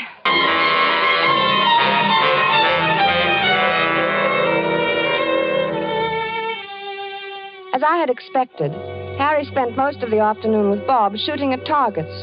At first, they just aimed at the paper squares. It all seemed to be good-natured and in fun. After a while, Harry stood with his back to the dead tree trunk on which the targets were nailed. Then he walked 30 paces ahead in a stiff-legged manner, and his face was set in stern lines. His revolver was at arm's length above his head when he turned suddenly and fired. Bob dropped to the ground, scared. What's the big idea, Harry? But Harry didn't answer. He started to walk back to that dead tree trunk again. Oh, I get it. Then, with his back to the target, he began marking off the 30 paces. Bob called to him. I think they kept their arms hanging straight down. I don't think they stuck them up in the air. But my husband continued to count off. At the 30th step, and fired from his hip. Hey, what are you, Kurt? Two of the shots missed the tree, but the last one... Hey! Watch out! Like a mechanical man or someone in a trance, Harry began to walk back to the tree again without a word, his lips tight, his eyes bright, his breathing coming fast. Look, it's my turn, Bob. But Harry about-faced and stalked on. This time, when he fired, his eyes were closed. Poor Bob didn't know what to make of this strange behavior. Good heavens, man. Give me that gun, will you? Without a protest, Harry let him take it. For the first time, he spoke. I need a lot more practice, I guess. Not with me standing around. Come on, what do I care whether it's fair or not? Was it fair the way he shot Alexander? Was it? Don't be mad with me, Harry. I'm sorry, darling. I'm very unhappy. I'm sorry, darling. And I'm worried sick. Oh, I'm sorry, darling. Don't cry. Please don't cry. It upsets me when you cry. And you mustn't be upset. I mustn't be upset. I must be very calm and rested.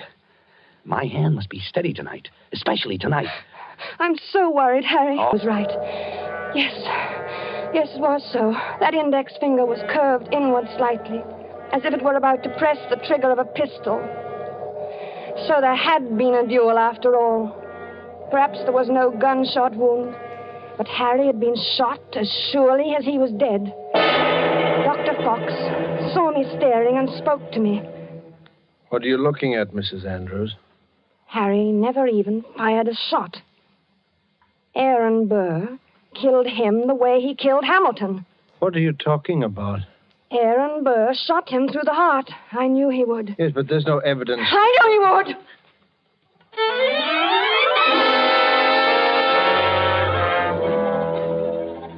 Then Dr. Fox put an arm around me. He looked at me gently and a bit frightened, the way I used to look at Harry when he told me about his dreams. He led me to his assistant and whispered something. He thought I didn't hear him, but I did. She's crazy. Stark, raving crazy. I let the assistant take me away. Maybe he thought I was crazy, too. But now, I knew. Aaron Burr got Harry. Just as he had killed Hamilton in that old quarrel long ago. I knew he would. I knew he would!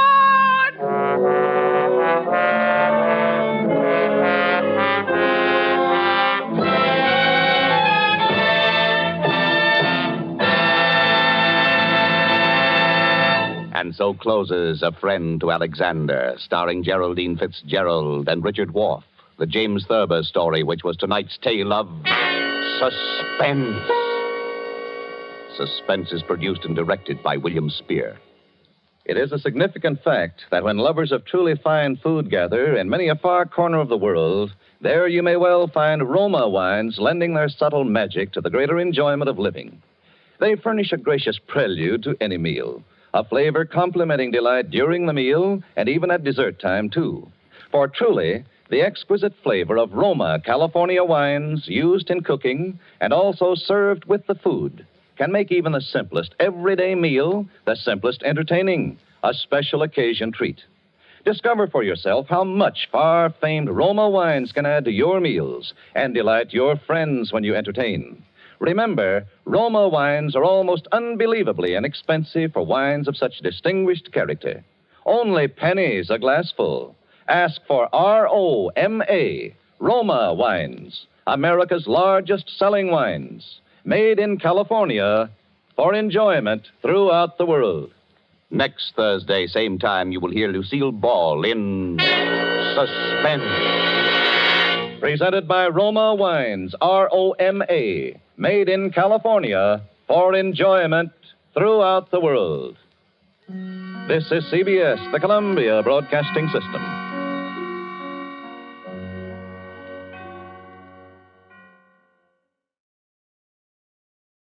Now, Roma Wines present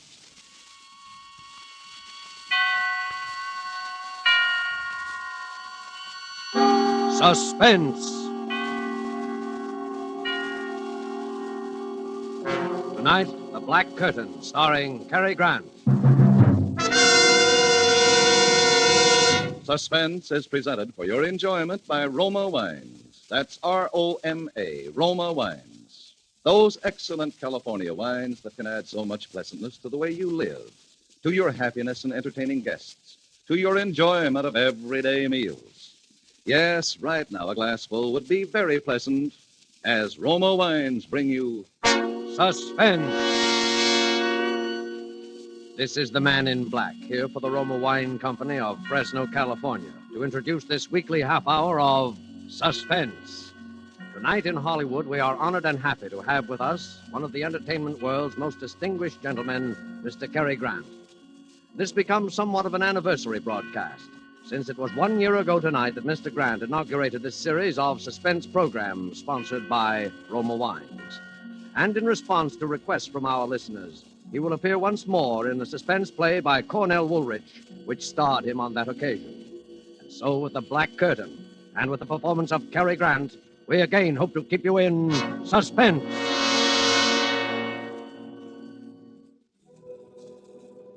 It began, or rather life began again for me, I guess you'd say, that day on that street. My head was pounding terribly. I could hear all the noise and the people milling around. Everything was a jumble at first.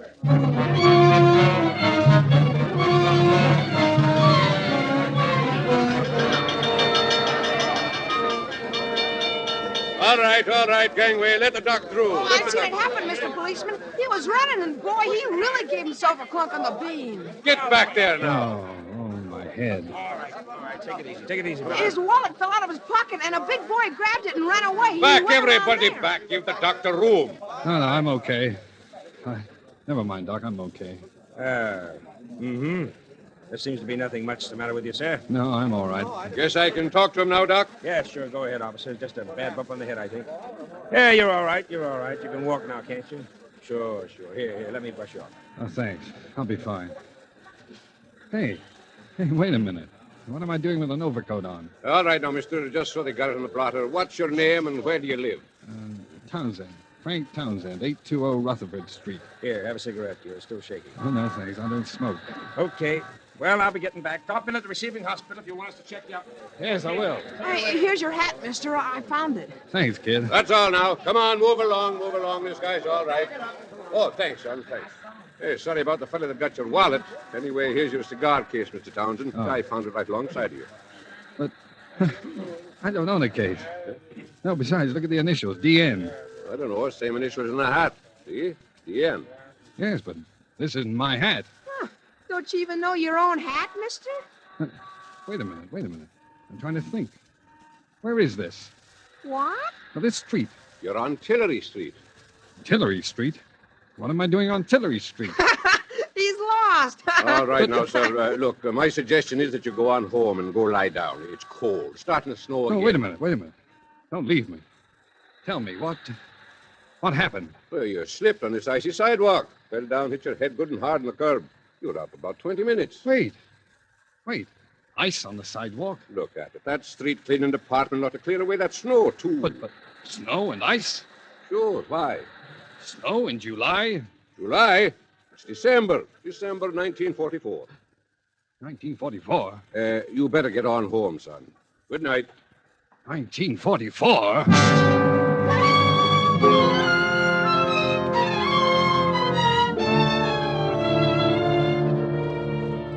December 1944? The last I remember was July 1941. 3 years just gone. Amnesia. A black curtain comes down over your mind out of nowhere. That black curtain had been over my eyes for 3 years. Where had I been? Who had I been? I hadn't been Frank Townsend. I'd been someone else. DN. Someone whose initials were DN. I walked along Tillery Street thinking about it. Those 3 years. What? Well, I could have been married. I could have been a thief. Something made me turn around on the street for a moment. And that was when I first saw him. Gray eyes. He'd been talking to the cop who took my name. He looked up as I did. And then he started to walk rapidly in my direction. I backed away instinctively. Something about him spelled trouble. He caught me and came forward. Hey, you! Stop! Stop, Townsend! Stop! Townsend! Instinctively, I knew I should run, get away from him. Hey, you! I looked back as I rounded the corner. He had a gun in his hand. He raised it. Then I turned and ran for my life.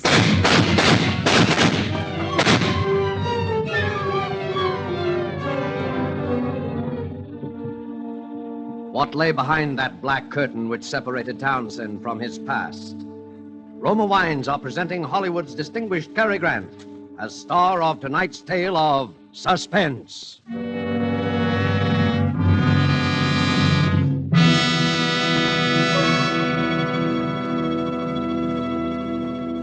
Haven't you often realized that many of life's finest enjoyments are simple and moderate rather than the opposite? I give you the words of a high and well-loved authority, Miss Elsa Maxwell, international expert on smart entertaining and gracious living. Good hospitality is always simple, genuine, and moderate. That is why I often suggest enjoyment of delicious Roma sauterne when you have friends in to dinner or with your everyday meals. Serve this delicate golden sauterne, well chilled with any food, in any glasses you have. Special wine glasses are pretty, but not very important. Now, what can I add to such charming good sense as that? Maybe just this. Roma Sauterne and all Roma wines are the best that California's magnificent sun-ripened grapes can provide, in glorious color, fragrance, and flavor, protected for you by the ancient wine skill of Roma's famed wineries. That's why Roma wines and Roma quality do not vary, never fall short, but are always enjoyable. Unchanging high quality gives tremendous popularity to Roma wines and makes low cost possible. Only pennies a glass. Remember, more Americans enjoy Roma than any other wines. R-O-M-A, Roma wines. And now it is with pleasure that we bring back to our sound stage Mr. Cary Grant and The Black Curtain, a story well calculated to keep you in suspense.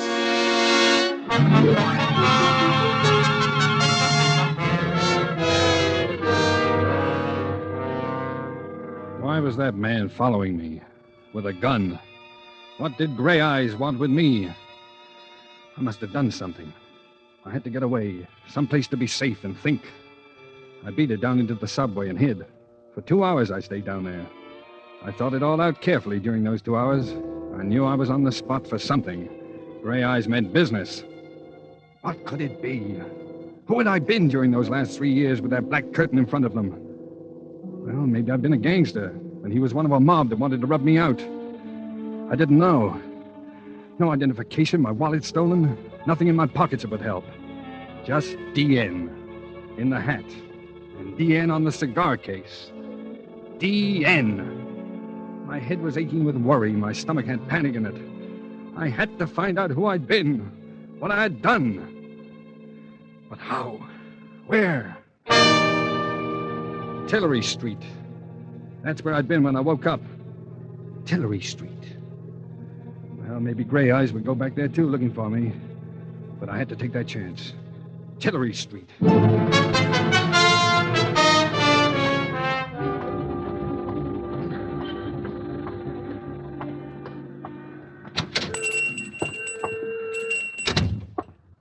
Yes? Oh, good evening, Pop. Hello. Oh, hello there. Oh, you know me. Sure. Couldn't see under that hat at first. What can I do for you? Well, have you got an evening paper I could look at? No, sorry, never read 'em. Too much trouble in the world these days anyhow. Say, how you been? You haven't been around 2 or 3 weeks. Oh, no? Well, I've been busy. Oh, look, Pop. Yeah? I made a bet with a friend of mine that even though you see so many customers, you'd walk right up and give me my full name. Oh, well, I'm sorry. I don't know it. I don't think I ever heard your name. Oh. But I know your girl. My girl? Uh-huh. Oh, you do? Mm-hmm. Well, now maybe I can still win my bet. Why, of course. Ruth lives right across the street, the Tillery apartment. Oh, well, that's right. Ruth. But now, what apartment? Apartment 3C, of course. 3C. Don't I take the sandwiches up there every night? 3C. Yeah. Yes, well, thanks. Will you win your bet, mister? Huh? Oh, yes, I think I will. What is your name, so as I'll know it next time? I'll tell you tomorrow. I hope. So long. So long, Pop. I'll be see... What's the matter? Drop something? No, nothing. Nothing. Just tying my shoe. I'd just been going to walk out when I saw him, standing across the street. Gray Eyes again. I ducked down behind the store window and watched him. He looked over in my direction, and then up and down the street. lit a cigarette and strolled down to the corner. The minute he disappeared, I yanked the door open, dashed out, and ran across the Tillery apartments and went in.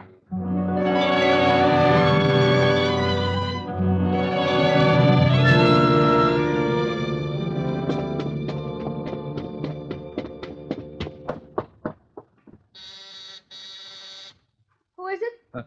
Ruth? Yes? It's me. Dan! Oh, Danny, where have you? Get in here. Oh, darling, it's really you. I thought... Hello, Ruth. Oh, Danny, why did you come here? He's been around twice today. He may be in the neighborhood right now, for all you know. Yes, who? Who? Well, Slattery, of course. Slattery. Oh. Has he got gray eyes? What? Yeah. Did you ever see a detective that didn't? No. Oh, sure. Danny, what's the matter with you? Detective. You're acting so strangely. Well, I just want to look at you. You seem so different, so far away. You haven't kissed me. Well, that's easily fixed. Oh, darling, where have you been for 3 weeks? Oh, all around. Miss me? Oh, you know I did. Danny, do you think we could get away tonight? I've got $3,000 saved up. We could go to Mexico or South America and we could get married. Mr. and Mrs. Daniel Nearing, tour the world. Daniel Nearing. Oh, Mr. and Mrs. Sounds plenty good to me. Yeah. Oh, you'll never know how good. And we'll get out of here tonight. I'll call up and tell them I'm quitting my job. I'll say I'm sick. All my stuff's here. Nothing's out there but a couple of uniforms. I'll make Ada and Franklin a present of those. Ada and Franklin? Oh, don't you bother your head about those two. They weren't glad when it happened. A couple of vultures. Bye to them. Oh, with you back, Danny, with you back. Just think with my $3,000 we could... Well, do you think you ought to quit your job? Well, absolutely, I think so. I never was cut out to be a nurse anyway. No, you weren't. Any more than I was. Any more than you were meant to be a secretary. That's right. I never wanted to be a secretary. I just drifted into it, I guess. It kind of got on my nerves, especially toward the end. The boss was no cinch to work for. Oh, he certainly wasn't. He was a rat. Oh, the whole Dietrich bunch are mean, rotten. The whole family. Yeah, that's right. All except the old man. Oh, the old man. Yes. I sort of liked him, didn't I? Mm-hmm. He loves you too, Danny. I think he wished you'd been his son. Poor old man. He's the only reason I've stuck around out there this long. Uh-huh. How are things out there? Oh, they've been questioning all of us. They've laid off lately, though, since you... Oh, don't let's talk any more about it. You're back. That's the main thing. I want to forget New Jericho and the whole... New Jericho, huh? Yes. Oh, Danny, if only it hadn't happened. What hadn't? You know what. Danny, what's going to become of you and me? I wish I knew. Danny, get away from that window. Leave that shade down. He's down there. Who? Gray eyes. He's standing in front of the hydrant. He's coming in here. In the building. Oh, did he see you? Look, Ruth, will you help me? What are you going to do? Give myself up. No. Well, it's better than getting shot at. What can they do to me? You crazy fool. They can send you to the chair. The chair? Well, what do you think happens to a man when he's guilty of murder? Murder? Ruth, listen to me. I'm not a murderer. But the whole world says I committed murder. I say I didn't. The me that's in me says I didn't. I never said your word, Danny. I always said you didn't do it. But they found the body and they... Oh, only you hadn't run away. Oh, so that's it. All right, Nearing. Open up. Oh, why did you come here, Danny? Why? Ruth, quick. We've got to get out of here. How about the fire escape? Shaft, dumbwaiter. Dumbwaiter. Oh, in here. Lock that kitchen door, quick. Now, get in. I'll stand on top and work the ropes. I don't think it can hold us both. It's got to. So, can you hear me? Yes, Danny. Danny, what do we do? We're going back there to New Jericho. Jericho? Oh, no, Daddy, don't. No, please. For me, don't. I've got to. I've got to find out. Oh. We're going together. No, Daddy, no. I've got the money. We can get out of here. Now, stop it. Oh, Daddy, my arm. Ouch. You're hurting me. From here on in, we're sticking together. You're going to take me back there, Ruth. Back where it happened. All right, darling. crazy, but I'll go wherever you go. I can't lose you again.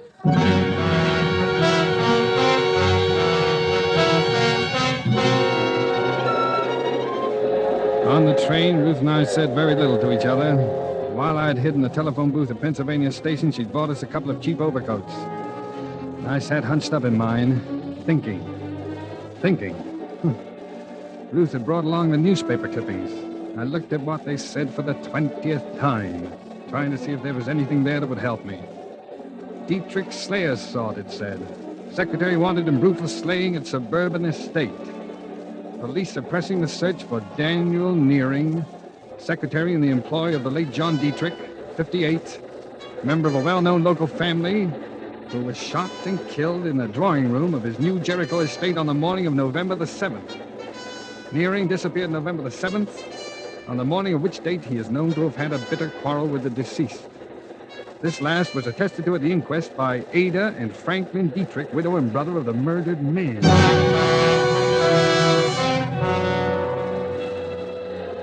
Well, I had all the facts now. Wanted for murder. And yet everything that was in me told me that no matter who I'd been, however many memories I had lost, that I was no killer, that I just couldn't have. Jericho! Go Jericho! I had to get into the Dietrich house and stand again in that room where it had all happened. Maybe something would come back to me. Maybe there would be something. Jericho!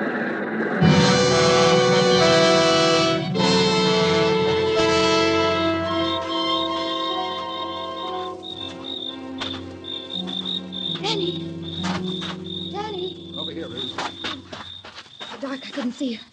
Ada and Franklin just left.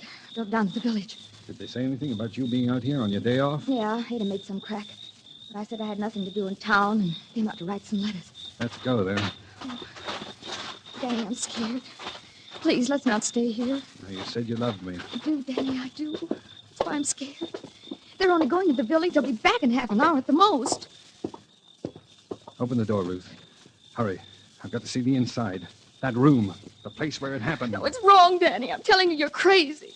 They'll find you. Open the door, Ruth. Quickly.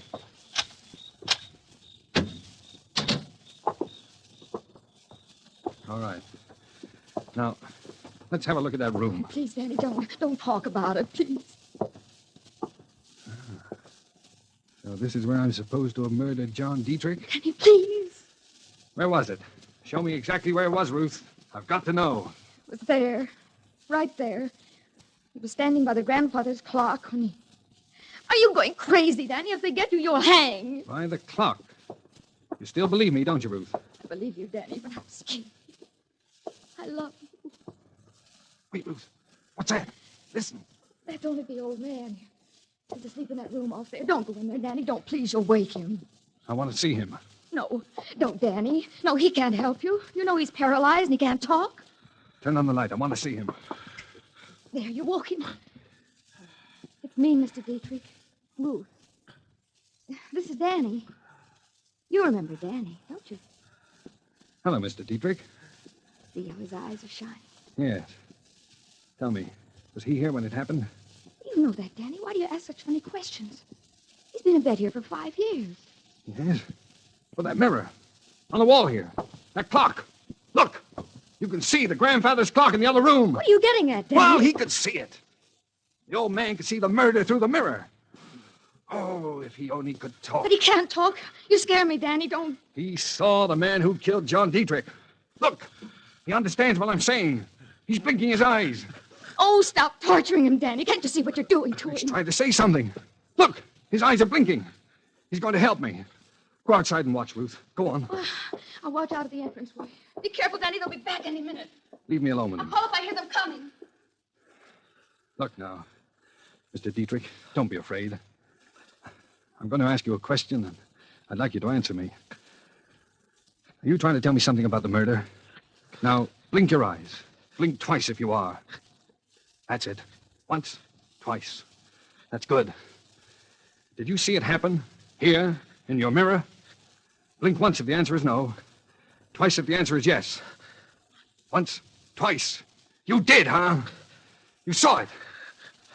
All right, Mr. Dietrich. Now then, Is the murderer in this house?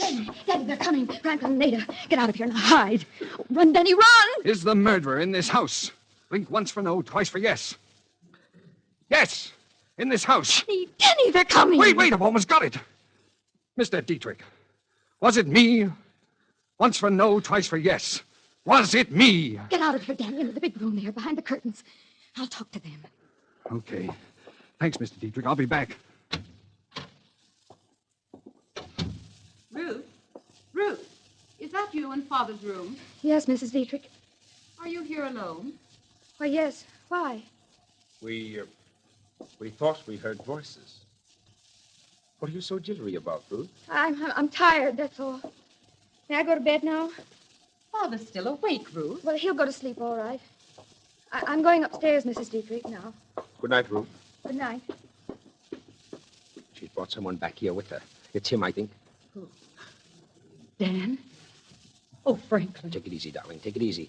If he's here, we'll get him. After the evidence we gave against him at the hearing. Oh, I'm scared. Let's get out of here fast. I'll go to the village for the police. No, call the police. Here, I'll do it. Hello? Hello? It's too late. It's dead. The wires have been cut. Come on, we'll both drive to the village. But he may be waiting for us out by the car. What? Oh.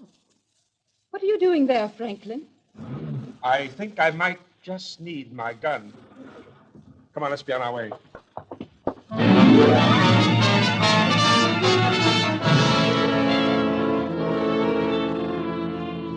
The moment they left the house, I made for the old man's room. I called for Ruth, but she was gone. Maybe Franklin and Ada had caught her after she cut the telephone wire, but I couldn't wait. My life was hanging on minutes now. I shot the flashlight on the old man's face again. Now, Mr. Dietrich, you're helping me fine. You know I'm trying to save my life, don't you? Now, the murderer. Was it me? Was it me who did it? Me, Danny Nearing. Blink once for no. Once! You're sure? You're sure it wasn't me? Oh, you're smiling, Mr. Dietrich, smiling. No, it was somebody in this house. And who was it? Oh, can't you make a sound? Help me, you've got to. Was it Ada? Twice for yes, once for no. Once, not Ada. All right, then. Was it Franklin? Up with the hands, Nearing, or you'll never go to trial. Franklin, wait a minute. You've got to listen. Shut You've up, got drop to. that flashlight. So you're trying to kill the old man, too, eh? The murderer returns to the scene of his crime. You know I didn't kill him. Tell it to the police. Abe'll have them here in a couple of minutes. Where's your girlfriend, Ruth? She's not here. I don't know where she went. Never mind. They'll find her. You're a dead duck, Nearing. You killed my brother and beat it. What did you ever get out of it? That's always puzzled me. You killed your brother, and now you're going to kill me. You've gone nuts, too. Why should I kill my own brother, you idiot? To get his share of the estate, and his wife, Ada, among other things. But you can't stop with killing me. Someone else knows the truth. The old man saw it in the mirror. What? Yes. You'll have to kill your own father, The old man saw it. How do you know? He told me. You're lying. He can't talk. He can't even move. He can hear, and he can blink his eyes. Come over here, look. Look here, you. Oh, Rose! I had to do it. I heard him. He was going to kill you. Here's the gun, Daddy. Take it. You'll be all right. Ruth, you shouldn't have done that. In another minute. I'm not sure it was Franklin. Oh, Dad, please, let's run for it. They'll be here in a second. It's your last chance. They'll all swear you did it. Not if I can be with the old man another half a minute.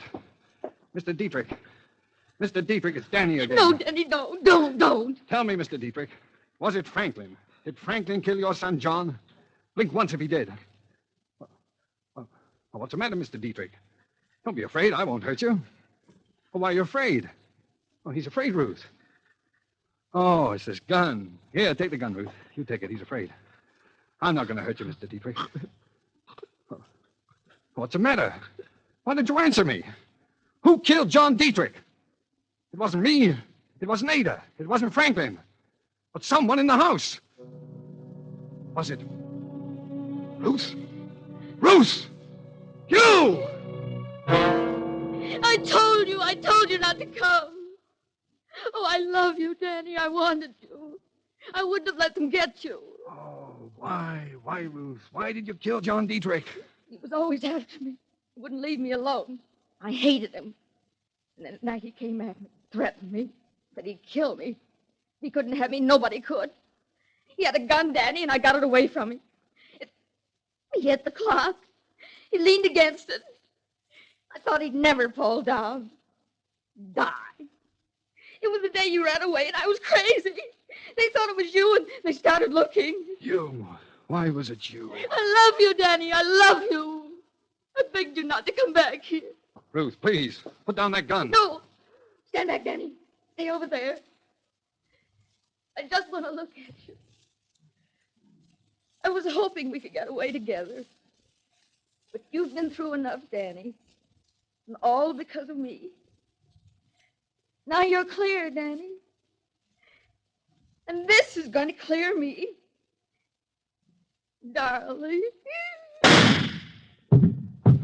Ruth! Dear! Ruth!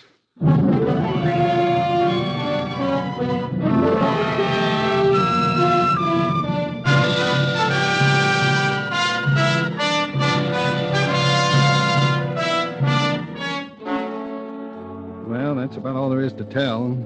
I've tried to put it all behind me, to resume my life where it left off 3.5 years ago. Sometimes when it gets toward evening, I go and walk along Tillery Street. And once in a while, somebody I don't know will say, "Hello, Danny." And I just say hello and walk on. I don't want to find out anything more. I want it all to die away and be still. And it will. All except Ruth. Because somewhere behind that black curtain, I was loved. And loved someone. We must have known a love that I'll never know again.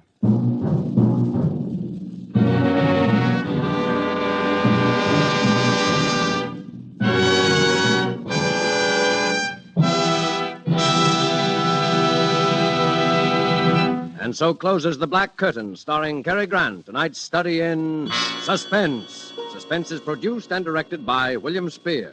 We are sometimes asked, why does Miss Elsa Maxwell always say it is smart to serve Roma wine? Her explanation is simple. It is smart to serve Roma wine.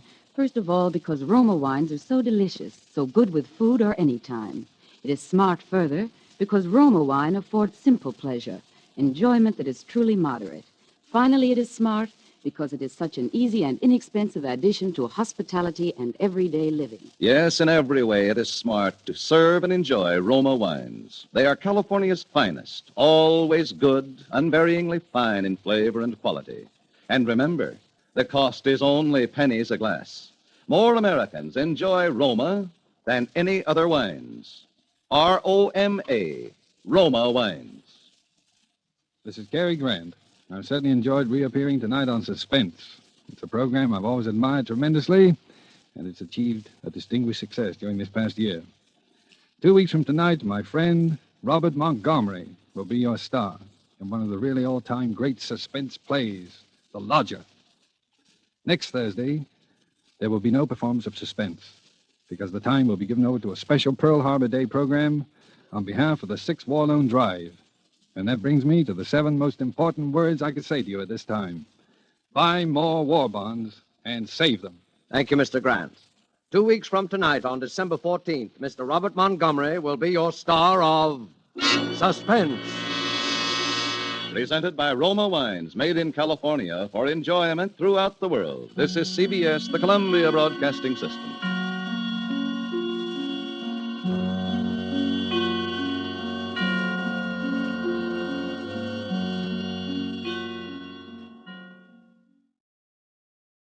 In the event of any important news developments, the sponsor will interrupt this program.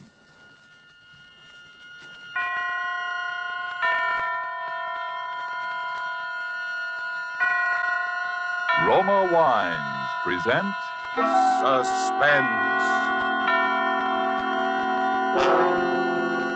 Roma Wines, made in California for enjoyment throughout the world. Salud. Your health, senor. Roma Wines toast the world. The wine for your table is Roma Wine, made in California for enjoyment throughout the world. The Roma Wine Company of Fresno, California, welcomes you again to this weekly half hour of Suspense. Tonight from Hollywood, Roma Wines bring you as stars 2 of the screen's most distinguished actors, Mr. Thomas Mitchell and Mr. Donald Crisp. They appear this evening in a play written for suspense by Robert Tallman, in which psychiatry is called upon to deal with a sick mind which has unknowingly been tempted thrice by murder. And so are the performance of Thomas Mitchell as the millionaire tycoon Edgar Lowndes, and of Donald Crisp as the psychiatrist Dr. Aronson. We again hope to keep you in suspense.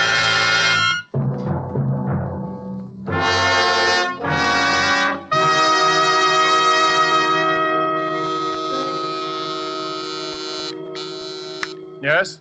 There's Mr. Edgar Lowndes here to see you, Dr. Aronson. Lowndes? Edgar Lowndes? When did we get him for patient? I think you'd better talk to him, Doctor. Yes, and I think he'd have to go through the usual routine. I don't go through usual routines. I'm Edgar Lowndes. I dare say you've heard the name before, Doctor. Well, who hasn't? Edgar Lowndes, the railroad magnate. Sit down, sir. Thank you. Well, I'm a man of a few words, Doctor. Frankly, I'm at my wit's end. Why, if my business associates had any idea I was consulting a psychoanalyst, I'd be laughed off the floor of the stock exchange. But we'll never mind that. It's these headaches, Doctor, I've been having. And aspirin, codeine, nothing seems to help. How long has this been going on? A little over a month. Since the death of my wife, in fact. We were very attached, you know. Very attached. Her death was a shock to you? No, I wouldn't say a shock precisely. She'd been an invalid for years. Bad heart. Wasn't so much what happened the night she died, but the way it happened. Oh, but why shoot off my mouth to you about it? I've told the story 1,000 times till everybody's sick of hearing it. Well, perhaps you haven't told all the story, even yet. Well, as a matter of fact, that's the truth, Doctor. There's one little thing I left out. But the funny part of that is I didn't know it myself till yesterday. And what was that? Well, I was dressing for dinner. I was getting ready to go out when in comes my wife's servant. You know, her nurse. She's all aflutter about something. Mr. Lowndes, I hope you'll forgive me for bursting in like this, but Mrs. Lowndes... Yes, speak Well, up, she's darling. resting quite well, Mr. Lowndes, but she did have that little attack this afternoon, and I can't be here this evening. And what with the servants' night out being tonight, I thought... Yes, you thought I'd better stay with her, and I certainly will. Now you just go along about your business. I look after Mrs. Lowndes personally. Oh, I knew you'd see it that way. You're a good, considerate man, Mr. Lowndes. Edgar. Feeling a little rocky, darling? Well, old Edgar's not going to let you down, not even if it means losing that war contract. Oh. I'm going to sit right here with you, sweetheart, and Lowndes, Reed, and company can go hang. Oh, no, Edgar. There's no reason for you to stay, really. There isn't. Just the same, I'm going to stay right here with my little wife this evening. Really, Edgar, it's not necessary. If you'll just get the brown bottle out of the medicine chest, the digitalis, and leave it here by my bed with a glass of water. And leave you here alone in this big house feeling the way you do? Not much, not for 100 war contracts. Now, Edgar, do as I say. Just leave the medicine here by my bed, and everything will be all right. Now, go on, darling, and do as I say. Please, it's the brown bottle. Now, Dr. Aronson, what would you have done under the circumstances? After all, I'd left her alone before and nothing had happened. And this dinner was important in a business way. That night was my big chance. Your big chance? Yes, I suppose it was. Well, to make a long story short, she died while I was out. Now, if only I'd stayed with her. That's what I kept telling myself. And people I told the story to kept telling me that I shouldn't reproach myself. After all, it could have happened to anyone. And then yesterday, I was packing up her things, and I came across this bottle in the medicine cabinet. It was the digitalis. I'd left the wrong bottle by her bedside. That was what drove me nearly crazy, Doctor. Finding that bottle. It was bad enough leaving her alone, but making a blunder like that on the medicine, why, it made me feel almost like I'd murdered her. But as you say, it was your big chance. Huh? What do you mean? What are you trying to tell me? You mean you think I wanted to get rid of her? You say that, Mr. Lowndes. I didn't. But I see our time is up. I can't talk to you anymore today. Oh, but you've got to. You can't leave me up in the air like this. Why, you've practically accused me of wanting to murder my wife. Perhaps we'll understand your feelings towards your wife better, Mr. Lowndes, when we've discussed the others. What others? Hey, what are you trying to give me? Relief, Mr. Lowndes, for those headaches of yours.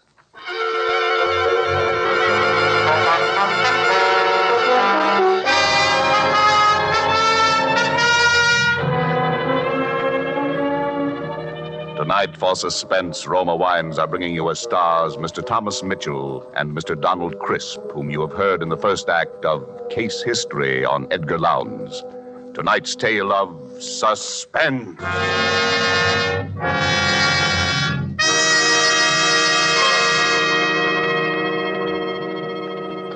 Far from the scene we've just left, far to the south, across the equator, is another scene I ask you to visit with me.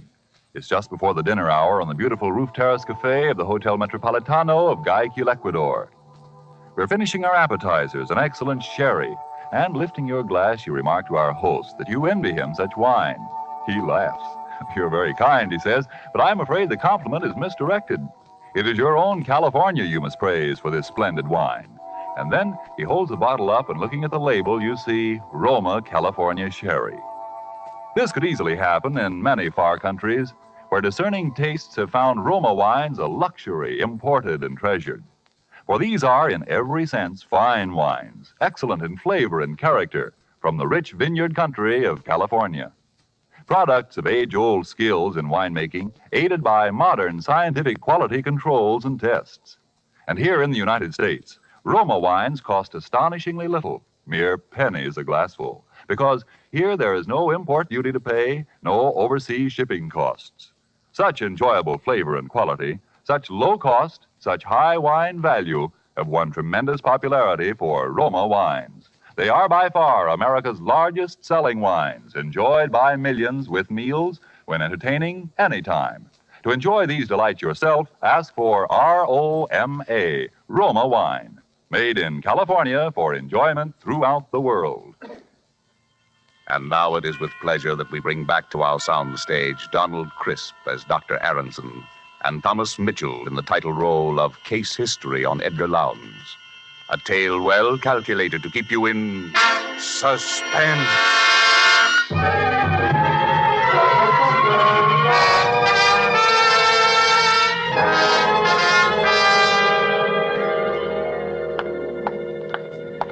He's outside now, Doctor. Here are your notes on the case. Oh, good. Just leave them here on the desk. And, oh, Miss Finchley. Yes, Doctor? From now on, when Mr. Lowndes is in the consultation room, I want you to keep an eye on my private office. Make sure that the recording equipment is in operation at all times. I want a record of every word he says in his own voice. Is this a criminal case, Dr. Aronson? I don't know yet. But hadn't you ought to... I'm sorry, Doctor. You can let him come now, if you will, Miss Finchley. Yes, Dr. Aronson. The doctor will see you now, Mr. Lowndes. Thank you. Well. Here I am again. Surprised to see me? How are the headaches, Mr. Lowndes? Well, sir, they evaporated just like that. I slept like a top. Don't know how you did it, but you've sold me on this psychiatry deal. So I thought while we were at it, Doctor, I might as well straighten out a couple of other little things that have been worrying me. I rather thought there were others. Now, listen, Doctor, don't start talking in riddles again. Maybe you were right. Maybe I did want my wife to die. Unconsciously, of course. Well, why not? She'd been an invalid for years, always complaining, never really getting anything out of life. Yes, sir. After I left your office yesterday, I thought the whole thing over, and I said to myself, Edgar Lowndes, you look at this thing squarely. Maybe you killed her. Maybe leaving the wrong medicine by her bed that night was not so much of an accident as you think it was. So what? You did her a favor. You did yourself a favor. She never really loved you anyway. If Jim Bascom... Who's Jim Bascom? Why, he died in a railroad accident. We were brakemen together on the old nickel plate road. Jim and me were like twins. Roomed together, worked together, liked the same thing, even fell in love with the same girl. Why, I remember the night it happened. We were leaving on the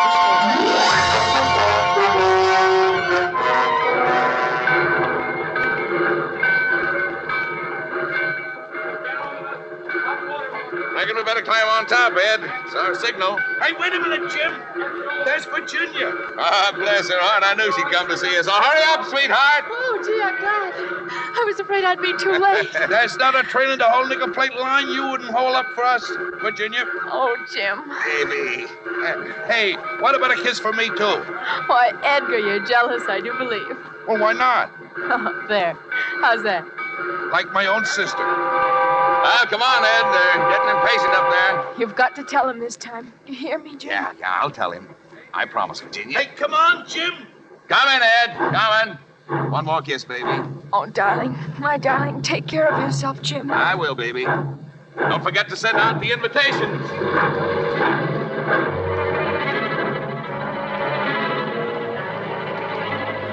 I knew when I saw him kiss her like that, it was all up for me with Virginia.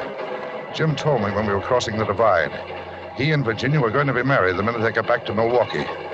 We were carrying an extra heavy load that haul, and when we started down the pass... Dad, for the Lord's sake, watch me close. Don't turn your wheel till you see me turn mine. One jolt away, this train's rolling down the grade, and we'll all land in the ravine. Sure, Jim. Don't worry. I gotta be in good shape for that wedding, remember? Yeah, I remember.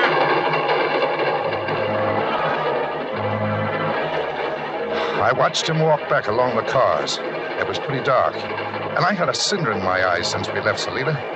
I thought I saw him reach the brake wheel on the other car and signal to me. I grabbed the wheel in front of me and braked my car with all the strength of my body. Hey!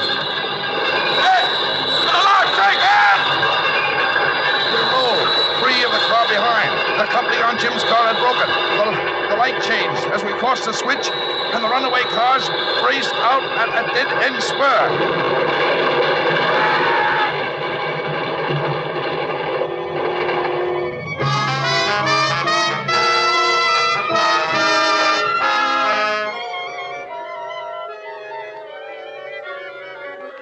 I saw Jim's body jolt free of the splintering car and hurtle out over the gorge.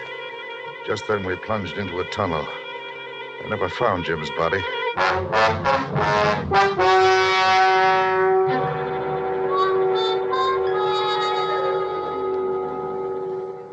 Well, so you can see why I think of trains in connection with death, can't you, Doctor?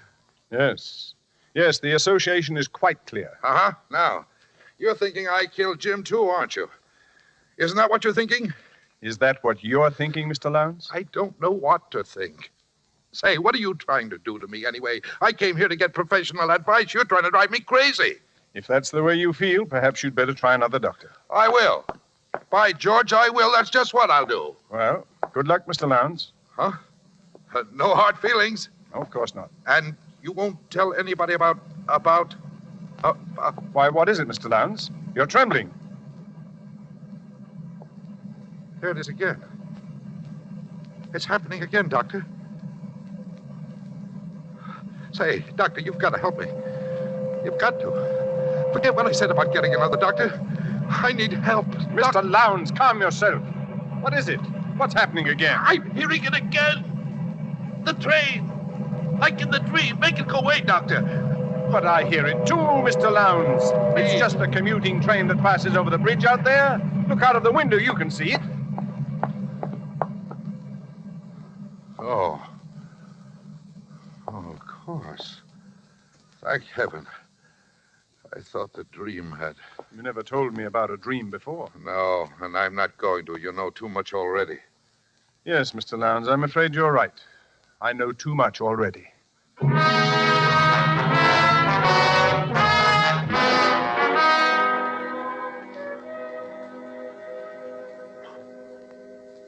And I have kept a complete record of each interview with this patient by means of a recording machine concealed in my private office. There is no doubt that the patient has twice committed murder unconsciously, and on the day the patient stopped the analysis, he exhibited hysterical symptoms which were brought on by the sound of a railroad train. Yes, go on from there, Miss Finchley. A new paragraph. The train is a death symbol for this man and appears to be the subject of a recurrent dream. The danger of the present situation lies in the fact that the patient's unconscious impulses have been brought to the surface without being rationalized. There is, in my opinion, a positive danger that the patient, in his present condition, may commit one or even more conscious murders, particularly should he take it into his head to board a railroad train.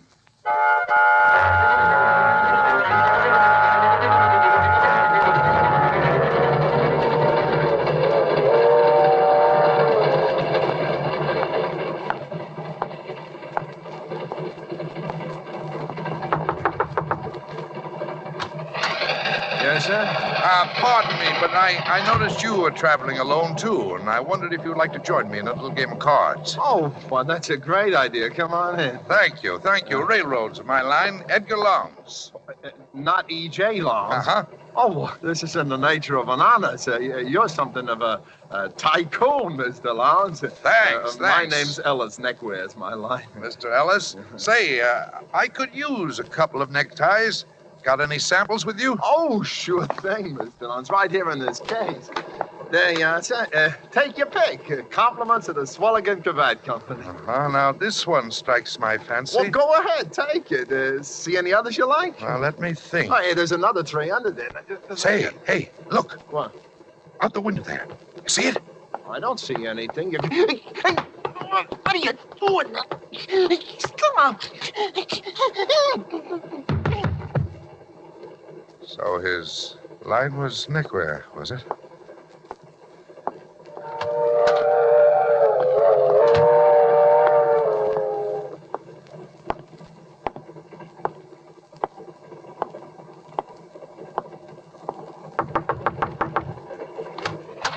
Yes, sir.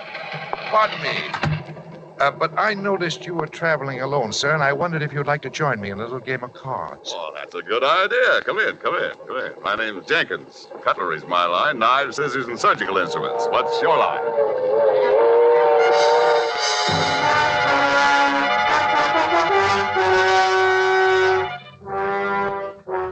Police of 5 Midwestern states are on the lookout tonight for the homicidal maniac who stalked the corridors of the Lightning Express transcontinental luxury train, claiming the total of 3 victims murdered in cold blood. Edgar J. Lowndes, an executive of the railroad who was aboard the train on the fatal night, has posted a personal reward of $50,000 to anyone giving information leading to the arrest of the murderer. Well, it's happened. There was nothing you could have done to prevent it, Doctor. Even if you'd sent your report to the police, there wasn't enough evidence. And there still isn't enough evidence. Well, you run along. I'm going to stay here and finish these reports in longhand. You can type them in the morning. You're sure you don't need me? Absolutely. I think I'll take your advice. Good night, Doctor. Good night. Oh, Miss Finchley. I almost forgot to tell you. Oh, she's gone. What a nuisance. Talking to yourself, Doctor? Lowndes. How did you get in here? The door was unlocked.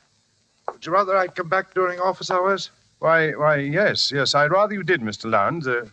Was it very urgent? It's the headaches, Doctor. They've come back. It started again about a week ago. Well, that's after what happened on the train. Doctor, tell me the truth. Did I commit those murders, or didn't I? You're the only one who knows the answer to that. Something to do with the dream, I think. Oh, yes, the dream. We were getting around to that when you left here the last time. Now, tell me about it. Well, I hear the sound of the train, and I'm sitting there beside someone, a stranger, I think. He's wearing a checked waistcoat, and there's a heavy gold watch chain with an elk's tooth suspended from it, like the one my father used to wear when I was a child in Wisconsin. Tell me something about your father. He died when I was quite young. He'd been an invalid, Doctor, ever since I could remember. He used to sit in an armchair, in a wheelchair it was, really, in front of the parlor window. He looked out into the street hour after hour. Sometimes when I came running into the house, he'd put out his cane and trip me, and I hated him for that. At one time, Doctor, I think I was about 8 or 9 years old at the time. Edgar, come in here this instant. Your father wants to talk to you. Oh, heck, Mother, I was going to get up a ball game. Now, the ball game can wait. You come along with me. Can I ever have any fun, Mother? Can I? Hush up. Here he is, Jonathan. Come closer, boy. Won't ever look at you. Yes, Father? Just as I thought. Grass stains all over the new suit I bought for you, huh? Where? There. And there. I won't have him get the idea just because his father's an invalid. He can roll in the dirt like a gutter snipe and get away with it. Stop blubbering. Now go wash your face. I'm driving into town today. Want you to go along, run errands. The car my father drove was an all-electric, a battery job. His legs were completely paralyzed, and my mother had to practically lift him into it. But the car itself was entirely controlled by hand. Driving it gave him a sense of power he needed. I used to dread those trips into town with him, the horrible spectacle of Mother helping him in and out of the car while the neighbors stared, and then riding along with him alone without anyone, nothing, to intervene for me. That was the worst.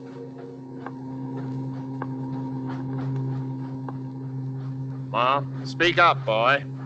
Why don't you say something? Cat got your tongue? No, sir. I don't know why I had to raise a boy like you. You don't even keep me company on these trips into town. Poor helpless invalid, your own father. I'm sorry, sir. You're sorry. I think I'll give you another caning when we get home, just to make good and sure you're sorry, huh? What'd you say to that? Oh, bother. Now look what's happened. Stalled. Battery's run down again. Get out and open the hood in the back, boy. You see a switch there. Turn it to the left where it says reserve battery. Hurry up. We're stopped right on the railroad track. Turn the switch to the left where it says reserve battery. Yeah, yes. Hurry up. There's a train be along here any minute. Oh, yes, Father. Don't just stand there looking stupid. Go and turn the switch, as I told you. What's the matter with you? Have you gone crazy? Don't you hear the train coming, Edgar? Edgar, you want your father to be killed? I can't get out of here by myself, Edgar. Now, please do as I say. No, the train could kill you for all I care. I'm going back home. Son, don't you understand what you're doing? You're murdering your own father. Now, this is murder. Murder, I tell you, murder.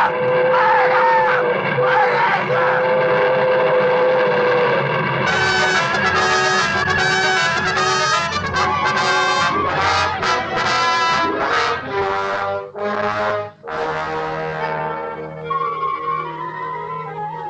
I walked home with those words of his ringing in my ears. I can hear him yelling yet. Son, don't you understand what you're doing? You're murdering your own father. Murder! It's murder, I tell you! It's murder! Murder!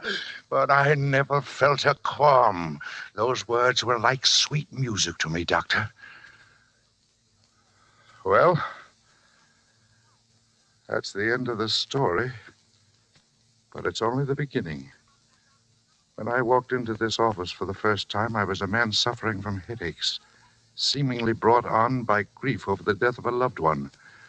Now I see myself as a man who murdered his father, his best friend, and his wife, who must kill and kill again, because every time I kill, I'm killing him, my father, whom I hated beyond all comprehension, and for whom one death agony was not enough. Now that you know all about these things, my dear doctor, I'm afraid that you'll have to be the next on my list. Put that gun away, Edgar. You don't really want to kill me. I'd be a fool if I didn't. Well, the headaches will come back, Edgar. There'll be no one here to cure them. They won't come back. You showed me what caused them, didn't you, Doctor? You'll have worse things than headaches. You'll begin to hear things. You'll have delusions. You'll think you can hear a train passing outside at this very moment, don't you? But if you look out of the window, you'll see there's no train there at all. You won't trick me into turning my back. Come out from behind that desk. Keep your hands up high. That's it. Now then. What was that? Don't you understand what you're doing? Where's that voice coming from? You're murdering your own father. There it is again. It's murder, I tell you. Murder! Stop it. Murder! Stop it. Murder! Stop it. I hear no voice. Stop it! I can't stand it. I'd kill myself. Then give me the gun, Edgar. Please, Doctor, make it stop. Take it away. Only here. Make it stop. That's enough, Miss Finchley. Shut it off. Are you all right, Dr. Aronson? Yes, thank you. You almost had me thinking I was hearing voices. Well, I did hear voices, and that's why I came back. And I remembered about you wanting Mr. Lowndes' interviews recorded, so I went in the other room and started the machine. When he became violent, I played back the last part of the record, thinking it might divert his attention. Good girl. We've got all the evidence we need now to put Mr. Lowndes where he can't do any more harm. You may have evidence, but you haven't got me, and you won't get me alive. Dr. Aronson, the window! Stop him! Sorry, Doctor. I can't wait. I've got to catch a train. Hey, Jim! Wait for me!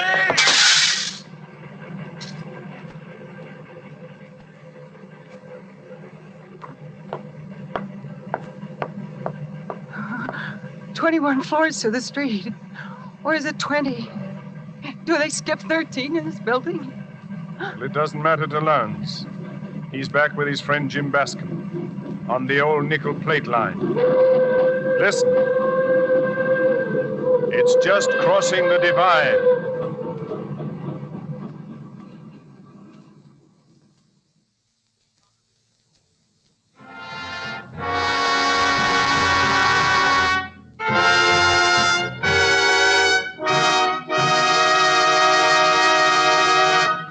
And so closes Case History on Edgar Lowndes, starring Thomas Mitchell and Donald Crisp.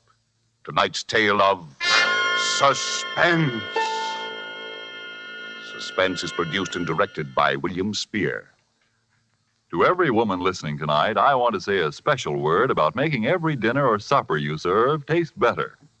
I want to urge you to start serving Roma wine with your meals. It's simple, the cost is very, very little, and it works magic in making food more enjoyable.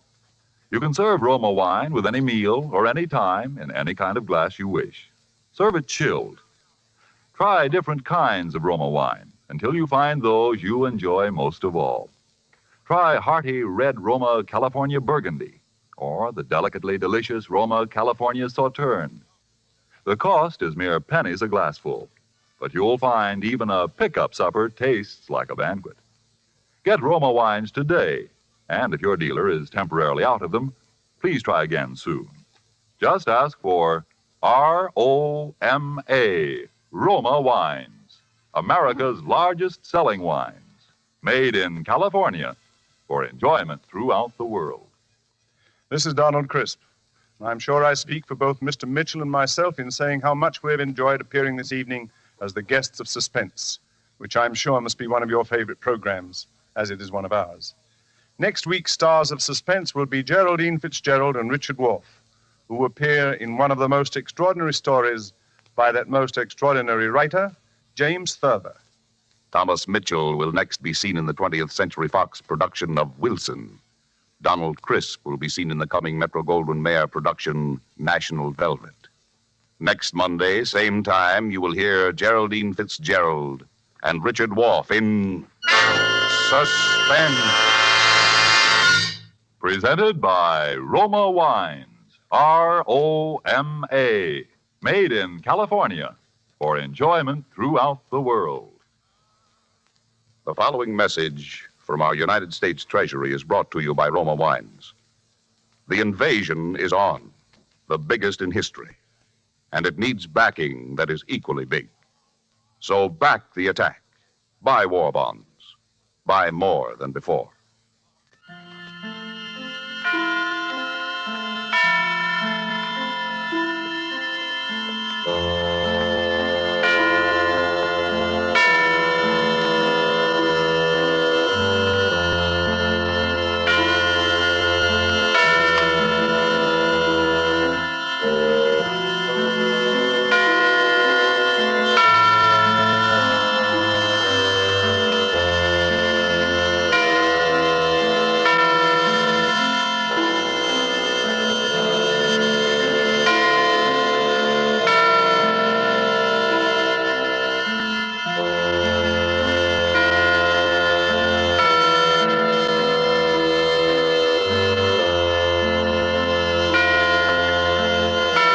This is CBS, the Columbia Broadcasting System.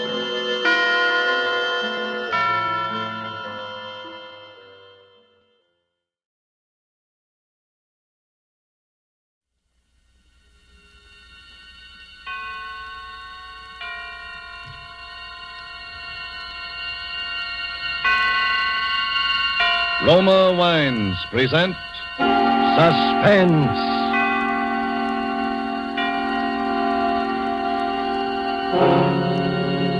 Roma Wines, made in California for enjoyment throughout the world. Salud. Your health, senor. Roma Wines toast the world. The wine for your table is Roma Wine, made in California for enjoyment throughout the world.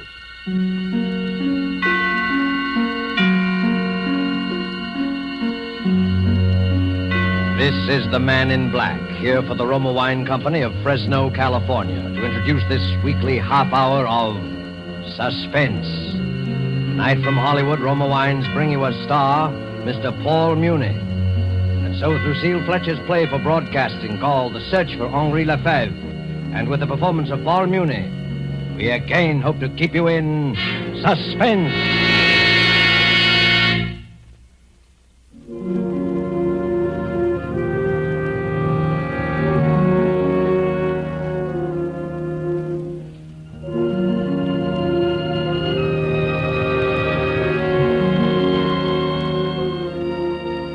I had just set down the last note on paper. You know what it is to write a piece. The agony, the drudgery, the exaltation. A fever consumes one. Hours melt away at the piano. Time, people mean nothing. The world revolves around this rocking song, this tender magic. A heavenly feeling comes into your heart and nestles there. So it was with this music. I had just set down the last note on paper.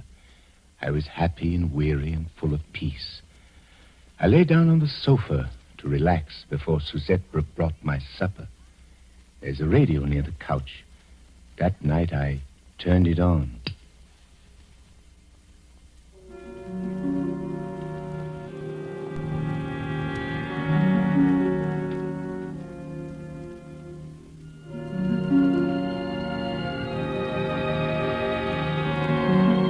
You know what it is to feel horror? True horror, the animal thing. I've seen horror many times grimacing at me out of the corner of my room. But this time it was upon me. It was in my brain. For that music on the radio playing now was the music I had just set down on paper. Suzette! Suzette! Yes, monsieur. Suzette, come here. Listen to this thing. You hear it, don't you? This is real music playing? Yes, Monsieur Flynn. The radio's playing real music. It is not an illusion, a hallucination of some kind in my own brain. No, Monsieur Flynn. It is real music. And very pretty. Pretty? What is the matter, monsieur? Is anything wrong? Don't you like it? Then we will turn it off. No. Leave it on. Leave it alone. Listen to it. Sit there beside the radio and I will get it for you. What, monsieur? My score! Look at it. Note for note. Even as they play, my tonality, the oboe solo. And I thought, it's a joke. A joke, an incredible joke. Oh, monsieur, I cannot read music. I do not understand. Perhaps someone in this building has heard me play. But no, this orchestration is the same, and the orchestration is a secret, quiet thing that one does alone. Perhaps they have stolen the score. Someone has copied it. But I only finished it this afternoon.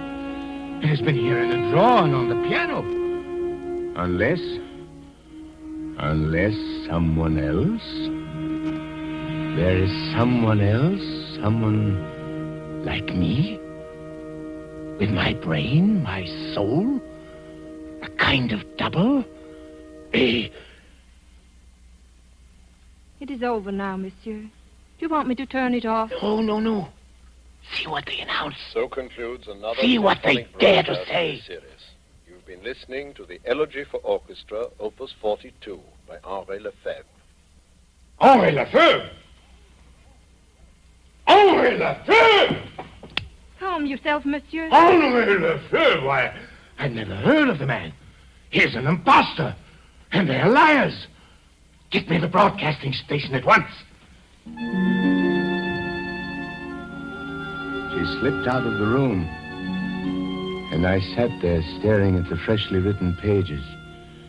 My brain was reeling. It was my music, every little note, every turn of phrase. Before me, the silent radio faced me like a mocking, sardonic sphinx. Adolphus, my good fellow, what's happened? Monsieur Picard. I thought it best to bring him, monsieur. You're a good friend. Did you call the broadcasting station? Yes, monsieur. And what did they say? They said, monsieur. Oh, Monsieur Picard, I'm afraid... They said, Adolphus, that it was a piece by Henri Lefebvre. An old piece, written nearly 15 years ago. What? Adolphus, dear boy, now try to be calm. Dear me, you composers are so temperamental. Sit down and try to analyze this thing from a mental viewpoint. 15 years ago? But I finished it today. The brain is such a queer thing, Adolphus. And a musician's brain, that is still a puzzle to us scientists. 10 years ago, perhaps even 15 years ago, you heard this piece somewhere. Perhaps your conscious brain scarcely noted it. You were thinking your own thoughts, but your subconscious reached out and grasped it for yourself. And now, 15 years later... What are you trying to say, Monsieur Picard? That this piece is not mine? That I stole it from this impostor? No, I assure you, my dear Adolphus, you've always been utterly original. I wrote that piece myself, do you hear? I tore it out bit by bit from my own creative imagination. If I had remembered it, even my own subconscious, would it have come so hard? It would have flowed out like a dream. But I had to struggle. Look at these erasures and these cuts, this coda. And you say it was exactly this way on the radio? Exactly as though they had copied out the parts in the twinkling of an eye. And an orchestra was reading my score. It's very strange. The man either stole my piece somehow, or else there was some terrible coincidence. Some simultaneous crooked streak of identical inspiration that leaped across the world. Adolphus... Who is this Henri Lefebvre? I should like to know him, to confront him face to face. Henri Lefebvre. You've never heard of him, Adolphus? No. He was a rather famous composer in my youth, a writer of symphonies and operas. And what has happened to him? Is he still alive? It is an interesting question, Adolphus. I must confront him, do you hear, Monsieur Picard? I'm convinced that there's something unreal about all this. Fate has played me some trick. There is some horrible linkage between this man and myself. Some string vibrating in his brain which has caused a like vibration in my own. I must find him. I must somehow break the spell. And supposing this Henri Lefebvre is dead? Dead or alive, I must discover where this music came from. And what it meant to him. And what it may mean to me.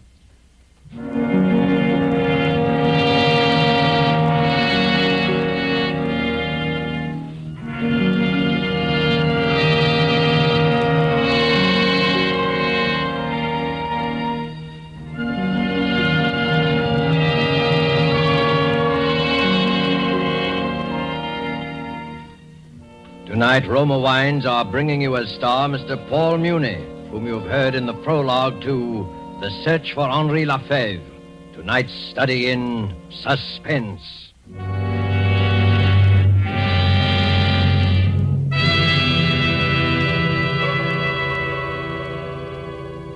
Down in Bermuda, there's a famous club, renowned for its fine food and gracious living. Suppose we go there now to the exclusive Coral Beach and Tennis Club and observe a dinner party on the terrace. One of the party, a North American, has just raised a toast to his hosts. As he lowers his glass, another is raised by his Bermudian friend who says, "It has been a pleasure, my friend, and in a way, payment on a pleasant obligation to your United States. For your California has given us this superb wine in which we drink these toasts. So delicate, so excellent in flavor and bouquet that we import it, your famous Roma wine." Yes, that is true, for in Roma wines you will find the uniform qualities which make a wine truly magnificent. A delicacy so delightful, many foreign lands know Roma wines as an expensive, special occasion treat. But for millions of Americans, Roma wines have long been a daily pleasure for greater enjoyment of meals, for delighting their guests. A pleasure which costs you only pennies a glass. For you do not pay high import duties nor expensive shipping charges to enjoy this delicacy, which brings you a combination of old-world winemaking skill plus Roma's modern testing and quality controls. No wonder, then, that Roma wines are America's largest-selling wines. Ask for ROMA, Roma wines, made in California for enjoyment throughout the world. And now it is with pleasure that we bring back to our soundstage our star, Paul Muni, in The Search for Henri Lefebvre, a tale well calculated to keep you in suspense.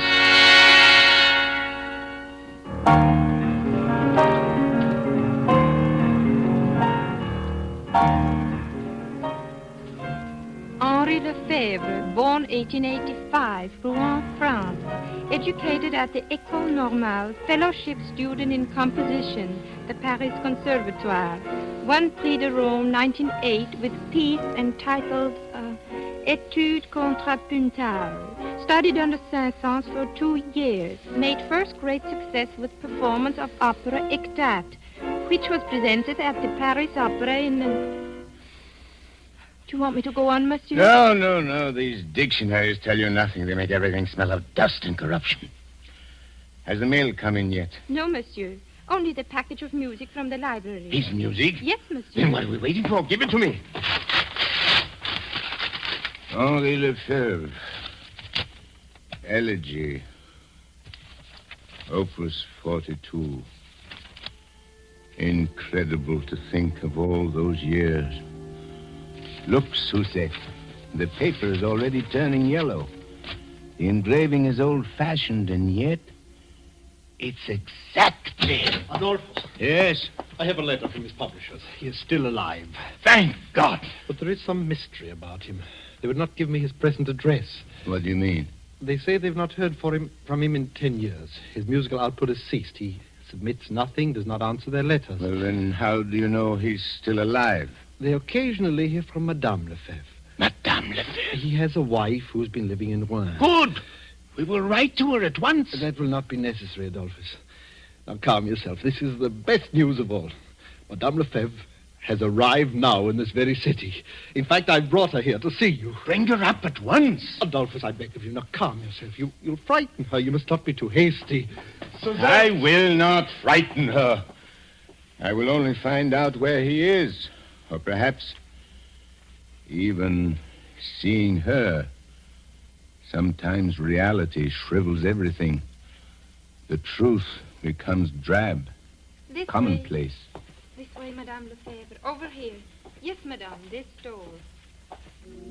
I stood quite motionless in the center of the room. A woman dressed in black confronted me across the waist of the polished floor. She was thin, middle-aged, a little stooped. Her pale eyes looked washed out with crying. Yet there was another look in them, a look of some drowned in monstrous terror. Monsieur Adolphus Flynn? Yes. I am Cécile Lefebvre. I have heard that you are searching for my husband, Henri? Yes, madame. Why do you wish to see him, monsieur? Why do I wish to see him? You have not heard of my strange predicament, madame? No, I have heard nothing. I arrived in this country only today.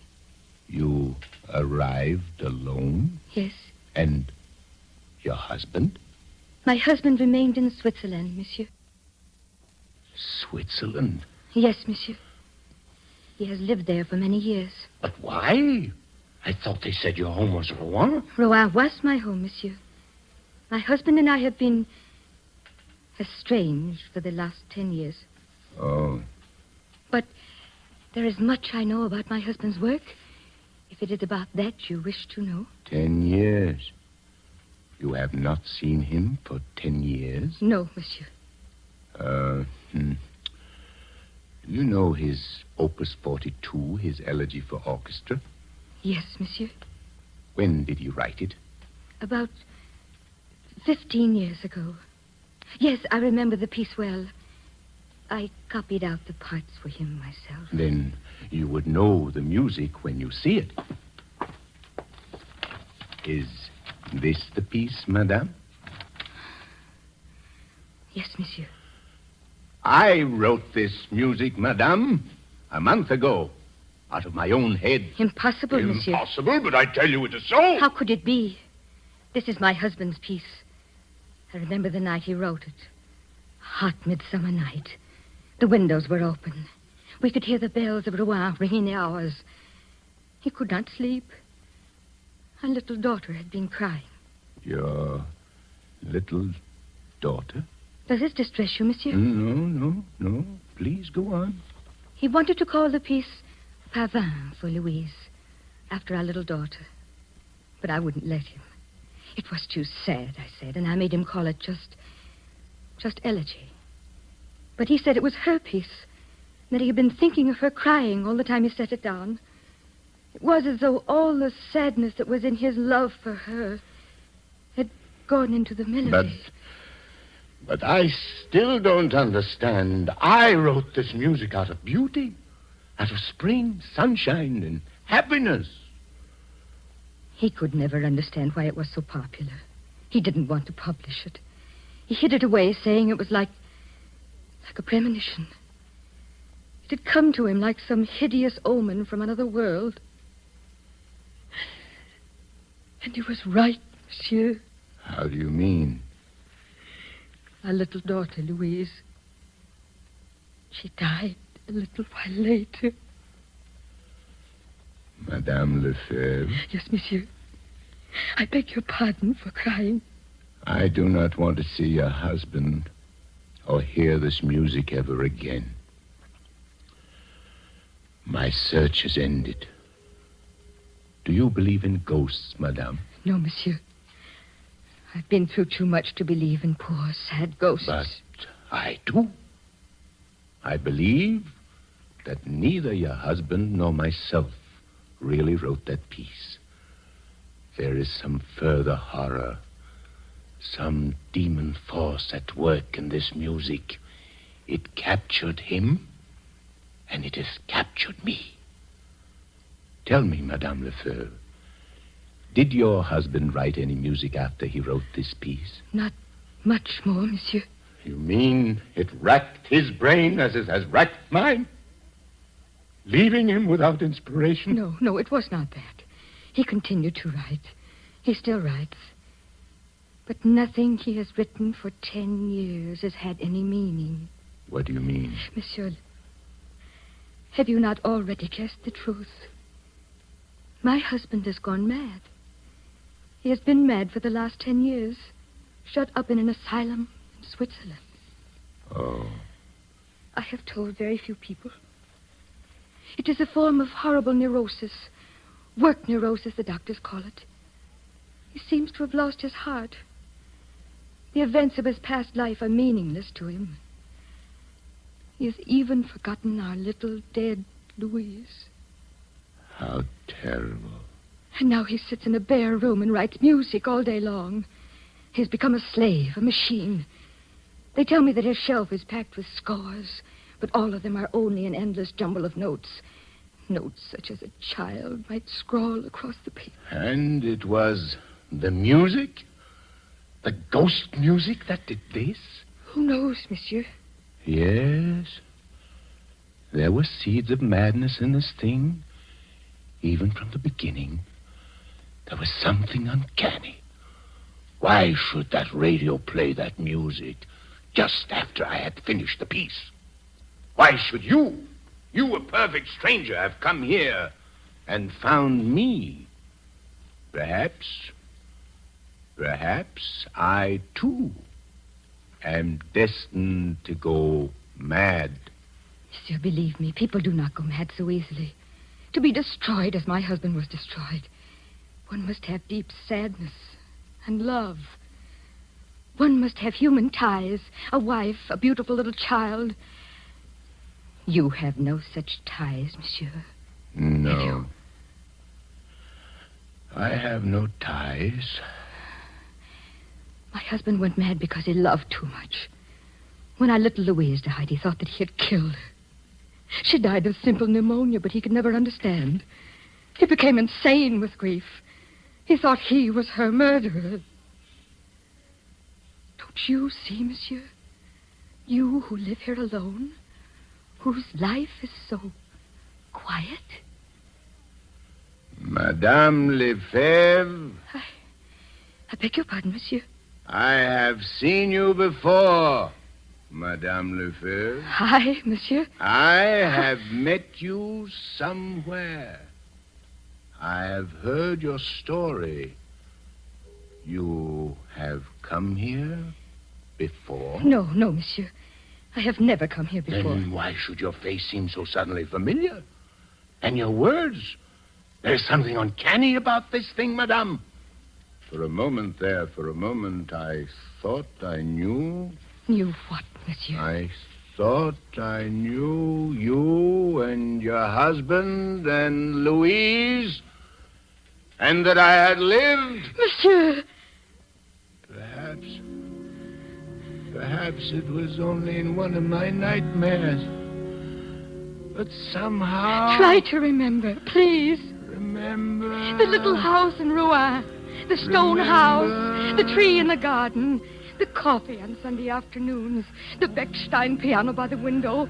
The bedroom with the calico curtain. The little carriage underneath the stairs. Louise doll carriage. Louise! What have they done to her? They have taken her away. And I have killed her. A little doll carriage waits at the bottom of the stairs, but she will never come back. Never come back. No. She's been dead for 10 years. You must not think of her anymore. You're getting better. Dr. Picard says you are getting well. Dr. Picard? Your doctor, Henri. What are you talking about? I have no doctor. Don't you see, my darling? Your long search is over.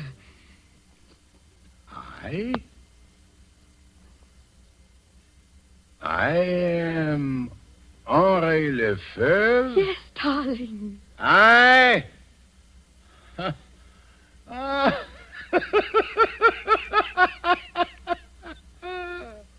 am shriveled old man. I locked up in the walls of a lunatic asylum for 10 years, writing a jumble of notes like a little child. Then who is Adolphus Flan? A name you made up, darling. A poor, mad name. My symphonies are rubbish, you say? My adoring public are only shadows running across the walls? And these mountains beyond my window? These mountains? You are lying to me! Henri. I tell you, my name is Adolphus Flan. Look, Henri, this room, these bare white walls, these bars across the window, this door one cannot open from the inside. For 10 years, Henri, for 10 years I have waited for a glimmer to come, for some little memory like that music. For 10 years I have prayed for you every day. For 10 years? While I sat here? I do not believe it! Dr. Picard! Henri, my dear fellow. You call me Henri, too? I cannot tell you how happy I am, Madame Lefebvre. The experiment has worked beyond our fondest hopes. I've been listening to every word, and you've handled it exactly Monsieur right. Picard. Am I Henri Lefebvre? Yes. I have been mad for 10 years? You have deceived me for 10 years? I am not Adolphus Flan? Oh, Henri, if you could have known how my heart beat when Dr. Picard first telephoned. And now... Naturally. My poor fellow, it must be a terrible shock. After 10 years, one cannot be cured overnight. Rest, much rest will be necessary, and many little talks. But you will see, in a few months, we may hope for something quite remarkable, Monsieur and Madame Lefebvre.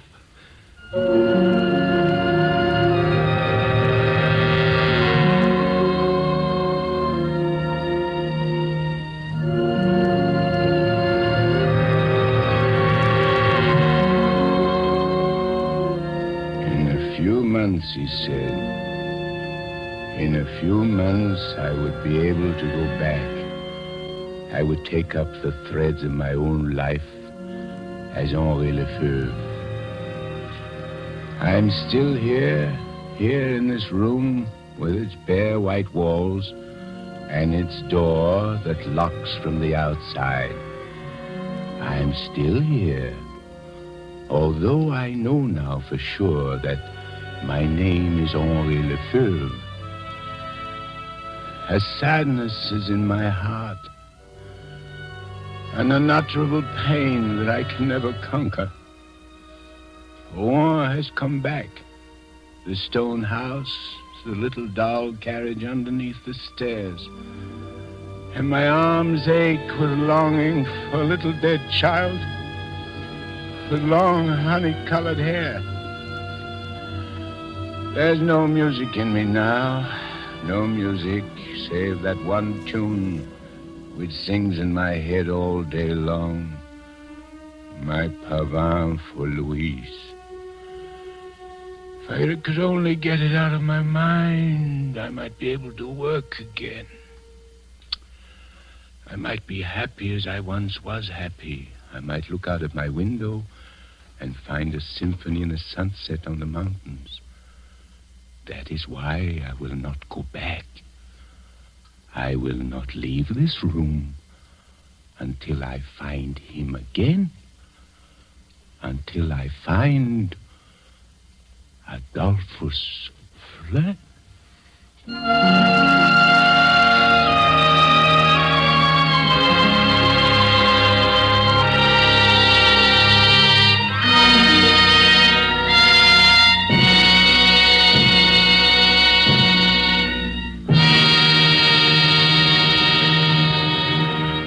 And so closes The Search for Henri Lefebvre by Lucille Fletcher, starring Paul Muni. Tonight's tale of Suspense. Suspense is produced and directed by William Spear. Roma wine makes every meal taste better. That's the proven experience of those who have discovered the flavor complementing magic of these superbly delightful yet inexpensive wines. For a new mealtime thrill, try serving food with Roma wines, whether it be fish, meat, or poultry. Then simply place the bottle well chilled on the table with the meal. Serve it in any kind of glass. Once you taste the addition these delightful wines bring to the zest and savoriness of even the simplest dishes, you'll wonder why you've ever done without Roma wines. Remember, it costs you only pennies a glass to add the marvelous flavor complementing magic of Roma wines to your daily meals. Ask for ROMA, Roma wines, America's largest selling wines, made in California for enjoyment throughout the world. This is Paul Muni. It's been a great pleasure to appear in this distinguished radio play theater, which is devoted to the art of suspense. I should like to pass along to you the information that I just gleaned from Mr. Spear. The next week, at this same time, my friend, Mr. Herbert Marshall, will be your star in that very extraordinary novel of vengeance and retribution called The Beast Must Die. And one more word. You've been hearing a great deal about the Fifth Warlone Drive. It may sound to you as though we on the radio are being a little overly insistent about it. Well, we are being insistent. You must listen. You must respond. Buy an extra war bond tomorrow. Next Thursday, same time, you will hear Herbert Marshall as star of Suspense. Presented by Roma Wines, ROMA, made in California for enjoyment throughout the world. This is CBS, the Columbia Broadcasting System.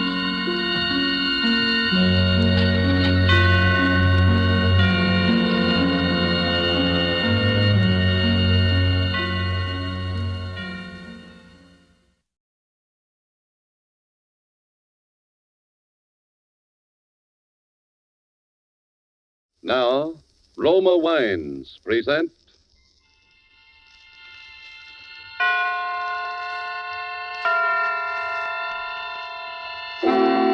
Suspense. Tonight, Actor's Blood, written and told to us by Ben Hecht and starring Frederick March. Suspense is presented for your enjoyment by Roma Wines. That's ROMA, Roma Wines. Those excellent California wines that can add so much pleasantness to the way you live, to your happiness in entertaining guests, to your enjoyment of everyday meals. Yes, right now a glassful would be very pleasant as Roma Wines bring you Suspense. This is the Man in Black, here for the Roma Wine Company of Fresno, California. to raise the curtain on a presentation unique in these weekly half hours of suspense. Tonight from Hollywood, Roma Wines bring you a star of the first magnitude, Mr. Frederick March. And in person, one of America's foremost tellers of tales, Mr. Ben Hecht of Broadway and Hollywood, who will appear as actor and narrator in a suspense play dealing with the mysterious death and the twisted passions and loyalties of the world behind the footlights. And so with actor's blood and with the performance of Frederick March, supported by Ben Hecht, from whom we will hear the narrative in the author's own words, we again hope to keep you in suspense.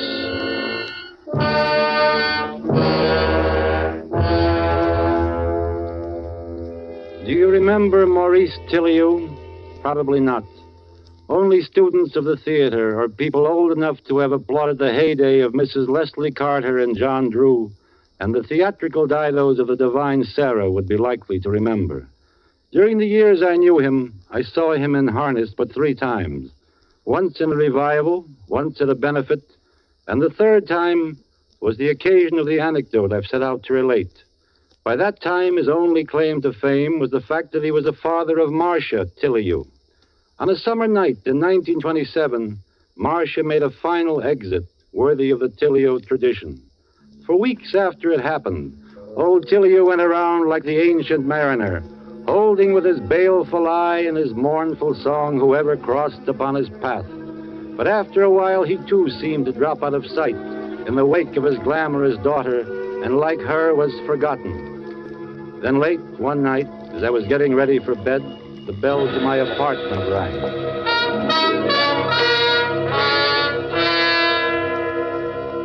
Ben, I come with a message from the dead. Indeed. Well, come on in and tell me about it. Ben,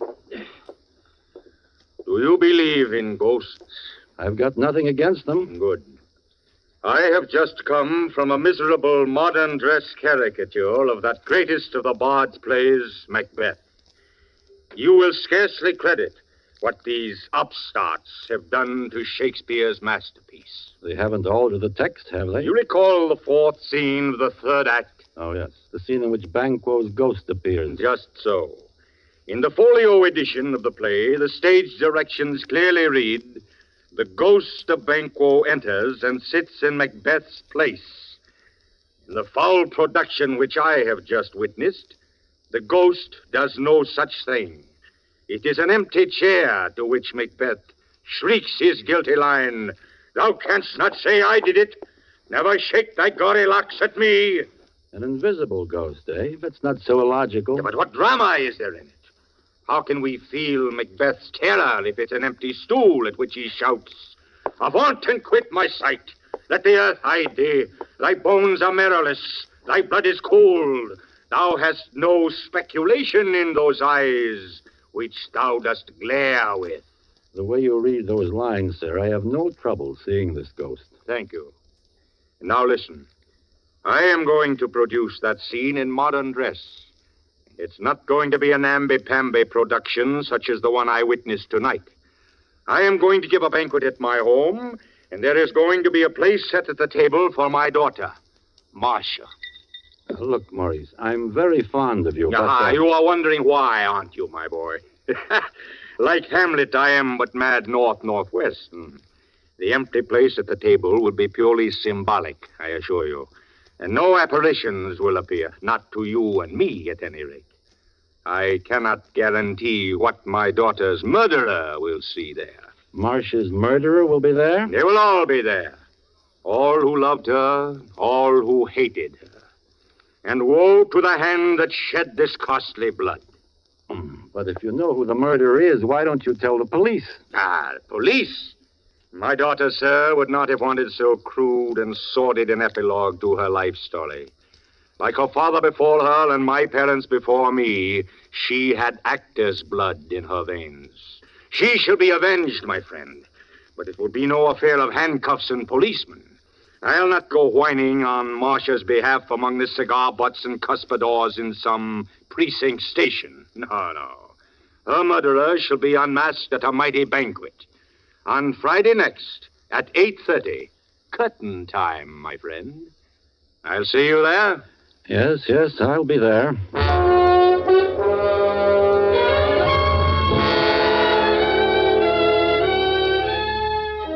With Ben Hecht in person as the narrator of his own story, and with Frederick March as star, you have heard the prologue to Actor's Blood, tonight's tale of suspense.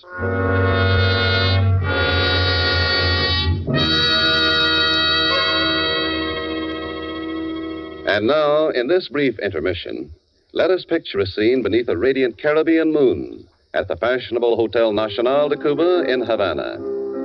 An American dinner guest has just raised his glass in a toast to Havana, its traditions, its beauty, the superb dinner, and wine. His Cuban host replies, true, the traditions, the scenery, and the food you enjoy, they are Cuban. But the wine of which you speak so highly, that is of your country. It is the famed Roma wine made in your own California. Yes, it may surprise you that California produces Roma wines of such uniformly superb quality that they are imported by many foreign countries. But millions of Americans do know and enjoy the excellence of Roma wines daily with meals and when entertaining. These millions have made Roma America's largest selling wines. They know, too, that Roma wines are amazingly inexpensive, only pennies a glass, for wines of such distinguished character. That's because here in America, you pay no high import duty, no expensive shipping charges for Roma, wines that combine age-old winemaking skill with modern testing and quality control. So ask for ROMA, Roma wines, made in California for enjoyment throughout the world. And now it is with pleasure that we bring back to our soundstage Mr. Ben Hecht, narrator and author of Actor's Blood, starring Frederick March, tonight's tale of suspense.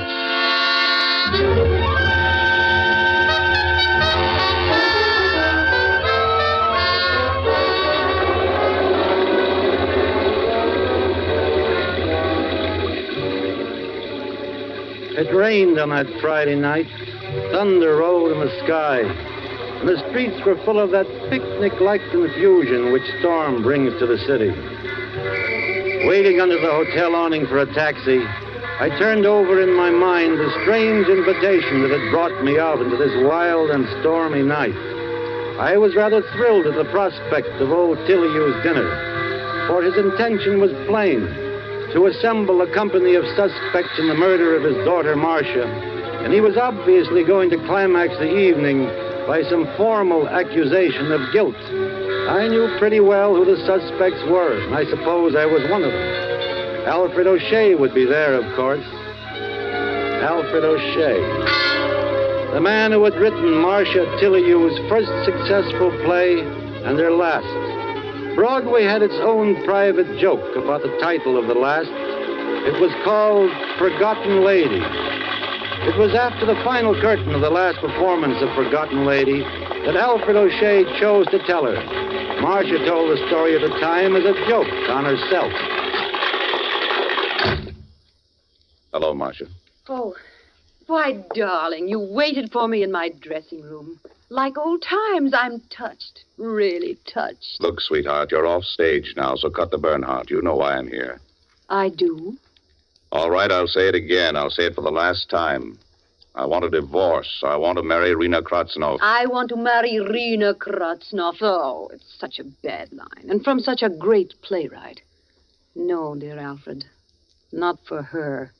It'd be too belittling a successor. Can't you see, darling, after all we've been to each other, it's like Pygmalion wanting to trade in his beautiful Galatea for a wooden Indian. And it's no dice, huh? No dice, Alfred. No divorce. Not as long as I live. Now, be a darling and help me out of this dress. Okay, Marcia, you've just made your own bargain. You can come out from behind that screen now, Father. How did you know I was there? Your asthma, darling. I'm glad you're here, even if you are a perfectly fiendish old eavesdropper. Here, you can unhook me since that swine refused. I warned you against marrying that jackanapes of a playwright, Marcia. Oh, Father, you're saying I told you so. What I really wanted was to weep on your shoulder. Ouch! I'm sorry. Look here, Marcia. What are you going to do about this career of Now, yours? darling, please don't go into that old routine about my being the last scion of the royal family of the American theater. I'm nothing but a combination of your name and a playwright who specializes in shallow, brittle female leads that enable me to get applause by simply acting Marcia, myself. Marcia, I won't allow you to speak this way about yourself. You're a great artist. Oh. You've taken your place in the great tradition of the stage beside the immortal figures of Rachel, Siddons, Bernhardt, and Modjeska. Marcia, let O'Shea go. He was never worthy of you. Play Juliet next season. Show them you don't need a fashionable playwright and tailor-made parts to succeed. Show them you have actor's blood. Actor's blood! Actor's blood! I'm sick of hearing about it. Just because you and Mother thought it was cute to stick me out there behind the footlights at the age of 5. Because you never had any real life. You didn't see any reason why your daughter should have. I'm supposed to have actor's blood. All right. I'm only thinking of you, Marcia. Only of you. But that O'Shea is a hot-headed Irishman. He came very near to threatening your life when you refused to do as he asked. Good. I wish he would kill me. I'm sick of the whole rotten business.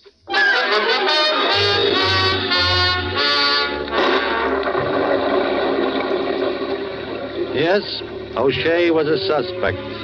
He would be at old Tilleyou's dinner. He would be seated across the table from the empty chair. And would he see a Banquo's ghost of Marcia Tilleyou? But O'Shea would be in a goodly company of suspects. Fritz von Klauber would be there, for sure. Fritz von Klauber. Not a man I should have liked to have as an enemy, that. Abnormally sensitive to insult, von Klauber was possessed also of an impenetrable Prussian stupidity. His first American production was a play called Jubilee for Spring, and Marcia Tilleyou starred in it. It was the most sensational flop of the Broadway season. After the first night performance in the 21 Club, Marcia held her own private autopsy on von Klauber's dead turkey. You see, darlings, Mr. von Klauber, my esteemed producer, loves his turkey farm so much, he sometimes forgets he's on Broadway. Terrific, Marcia. How about that for my column? Sure, Walter. Anything at all. It's all yours exclusively. Marcia, shh. Von Klauber.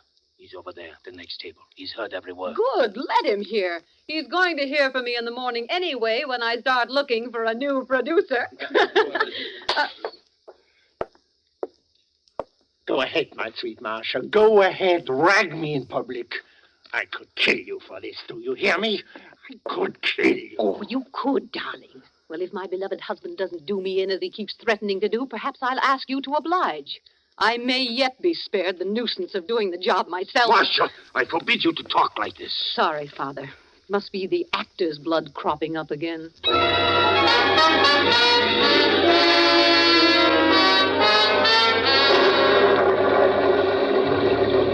Yes, von Klauber would surely be present at Tilleyou's ghostly dinner. As I got into the taxi and gave the driver Tilleyou's address, my mind was still turning upon the terrible question, who killed Marcia Tilleyou? Third on my list of suspects was a character named Maury Stein. Maury Stein. A one-time racing tout and small-time gangster, Maury turned his brilliant, if slightly frightening talent to flesh peddling. That is to say, he was a theatrical agent. Marcia did 2 shows under his management, both of them flops. It wasn't her fault. There was no belittlement of the name Tilleyou. It was still an electric sign, but growing ghostly, slipping still aglow into the side streets of fame.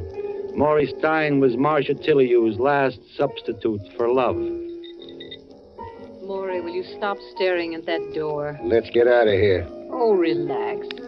This is a charming room. I like it here. Look, chick, I said let's get out of here. Understand? Perfectly. I understand that Mrs. Maury Stein may come walking in that door. Perhaps she'll put 2 and 2 together about us. That'd make you sad, wouldn't it? Because you've signed over all your unscrupulously earned money to your good wife. Oh, just in case questions should be asked, you know. And if she gets any ideas, she may cut you off without a dime. And then... Shut up! You know, I've half a mind Did you hear what I said? Shut up! You ever so much as pick up your coat. We're going. Maury, you are a worm. A despicable, slimy little worm. Sister, nobody talks to Murray Stein like that and gets away with it, see? Nobody. There was to be one more opening night in Marcia Tilley's career. And ironically enough, the three men she had cause to fear most of all her enemies were doing the honors. O'Shea had written it, Von Klauber was the producer, and Maurice Stein had put up the money. I arrived backstage at the Broadhurst at 8:20 to find the three of them in hysterics. 10 minutes to curtain time and no Marcia. I found old Tilley sitting in her dressing room, nursing a sprained ankle and very upset. Ben, I'm worried. For the first time, I'm really worried about Marcia. What's the matter? I don't know. We've been calling her hotel since 6 o'clock. She refuses to answer the phone. Ben, go over there. You're the only one she'll listen to. No Tilley has ever missed a performance, and Marcia, of all people, must not be the first. It's those villains out there who've done this, spreading insidious poison like Iago, tearing at her heart with their fangs until she's afraid to go on. Go, Ben, try to reason with her. Okay, Pop, I'll do my best to bring her back. I trotted the 3 blocks to Marcia's hotel. The clerk at the desk met me with a dead pan.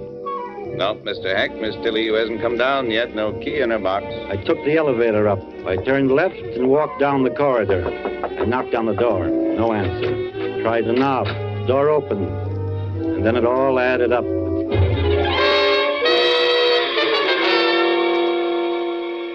Yes, it added up to a gaudy room in shambles, mirrors smashed, perfume bottles shattered. The portrait of Marcia is Pierrette, cut to ribbons. And finally it added up to Marcia herself, cold and white and terribly beautiful, lying there on the bed with 3 round bullet holes in a neat triangle just over the heart. There was no mistaking it. Marcia Tilley was dead, murdered.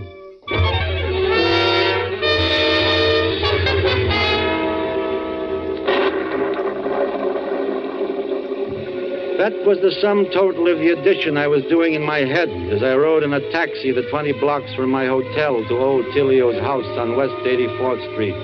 Maybe I added it up wrong, but I felt sure I hadn't.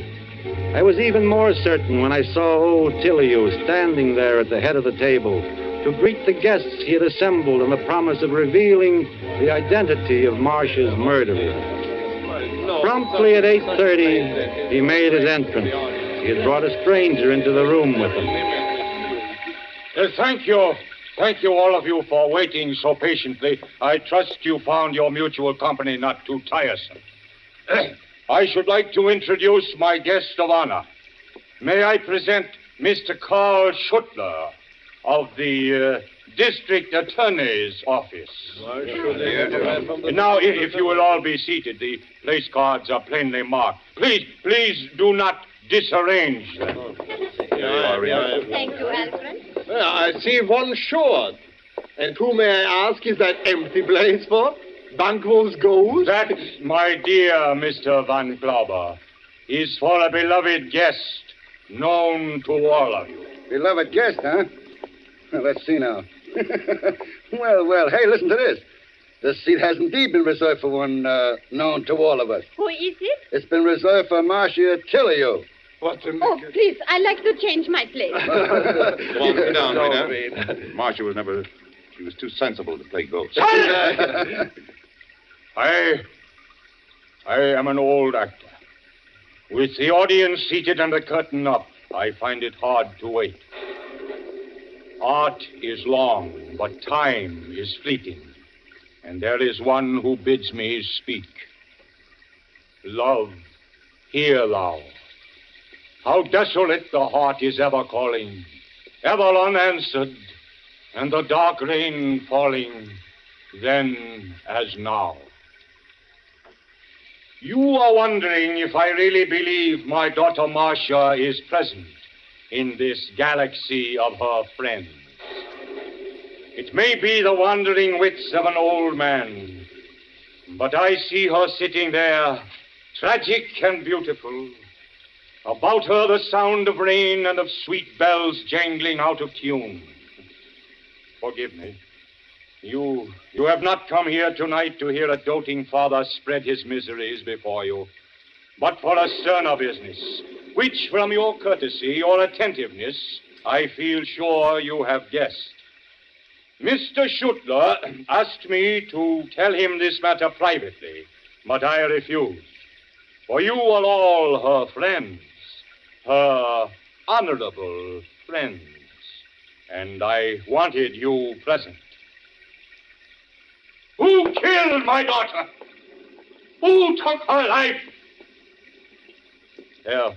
There's the question. I have the answer. Yes, Mr. Schuttler, the murderer is here. He sits here among us now at my table. Shall I lock the door now, Mr. Tilly? Yes, lock the door. Lock it tight. Leave no chance for escape. Ha! It's too late now. No power in heaven or earth can save him. All right, Mr. Tilly, the door's locked. My friends, is this not like a play? Your face is waiting for the name of Iscariot, the Judas. That's it. Clear your throat. Spit and squirm. Look about you. Who knows? The villain may be right beside you. And who knows but that you may be his next victim. Mr. Tilly... I keep my promise, Mr. Schuttler. I have the proofs, all of them. Enough to send the murderer from this table to the gallows. The one who killed Marcia is looking at me now. The blood on his hands. The terror in his eyes. I'll tell you his name. His name is... Let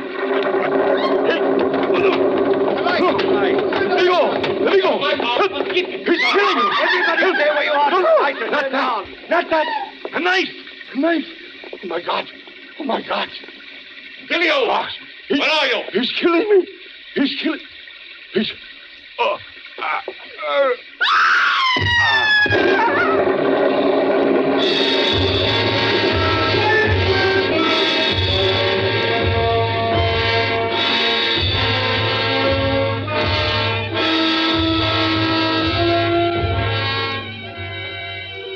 A dagger handle protruded from old Tiliu's crimson shirt front. His eyes were closed. We carried him into the next room and waited outside while the doctor worked over him.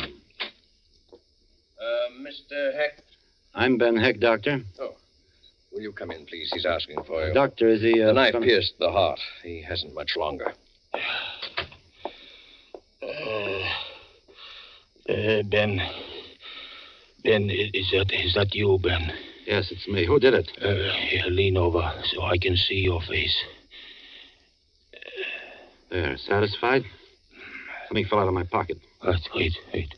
What is that? Why, it's a letter. I must have stuck it into the pocket of this suit the last time I wore it. Wait, what's in that letter, Ben? I don't know. I haven't even opened it. Oh, that's Marcia's handwriting. A letter from the dead. Open it, Ben. Read it to me. Look, you mustn't excite yourself. When was that letter mailed? It's postmarked the 10th. It must have been the day before Read the letter, Ben. All right.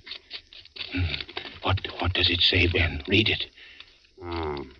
Why, it says, Dear Ben, this is to remind you of the opening at the Broadhurst tonight. I hope you will be there because I sincerely believe that this is one of the greatest roles I have ever played, and I'm so anxious to make good in it because of Father's faith in me. She cared.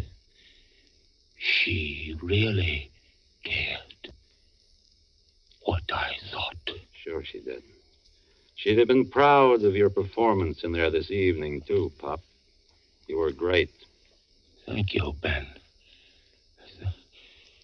Thank you. Doctor! Yes, what? Oh. Well, that's that. He was quite an actor in his day, wasn't he? Yes, quite an actor. How's he doing? Huh? What did he say? Did he say anything? He's dead. I've got a letter here that will explain everything. It's a pity I didn't find it sooner. I haven't had this dinner suit on since the night of Marcia's opening. It fell out of my pocket when I leaned over the bed in there. It was written by Marcia Tilleu, the day she died. Marcia, the day It says, Ben, I'm bored, tired, hurt, sick, full of nasty things. I'd stay a while longer, but death seems easier and simpler than life. What are a few pills more or less to one who has swallowed so much? Take care of Father. He liked you the best for the last time, Marcia. Suicide. It's a suicide note. But what about the bullets? Can't you guess? The old man worshipped her. She was his star. But stars don't commit suicide. Only failures do that. So he fired 3 bullets into her dead body, slashed the painting, and wrecked the place to make it look like a crime of passion. He must have been mad as a hatter. Oh, he was sane. I think he really saw her as murdered by all of us, her so-called friends who had let her down when she needed them most. Do you realize that old barnstormer was playing his death scene from the moment he came into this room tonight? He'd rehearsed it in his bedroom for days, sharpening away at Macbeth's old toad stabber. He had his lines down pat. He staged his elaborate scene this evening and killed himself in such a way that we'd all be raked over the coals, not only for Marcia's murder, but for his own as well. Well, it was a lovely piece of old-fashioned miming, but as fruitless a drama as I ever had the misfortune to witness. You're right, O'Shea. The plot was full of holes. We could have helped him a lot with the construction, but it was a great last night.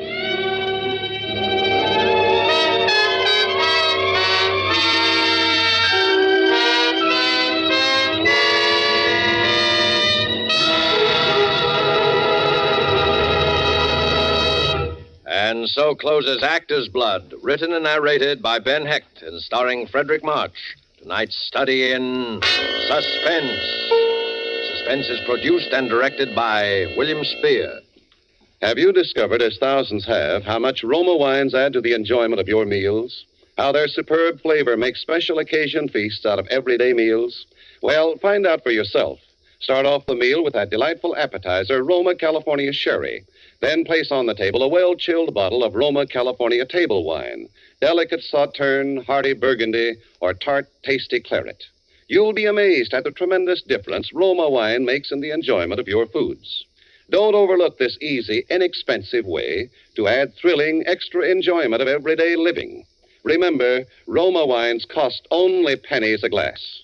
Take a tip from the millions who enjoy Roma wines at meals when entertaining. Ask for ROMA, Roma Wines, America's largest selling wines. Made in California for enjoyment throughout the world. Next Thursday, same time, you will hear Mr. Brian Donlevy, a star of Suspense. Presented by Roma Wines, ROMA, made in California for enjoyment throughout the world. This is CBS, the Columbia Broadcasting System.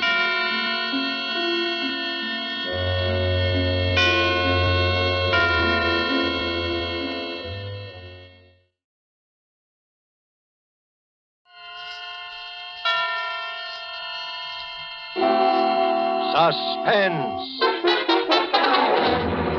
Tonight, The Diary of Sophronia Winters, starring Agnes Moorehead and Ray Collins. Suspense is presented for your enjoyment by Roma Wines. That's ROMA, Roma Wines. Those excellent California wines that can add so much pleasantness to the way you live, to your happiness in entertaining guests, to your enjoyment of everyday meals. Yes, right now, a glassful would be very pleasant as Roma Wines bring you Suspense. This is the Man in Black, here for the Roma Wine Company of Fresno, California, who tonight from Hollywood bring you as stars Miss Agnes Moorehead and Mr. Ray Collins. Miss Moorehead and Mr. Collins will appear in A Study in Terror, written especially for them and for Suspense by the distinguished radio playwright Lucille Fletcher. But before we take you to the scene of our drama, let's conjure up a scene of our own. Let's imagine ourselves in sun-drenched Havana, dining in the gay Club Montmartre. As you listen to the music, you put down your wine glass to tell our host how much you enjoy his hospitality. Part of the credit belongs to Cuba, he smilingly acknowledges, but part of the credit belongs also to your country. for producing this excellent wine, which adds so much to our enjoyment. For this is Roma wine from California in your own USA. Now, it is a fact that connoisseurs of many other lands know the excellence of Roma wines, made in famous wineries located in the heart of the choice wine districts of California. But millions of Americans also know these things and have made Roma by far America's largest selling wines. Here at home, Roma wines are truly inexpensive. No duty, no overseas shipping costs to pay. And for only pennies a glass, your meals, your entertaining can have the added delight of superb Roma wines. You will find them of truly excellent flavor and character, fine products of age-old winemaking skill perfected by modern quality controls and tests. Ask for ROMA, Roma wines, made in California, for enjoyment throughout the world.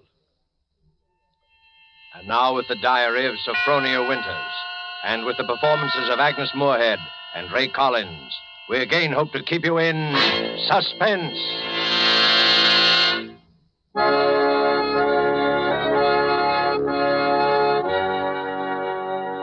February 1st, St. Petersburg, Florida. I, Sophronia Winters, have hereby begun this diary because on this date I feel for the first time that I've begun to live. Diaries are no good unless one has thrilling experiences. For 40 years, I've never had what could really be called a thrilling experience, but Papa's death has changed everything. Here I am in beautiful St. Petersburg with everything to start life anew, money in my purse, 2 suitcases full of new clothes, and a gorgeous new permanent wave. And Florida is really the land of romance. It doesn't matter whether you're 17 or 70. There are parties and dances and bingo games and flirtations for all. My landlady, in fact, tells me that people often become engaged and even married to perfect strangers overnight. I'm still shy, of course, but just the same, it's such fun and so thrilling to think one's fate may be just around the corner. February 3rd. Oh, diary, it is beginning. This morning when I came out of my lodging house to go down to the beach, I noticed a man, a thrilling-looking man, sitting across the street on a bench. It was just as though he were waiting for me, because when I came out, he sort of started up as though he knew me. Of course, I didn't speak first, but I knew the minute I started down the street that he was following me.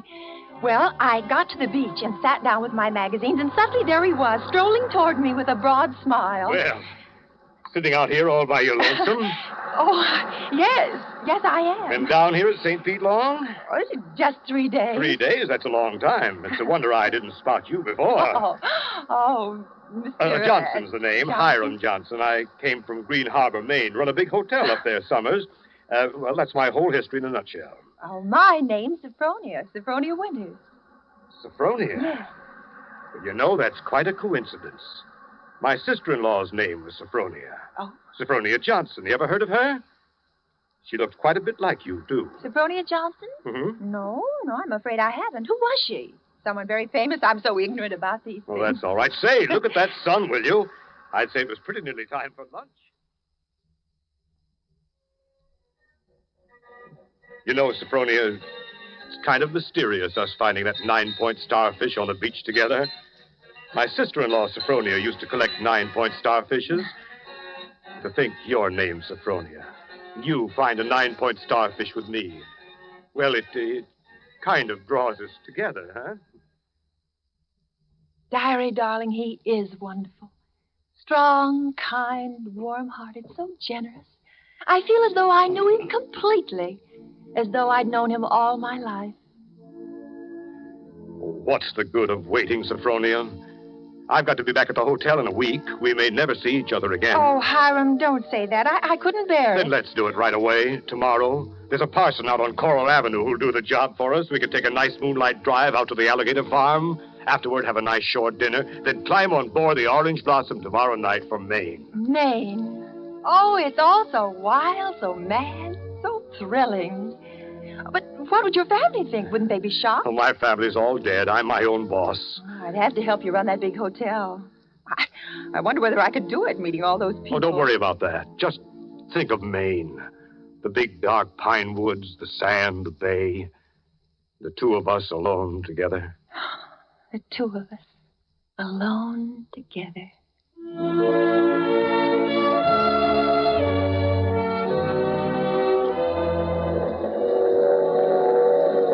February 7th, on board the Orange Blossom.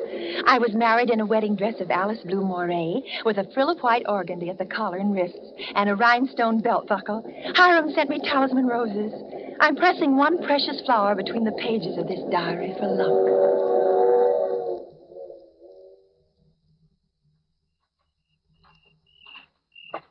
We'll see it beyond this bend in a couple of minutes. Bags heavy? No, not particularly, dearest. Oh, I can't get over that taxi man at the station. Imagine his insolence, saying he didn't want to drive. There's the place. Oh, wait a minute. I don't want to look until I put down these bags. Now, where? There. Through those big pines. Oh. It is big, isn't it? 125 rooms. So many fire escapes and balconies and porches and towers.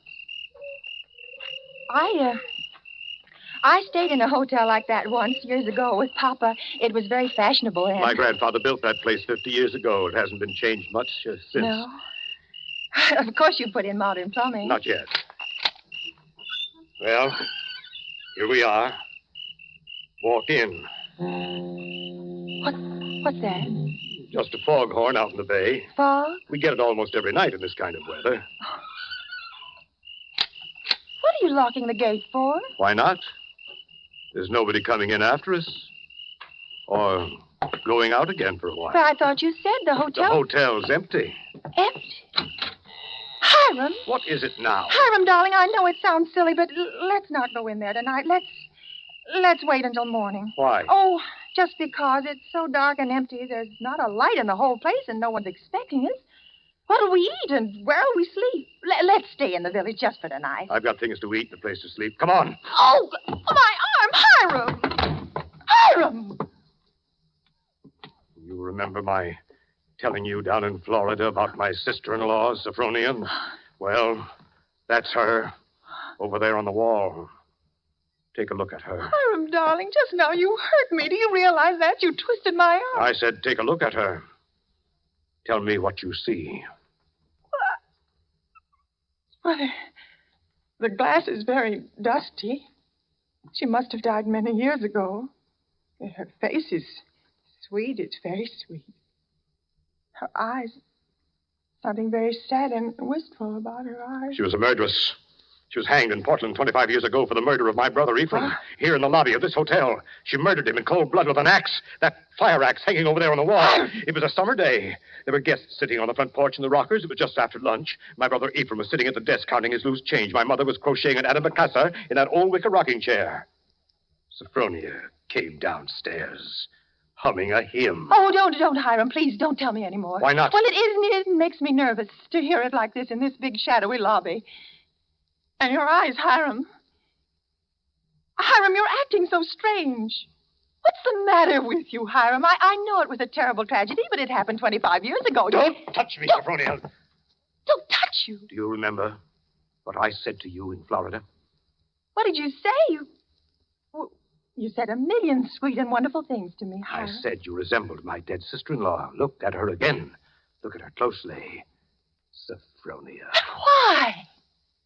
Oh, no, I can't. It's too horrible. I can't look at her face with any pleasure now, knowing she was a murderess. You're afraid to look, is that it? No, not afraid. You... Hiram! Please, my arm. Well, very well. I'll look. Now, stand there quietly. Like that. Take off your glasses. That's all I wanted to see. That's all.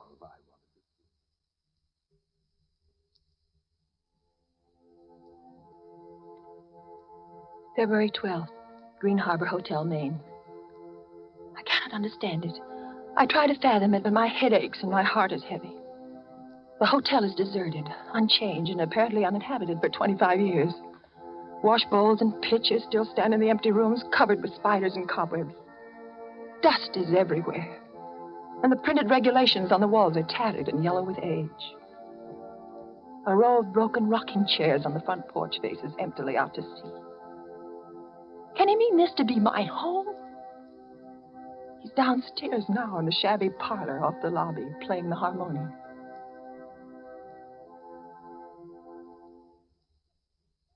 Sophronia? Yes? Yes, Hiram? Sleeping? No, dear. Well, why is your door locked? Come out. I want to show you around the place. But it's all right, dear. I've seen it. I've seen just about everything. No, you haven't. You haven't seen the grounds at all. The grounds? But Hiram, it's after midnight. I want to show you where my sister-in-law, Sophronia, is buried. Well, not tonight, dear. Please, it's so late and I have a headache. Open the door, Sophronia. I want you to come now. No, I shan't. Now go away and let me alone. I won't. It's no use carrying on like that. You see, I've got passkeys to all the doors.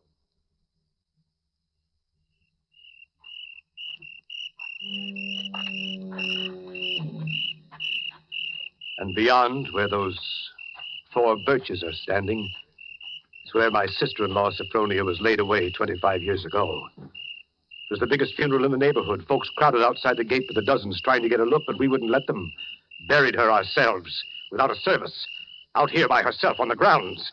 Ephraim is buried in town, but not Sophronia. I had a feeling that I'd have to keep an eye on her even then. Keep an eye on her? Oh, I knew she was one of those restless sleepers who wouldn't stay quiet in her own grave. I knew before the year was out she'd find some way to start roaming around, hunting for mischief again. She was a young she-devil to the core, Sophronia. They could hang her till doomsday, and it wouldn't do any good. You mean you think she haunts this hotel? No, not this hotel. She never had any use for it, dead or alive. No, she makes for the warmer climates. She was always a cold-blooded little fish, freezing and shivering all the time. It's places like California and Texas and Florida she makes for. Florida? Yeah, that's one of her favorite haunts, particularly around St. Pete. She likes the flowers and the sun and the romance. Hiram, I feel cold. Do you mind if I go inside now? Just a minute. I haven't explained everything. You think I'm crazy, I guess. Crazy. But I'm a lot smarter than some people give me credit for. Because, you see, I have found her now 3 times. Do you see that grove of birches over there? Under every one of them's a grave.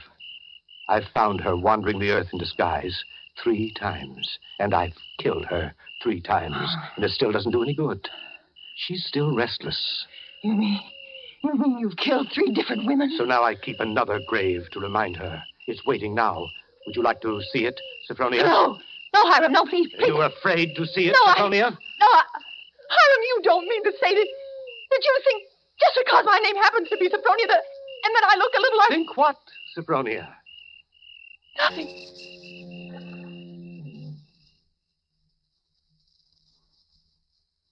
February 14th. My mind is made up. I've made a terrible mistake. I must get away from this place. I must get away from Hiram as quickly as I can. I shall wait for dusk, when he generally sits down in the parlor and plays the harmonium. I can hide a little earlier in one of the deserted rooms. And then, when his back is toward the lobby, slip out the front door.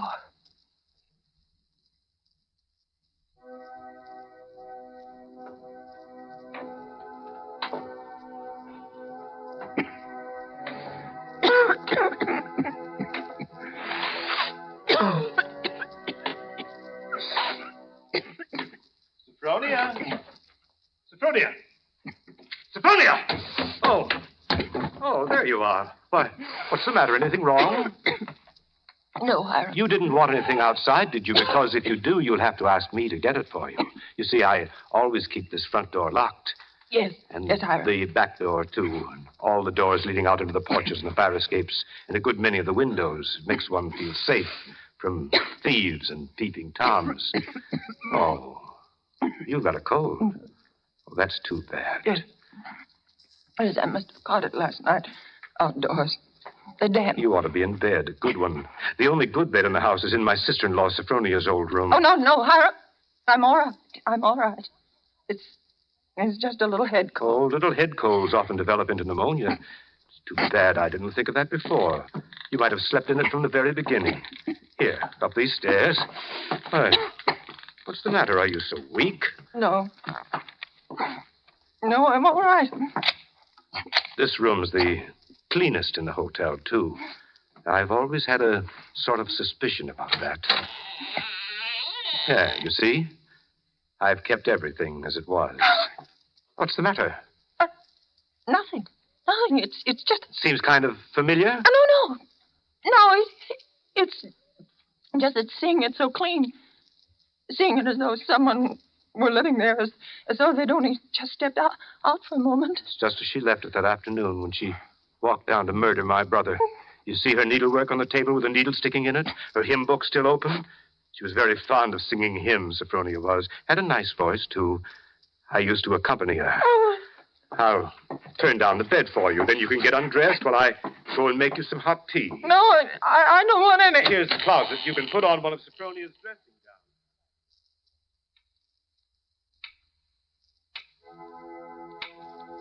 gowns. Diary, I'm beside myself. I shall go mad. I shall go mad. 2 hours have passed since he locked the door on me. Night has fallen. I'm alone. Alone in this horrible room with its hideous little mementos of death. I'm sitting here at her little wicker table, trying to be calm, trying to write this. Somehow, when one writes about a thing, it doesn't appear so real. My hand is just brushed against her needlework, her hymn book. I can't bear having them near me. I must get them out of my sight anywhere in that closet or bureau drawer. Ready for your tea? No. Yes, Hiram. Oh, why aren't you in bed? You'll take worse cold, you know. Well, I'll get in bed in a minute. First, Brushing up on your needlework again. My needlework? You've got it in your hand. Have I? Oh, yeah. Yes, so I have. Oh, but I wasn't working on it, Hiram. I swear I wasn't. I've never done a stitch of needlework in my whole life. I don't know one embroidery stitch from another. Now, let me show you. Look. I don't even know how to hold the needle. No, get into bed, Sophronia. You're feverish. Before we go on, Hiram, before you go on thinking, we've got to have an understanding. You've got to let me explain. I was born in 1892 in Kalamazoo, Michigan. My name is Sophronia, that's true, but they named lots of people Sophronia. I was named for my grandmother. She just died. Yeah. Oh, no, you've got to listen to me. I lived in Kalamazoo all my life. My father was vice president of the Kalamazoo First National Bank. Everybody in town knew him, and they know me. If you'd only just write a letter or send it, why, I never heard of Green Harbor my whole life. I never went anywhere. No. For almost 10 years, I stayed home day in and day out, nursing Papa. He had a stroke. I wasn't out of the house. It was a red brick house with green shutters.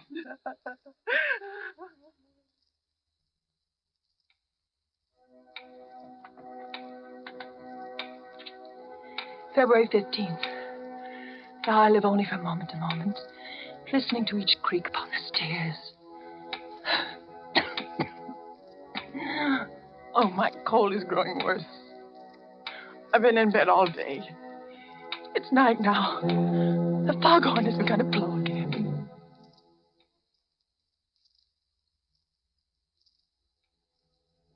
February 19th. I woke up early this morning after a wretched night, and the date was burning in letters of fire in my brain. If he's planning to kill me, it'll be today. But the hours have been crawling on. It's almost midnight. Why does he torture me like this? I would rather be dead than sit here in this room one moment longer. If he doesn't come in 5 minutes, I shall force him to come. I shall beat on the door. No. Rather let me sit quiet praying that he doesn't come. Oh, I want to live. I want to live.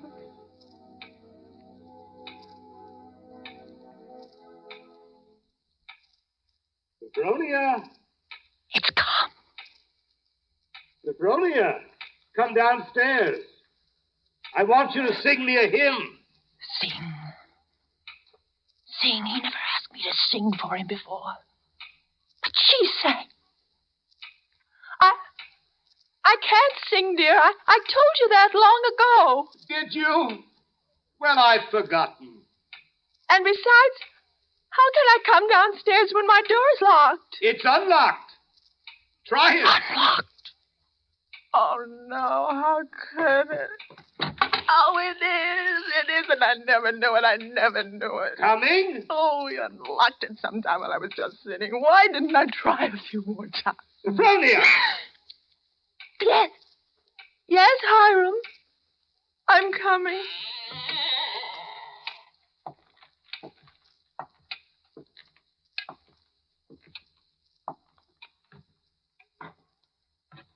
Hiram? Where are you? In here. In the parlor. What are you doing there, Hiram? Waiting to hear you sing. You're at the harmonium? Yes. All right. I'll sing. I haven't sung in years, but I might as well. I'll sing for you out here in the hall. My voice will carry better. It always did carry better in the hall, didn't it, Sophronia? So you remember that, too. Of course, you know both the front and back doors are locked. Yes, Hiram, dear. Shall I sing, too, Sophronia? Would you like me to sing along with you? If it pleases you, Hiram. Work, for the night is coming. Work in the morning sun. Work, for the night is coming. When man's work is done. Work while the daylight darkens. Work in the summer sun. Work, for the night is coming.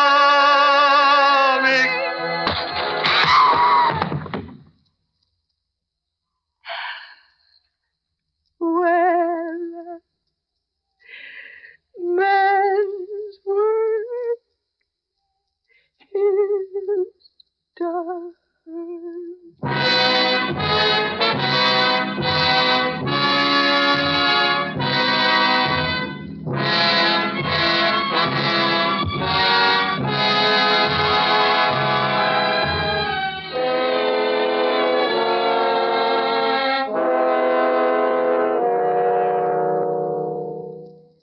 There's only one more page. Shall I read it to you? Yes, go ahead. March 22nd. I've been sick, I think, for a very long time. The pages of my diary are blank, but I shall take you out again, poor diary, today and start you over again. No, I shall never look back at the other pages. I shall only write on and on about this nice, quiet place, so that no one reading this diary will ever know that I did it.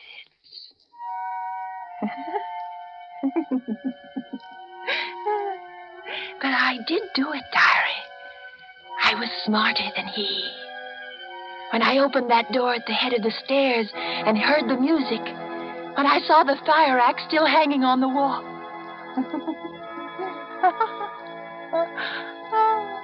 I was so cautious, so terribly cautious.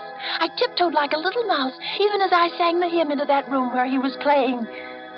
If a reflection of that axe had so much as glimmered across the wood, if he had turned. But I was clever, so much cleverer than he. I kept on singing. And now I'm free. Free as a bird. I'm free, and he shall never catch me now. Not this time or ever again. Because he's dead. Isn't he, nurse? Nurse, isn't my dear brother-in-law, Hiram, really dead? Yes, miss, he's dead. And now I'll thank you to hand me over that diary. The doctor doesn't approve of the patient's writing anything.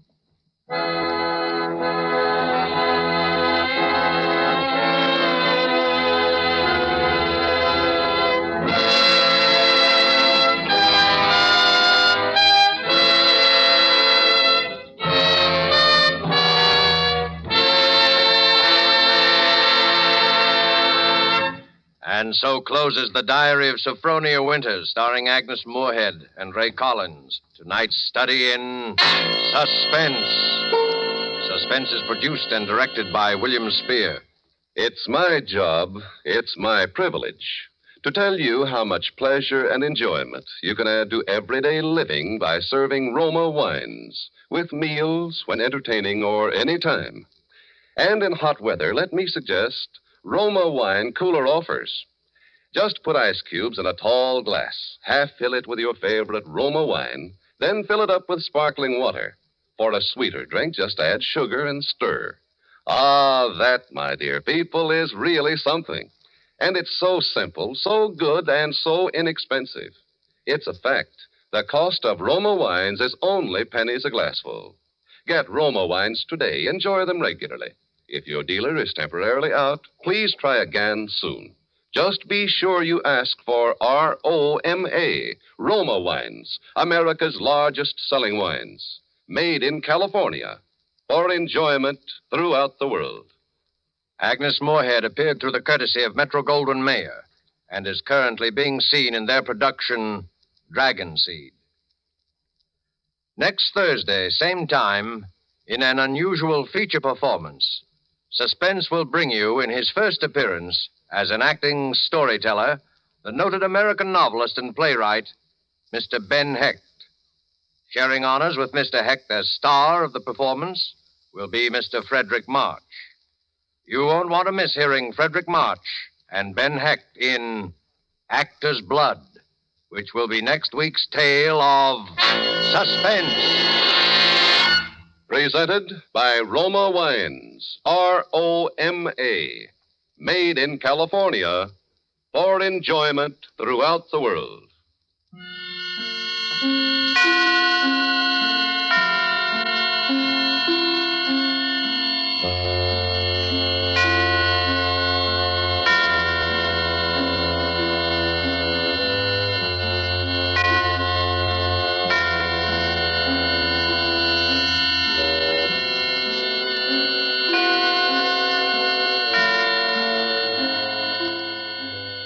This is CBS, the Columbia Broadcasting System.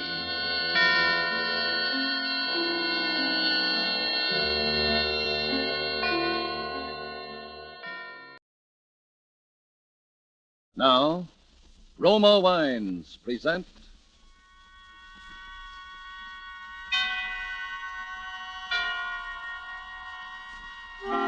Suspense. Tonight, You Were Wonderful, starring Lena Horne. Suspense is presented for your enjoyment by Roma Wines. That's ROMA, Roma Wines. Those excellent California wines that can add so much pleasantness to the way you live, to your happiness in entertaining guests, to your enjoyment of everyday meals. Yes, right now a glassful would be very pleasant, as Roma Wines bring you Suspense. This is the Man in Black, here for the Roma Wine Company of Fresno, California. Tonight, Roma Wines bring you as star the remarkable American singing actress, Miss Lena Horne, who has recently returned to Hollywood following a triumphal Eastern tour to resume her picture career at the studios of Metro-Goldwyn-Mayer, in whose Technicolor production Ziegfeld Follies she will soon be seen. Tonight she appears as a noted entertainer called Lorna Dean, who found herself embroiled with dangerous intrigue and murder in a South American capital. And so with You Were Wonderful, and with the performance of Lena Horne, we again hope to keep you in suspense.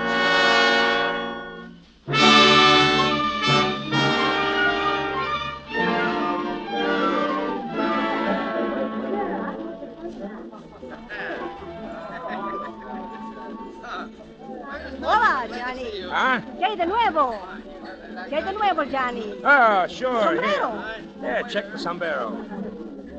Good evening, Mr. Winterson. You wish a table? No, thanks. No, I'm just browsing. Is Ronaldo... Oh, there he is now. Oh, hello, Johnny. Hello. Hi, Ronaldo. Well, sit down. Have a little supper with me, huh? No, thanks. I'm not hungry. Well, come on. Sit down anyway. All right. Anything to please you, sweetheart. Tell me, how's business? Oh, fine. Great. Every time I get a bad break nowadays, Johnny, I get two good ones right after. Say, when did you ever get a bad break? Well, you know Jackie, my little singer. Yeah, sure I know. Yeah, of course you do. Well, Jackie is quitting. Oh, that's too bad. And who do you suppose I'm getting? Just by the merest accident. Who do you suppose I'm getting to take her place, huh? All right, I'll bite. Lorna Dean. Lorna Dean?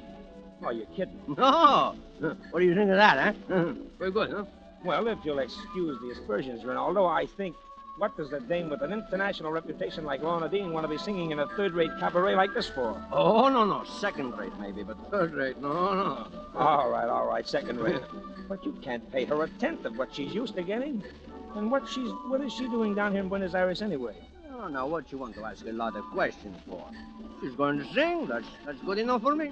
Yeah, I guess it is. She's terrific, all right. Tell me, when does she start?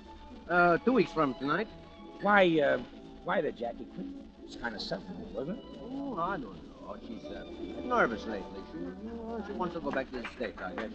Oh. Say, Johnny. Yeah? When are you going back? To the States? Uh-huh. Oh, 6 months, a year, 2 years, whenever this war is over. Don't you think you better go home maybe a little sooner, huh? Look, I don't want any lectures on my patriotism, if that's what you mean. Well, who's giving lectures? Down here we are, we are neutral. Yeah? Well, all right, that's what I am. The U.S. is okay, it's fine. It just happens that it never did so much for me that I feel like getting knocked off for it, that's all. Sure. I don't want you to get knocked off. That's what I'm talking about. What are you talking about? Your health, Johnny. Do I take that 2 ways or only one? One. Listen, Johnny, listen. I see these things before. Sometimes fellows stay around these places so long they forget all about home. And then one day, finish. I pay my bills, don't I, eventually? Oh, Johnny, don't talk that way. It's only because I like you, you know. All right. Cut it. Okay. Ah, here comes Jackie now. Alma del África lejana, llena mi pecho, mi... Ay! What's happening? Ay, Dios! Ay! What's the matter? Anyway. Come on, Ronaldo. I don't understand. She wasn't feeling well. Why didn't she tell me? She didn't have to go on. Coming through, please. Please stand back. Now, what's the matter here? This woman has been drugged, apparently. I am a doctor. Oh. Let's see what's in the way. Please let me through. Mr. Ronaldo. What do you want? I have no time now to... I want the job. Now. Job? Oh, it's you, Miss Dean. Couldn't you even wait until they looked the poor kid over before coming Did here? I ask you anything? Look, Mr. Ronaldo, I'm sorry for the girl, but I'm a singer, not a sob sister. I was going to start in 2 weeks anyway. I might as well start now. Well, all right then, until Jackie can come back to finish out. Oh, yeah? It'll be about the longest run on record then. What do you mean? This young lady is right, Senor Ronaldo. This girl is dead. Dead? Do you still want the job, Miss Dean? Yeah, I still want the job.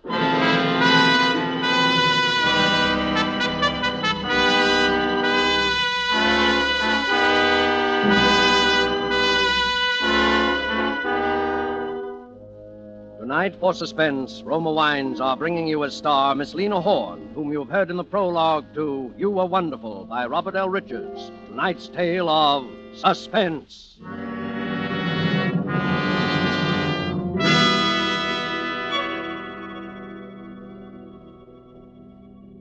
Roma wines made in California are of such uniformly superb quality that they are imported to many foreign countries as the choice of true connoisseurs of fine wines. Millions of Americans also enjoy the excellence of Roma wines daily, with meals and when entertaining. In fact, more Americans enjoy Roma than any other wines. They know that Roma wines are truly inexpensive for wines of such distinguished character. They know Roma wines are of unvarying superb taste and quality, the result of age-old winemaking skill combined with modern knowledge. All this for only pennies a glass. So for maximum mealtime enjoyment or when entertaining, serve Roma wines. A cool glass of appetizing Roma California sherry before dinner, a cool bottle of rich Roma California Burgundy on the table with the meal. You'll appreciate the enthusiastic comments of the family and guests. You'll be pleasantly surprised at how much added zest Roma wine brings to your table. Tomorrow, ask your dealer for ROMA, Roma wines. If he is temporarily out of Roma, please try again soon. Remember, more Americans enjoy Roma than any other wine. And now we return to the scene of our drama, Rinaldo's on the waterfront of Buenos Aires, where a famous American entertainer, Lorna Dean, takes the spotlight from a dead girl to begin the strangest singing engagement of her career. A situation well calculated to keep you in suspense.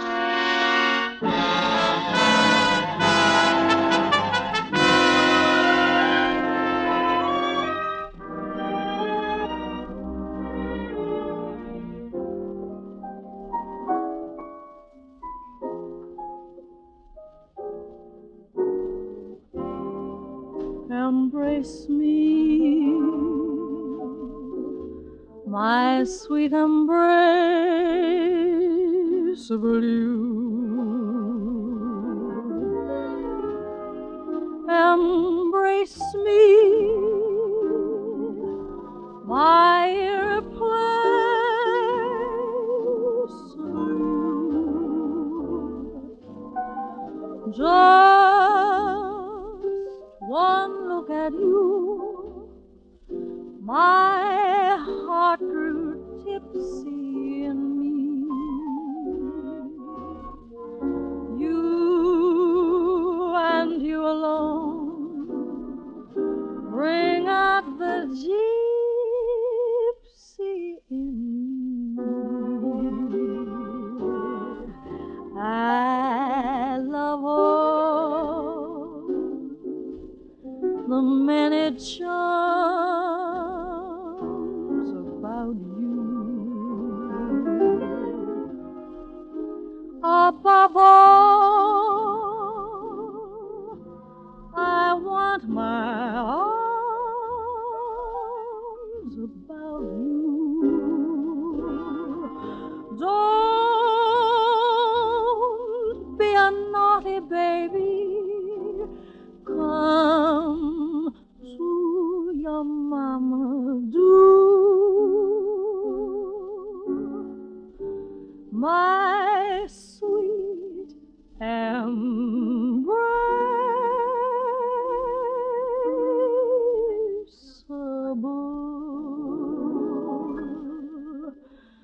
you.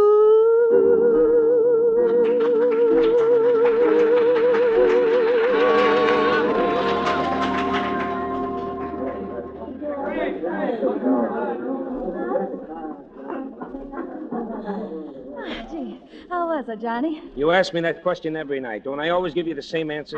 Maybe I just like to hear it.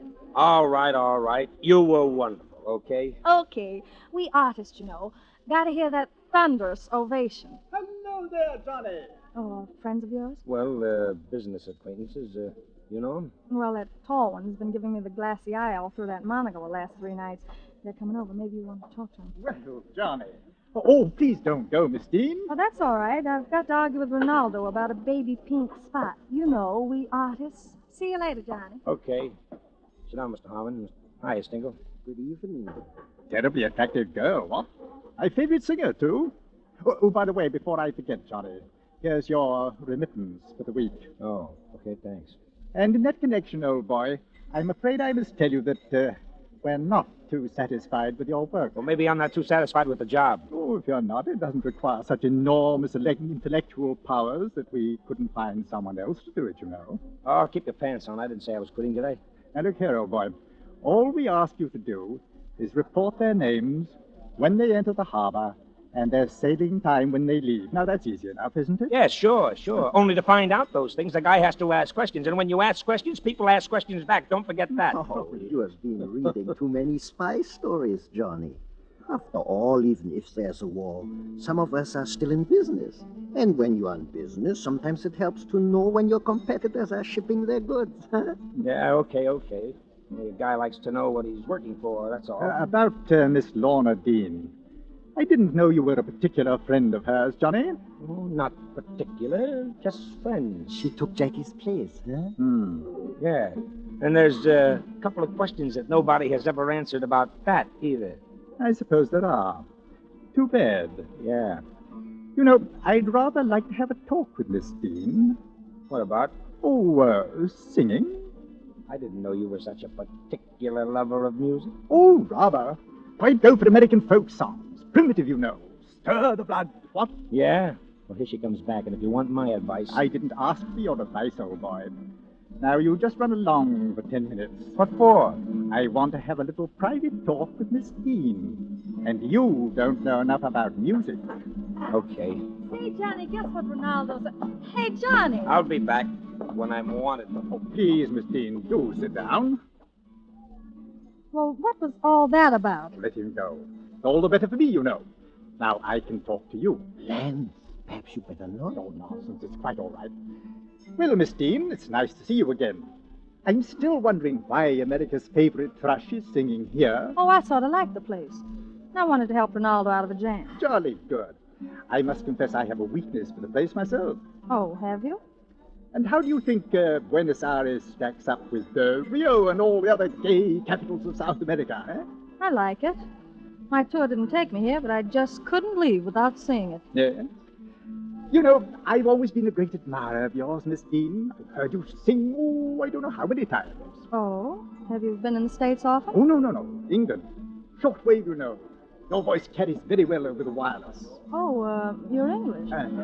Austrian. I lived in England most of my life, though. Down here on business. War, you know. Oh, terrible thing, this war. Yes. Yes, I'm afraid it's been awfully disillusioning to a lot of people. Take your people in America, for instance. Not much for them to fight for, is there? Well, a lot of them are fighting just the same. I dare say. Anything better than what they have at home, eh? Strange war, though. The Japanese, now.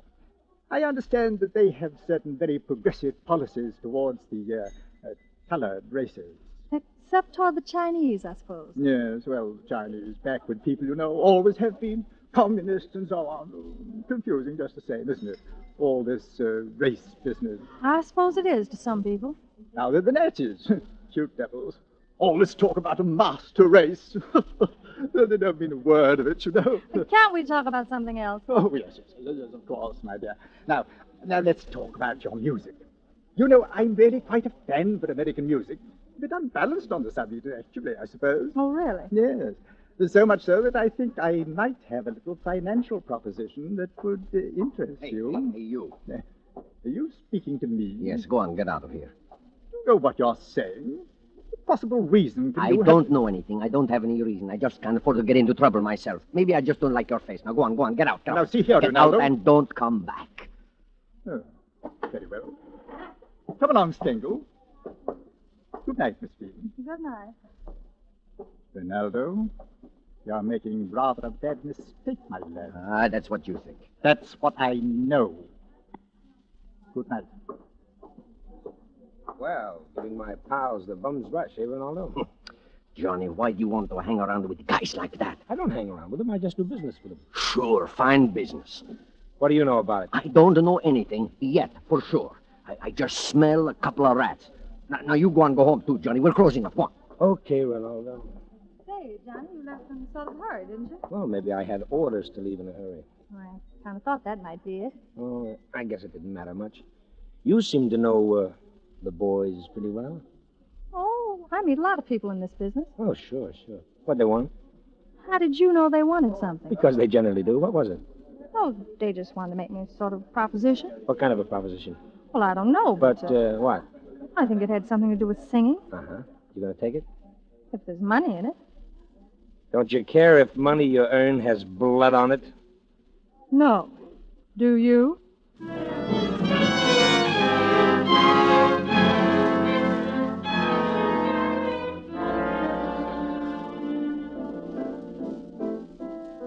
Cause he's done something to me, and my heart won't keep still.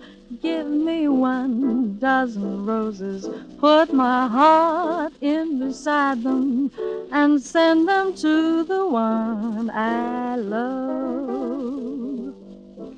Bravo, bravo. Splendid. She couldn't have done better myself. Is that the way you like it? Oh, yes, rather. You ought to feel flattered, you know. This is the first time I've given an audition since I got my start in show business. I do hope you didn't mind, but I just couldn't resist asking you to sing it through, now that we've concluded our little business arrangement. And that's all there is to it, huh? I just sing it. That's all there is to it. Well, you're paying for it. I just wish it was a song I did better. Oh, cut out the false modesty. I'll bet you were wonderful. Oh, hello, Johnny. Hi, Stingle. You're up early, aren't you, old boy? Still daylight. I haven't been to bed. I was sitting up with a sick friend. Oh, no. No, not that old chestnut. Only this time it's not. I was with Ronaldo. I suppose you heard. Oh, yes. Too bad. What's the matter with Ronaldo? Oh, nothing now. He's dead. Dead? Yeah. Sudden, wasn't it? Anyone know yet what happened? Death by natural causes, Stingle. And his wife, you know, is scared of the police. And superstitious besides. Didn't want an autopsy. And, well, anyway, that's how it stands. Yes, of course, poor woman. Then I was in a position to do a little something for her. Oh, were you? Yes, I rang up her lawyer as soon as I heard. Seems she doesn't feel like trying to run the club all alone, so I bought it. Well, that was nice. Yeah, so you see, you're working for me now, Miss Dean. It won't make any difference, of course. I see. Well, I must be running along now. See you this evening. Bye. Yes. Bye. Mm-hmm. So you're working for him now? We're working for him, huh, Johnny? Is that how come the command performance you were giving when I came in? No. I didn't know anything about anything then. He just said he wanted me to sing that as a request number once in a while. That's all. How bad does he want you to sing it? Bad enough. And you don't sing it until he tells you to. Is that the deal? How do you know so much about it? Because I'm not dumb. Well, you going to do it? Why not? You'll pay my expenses. A lot more expenses than poor old Ronaldo could pay, huh? Well, turning it down won't bring him back to life, now will it? You're really a cold-hearted little dame, aren't you? Listen, Johnny. I'm an entertainer because I like it. And because it's the only way I can make enough money to live halfway like a human being. With money, I can do what I want to, more or less. I can live where I want to, go where I want to, be like other people, more or less. Do you know what even that much freedom means to somebody like me, Johnny? All right. But you don't need money so bad you have to make it this way. What way? You know what I mean. Do I? All I know is they want me to sing a song. Yeah, but why? I don't ask questions like that. But if you know so much about it, why don't you tell me? Maybe I can't. Because you're afraid of sticking your neck out, huh? But you ask me to trust you. Oh, Lorna, don't you see? All I see is you want me out of the picture. Well, I'm not leaving. You're working for them. So am I. You've got your reasons. So have I. You won't talk. Neither will I. Let's leave it like that, huh? Okay. But from now on, you're on your own. Ha, that's funny. I've always been on my own. And it isn't just the money. Maybe it's something you wouldn't understand. But I know what I'm after, and I'm going to get it. You said it there, sister. You're going to get it.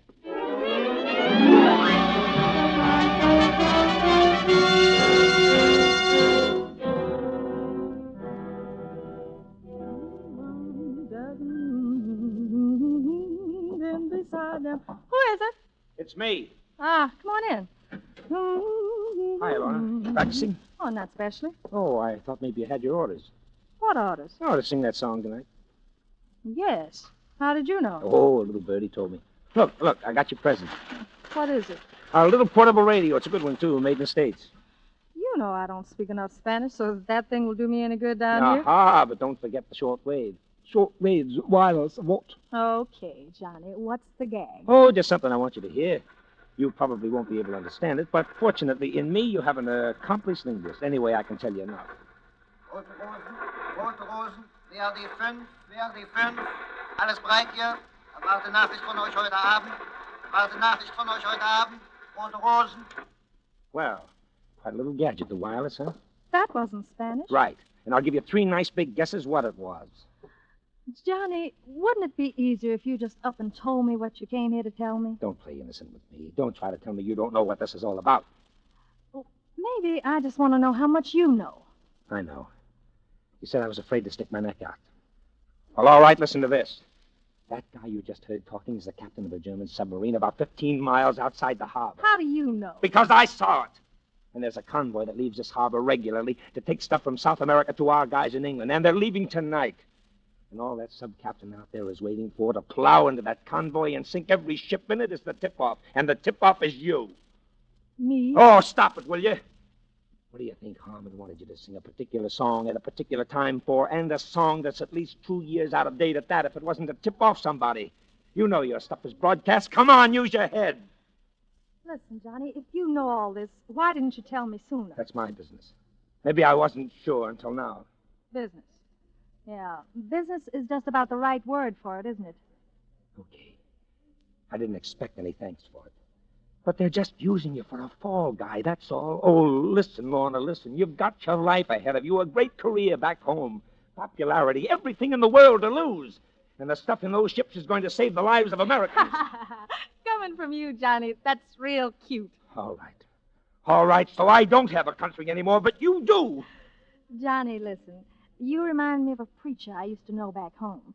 He figured he was such a good preacher because he knew so much about sin. He said he'd sin more than anybody else in the whole congregation. Go ahead.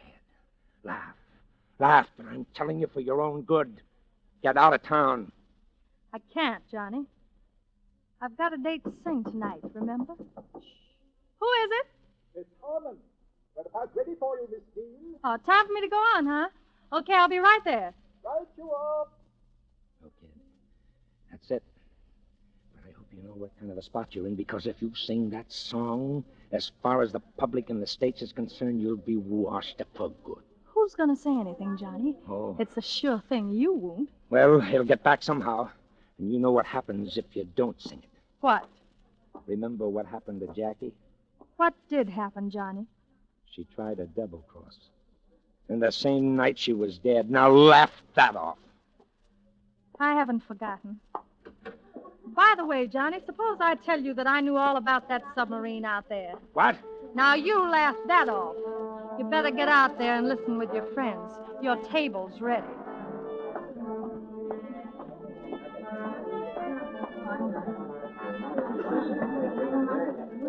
Oh, there, Johnny. Over here. There you are, old boy. Here. Here's the best table in the house. Well, you're feeling great, aren't you? Business must be pretty good. Good, old boy. Tonight it's perfect.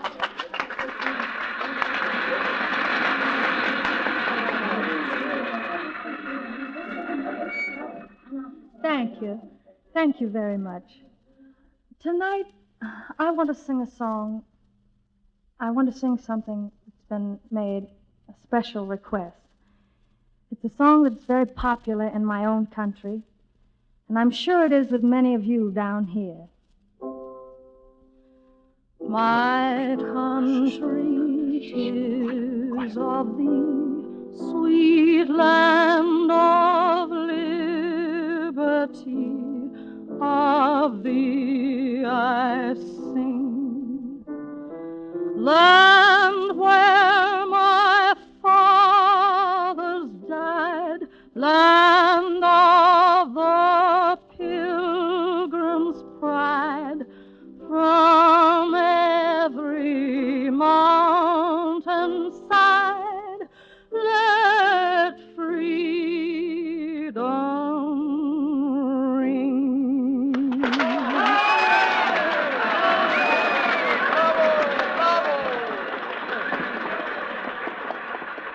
Well, you don't look very happy, Harmon. You surprised? Yes, yes. Come along, Skingle. Yes? You better wait here, Johnny. Yes, sure. Anything you say. Oh, Miss Dean. Miss Dean. Yes? May I have a word with you? I suppose so. Perhaps we'd better step out into the hall. All right.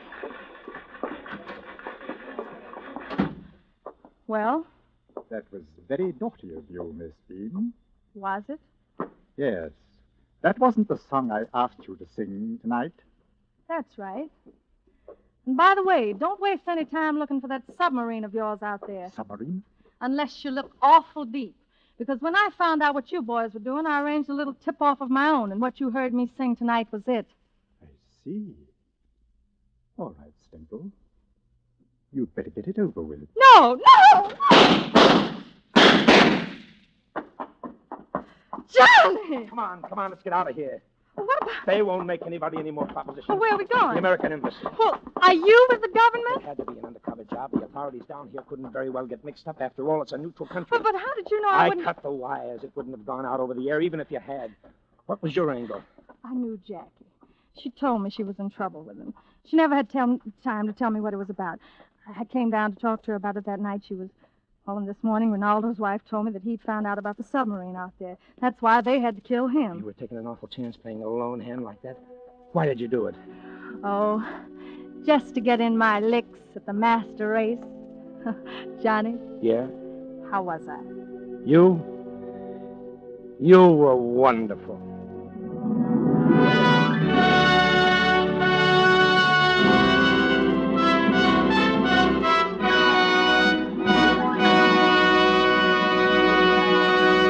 And so closes You Were Wonderful, starring Lena Horne. Tonight's study in Suspense. Suspense is produced and directed by William Spear. Have you discovered, as so many thousands of Americans have, how much Roma wines add to the enjoyment of your meals? How their superb taste makes special occasion feasts out of everyday meals? Find out for yourself what a marvel worker Roma wine can be in giving any meal a new compliment-rousing zest. Start off the meal with an appetizer. Roma California Sherry. Then place on the table a cool bottle of Roma California Burgundy. You'll be amazed at the tremendous difference Roma wine makes in the enjoyment of your foods. Don't overlook this easy way to add extra enjoyment to everyday living at a cost of only pennies a glass. Take a tip from the millions who enjoy Roma wines at meals when entertaining. Ask for R-O-M-A, Roma wines. Remember, more Americans enjoy Roma than any other wine.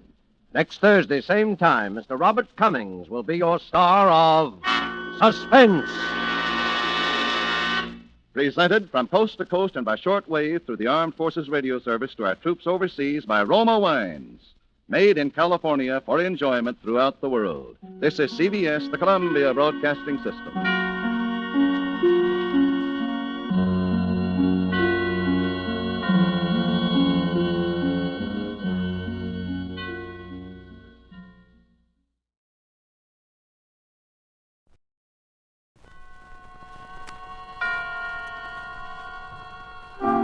Suspense.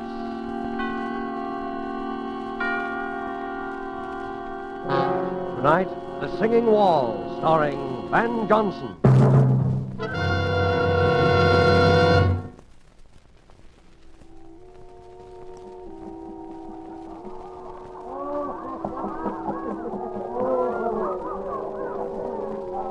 Have another cup.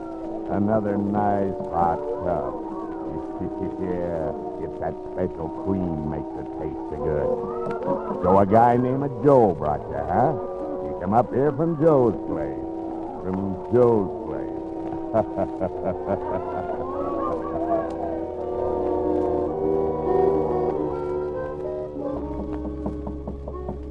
Yeah, hear it?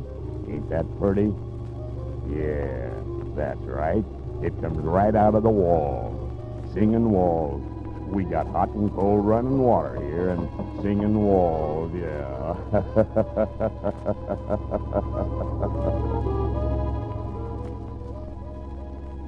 Have another cup and a little more of the extra heavy cream. What? Well, lie down and take a little snooze. I'll be right back.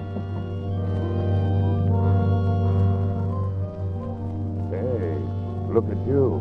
It's blood. Blood all over your shirt. Oh, him? He's all right. Just lock him in the closet. Put the key right in your pocket so you'll know just where to find him. Sure, I'll be back. I'll be back in just a minute. No, let me out. me out of here. No.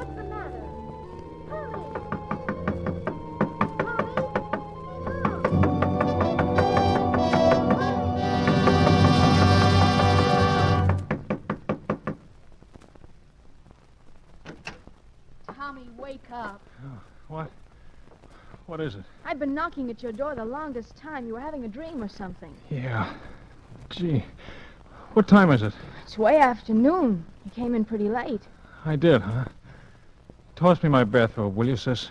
Don't you know what time you got in? No, not exactly. Oh, Tommy, I know it's tough not having a job all these months. But the kind of people you're getting... Oh, my head. Have anything to eat last night? Yeah. They bought me some coffee and... Coffee? Who did? Where was this? Oh, well... Honest, sis, it's no alibi, but I don't remember where I was. Only just now I seem to be dreaming about it. About what? About last night. I could hear you banging on the door all the time I was dreaming. And it seemed as though I wasn't dreaming at all. I was remembering a lot of things. What sort of things? Oh, I was all mixed up. There was a guy with a kind of frog voice that kept giving me eats and coffee. I was sort of floating. Then there was a place with music coming out of the walls. There was something about blood on my shirt. And a key to a closet. Tommy, you're shaking like a leaf. Yeah, it was a pretty scary dream, all right. If it was a dream. Well, you get dressed and come on downstairs. Here, I'll get you a clean shirt. No, I better wear the old one. I've worn it only once. But it's all messy. Yeah, it does look kind of... Mildred. What? My shirt. Give me it. Now what's the matter? Look, Mildred. That's blood. Well, I guess it is. I know it is. Just like it was in the dream. Oh, Tommy, don't be silly. You must have hurt yourself somewhere. But I didn't. Look. There isn't a scratch on me. Well, then you got in a fight. Maybe. What else could it have been? That's what I'm trying to think. Well, stop thinking and hurry up and get dressed. Oh, my goodness. Look at the way you threw your clothes around last night. Trousers on the floor here. Oh, dear. Everything all over the place fell out of the pockets. I'll pick it up. You get dressed. Thanks. Didn't come home with much, did you? I didn't have much to start with. Well, I'll put it all up here on the bureau. 25 cents and change in your keys. Now, hurry, will you? What did you say? I said hurry. No. Oh, I said I put your change and your keys up on the bureau. Keys? Yeah. Mildred, I only have one key. Well, there are two there now. I know. Let me see them. Here. One's the key to the front door. But the other one? Doesn't belong to any door in this house. It's the key to the closet. What closet? Last night. It wasn't a dream. Tommy, what are you talking about? Mildred, you better call Denny right away. But he's on duty. I know, but get him over here right away. Tommy, what is it? Last night, I think I killed a man.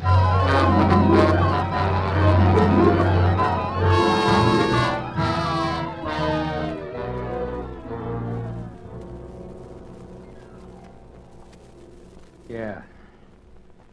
Let me look at your eyes, Tom. Listen, Denny. Uh-huh. You were doped, all right? I didn't know what it was. Never mind that now, kid. How much do you remember? Oh, Denny, I hated to bring you in on this, but I didn't know who else to go to. Skip it. What's the use of having a brother-in-law who's a cop if he can't help you once in a while? How much do you remember? Just what I've told you. Just like it was in the dream. Only it wasn't a dream. There was this guy, Joe. Just some guy I'd known from someplace. I don't know where. I met on the street, and he took me to the party. Then the guy with the frog voice began giving me eats and coffee. Had a lot of coffee. Then everything got confused. And I was in the place with the singing wall, some harmonica playing or something. That's where the closet was. What about the guy the dead guy? At first he wasn't there. And then he was. He was sort of slumped over in a big armchair. And then frog voice put him in the closet? That's what I remember. And then he left. And I suddenly seemed to realize that the guy in the closet was dead. That's when I got out of there. I don't know how. You don't have any idea where it was? No, I didn't even know where the party was. And you never even seen any of these people before? Except this guy, Joe, who took me to the party. And that's all I know about him. Just a guy named Joe that I knew by sight from someplace. But I don't know where, or his last name or anything. Whew. That's not much to go on, is there, kid? No, not much. A guy named Joe, singing walls in a closet, and another guy with a froggy voice. Oh, I'd recognize him, or his voice, if I ever saw him again. Tommy, you're in a jam, kid. The way it looks right now, there's a dead man in a closet somewhere in this town, and you killed him. Maybe you didn't. And if we find him before somebody else does, maybe we can figure out what did happen. But the way it stands now, kid, you're it. Yeah, I know. And we haven't got much time either. If the place is an apartment, they've probably found the body already, and I'd know about it. If it's a hotel, they check the guest out by 6 o'clock. That gives us, about 4 hours. 4 hours for the murderer to find the guy he murdered. It's kind of crazy, isn't it? Tommy, you know how I feel about Mildred. And you know I don't exactly hate you either. You know I'll do everything in the world I possibly can to clear you. Sure, Danny, I know. But I'm a cop, Tommy. And if you did do it, you know I'm going to turn you in, don't you? Sure. I know that, too. Okay, kid, okay. Now let's start from the beginning. What about this guy, Joe? But I don't know anything about him. You know his name, you know his face. Now think, Tommy, think. I'm trying to. Oh, if I could only remember. If I could only remember.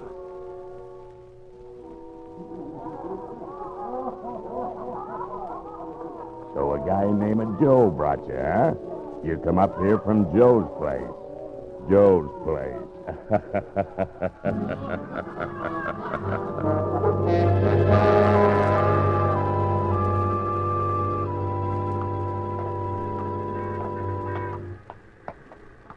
You see, Tommy, when you remembered that, you told me where Joe is. I did? Yeah, sure. You see that sign over that restaurant? Yeah, Joe's place. Joe's place, yeah! Tommy, you were playing with bad boys last night, and this is where bad boys hang out. So? It all clicked when I remembered you said the guy with the frog voice asked you if you came up there from Joe's place. He didn't mean where Joe lived or anything. He meant this place. He thought maybe you were one of the boys. Well, how did I ever meet this Joe? I've never been here in my life. He runs another place more respectable as a sort of cover, about 3 blocks from our house, the Grotto. Hey, that's right. Yeah, remember now? If my hunch is right, Joe is going to be plenty surprised when he sees you walk in there. Me? Walk in there? Now, don't worry, kid. Just walk in and sit down at the table. If you're not out of that place in a couple of minutes, I'll know you recognize the guy, and we're on the right track. I'll come in as though I didn't see you and go to the phone booth. Then what? Then we'll see, kid. Are you okay? Okay. Oh, one thing more. If he offers you anything to eat or drink, take it. Sure. Well, here goes.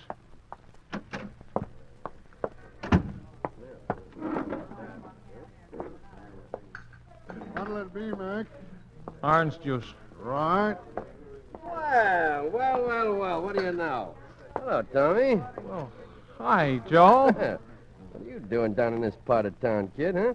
Oh, I had to come down and see a guy. I didn't know you had this place. Just a little sideline. It's where I first started, you know. Sure. 1 orange juice. That'll be 10 cents. Oh, no, you gotta have a little something to eat on me, kid. What do you have? Coffee, at least, huh? Well... Nice hot cup? Yeah, okay. Coffee for the gentleman, Larry, with the, extra heavy cream. Understand? The extra heavy? Sure. I'll take tea with lemon. Hey, Tommy, that was some fun last night, huh? Yeah. Yeah. What'd you disappear to? I was looking all over for you. Oh, that's the funny thing. I don't even remember. I get it. Well, a guy has to cut loose once in a while, huh? Here, 1 coffee with extra heavy cream, 1 tea. Well, this'll warm you up. Wait a minute.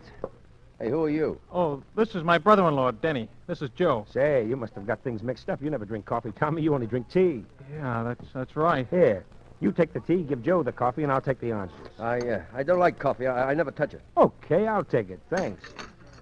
By the way, Joe, you haven't got a little bottle I could pour this into, have you? Hey, who do you think you're kidding, Bub? I'm from headquarters. Here's a badge. No, wait a minute. I didn't know that... I suppose you didn't know that what I'd find in this coffee if I took it down to have it analyzed, would you? Now, look, I don't want any trouble. I never had any. They'll tell you at headquarters. If it's a matter of dough... You can't buy your way out of this one, chum. I want talk, and I want it quick.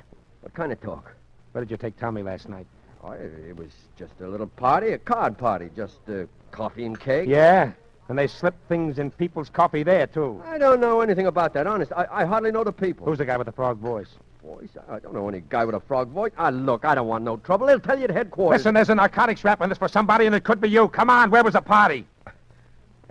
Courtney Square West, number 75. Some people named Sorrell. Come on, Tommy, and you're going too, Joe, just in case.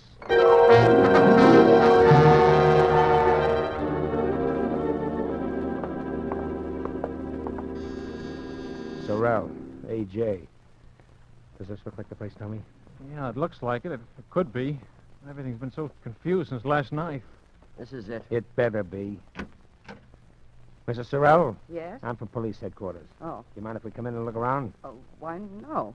Come on, Tommy. You too, Joe. Oh, by the way, do you two know each other? Why, his face is familiar. I think he's been here a couple of times.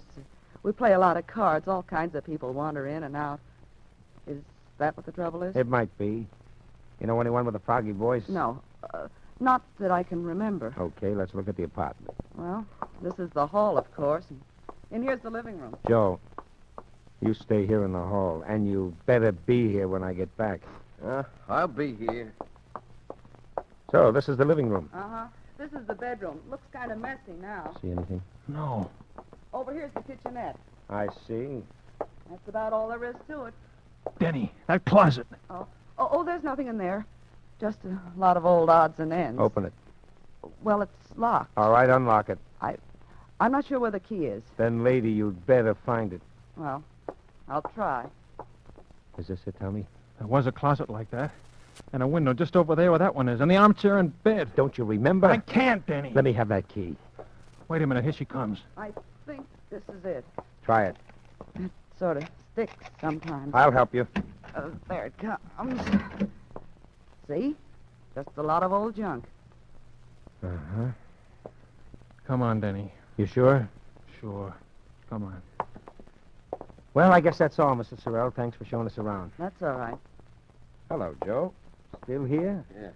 You, don't mind if I stay here and visit a while, do you? No, I guess not. Well, goodbye. Goodbye. Thanks again. Goodbye. Good luck, copper. Oh, I'm sorry, Denny. Well, it was a try. What do we do now? I don't know, Tommy. We found Joe. Now, what about those singing walls? Come on, think, Tommy, think!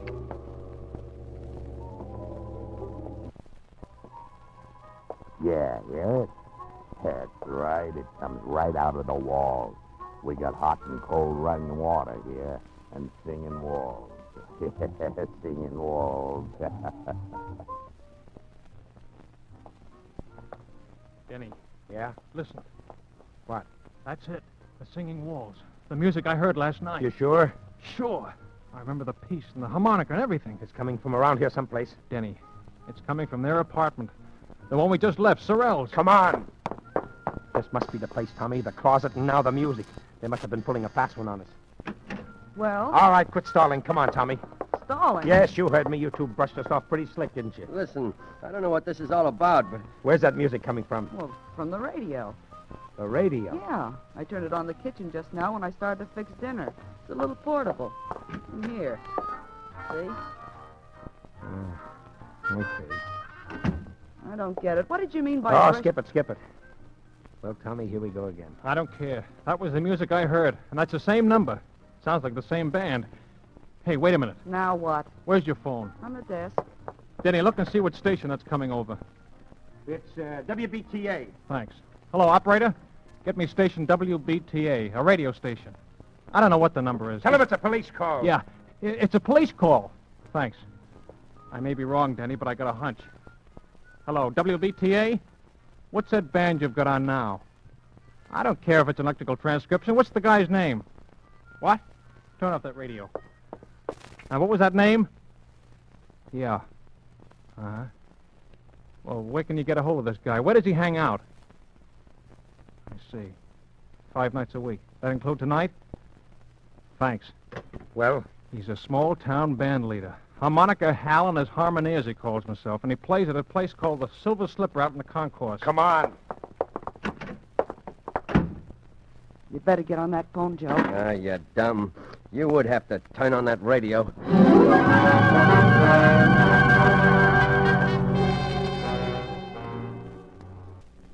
There's the Silver Slipper right over there. Okay, let us out here. Right. Here you are. Yeah, thank you, sir. It, look familiar to you around here, Tommy? I'm afraid it's a bum steer, Denny. Look, kid, do you know what time it was when you heard the music? It was just night. That's all I know. All right. They don't play recordings so much at night, particularly of small bands. And this Silver Slipper isn't on the air. So maybe you were out here someplace and you heard the band itself. Yeah, maybe. I know it's a kind of a long shot, kid, but right now it's the best we got. Let's case the joint. Okay. Don't look like there were any rooms with closets in the Silver Slipper. Denny, look, right next to it. Yeah, a hotel. That would make sense. Yes, and the shape you were in, you probably would have signed your own name, too. Come on. Oh, by the way, what time you got? 10 to 6. 10 to 6. Our deadline's getting pretty close, kid. Yeah. This better be right. Oh, what a place. If I could only remember. Well, there's the clerk. We'll see, kid. We'll see. Say, lady, you got a guy named Tom Cochran here? Tom Cochran? I don't know. Oh, it's all right. It's all right. We're friends of his. I'll see. When did he register? Last night. Yeah. Oh, sure, here he is. Tom Cochran and Ben Doyle. Yeah, yeah. Room 209. I don't think they're in, though. Oh, no? No. I've been ringing them to see if they were going to check out by 6. I was just going to send somebody up. Shall I ring again? No, we'll sort of surprise him. Okay. Right up those stairs. They got to be out by 6 or pay for another night. Yeah, well, we'll take care of it. Let's go, Tom. Denny, did you see the handwriting on that register? Yeah, yeah. It was mine, all right, Denny. This is it, Tommy, one way or another. Yeah. Here we are. Don't put your hand on that doorknob, kid. Fingerprints, use your handkerchief. Locked. I got some keys. It's an easy lock. Here we go, kid. Denny, this is it. Close that door. That's the closet. Give me your key. Here, you better hold my gun on that door, just in case. All right. Denny, look out. Oh, he was just falling. He's dead. Oh, gee. This is... You remember now? Yeah. Let's have a look at him. Stabbed. And here's his driver's license. Benjamin Doyle. Denny. Give me it. Hello? Yeah, we found him all right. No, they're going to keep the room for another night. No, there's not a thing we want. We're in for it now, kid. Denny, look. On the floor over there. A clasp knife covered with blood. That's what did it, all right. Yeah. Hey. I know. It's mine. Tom, why didn't you tell me? Honest, Denny. I didn't even remember I'd lost it until I saw it there just now. Fingerprints all over it. As clear as though they'd been made in sealing wax. Right-handed, aren't you, Tommy? Uh-huh. Let me see your right hand. Doesn't take an expert to read these. Those are your prints. All right, kid. Yeah, guess they are.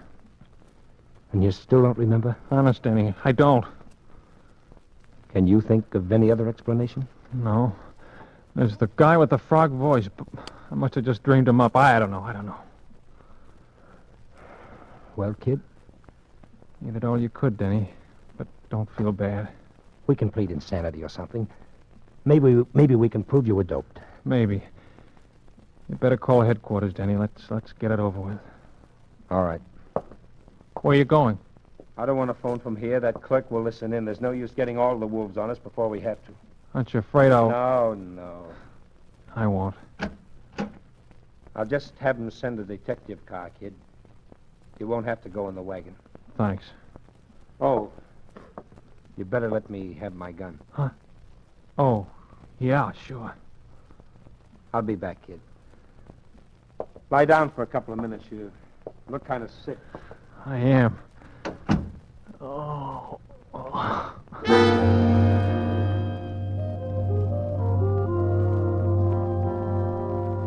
That's the idea. Take a little snooze. I'll be right back.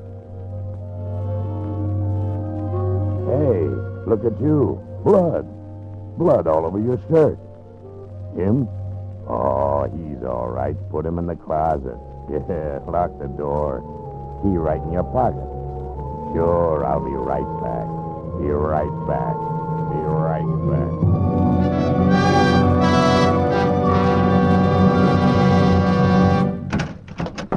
Here he is. You? Yeah, me. What are you going to do with him, Froggy? Get him in the other room until his copper friend misses him and starts looking. Listen, I don't want to be in on anything like this. Shut up. You're in it up to your neck already. Come on, you. Come on, get up. Okay. And get going. Get going up the hall.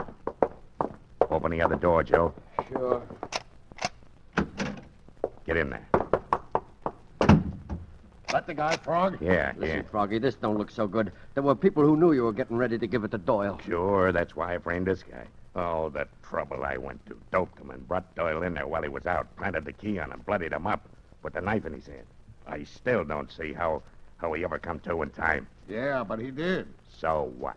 We frame him again. The music. Yeah. You like music, don't you? You're pretty sweet about music, eh? Well, for your information, that's harmonica hell rehearsing for tonight. And in this room, it comes through the window. On account of there is a window. But in the other room, it comes through the walls. On account of there ain't no window. Catch on? Better close the window, Joe. No, wait a minute. I do like music. You mind if a guy in a spot like I am hears a little music? What about it, Froggy? Sure. Leave it open. Let's have some music while we work. It'll cover up the noise if he makes any fuss. So, what's the new angle? Knock him out, dump him in the park. Dead by his own hand. Yeah. Remorse.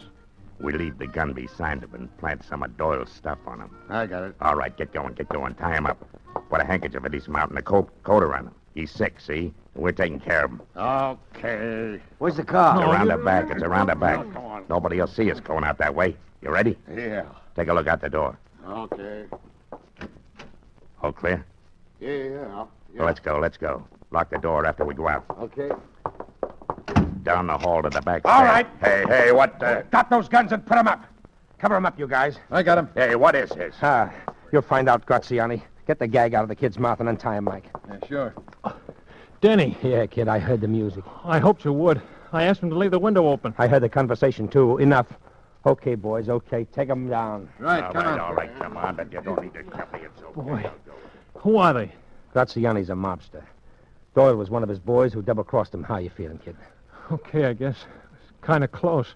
Yeah, all the way around. Yeah. Look, kid, Skip it. I'm sorry, Tommy. Honest, I am. I thought you did it. Denny, until just now, so did I.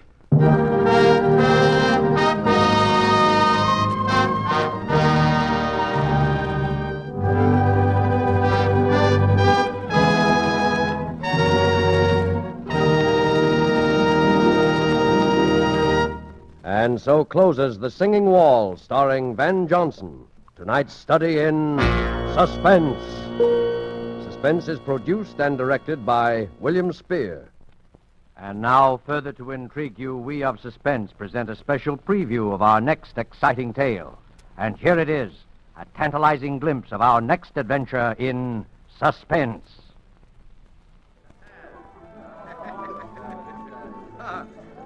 Hola, Johnny. Huh? ¿Qué de nuevo?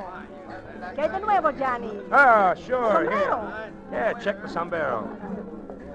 Good evening, Mr. Whittington. You wish a table? No, thanks. No, I'm just browsing. Is Ronaldo... Oh, there he is now. Oh, hello, Johnny. Hello. Hi, Ronaldo. Well, sit down. Have a little supper with me, huh? No, thanks. I'm not hungry. Well, come on. Sit down anyway. All right. Anything to please you, sweetheart. Tell me, how's business? Oh, fine. Great. Every time I get a bad break nowadays, Johnny, I get two good ones right after. Say, when did you ever get a bad break? Well, you know Jackie, my little singer. Yeah, sure, I know. Yeah, of course you do. Well, Jackie is quitting. Oh, that's too bad. And who do you suppose I'm getting, just by the merest accident? Who do you suppose I'm getting to take her place, huh? All right, I'll bite. Lorna Dean. Lorna Dean? Oh, you're kidding. No. What do you think of that, huh? Very good, huh? Well, if you'll excuse the aspersions, Ronaldo, I think, what does a dame with an international reputation like Lorna Dean want to be singing in a third-rate cabaret like this for? Oh, no. Second rate, maybe, but third rate, no. All right, second rate. But you can't pay her a tenth of what she's used to getting. And what is she doing down here in Buenos Aires anyway? Oh, now, what you want to ask a lot of questions for? She's going to sing. That's good enough for me. Yeah, I guess it is. She's terrific, all right. Tell me, when does she start? 2 weeks from tonight. Why did Jackie quit? It's kind of sudden, wasn't it? Oh, I don't know. She's nervous lately. She wants to go back to the States, I guess. Oh. Say, Johnny. Yeah? When are you going back? To the States? Uh-huh. Oh, 6 months, a year, 2 years, whenever this war's over. Don't you think you better Better go home maybe a little sooner, huh? Look, I don't want any lectures on my patriotism, if that's what you mean. Well, who's giving lectures? Down here we are, well, we are neutral. Yeah? Well, all right, that's what I am. The U.S. is okay, it's fine. It just happens that it never did so much for me that I feel like getting knocked off for it, that's all. Sure. I don't want you to get knocked off. That's what I'm talking about. What are you talking about? Your health, Johnny. Do I take that two ways or only one? One. Listen, Johnny, listen. I see these things before. Sometimes fellows stay around these places so long they forget all about home. And then one day, finish. I pay my bills, don't I, eventually? Oh, Johnny, don't talk that way. It's only because I like you, you know that. All right. Cut it. Okay. Ah, here comes Jackie now. Alma del África lejana, llena mi pecho, mi... What's wrong? Ay, What's happening? ay, Dios, ay. What's the matter? Ay. Anyway. Come on, Ronaldo. Can't understand. She wasn't feeling well. Why didn't she tell me? She didn't have to go on. Coming through, please. Please stand back. Please stand back. Now, what's the matter here? This woman has been drugged, apparently. I am a doctor. Oh. Let's see what's wrong. What's in the way? Please let me through. Mr. Ronaldo, What do you want? I have no time now to... I want the job. Now. Job?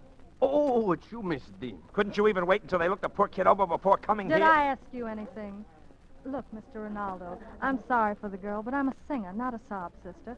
I was going to start in 2 weeks anyway. I might as well start now. Well, all right then, until Jackie can come back to finish out. Oh, yeah? It'll be about the longest run on record then. What do you mean? This young lady is right, Senor Ronaldo. This girl is dead. Dead? Do you still want the job, Miss Dean? Yeah, I still want the job.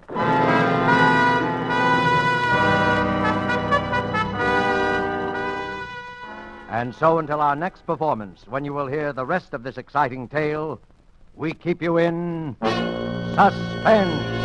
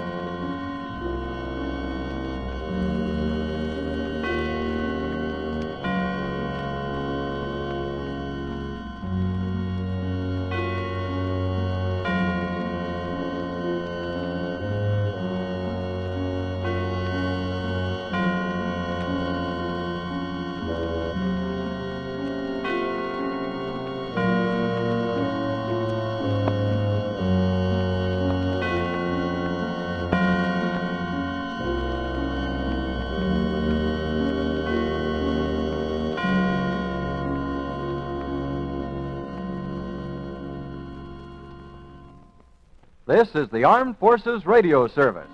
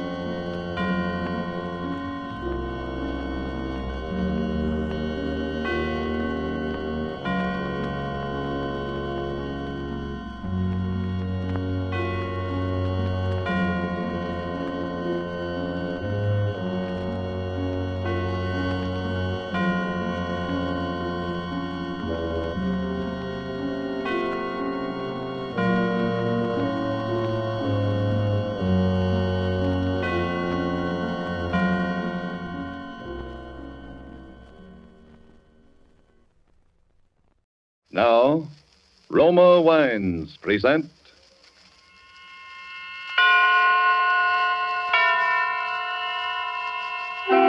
Suspense.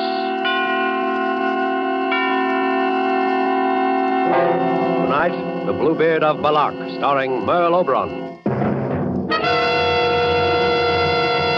Suspense is presented for your enjoyment by Roma Wines. That's R-O-M-A, Roma Wines. Those excellent California wines that can add so much pleasantness to the way you live, to your happiness in entertaining guests, to your enjoyment of everyday meals.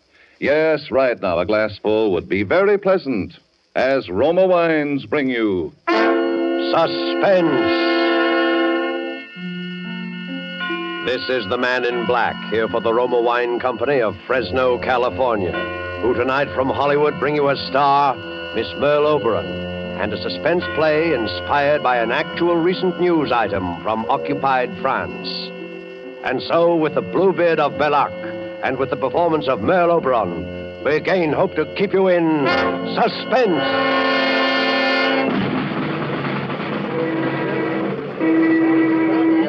All right, get back. Stay back there. Back of the wall. How many were there this time? One. They found most of him. A man? It was a soldier, a German. I heard it was an officer. Stay back. Back there. Come on. But, they're still digging? Yes. What officer was it, did they say? They think it was Captain Müller. You know, the doctor. They think? They don't know. They're looking for his head.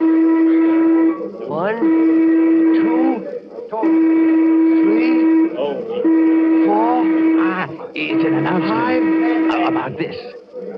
Of course, they found the body, identified the body. Why don't they identify him? Identify him? The Bluebeard. Why they find out who he is? Listen. Achtung, Achtung! Villages of Bellac, Saint-Jean, Bralagnon, Flumet. Achtung! This morning's victim of the Bluebeard of Bellac is identified as Captain Franz Müller, medical officer attached to the staff of Colonel Strelitz. Oh, an officer. For the first time, the Bluebeard himself has been seen, and a description has been provided. Is described as being of medium. Yes. I must speak with Colonel Strelitz. Is he here? I have information. Information about what? About the Bluebeard. Is the Colonel here? He's in the staff car. Over there. Please take me to him. I must see him. And who are you? Cécile Combray. Madame Combray. I live on the road to Flomet, just outside the village. Well, all right, come along, madam. Is that the Colonel, sitting in the back of the car? Yes. Now, you wait here. I'll see.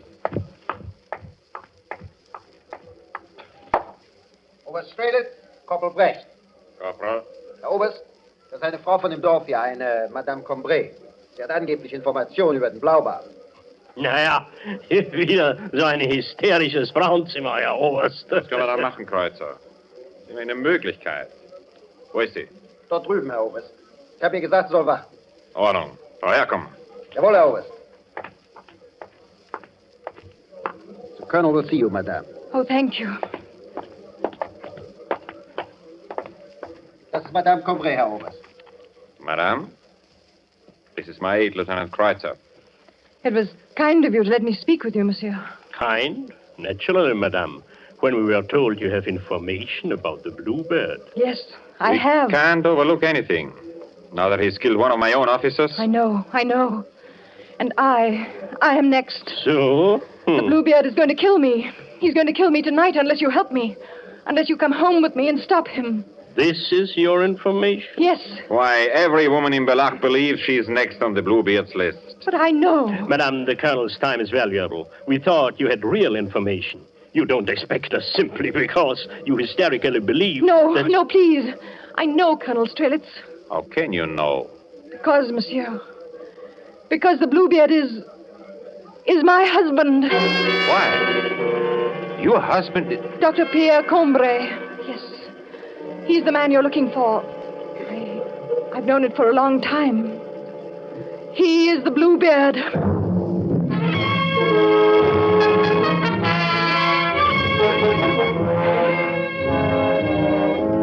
Tonight for Suspense, Roma Wines are bringing you a star, Miss Merle Oberon, whom you have heard in the prologue to The Bluebeard of Belloc by Sylvia Richards.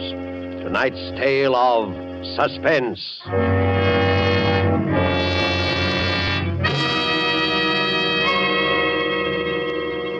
In many foreign lands, wherever wine connoisseurs gather, they enthusiastically praise the distinguished character of Roma wines. Such praise of Roma wines in foreign lands can only mean that they are truly magnificent in quality. Roma wine's excellence is due to a unique combination of California's perfect soil and climate, from whence come the choice Roma wine grapes, plus age-old winemaking skill and modern knowledge. These combine to make Roma constant in quality, uniformly fine, unexcelled in value. Tomorrow, discover for yourself the delightful Roma taste and goodness enjoyed by more Americans than any other wine. Simply serve as an appetizer before dinner a cool glass of golden, nut-like Roma California sherry. Then on the table, place a bottle of cool, hearty Roma Burgundy. You'll be pleasantly surprised at the extra delight it adds to your meal, how it will win new compliments from family or guests. Yet, the cost is only pennies a glassful. Get Roma wines tomorrow. If your dealer is temporarily out of Roma, please try again soon. Ask for ROMA, Roma wines. Remember, more Americans enjoy Roma than any other wine. And now it is with pleasure that we bring back to our soundstage Miss Merle Oberon as Madame Cécile Combray in The Bluebeard of Belloc, a tale well calculated to keep you in suspense.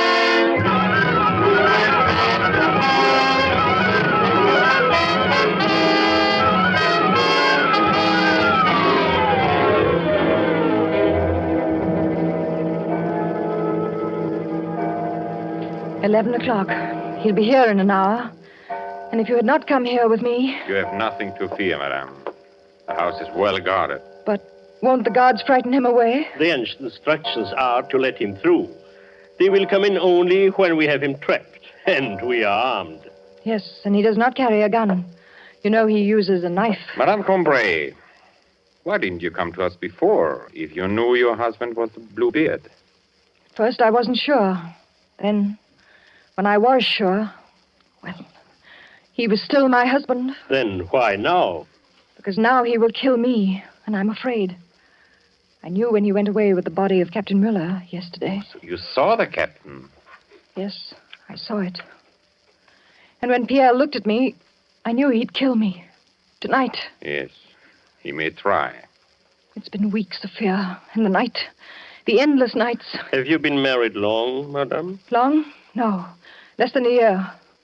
You aren't French, are you? No, I'm English. I spent a summer in Flomé about 4 years ago, and I liked it, so I stayed. I taught English in the village school there. Dr. Combray? About a year ago, there was an epidemic in Flomé, and Pierre, came there to help. He seemed to me when I met him to be very kind, a very noble man. Of course, I didn't know him well, but when he asked me to marry him, I was very happy. The morning after we were married, he brought me here to Bellac, to this house which had been his family's for many generations. It was a beautiful morning, early spring. We came, as you did tonight, up the hill, past the summer house, to the front door. Well, here it is, Madame Combray. Come, I'll carry you over the threshold. Oh, careful, Pierre. Don't drop me. No chance of that. Now, this is the hall. Shall I carry you on from room to room? Oh, Pierre, no. Put me down. Very well. Come this way. Now, here is the parlor. Oh. Hello, Captain Muller. Good morning, Doctor. I've been waiting. I hope you don't mind. They said you'd be back this morning, the people down the road. Yes, I was held up by my wedding. Your wedding? Oh, I'm sorry. Cecile, this is Captain Muller, the medical officer in charge with Colonel Strelitz. Captain, my wife, Cecile. How do you do, Herr Muller? Well, Doctor, I congratulate you. I see even an epidemic can be useful. That's one way of looking at it. So what's up, Muller? I wanted you to come in tomorrow to help with the vaccinations. About 150 are going out, and we need help. The last lot carried typhoid. I'd be glad to help. What time? Well, they are leaving at noon. If you're there at 8 o'clock, we'll have enough time. I'll be there. Very well, Doctor. Madame, tomorrow then. Heil Hitler. Heil Hitler. Now we will go on with our tour. Follow me. Pierre, who's to be vaccinated tomorrow? All labor draftees being sent to Germany. This is the kitchen. The stairs go up from here. What's upstairs? Well, off that first landing there are several bedrooms, mine and others, and on the floor above still more. Before the war, there were servants. This is a pantry? Yes. And this door, where does it... Why, it's locked. What is it? Oh, that is an old wine cellar. It's not used. A cellar. Do you have a key? There's nothing down there, Cecile, that would interest you. Oh, but I'd like to see. We might be able to grow mushrooms. No, or... Cecile, it can't be used. Let's look. Where's the key, Pierre? Cecile, Yes? that door must stay locked. But, Pierre... You understand? Yes, but why? No matter what happens, you must never try to go down there. Never.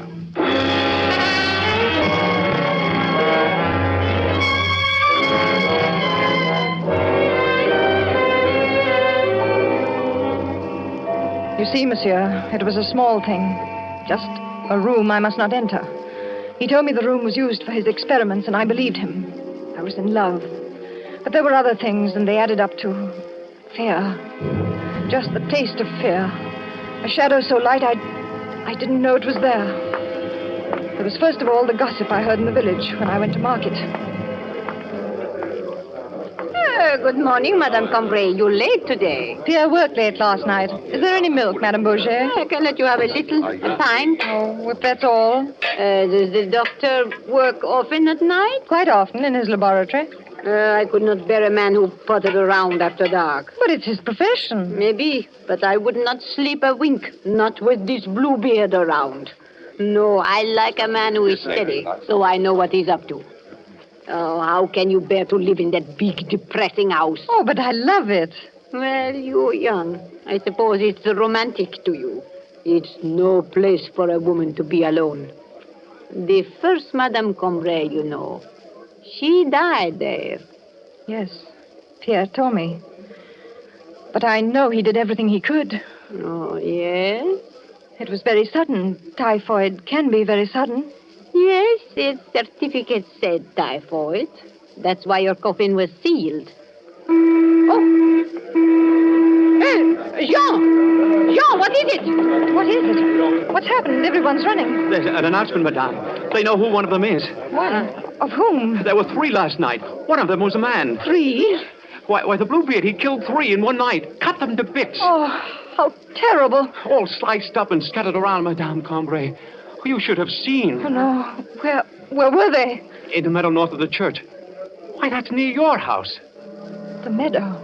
Yes, Madame Cambrai. If you had been awake, you would have heard him. You or the doctor.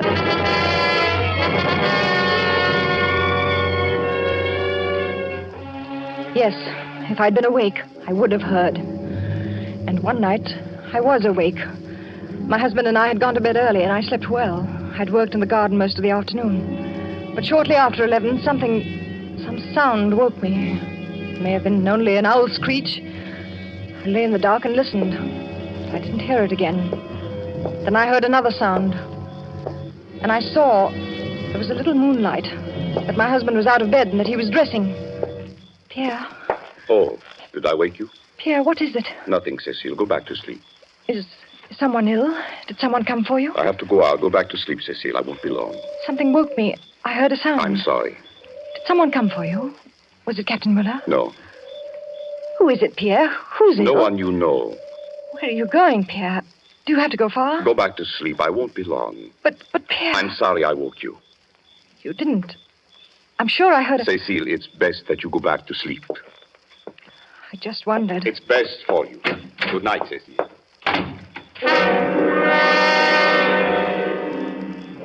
He went away, Colonel Strelitz, and I lay there in my bed, rigid, listening to his steps down the dark stairs into this kitchen. I heard the front door open and close. Then he went down the gravel path in the moonlight. I waited. It seemed long, yet it was only a little time. That clock there, I could hear through the floor chime the quarter, then the half. When I heard him, it was not yet midnight, and he came slowly, climbing the hill.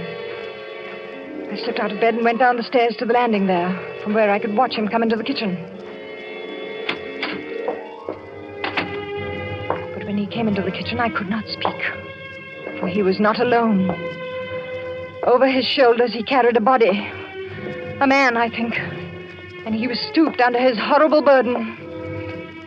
He crossed the kitchen without looking up and did not hear what I was sure he must hear, the pounding of my heart. He took a key from his pocket, holding the body with one hand, unlocked that door to the wine cellar, and went into its awful blackness. Then I was back in my room. I don't remember how I got there, cold and shaking in my bed. When I heard, oh, monsieur, it was pitiful. I heard rising from the depths of the house from where he had gone the scream of a man in fearful agony.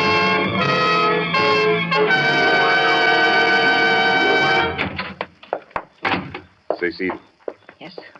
Yes, Pierre. you are still awake. No, Pierre, I told you to go back to sleep, I was, Pierre, I did. but you are awake now. Something. I heard something. Yes, you heard? It must have been you opening the door. Oh, You came in suddenly. You must have. yes, I think I did. Well, we'll go to sleep now. Yes, we'll go to sleep. Pierre, Yes, was someone ill? yes. Who was it, Pierre? Did you have to go far? We'll go to sleep now, Cecile. What time is it? Time? It's just past midnight.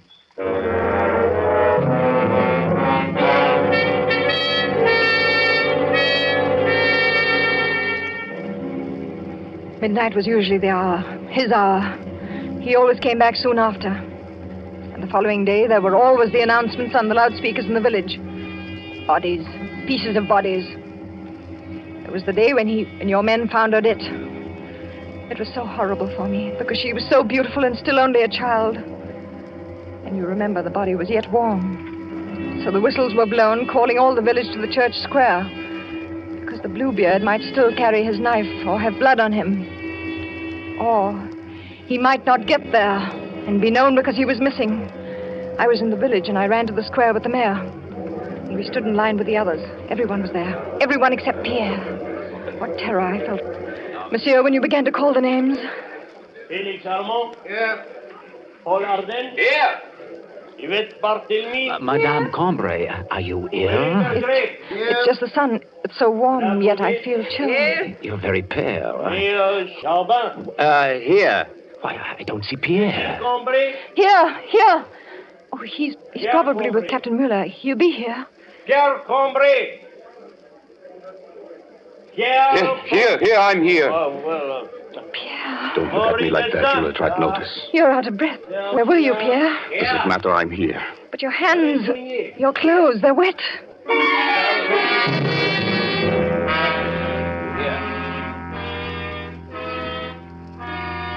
So you see, I still did not know. And I needed to be sure. I could not live unless I was sure. So I stole the key to the cellar.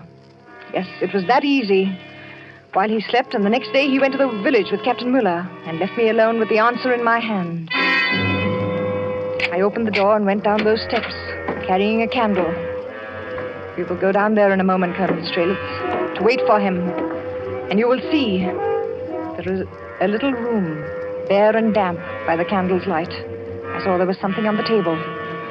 It was his case, filled with knives, surgical instruments, not strange for a doctor.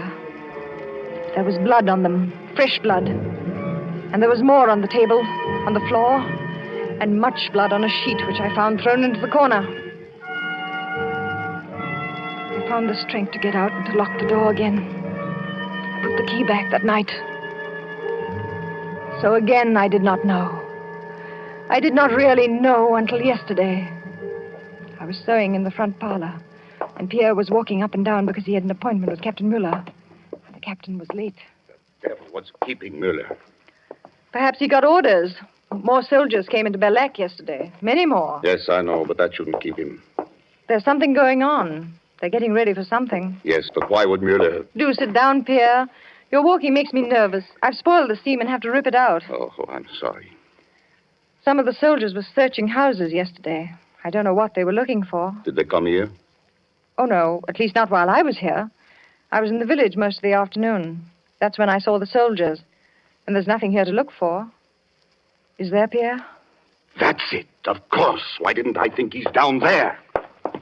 Pierre, where are you going? I'm going down to my cellar, Cecile. I have work. Pierre, no, not the captain. Yes, the captain and Cecile.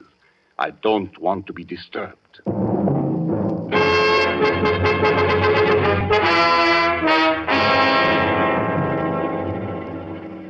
And then I knew he was going to kill Captain Mueller.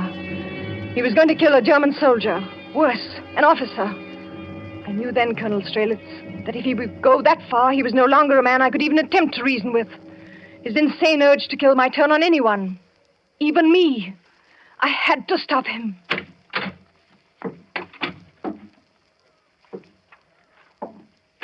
Oh!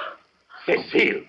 Cecile, what are you doing? You can't come down here. You killed him. Cecile, now. I'll have to. But I wasn't ready. It's not time. Captain Mueller, they'll track you down. You can't get away. Cecile, be quiet. I warned you. I told you not to. Murder. You did it. You killed him and the others. Cecile, I told you. What'll you do now? Do? What do you think I'll have to do?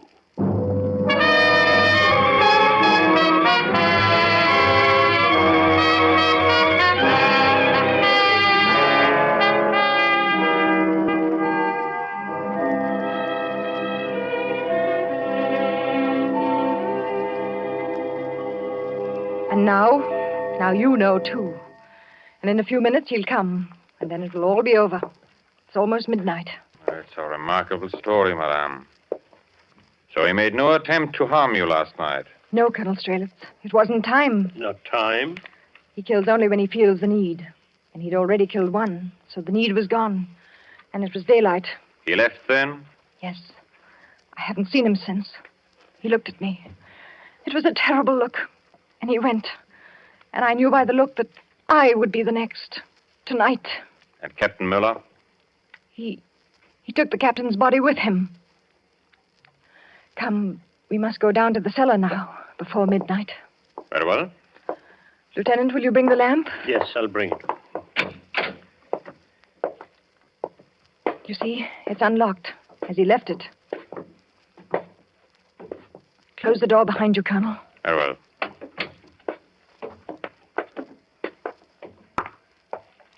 Careful, the last step. Another door.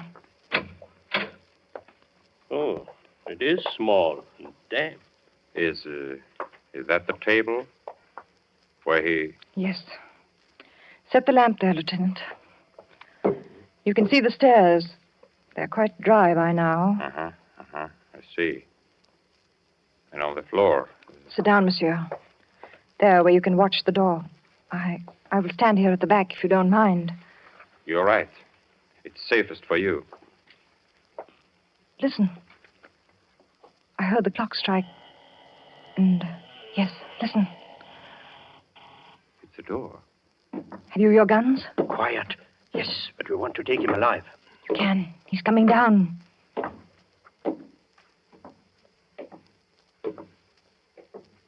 Cecile, are you there? Put your hands up, Dr. Hombre. Ah, visitors. Well done, Cecile. Scarcely visitors, Doctor. A bit more unpleasant for you. Now, if you'll... Put your hands up, Colonel Strelitz. You too, Lieutenant. Madame Combray. Yes, I too had a gun. But your husband, he's the Bluebeard? I'll take your gun, Colonel, and yours. Mm-hmm. No, Colonel, I am no Bluebeard, as you knew very well. It was clever of you to plant the mutilated bodies of your victims to drive me into the open. To create this legend of a Bluebeard to make the people of Belak suspect all men who work at night, as I do. To make the village distrust me, their leader. But Madame Combray, you saw Captain Mueller, saw his body. The captain? Yes. Pierre killed Captain Mueller. He was his one victim, because the captain was suspicious and pried a little too far into this room. Pierre had to kill him because he saw our radio station behind that wall. Open it, Pierre, and let the colonel see. You see? The wall opens easily, and behind it is the nerve center for Belak, for our underground army. Army? Sneaks and cowards who set their women to lying. I lied? What else? You said that he carried in a body, that there was a scream in the night, that there was a body. All true, Colonel. Yes, I carried home a man wounded by your soldiers, and I removed the bullet without anesthesia, for we French have no such luxuries. So the blood of that patriot is mixed on the table with that of the late Captain Mueller. Don't you know it's hopeless for you? Hopeless? Colonel, surely you know that our armies are in France, Americans, English, and our underground army which surrounds you? But this house is surrounded by my men. It was, you mean, Colonel. Are you still there, Mr. Porter? Porter? Yeah, what do you say, Doc? Everything quiet? Quiet as a tomb, Doc. How are things down there? Who's that? We have what you call a couple of rats, Mr. Porter. Then we are finished. Okay. That is Mr. Porter. As you heard, he is an American. An American? Here? He is commanding a large number of parachutists who just an hour ago dropped into our meadow. Oh. And who a few minutes ago very quietly killed the guards you mentioned. Killed? My God. Yes, and since you were here in the cellar, unfortunately, you could not hear. But now, Pierre, you have your work to finish. Your work? I have orders from my army to kill you and the lieutenant, to secure this advance for our allies. So with Cecile's help, I set this little trap. Oh, listen to me. You won't. Cecile, do you want to share the honor? No, For please. France? Yes. No, I won't. No, It is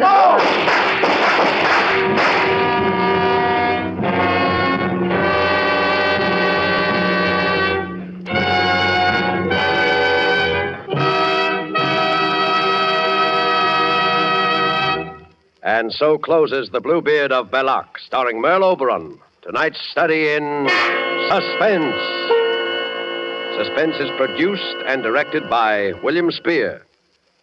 Have you discovered how much good wine adds to the enjoyment of food?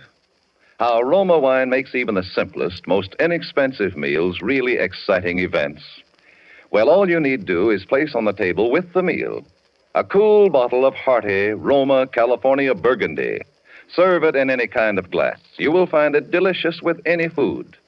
And if you are entertaining guests, you will find Roma wine just the gracious, festive note that makes any dinner party or get-together a happy, compliment-arousing occasion. And remember, Roma wines cost you only pennies a glassful. So any home can afford the pleasure they add to everyday living, to entertaining. Ask for ROMA, Roma wines. Remember, more Americans enjoy Roma than any other wine. Merle Oberon is soon to be seen in the Columbia Technicolor production, A Song to Remember. Next Thursday, ladies and gentlemen, same time, you will hear Mr. Gene Kelly as star of Suspense. Presented by Roma Wines, ROMA, made in California for enjoyment throughout the world.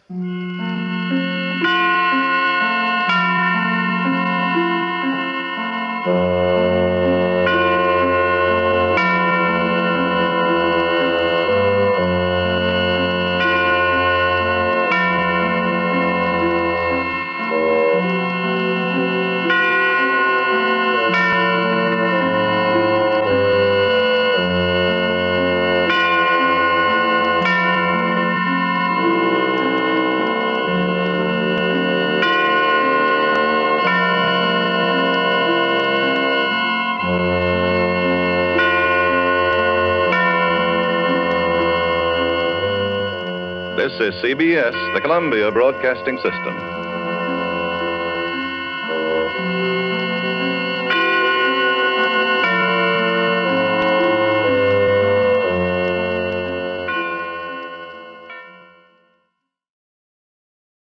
Now, Roma Wines present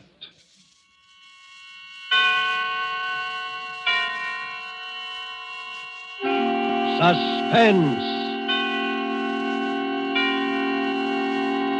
Tonight, Dateline, Lisbon, starring John Hodiak. Suspense is presented for your enjoyment by Roma Wines. That's ROMA, Roma Wines. Those excellent California wines that can add so much pleasantness to the way you live, to your happiness in entertaining guests, to your enjoyment of everyday meals. Yes, right now, a glassful would be very pleasant as Roma Wines bring you Suspense.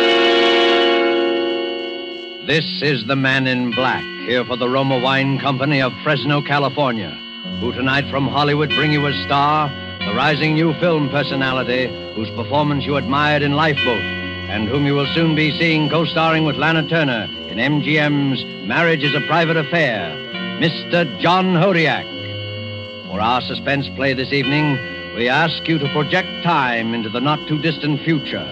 And so, with Dateline Lisbon and with the performance of John Hodiak as William Baldwin, we again hope to keep you in suspense.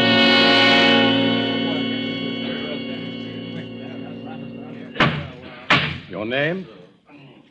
William Baldwin. Occupation? I was a foreign correspondent. At the time, that is, of the murder with which you were charged? Around that time, yes. I see. Now, Mr. Baldwin, would you be good enough to tell the court where you were on October the 5th, 1944? I was in Lisbon, Portugal. Can't you be more specific? Look, when you say I was in Lisbon during the invasion, you've told most of your story right there. You know the place. Yes, we know it. I should say that at one time or another during the course of the war, most of us here had occasion to pass through that port. That was the big way station, all right. The neutral terminal for the boys who worked for the Allies, those lined up with the Axis. You'd see a crowd from the Soviet, anxious to get back to the Eastern Front and the sound of the Internationale. You'd see right behind them, maybe, a delegation of Nazis, glad to be away from any front and sick of the Horst Wessel song. The lads from London with their briefcases and striped trousers and Rule Britannia very clear in their ears. They were there, too. So were the guys from Warsaw. Their clothes getting a little threadbare, but the Polonaise sounding as fresh and strong as it did 4 years before. And the French, not the Vichyites, but the ones who might be at the very next table, the free ones, who never stopped hearing La Marseillaise. Brass hats, underground agents, refugees, and heels. That was Lisbon.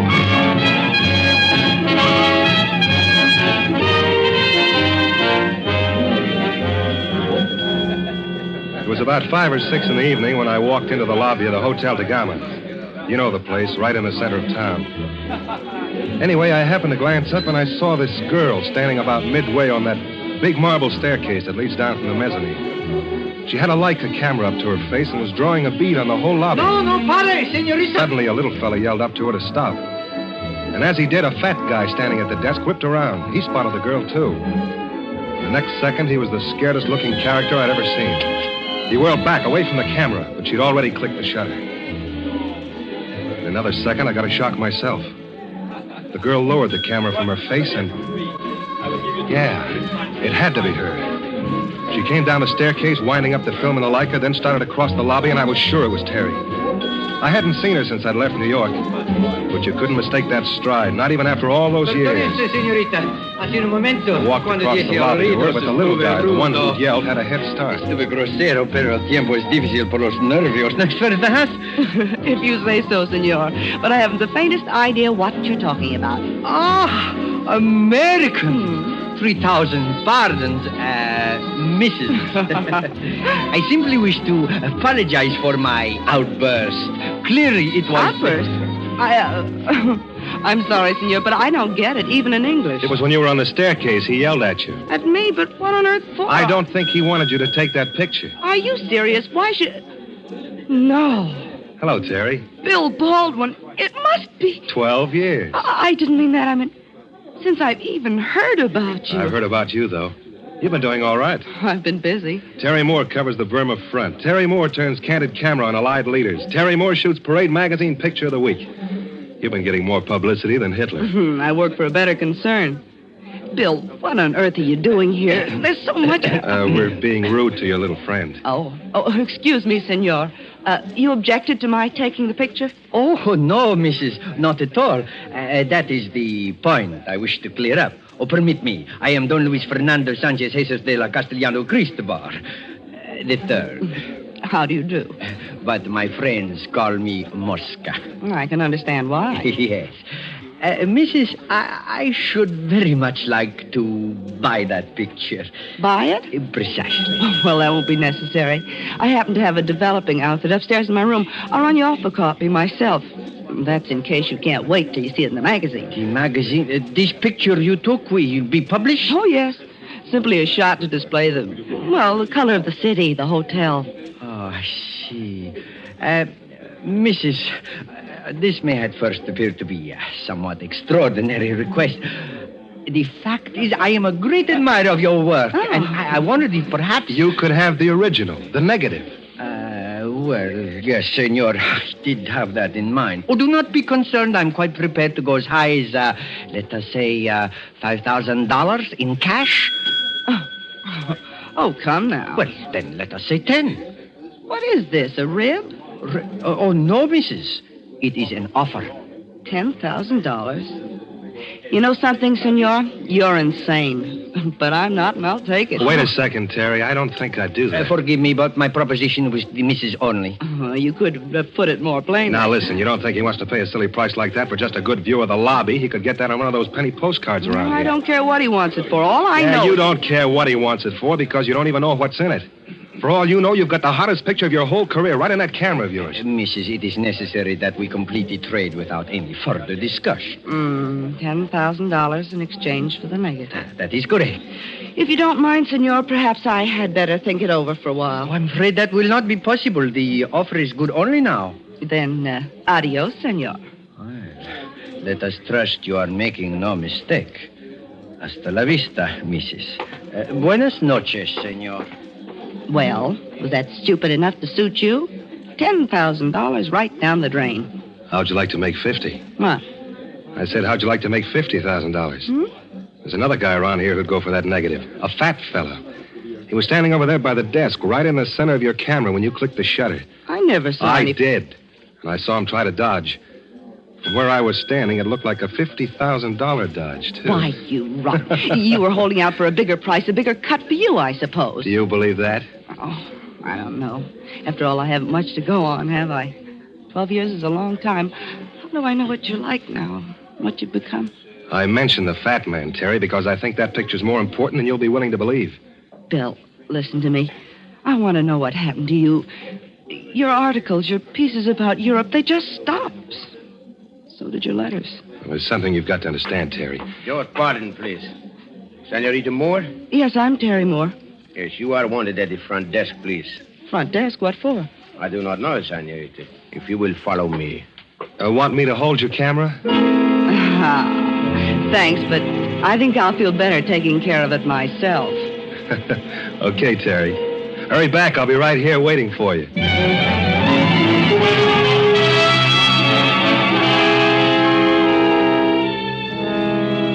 I'd been standing there about a minute, gentlemen, when I looked up and saw the fat guy.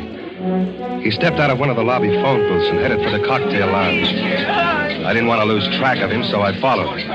Pretty soon out came Terry. She had a funny look on her face. Okay, so you're right, and I hope you're satisfied. What happened? Get a better offer? Yes, my life. Your life? In return for leaving my camera on the third floor fire escape within the next 20 minutes, I shall be permitted to go on living. Otherwise... No, don't sit down. Who told you all that? I don't know. That's a silly remark. You don't know. The call was waiting for me at the desk. It was somebody on the other end of the telephone. Oh. Excuse me. My friend. You at the table. Stone deaf. And am Tisch dort. Gestatten Sie? Well, how did you learn to speak? Ja, jawohl. Mind if we join you? Bedauere, ich spreche kein Englisch. Sound like the voice on the telephone? How can I tell if he doesn't speak English? What did he say? He said he doesn't speak English. Oh. Wait a second. Excuse me, pal, but I'd like you to meet the young lady you talked to on the phone. She, Now, können Sie nicht sehen, dass ich beschäftigt You better bin? speak English. Every time she hears German, she goes to pieces. Creates a terrific scene. You will be good enough to leave me alone. I do not wish your company. Thank you. What about that, Terry? I'm pretty sure that's it. Good. Have a seat. Oh, that's all right. Don't get up here. I don't believe I caught your name. Look, if you do not leave at once, I shall call the manager. I'll be glad to do it for you. You know, my friend, now that I've got a good look at you, I can't help feeling I've seen you before somewhere. Yes. Yes, I was thinking the same thing. Gnädiges Fräulein, you are very much mistaken. Oh, not with photographs, I'm not. I've studied too many of them. And that's where I've seen you, in a photograph. Now, let me tell you something. You have never seen me before. That's my advice to you. Except that there's something different. The clothes, I think. The white collar. Yes. You're right, Terry. The civilian clothes. I've got him spotted, too. And not in a photograph. I'm going by a man I've seen 100 times. At the head of a parade, on a dais in a public square. Now, listen. In the back seat of an open touring car with guards on either side. You are a fool. I tell you for a fact, you are a fool. You see, I used to cover Poland for a number of American papers. And you granted me an interview once. Bill, he isn't the general? No, yes. General von Klaus, one of the most prolific executioners the Fuhrer ever had. What stupid people you must be. Why did you not stop when I advised you? Don't you see? There's nothing I can do now except take the Fräulein's camera and kill the two of you. Now, look, I happen to have a gun, too, so you can put that thing away. Anyway, you're not crazy enough to kill us here. No, senor. He is not that crazy. Mosca. You will please put the gun away. But I must... You will put the gun out of sight. So, you will now follow me from this room. No, I will not leave these people and permit them to... Why? Do you want to bring everyone to this table? Do you wish a special spotlight for yourself? Oh, listen to me. I am the one in danger. I am the one in charge. You will do as I tell you to do. Or you won't get him out of Europe? You see, he knows. All right, shut the mouth. What are you charging him, Mosca? Every cent he ever stole? It's worth it, you know. If the Poles knew this character was here, they'd tear him limb from limb. You talk a great deal, senor. Von Klaus, you will please get up from the chair. You must understand that nothing can be accomplished so long as we are here. We shall continue our negotiations with these charming people at some other time and place. At the German embassy, let's say? No. How would you like that, Head General? My friends, you first must get to the embassy. Again, Mrs. Hasta la vista and adios, senor. The German embassy, Bill. But he's a Nazi, a big one. That's right, and he's also taking it on the lam. The final squeeze is about to begin, and the general's deserting his post. The Germans would kill him as soon as the Poles. Yes, that's why he can't afford to have us talk. And Mosca can't afford to lose his feet. Oh, Bill, what'll we do? You heard what he said. They'll be watching every exit for the rest of the night. Good. Meanwhile, we'll go dancing. Dancing? Yep. Across the floor to that door on the other side of the band. And we're going to slip through that door, up the service stairs, and into your room. My room? That's right. And you're going to develop the general's picture.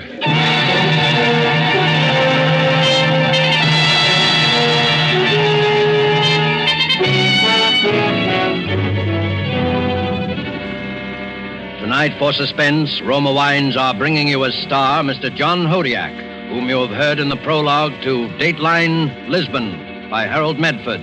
Tonight's tale of suspense.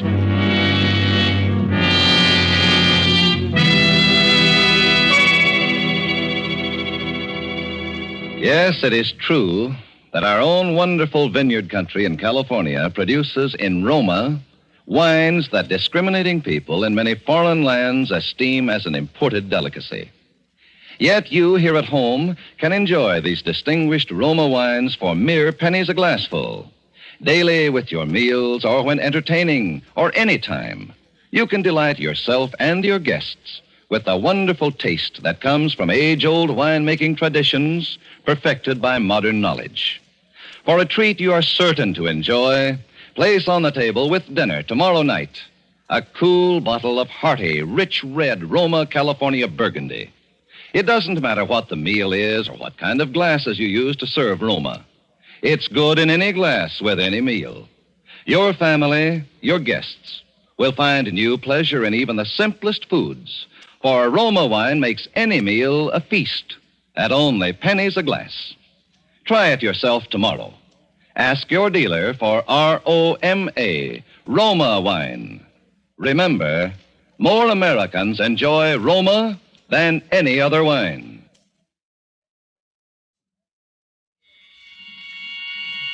And now it is with pleasure that we bring back to our sound stage Mr. John Hodiak as William Baldwin, a man on trial before a jury of his peers in Dateline Lisbon, a tale well calculated to keep you in suspense.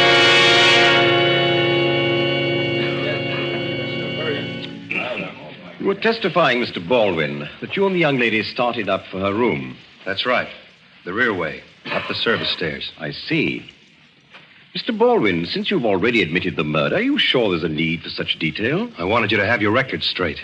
There isn't much more of it, though. Very well. And so you got the girl up to her room, eh? Yes. I remember very clearly. We stepped into her room. I shoved the bolt across the door. She switched on the light. And she went straight for her developing stuff. A tray, an MQ tube, the hypo, the usual paraphernalia, and went to work. I knew what was in her mind. She was going to develop that picture and get out of there as fast as she possibly could. She was scared, I guess. Then while I stood there watching her, she stopped. For about half a minute, stared into space. Bill. What is it, Terry? You haven't said anything about going home, going back to America. You've been over here so long. Yeah. Say, you'll want those lights off when you start to develop that thing, won't you? Yes. Well, give me the signal when you're ready, huh? I think I'm ready now. Okay. Bill, there's something I've got. What's that? What's what? That noise then.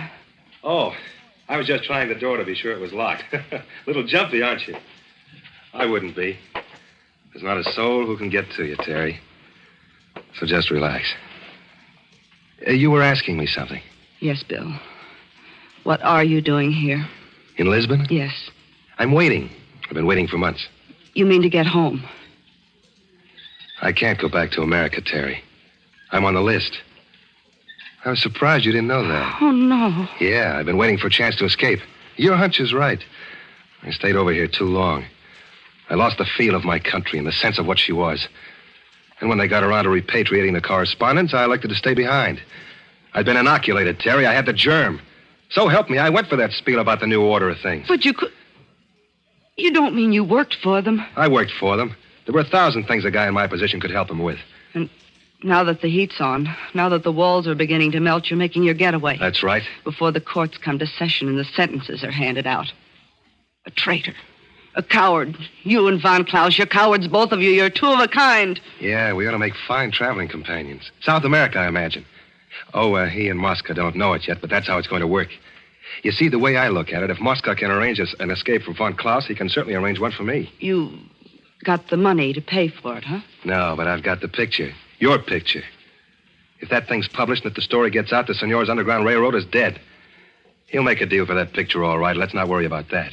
No, Bill. Surely you understand I'm going to tell this story, every part of it. Oh, I was afraid you'd feel that way. I'll have to make sure you don't. Oh, I see. All right. But you're not going to get this. Terry, get away from that picture. The door. Somebody's opened the door.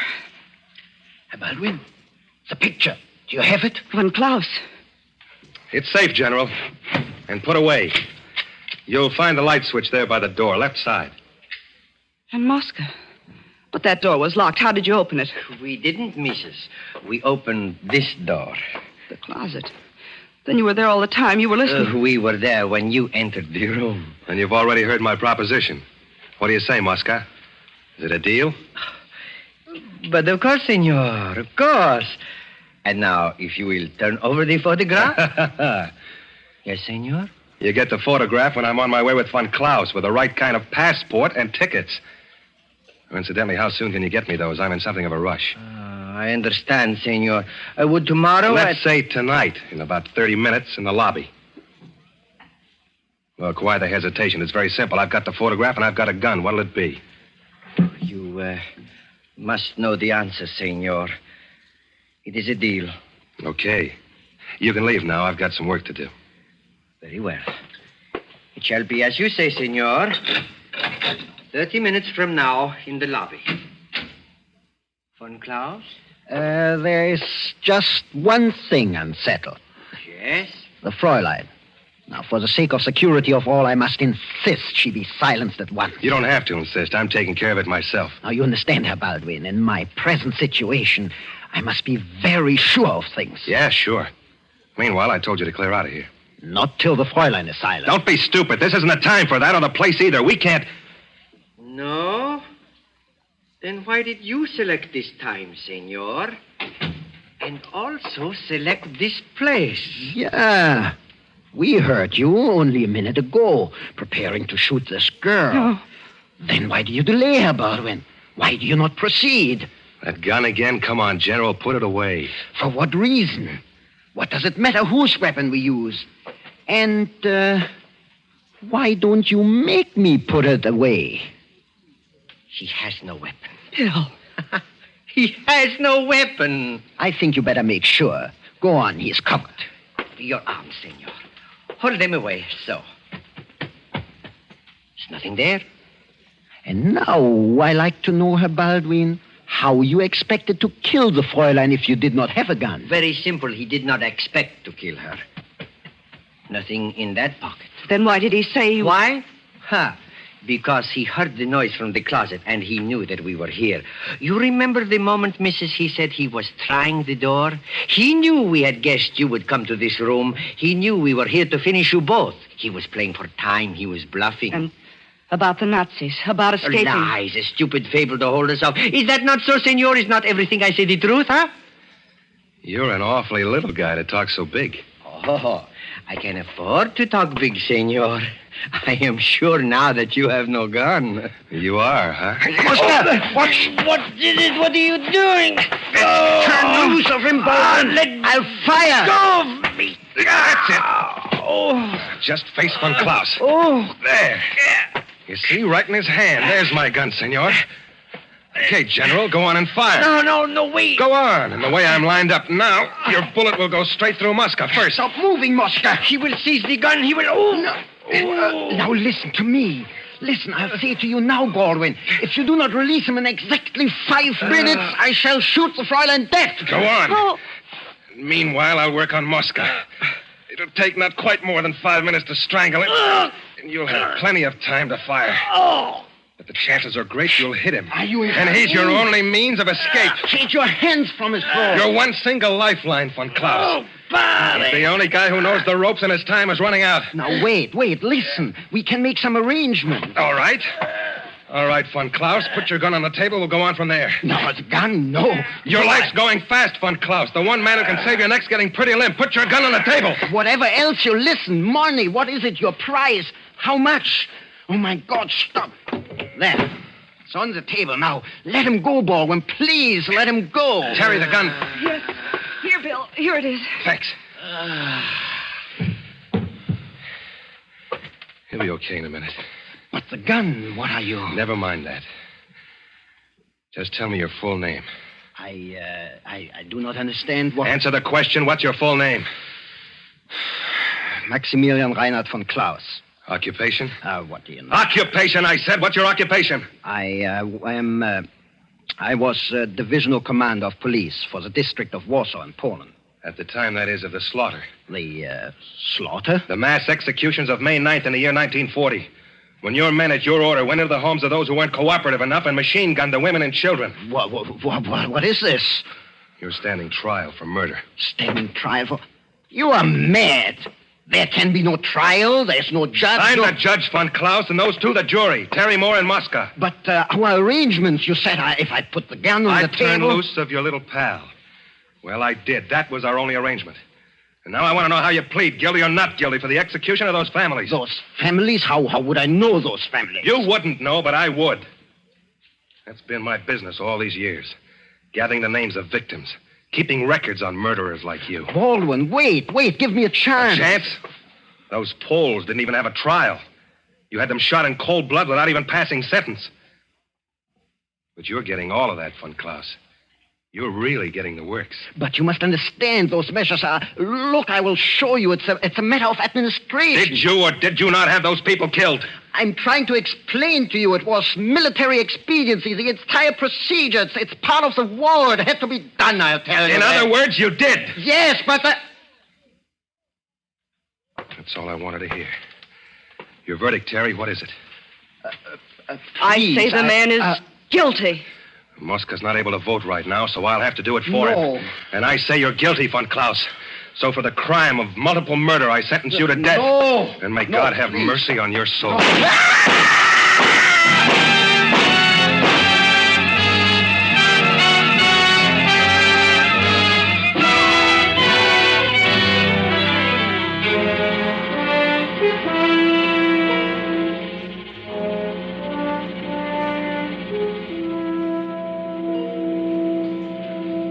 Gentlemen of the jury, the commission of murder has been very plainly established.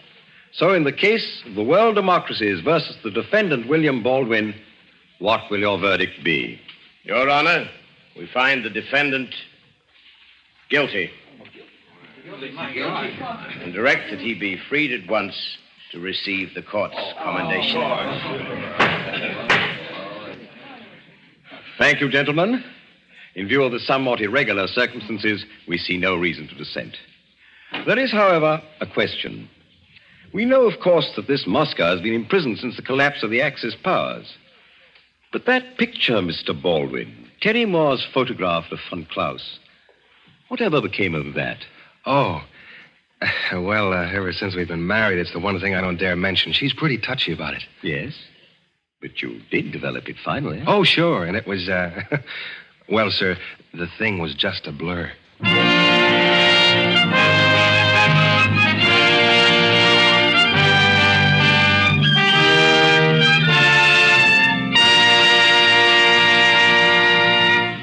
And so closes Dateline Lisbon, starring John Hodiak. Tonight's study in Suspense. Suspense is produced and directed by William Spear.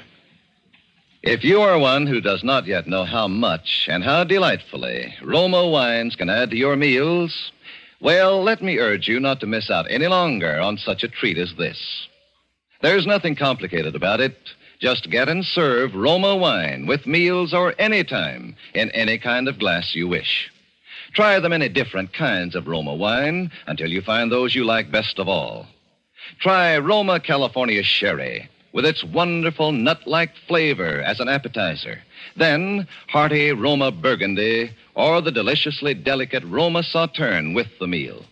These superb wines make even the simplest meal a feast. Yet they cost you only pennies a glassful. Get some tomorrow. And if your dealer is temporarily out of Roma, please try again soon. Ask for R-O-M-A, Roma wines. Remember, more Americans enjoy Roma than any other wine. Our government wishes us to pass along to you an important reminder. Winter is just around the corner, a winter in which every kind of fuel for home heating will be extremely scarce. It is to your essential interest to ensure fuel savings right now. Arrange for your fuel supply immediately. Check all your heating equipment now. If possible, protect yourself against loss of heat by seeing to proper insulation, storm sash, and weather stripping. If you don't prepare now for heavier weather, you may be in for a cold, uncomfortable winter. Next Thursday, same time, you will hear Mr. Reginald Gardiner as star of Suspense.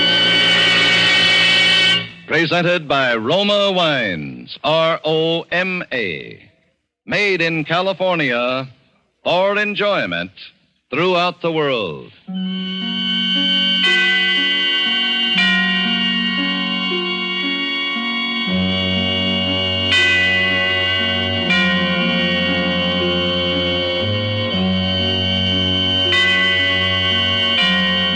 This is CBS, the Columbia Broadcasting System.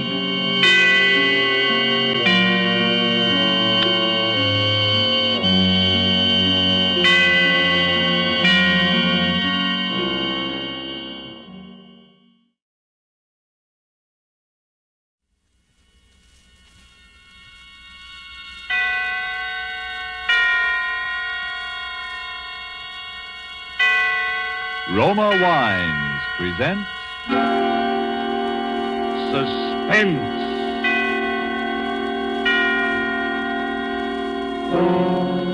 Roma Wines, made in California for enjoyment throughout the world. Salud. Your health, senor. Roma Wines toast the world. The wine for your table is Roma Wine, made in California for enjoyment throughout the world. The Roma Wine Company of Fresno, California welcomes you again to this weekly half hour of Suspense. Tonight from Hollywood, Roma Wines bring you as stars Miss Ida Lupino, currently being seen in Warner Brothers In Our Time, and Mr. Vincent Price of 20th Century Fox, soon to be seen in the Darrell F. Zanuck production Wilson. For the appearance of these two distinguished screen personalities, Lucille Fletcher has written a suspense play that deals with brooding anxiety and sharpening suspicion, played against the severe and forbidding background of the late Victorian era. And so, with Fugue in C minor, and with the performances of Ida Lupino and Vincent Price, we again hope to keep you in suspense.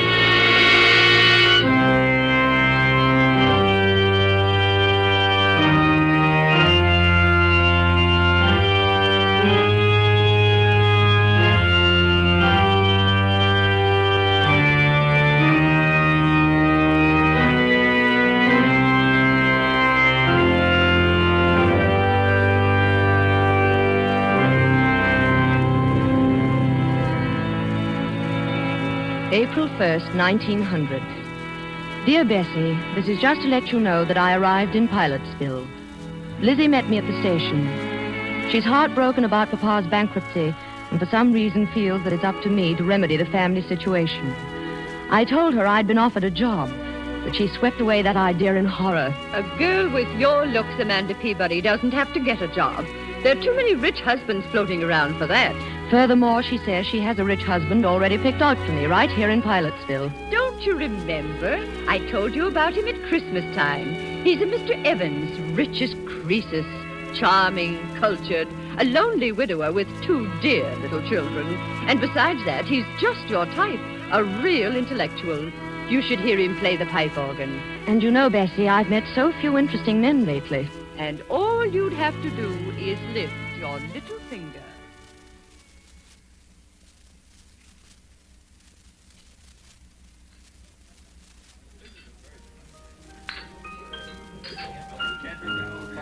Mr. Evans. Oh, good evening, Mrs. Chumley. How delightful to see you here. I'd like you to meet my sister. Mr. Evans, my sister, Amanda Peabody. Delighted, I'm sure. It's a lovely party, Mr. Evans. Thank you, Miss Peabody. Have you just come to Pilotsville? Yes. She's down from New York visiting me after the whirl of the hectic social season. Oh, indeed. Well, I'm afraid our Pilotsville society must seem a bit dull to you, Miss Peabody. Oh, no, not at all. It's charming. I've enjoyed everything so much tonight. Your beautiful house, the music. I hear you're going to play for us, Mr. Evans. Oh, a bit. Do you care for organ music, Miss Peabody? Very much. I never miss a church recital. But what a luxury it must be to have your own pipe organ right here in the house. I'm afraid I couldn't do without it. It's my hobby, you know. Bach, Buxtehude, César Franck. Don't you adore their work? Oh, Amanda's very musical. You should hear her render the burning of Rome. Yes. And the delightful thing, of course, about having a pipe organ in the house is that it's everywhere. To sit at a keyboard and hear the walls, the ceilings, the floors vibrate. You see, Miss Peabody, I've had the pipes installed all over the house. Under this floor, for example, are all the choir stops. Up in the bedroom walls are the stops for the swell manual. In the great 32-foot pedal stops, the giant diapasons are underneath the staircase. My children sleep next door to the echo chamber. So, you see, we live like angels here in a paradise of music. How thrilling. Ladies, come upstairs to the second floor landing, won't you? And I'll show you the console. It was made for me in Vienna.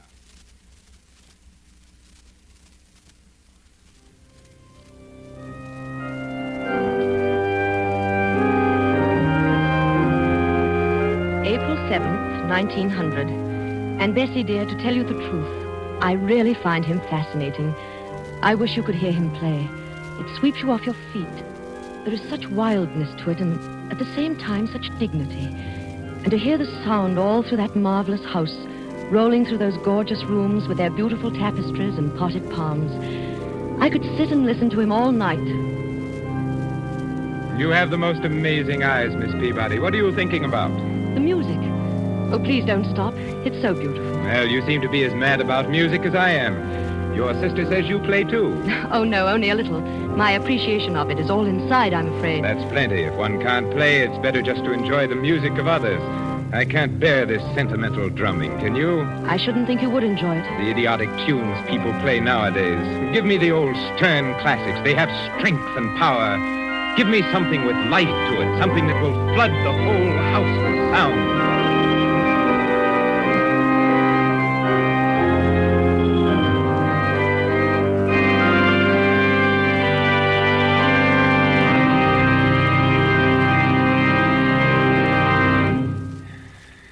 Marvelous.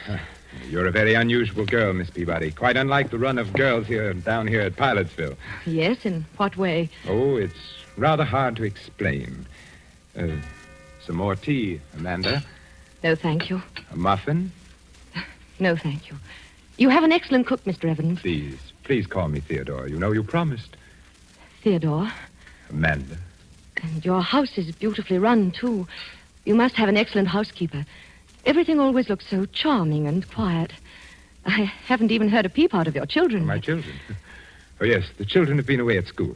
You have two, haven't you? Yes, Daphne and David. What sweet names. Ordinarily, I don't approve of schools for young children, but you see, they were rather overwrought. After Mrs. Evans passed on... I can well understand. They were almost morbidly devoted to their mother, and then, of course, the unfortunate circumstances of her death, but I suppose your sister, Mrs. Chumley, has told you all about that. No, not very much, except your wife was killed in a street accident, wasn't she? Yes, in Philadelphia. A brewery wagon and 4 horses ran her down. Oh, how terrible. It's something I don't like to think about very often. Poor, beautiful Margaret. Well, it's like a nightmare, Amanda, and I still can't feel reconciled, but... Well, what I was driving at was the children. They were in school when she died, and by some malicious stroke of fate, there was an epidemic of scarlet fever raging out there. The authorities wouldn't lift the quarantine and let them out for her funeral. Oh, poor little things. Yes, it upset them dreadfully. In fact, I sometimes fear it's left a mark on them which may endure all their lives. Why, what do you mean? They suffer from delusions about her. They think that in some way she is linked... Her soul is imprisoned in the organ pipes. How horrible. I wish I could do something about it. It's a frightful notion, but they won't. They don't let me play when they're at home. That echo chamber in particular, next door to their bedroom. Yes? You know, it's nothing but an empty sealed room with a few wires. Of course, it's all because they never saw her dead. But they have a notion that she's, well, somehow hidden there. How ghastly. They really think that, do they? Children can think up such very strange things in their little minds. Can't they?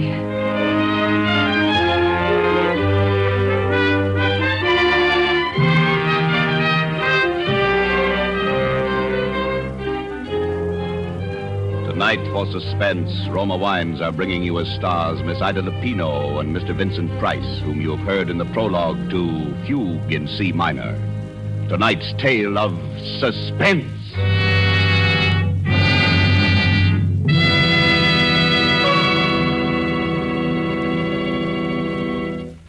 Let us look in on another scene for a moment. A smart dinner party at the internationally famous Hotel de Nacional de Cuba in Havana.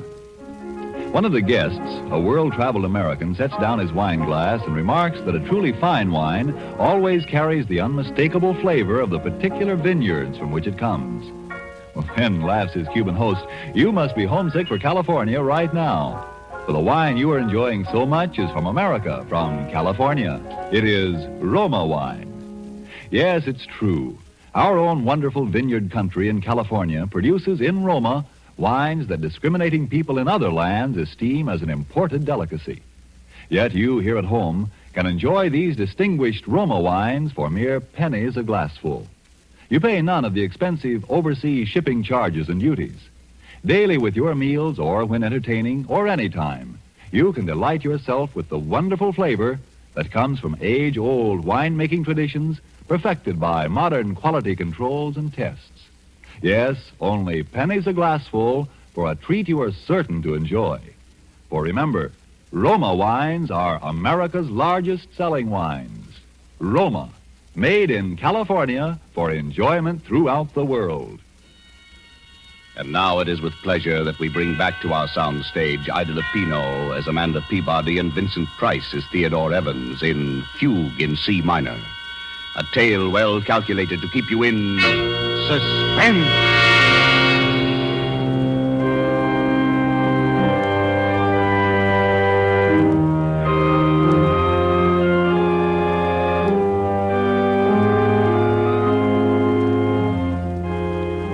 18th. I met the children today, Bessie, for the first time. It was a shock. They're strange little creatures, utterly unlike their father. The girl is about 11 and the boy 8. They were both dressed in deep mourning. Their large gray eyes seemed strained with terror. They listened and trembled at every sound. This is Miss Peabody, children. She's a very good friend of mine. Now, I want you both to shake hands with her. Oh, come now, Daphne. You can at least tell Miss Peabody how old you are. Oh, no. Please don't press her. I know when I was a little girl, I hated people to talk about my age. I'd much rather hear about school. We're not going back there, no matter what anybody says. David. That's all right. Then you didn't like school? No. And Mommy didn't like it either. She cried when we went away. Oh. But your Mama wanted you to be educated, didn't she? She wanted you to grow up and be intelligent people, didn't she? Well, didn't she, Daphne? Who are you? You may call me Aunt Amanda. I'm a friend of your Papa's. Do you know where my Mama is? Your Mama? Well, your Mama's in heaven, dear. No, she's not. Then where is she, dear? Please don't start them off, Amanda. It's too upsetting. Come along, children. Now we're going to have a little music, like old times. You remember when your mother was alive? We all used to play together. David, you with your cornet, and Daphne at the violin, and Mama at the piano. Well, Miss Peabody plays the piano, too. And she's promised to play Narcissus, Mama's favorite piece. Well? Well, perhaps some other time, Theodore, when they don't feel so strange. I tell you, I've humored them to death. Now, come, David. There's your cornet on the mantelpiece. And Daphne? No. I insist. Look, now, I'll start the melody on the organ. David, you come in with your cornet obbligato in the third measure. Daphne, you can follow me.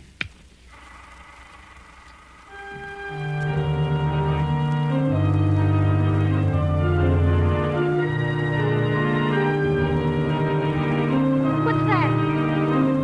Come along, children. What's that note? It's that note making that funny noise. What note?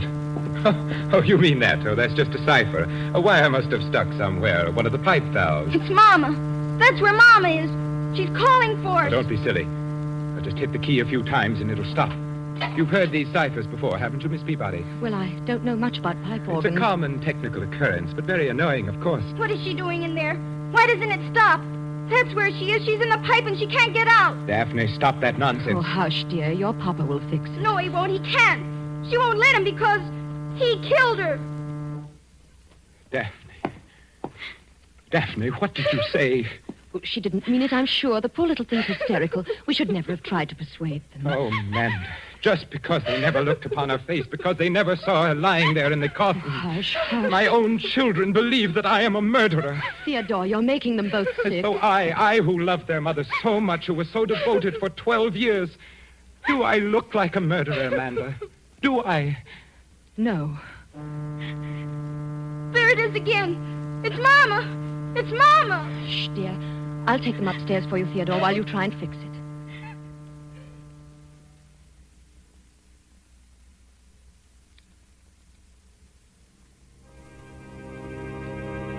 April 24th. Oh, Bessie. Those poor little children. We took them out to the cemetery today to show them her grave. A marble angel guarded it. It was planted with pure white tulips. How final it was and peaceful. And yet they began to tremble again the moment we set foot inside the house. Poor Theodore. The man is nearly out of his mind. What can he do? I keep asking myself that question.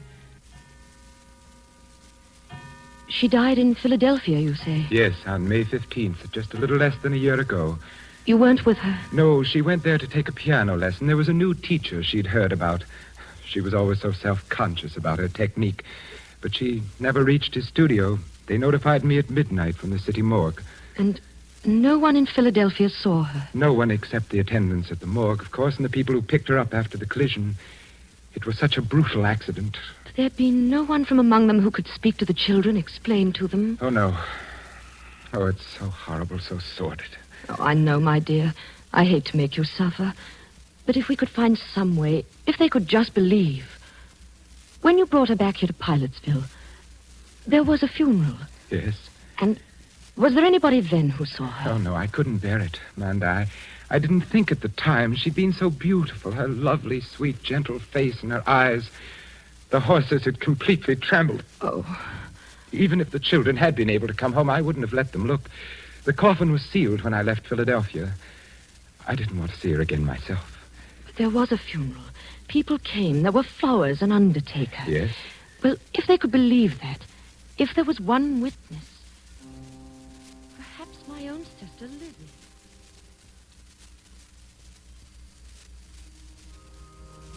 Funeral, Amanda? Of course there was a funeral. The finest funeral in town. A snow-white hearse and 25 coaches. Everybody sent flowers. The casket wasn't open, but I've been to lots of funerals where they don't open the casket. And from what I understand, she was pretty badly mangled.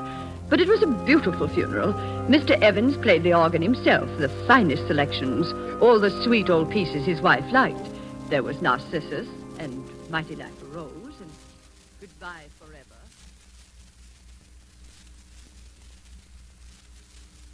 That's the way it was. So you see, David, my sister, Mrs. Chumley, was there. Yes, but how did she know it was Mama? Oh, David. She didn't see Mama, did she? Well, nobody saw your poor Mama, dear. She wouldn't have wanted anyone to see her. Mommy wasn't there. She talks to us every night. She tells us to look for her. Where, dear? In the pipes. But, David, your Mama's dead. She's been dead for nearly a year. Now, you saw her grave out in the cemetery. She's happy and at rest. Why doesn't Papa give us a key? If he'd only let us have it, we could look for her. What key, dear? The keys to the pipes. There's a little door just underneath the stairs.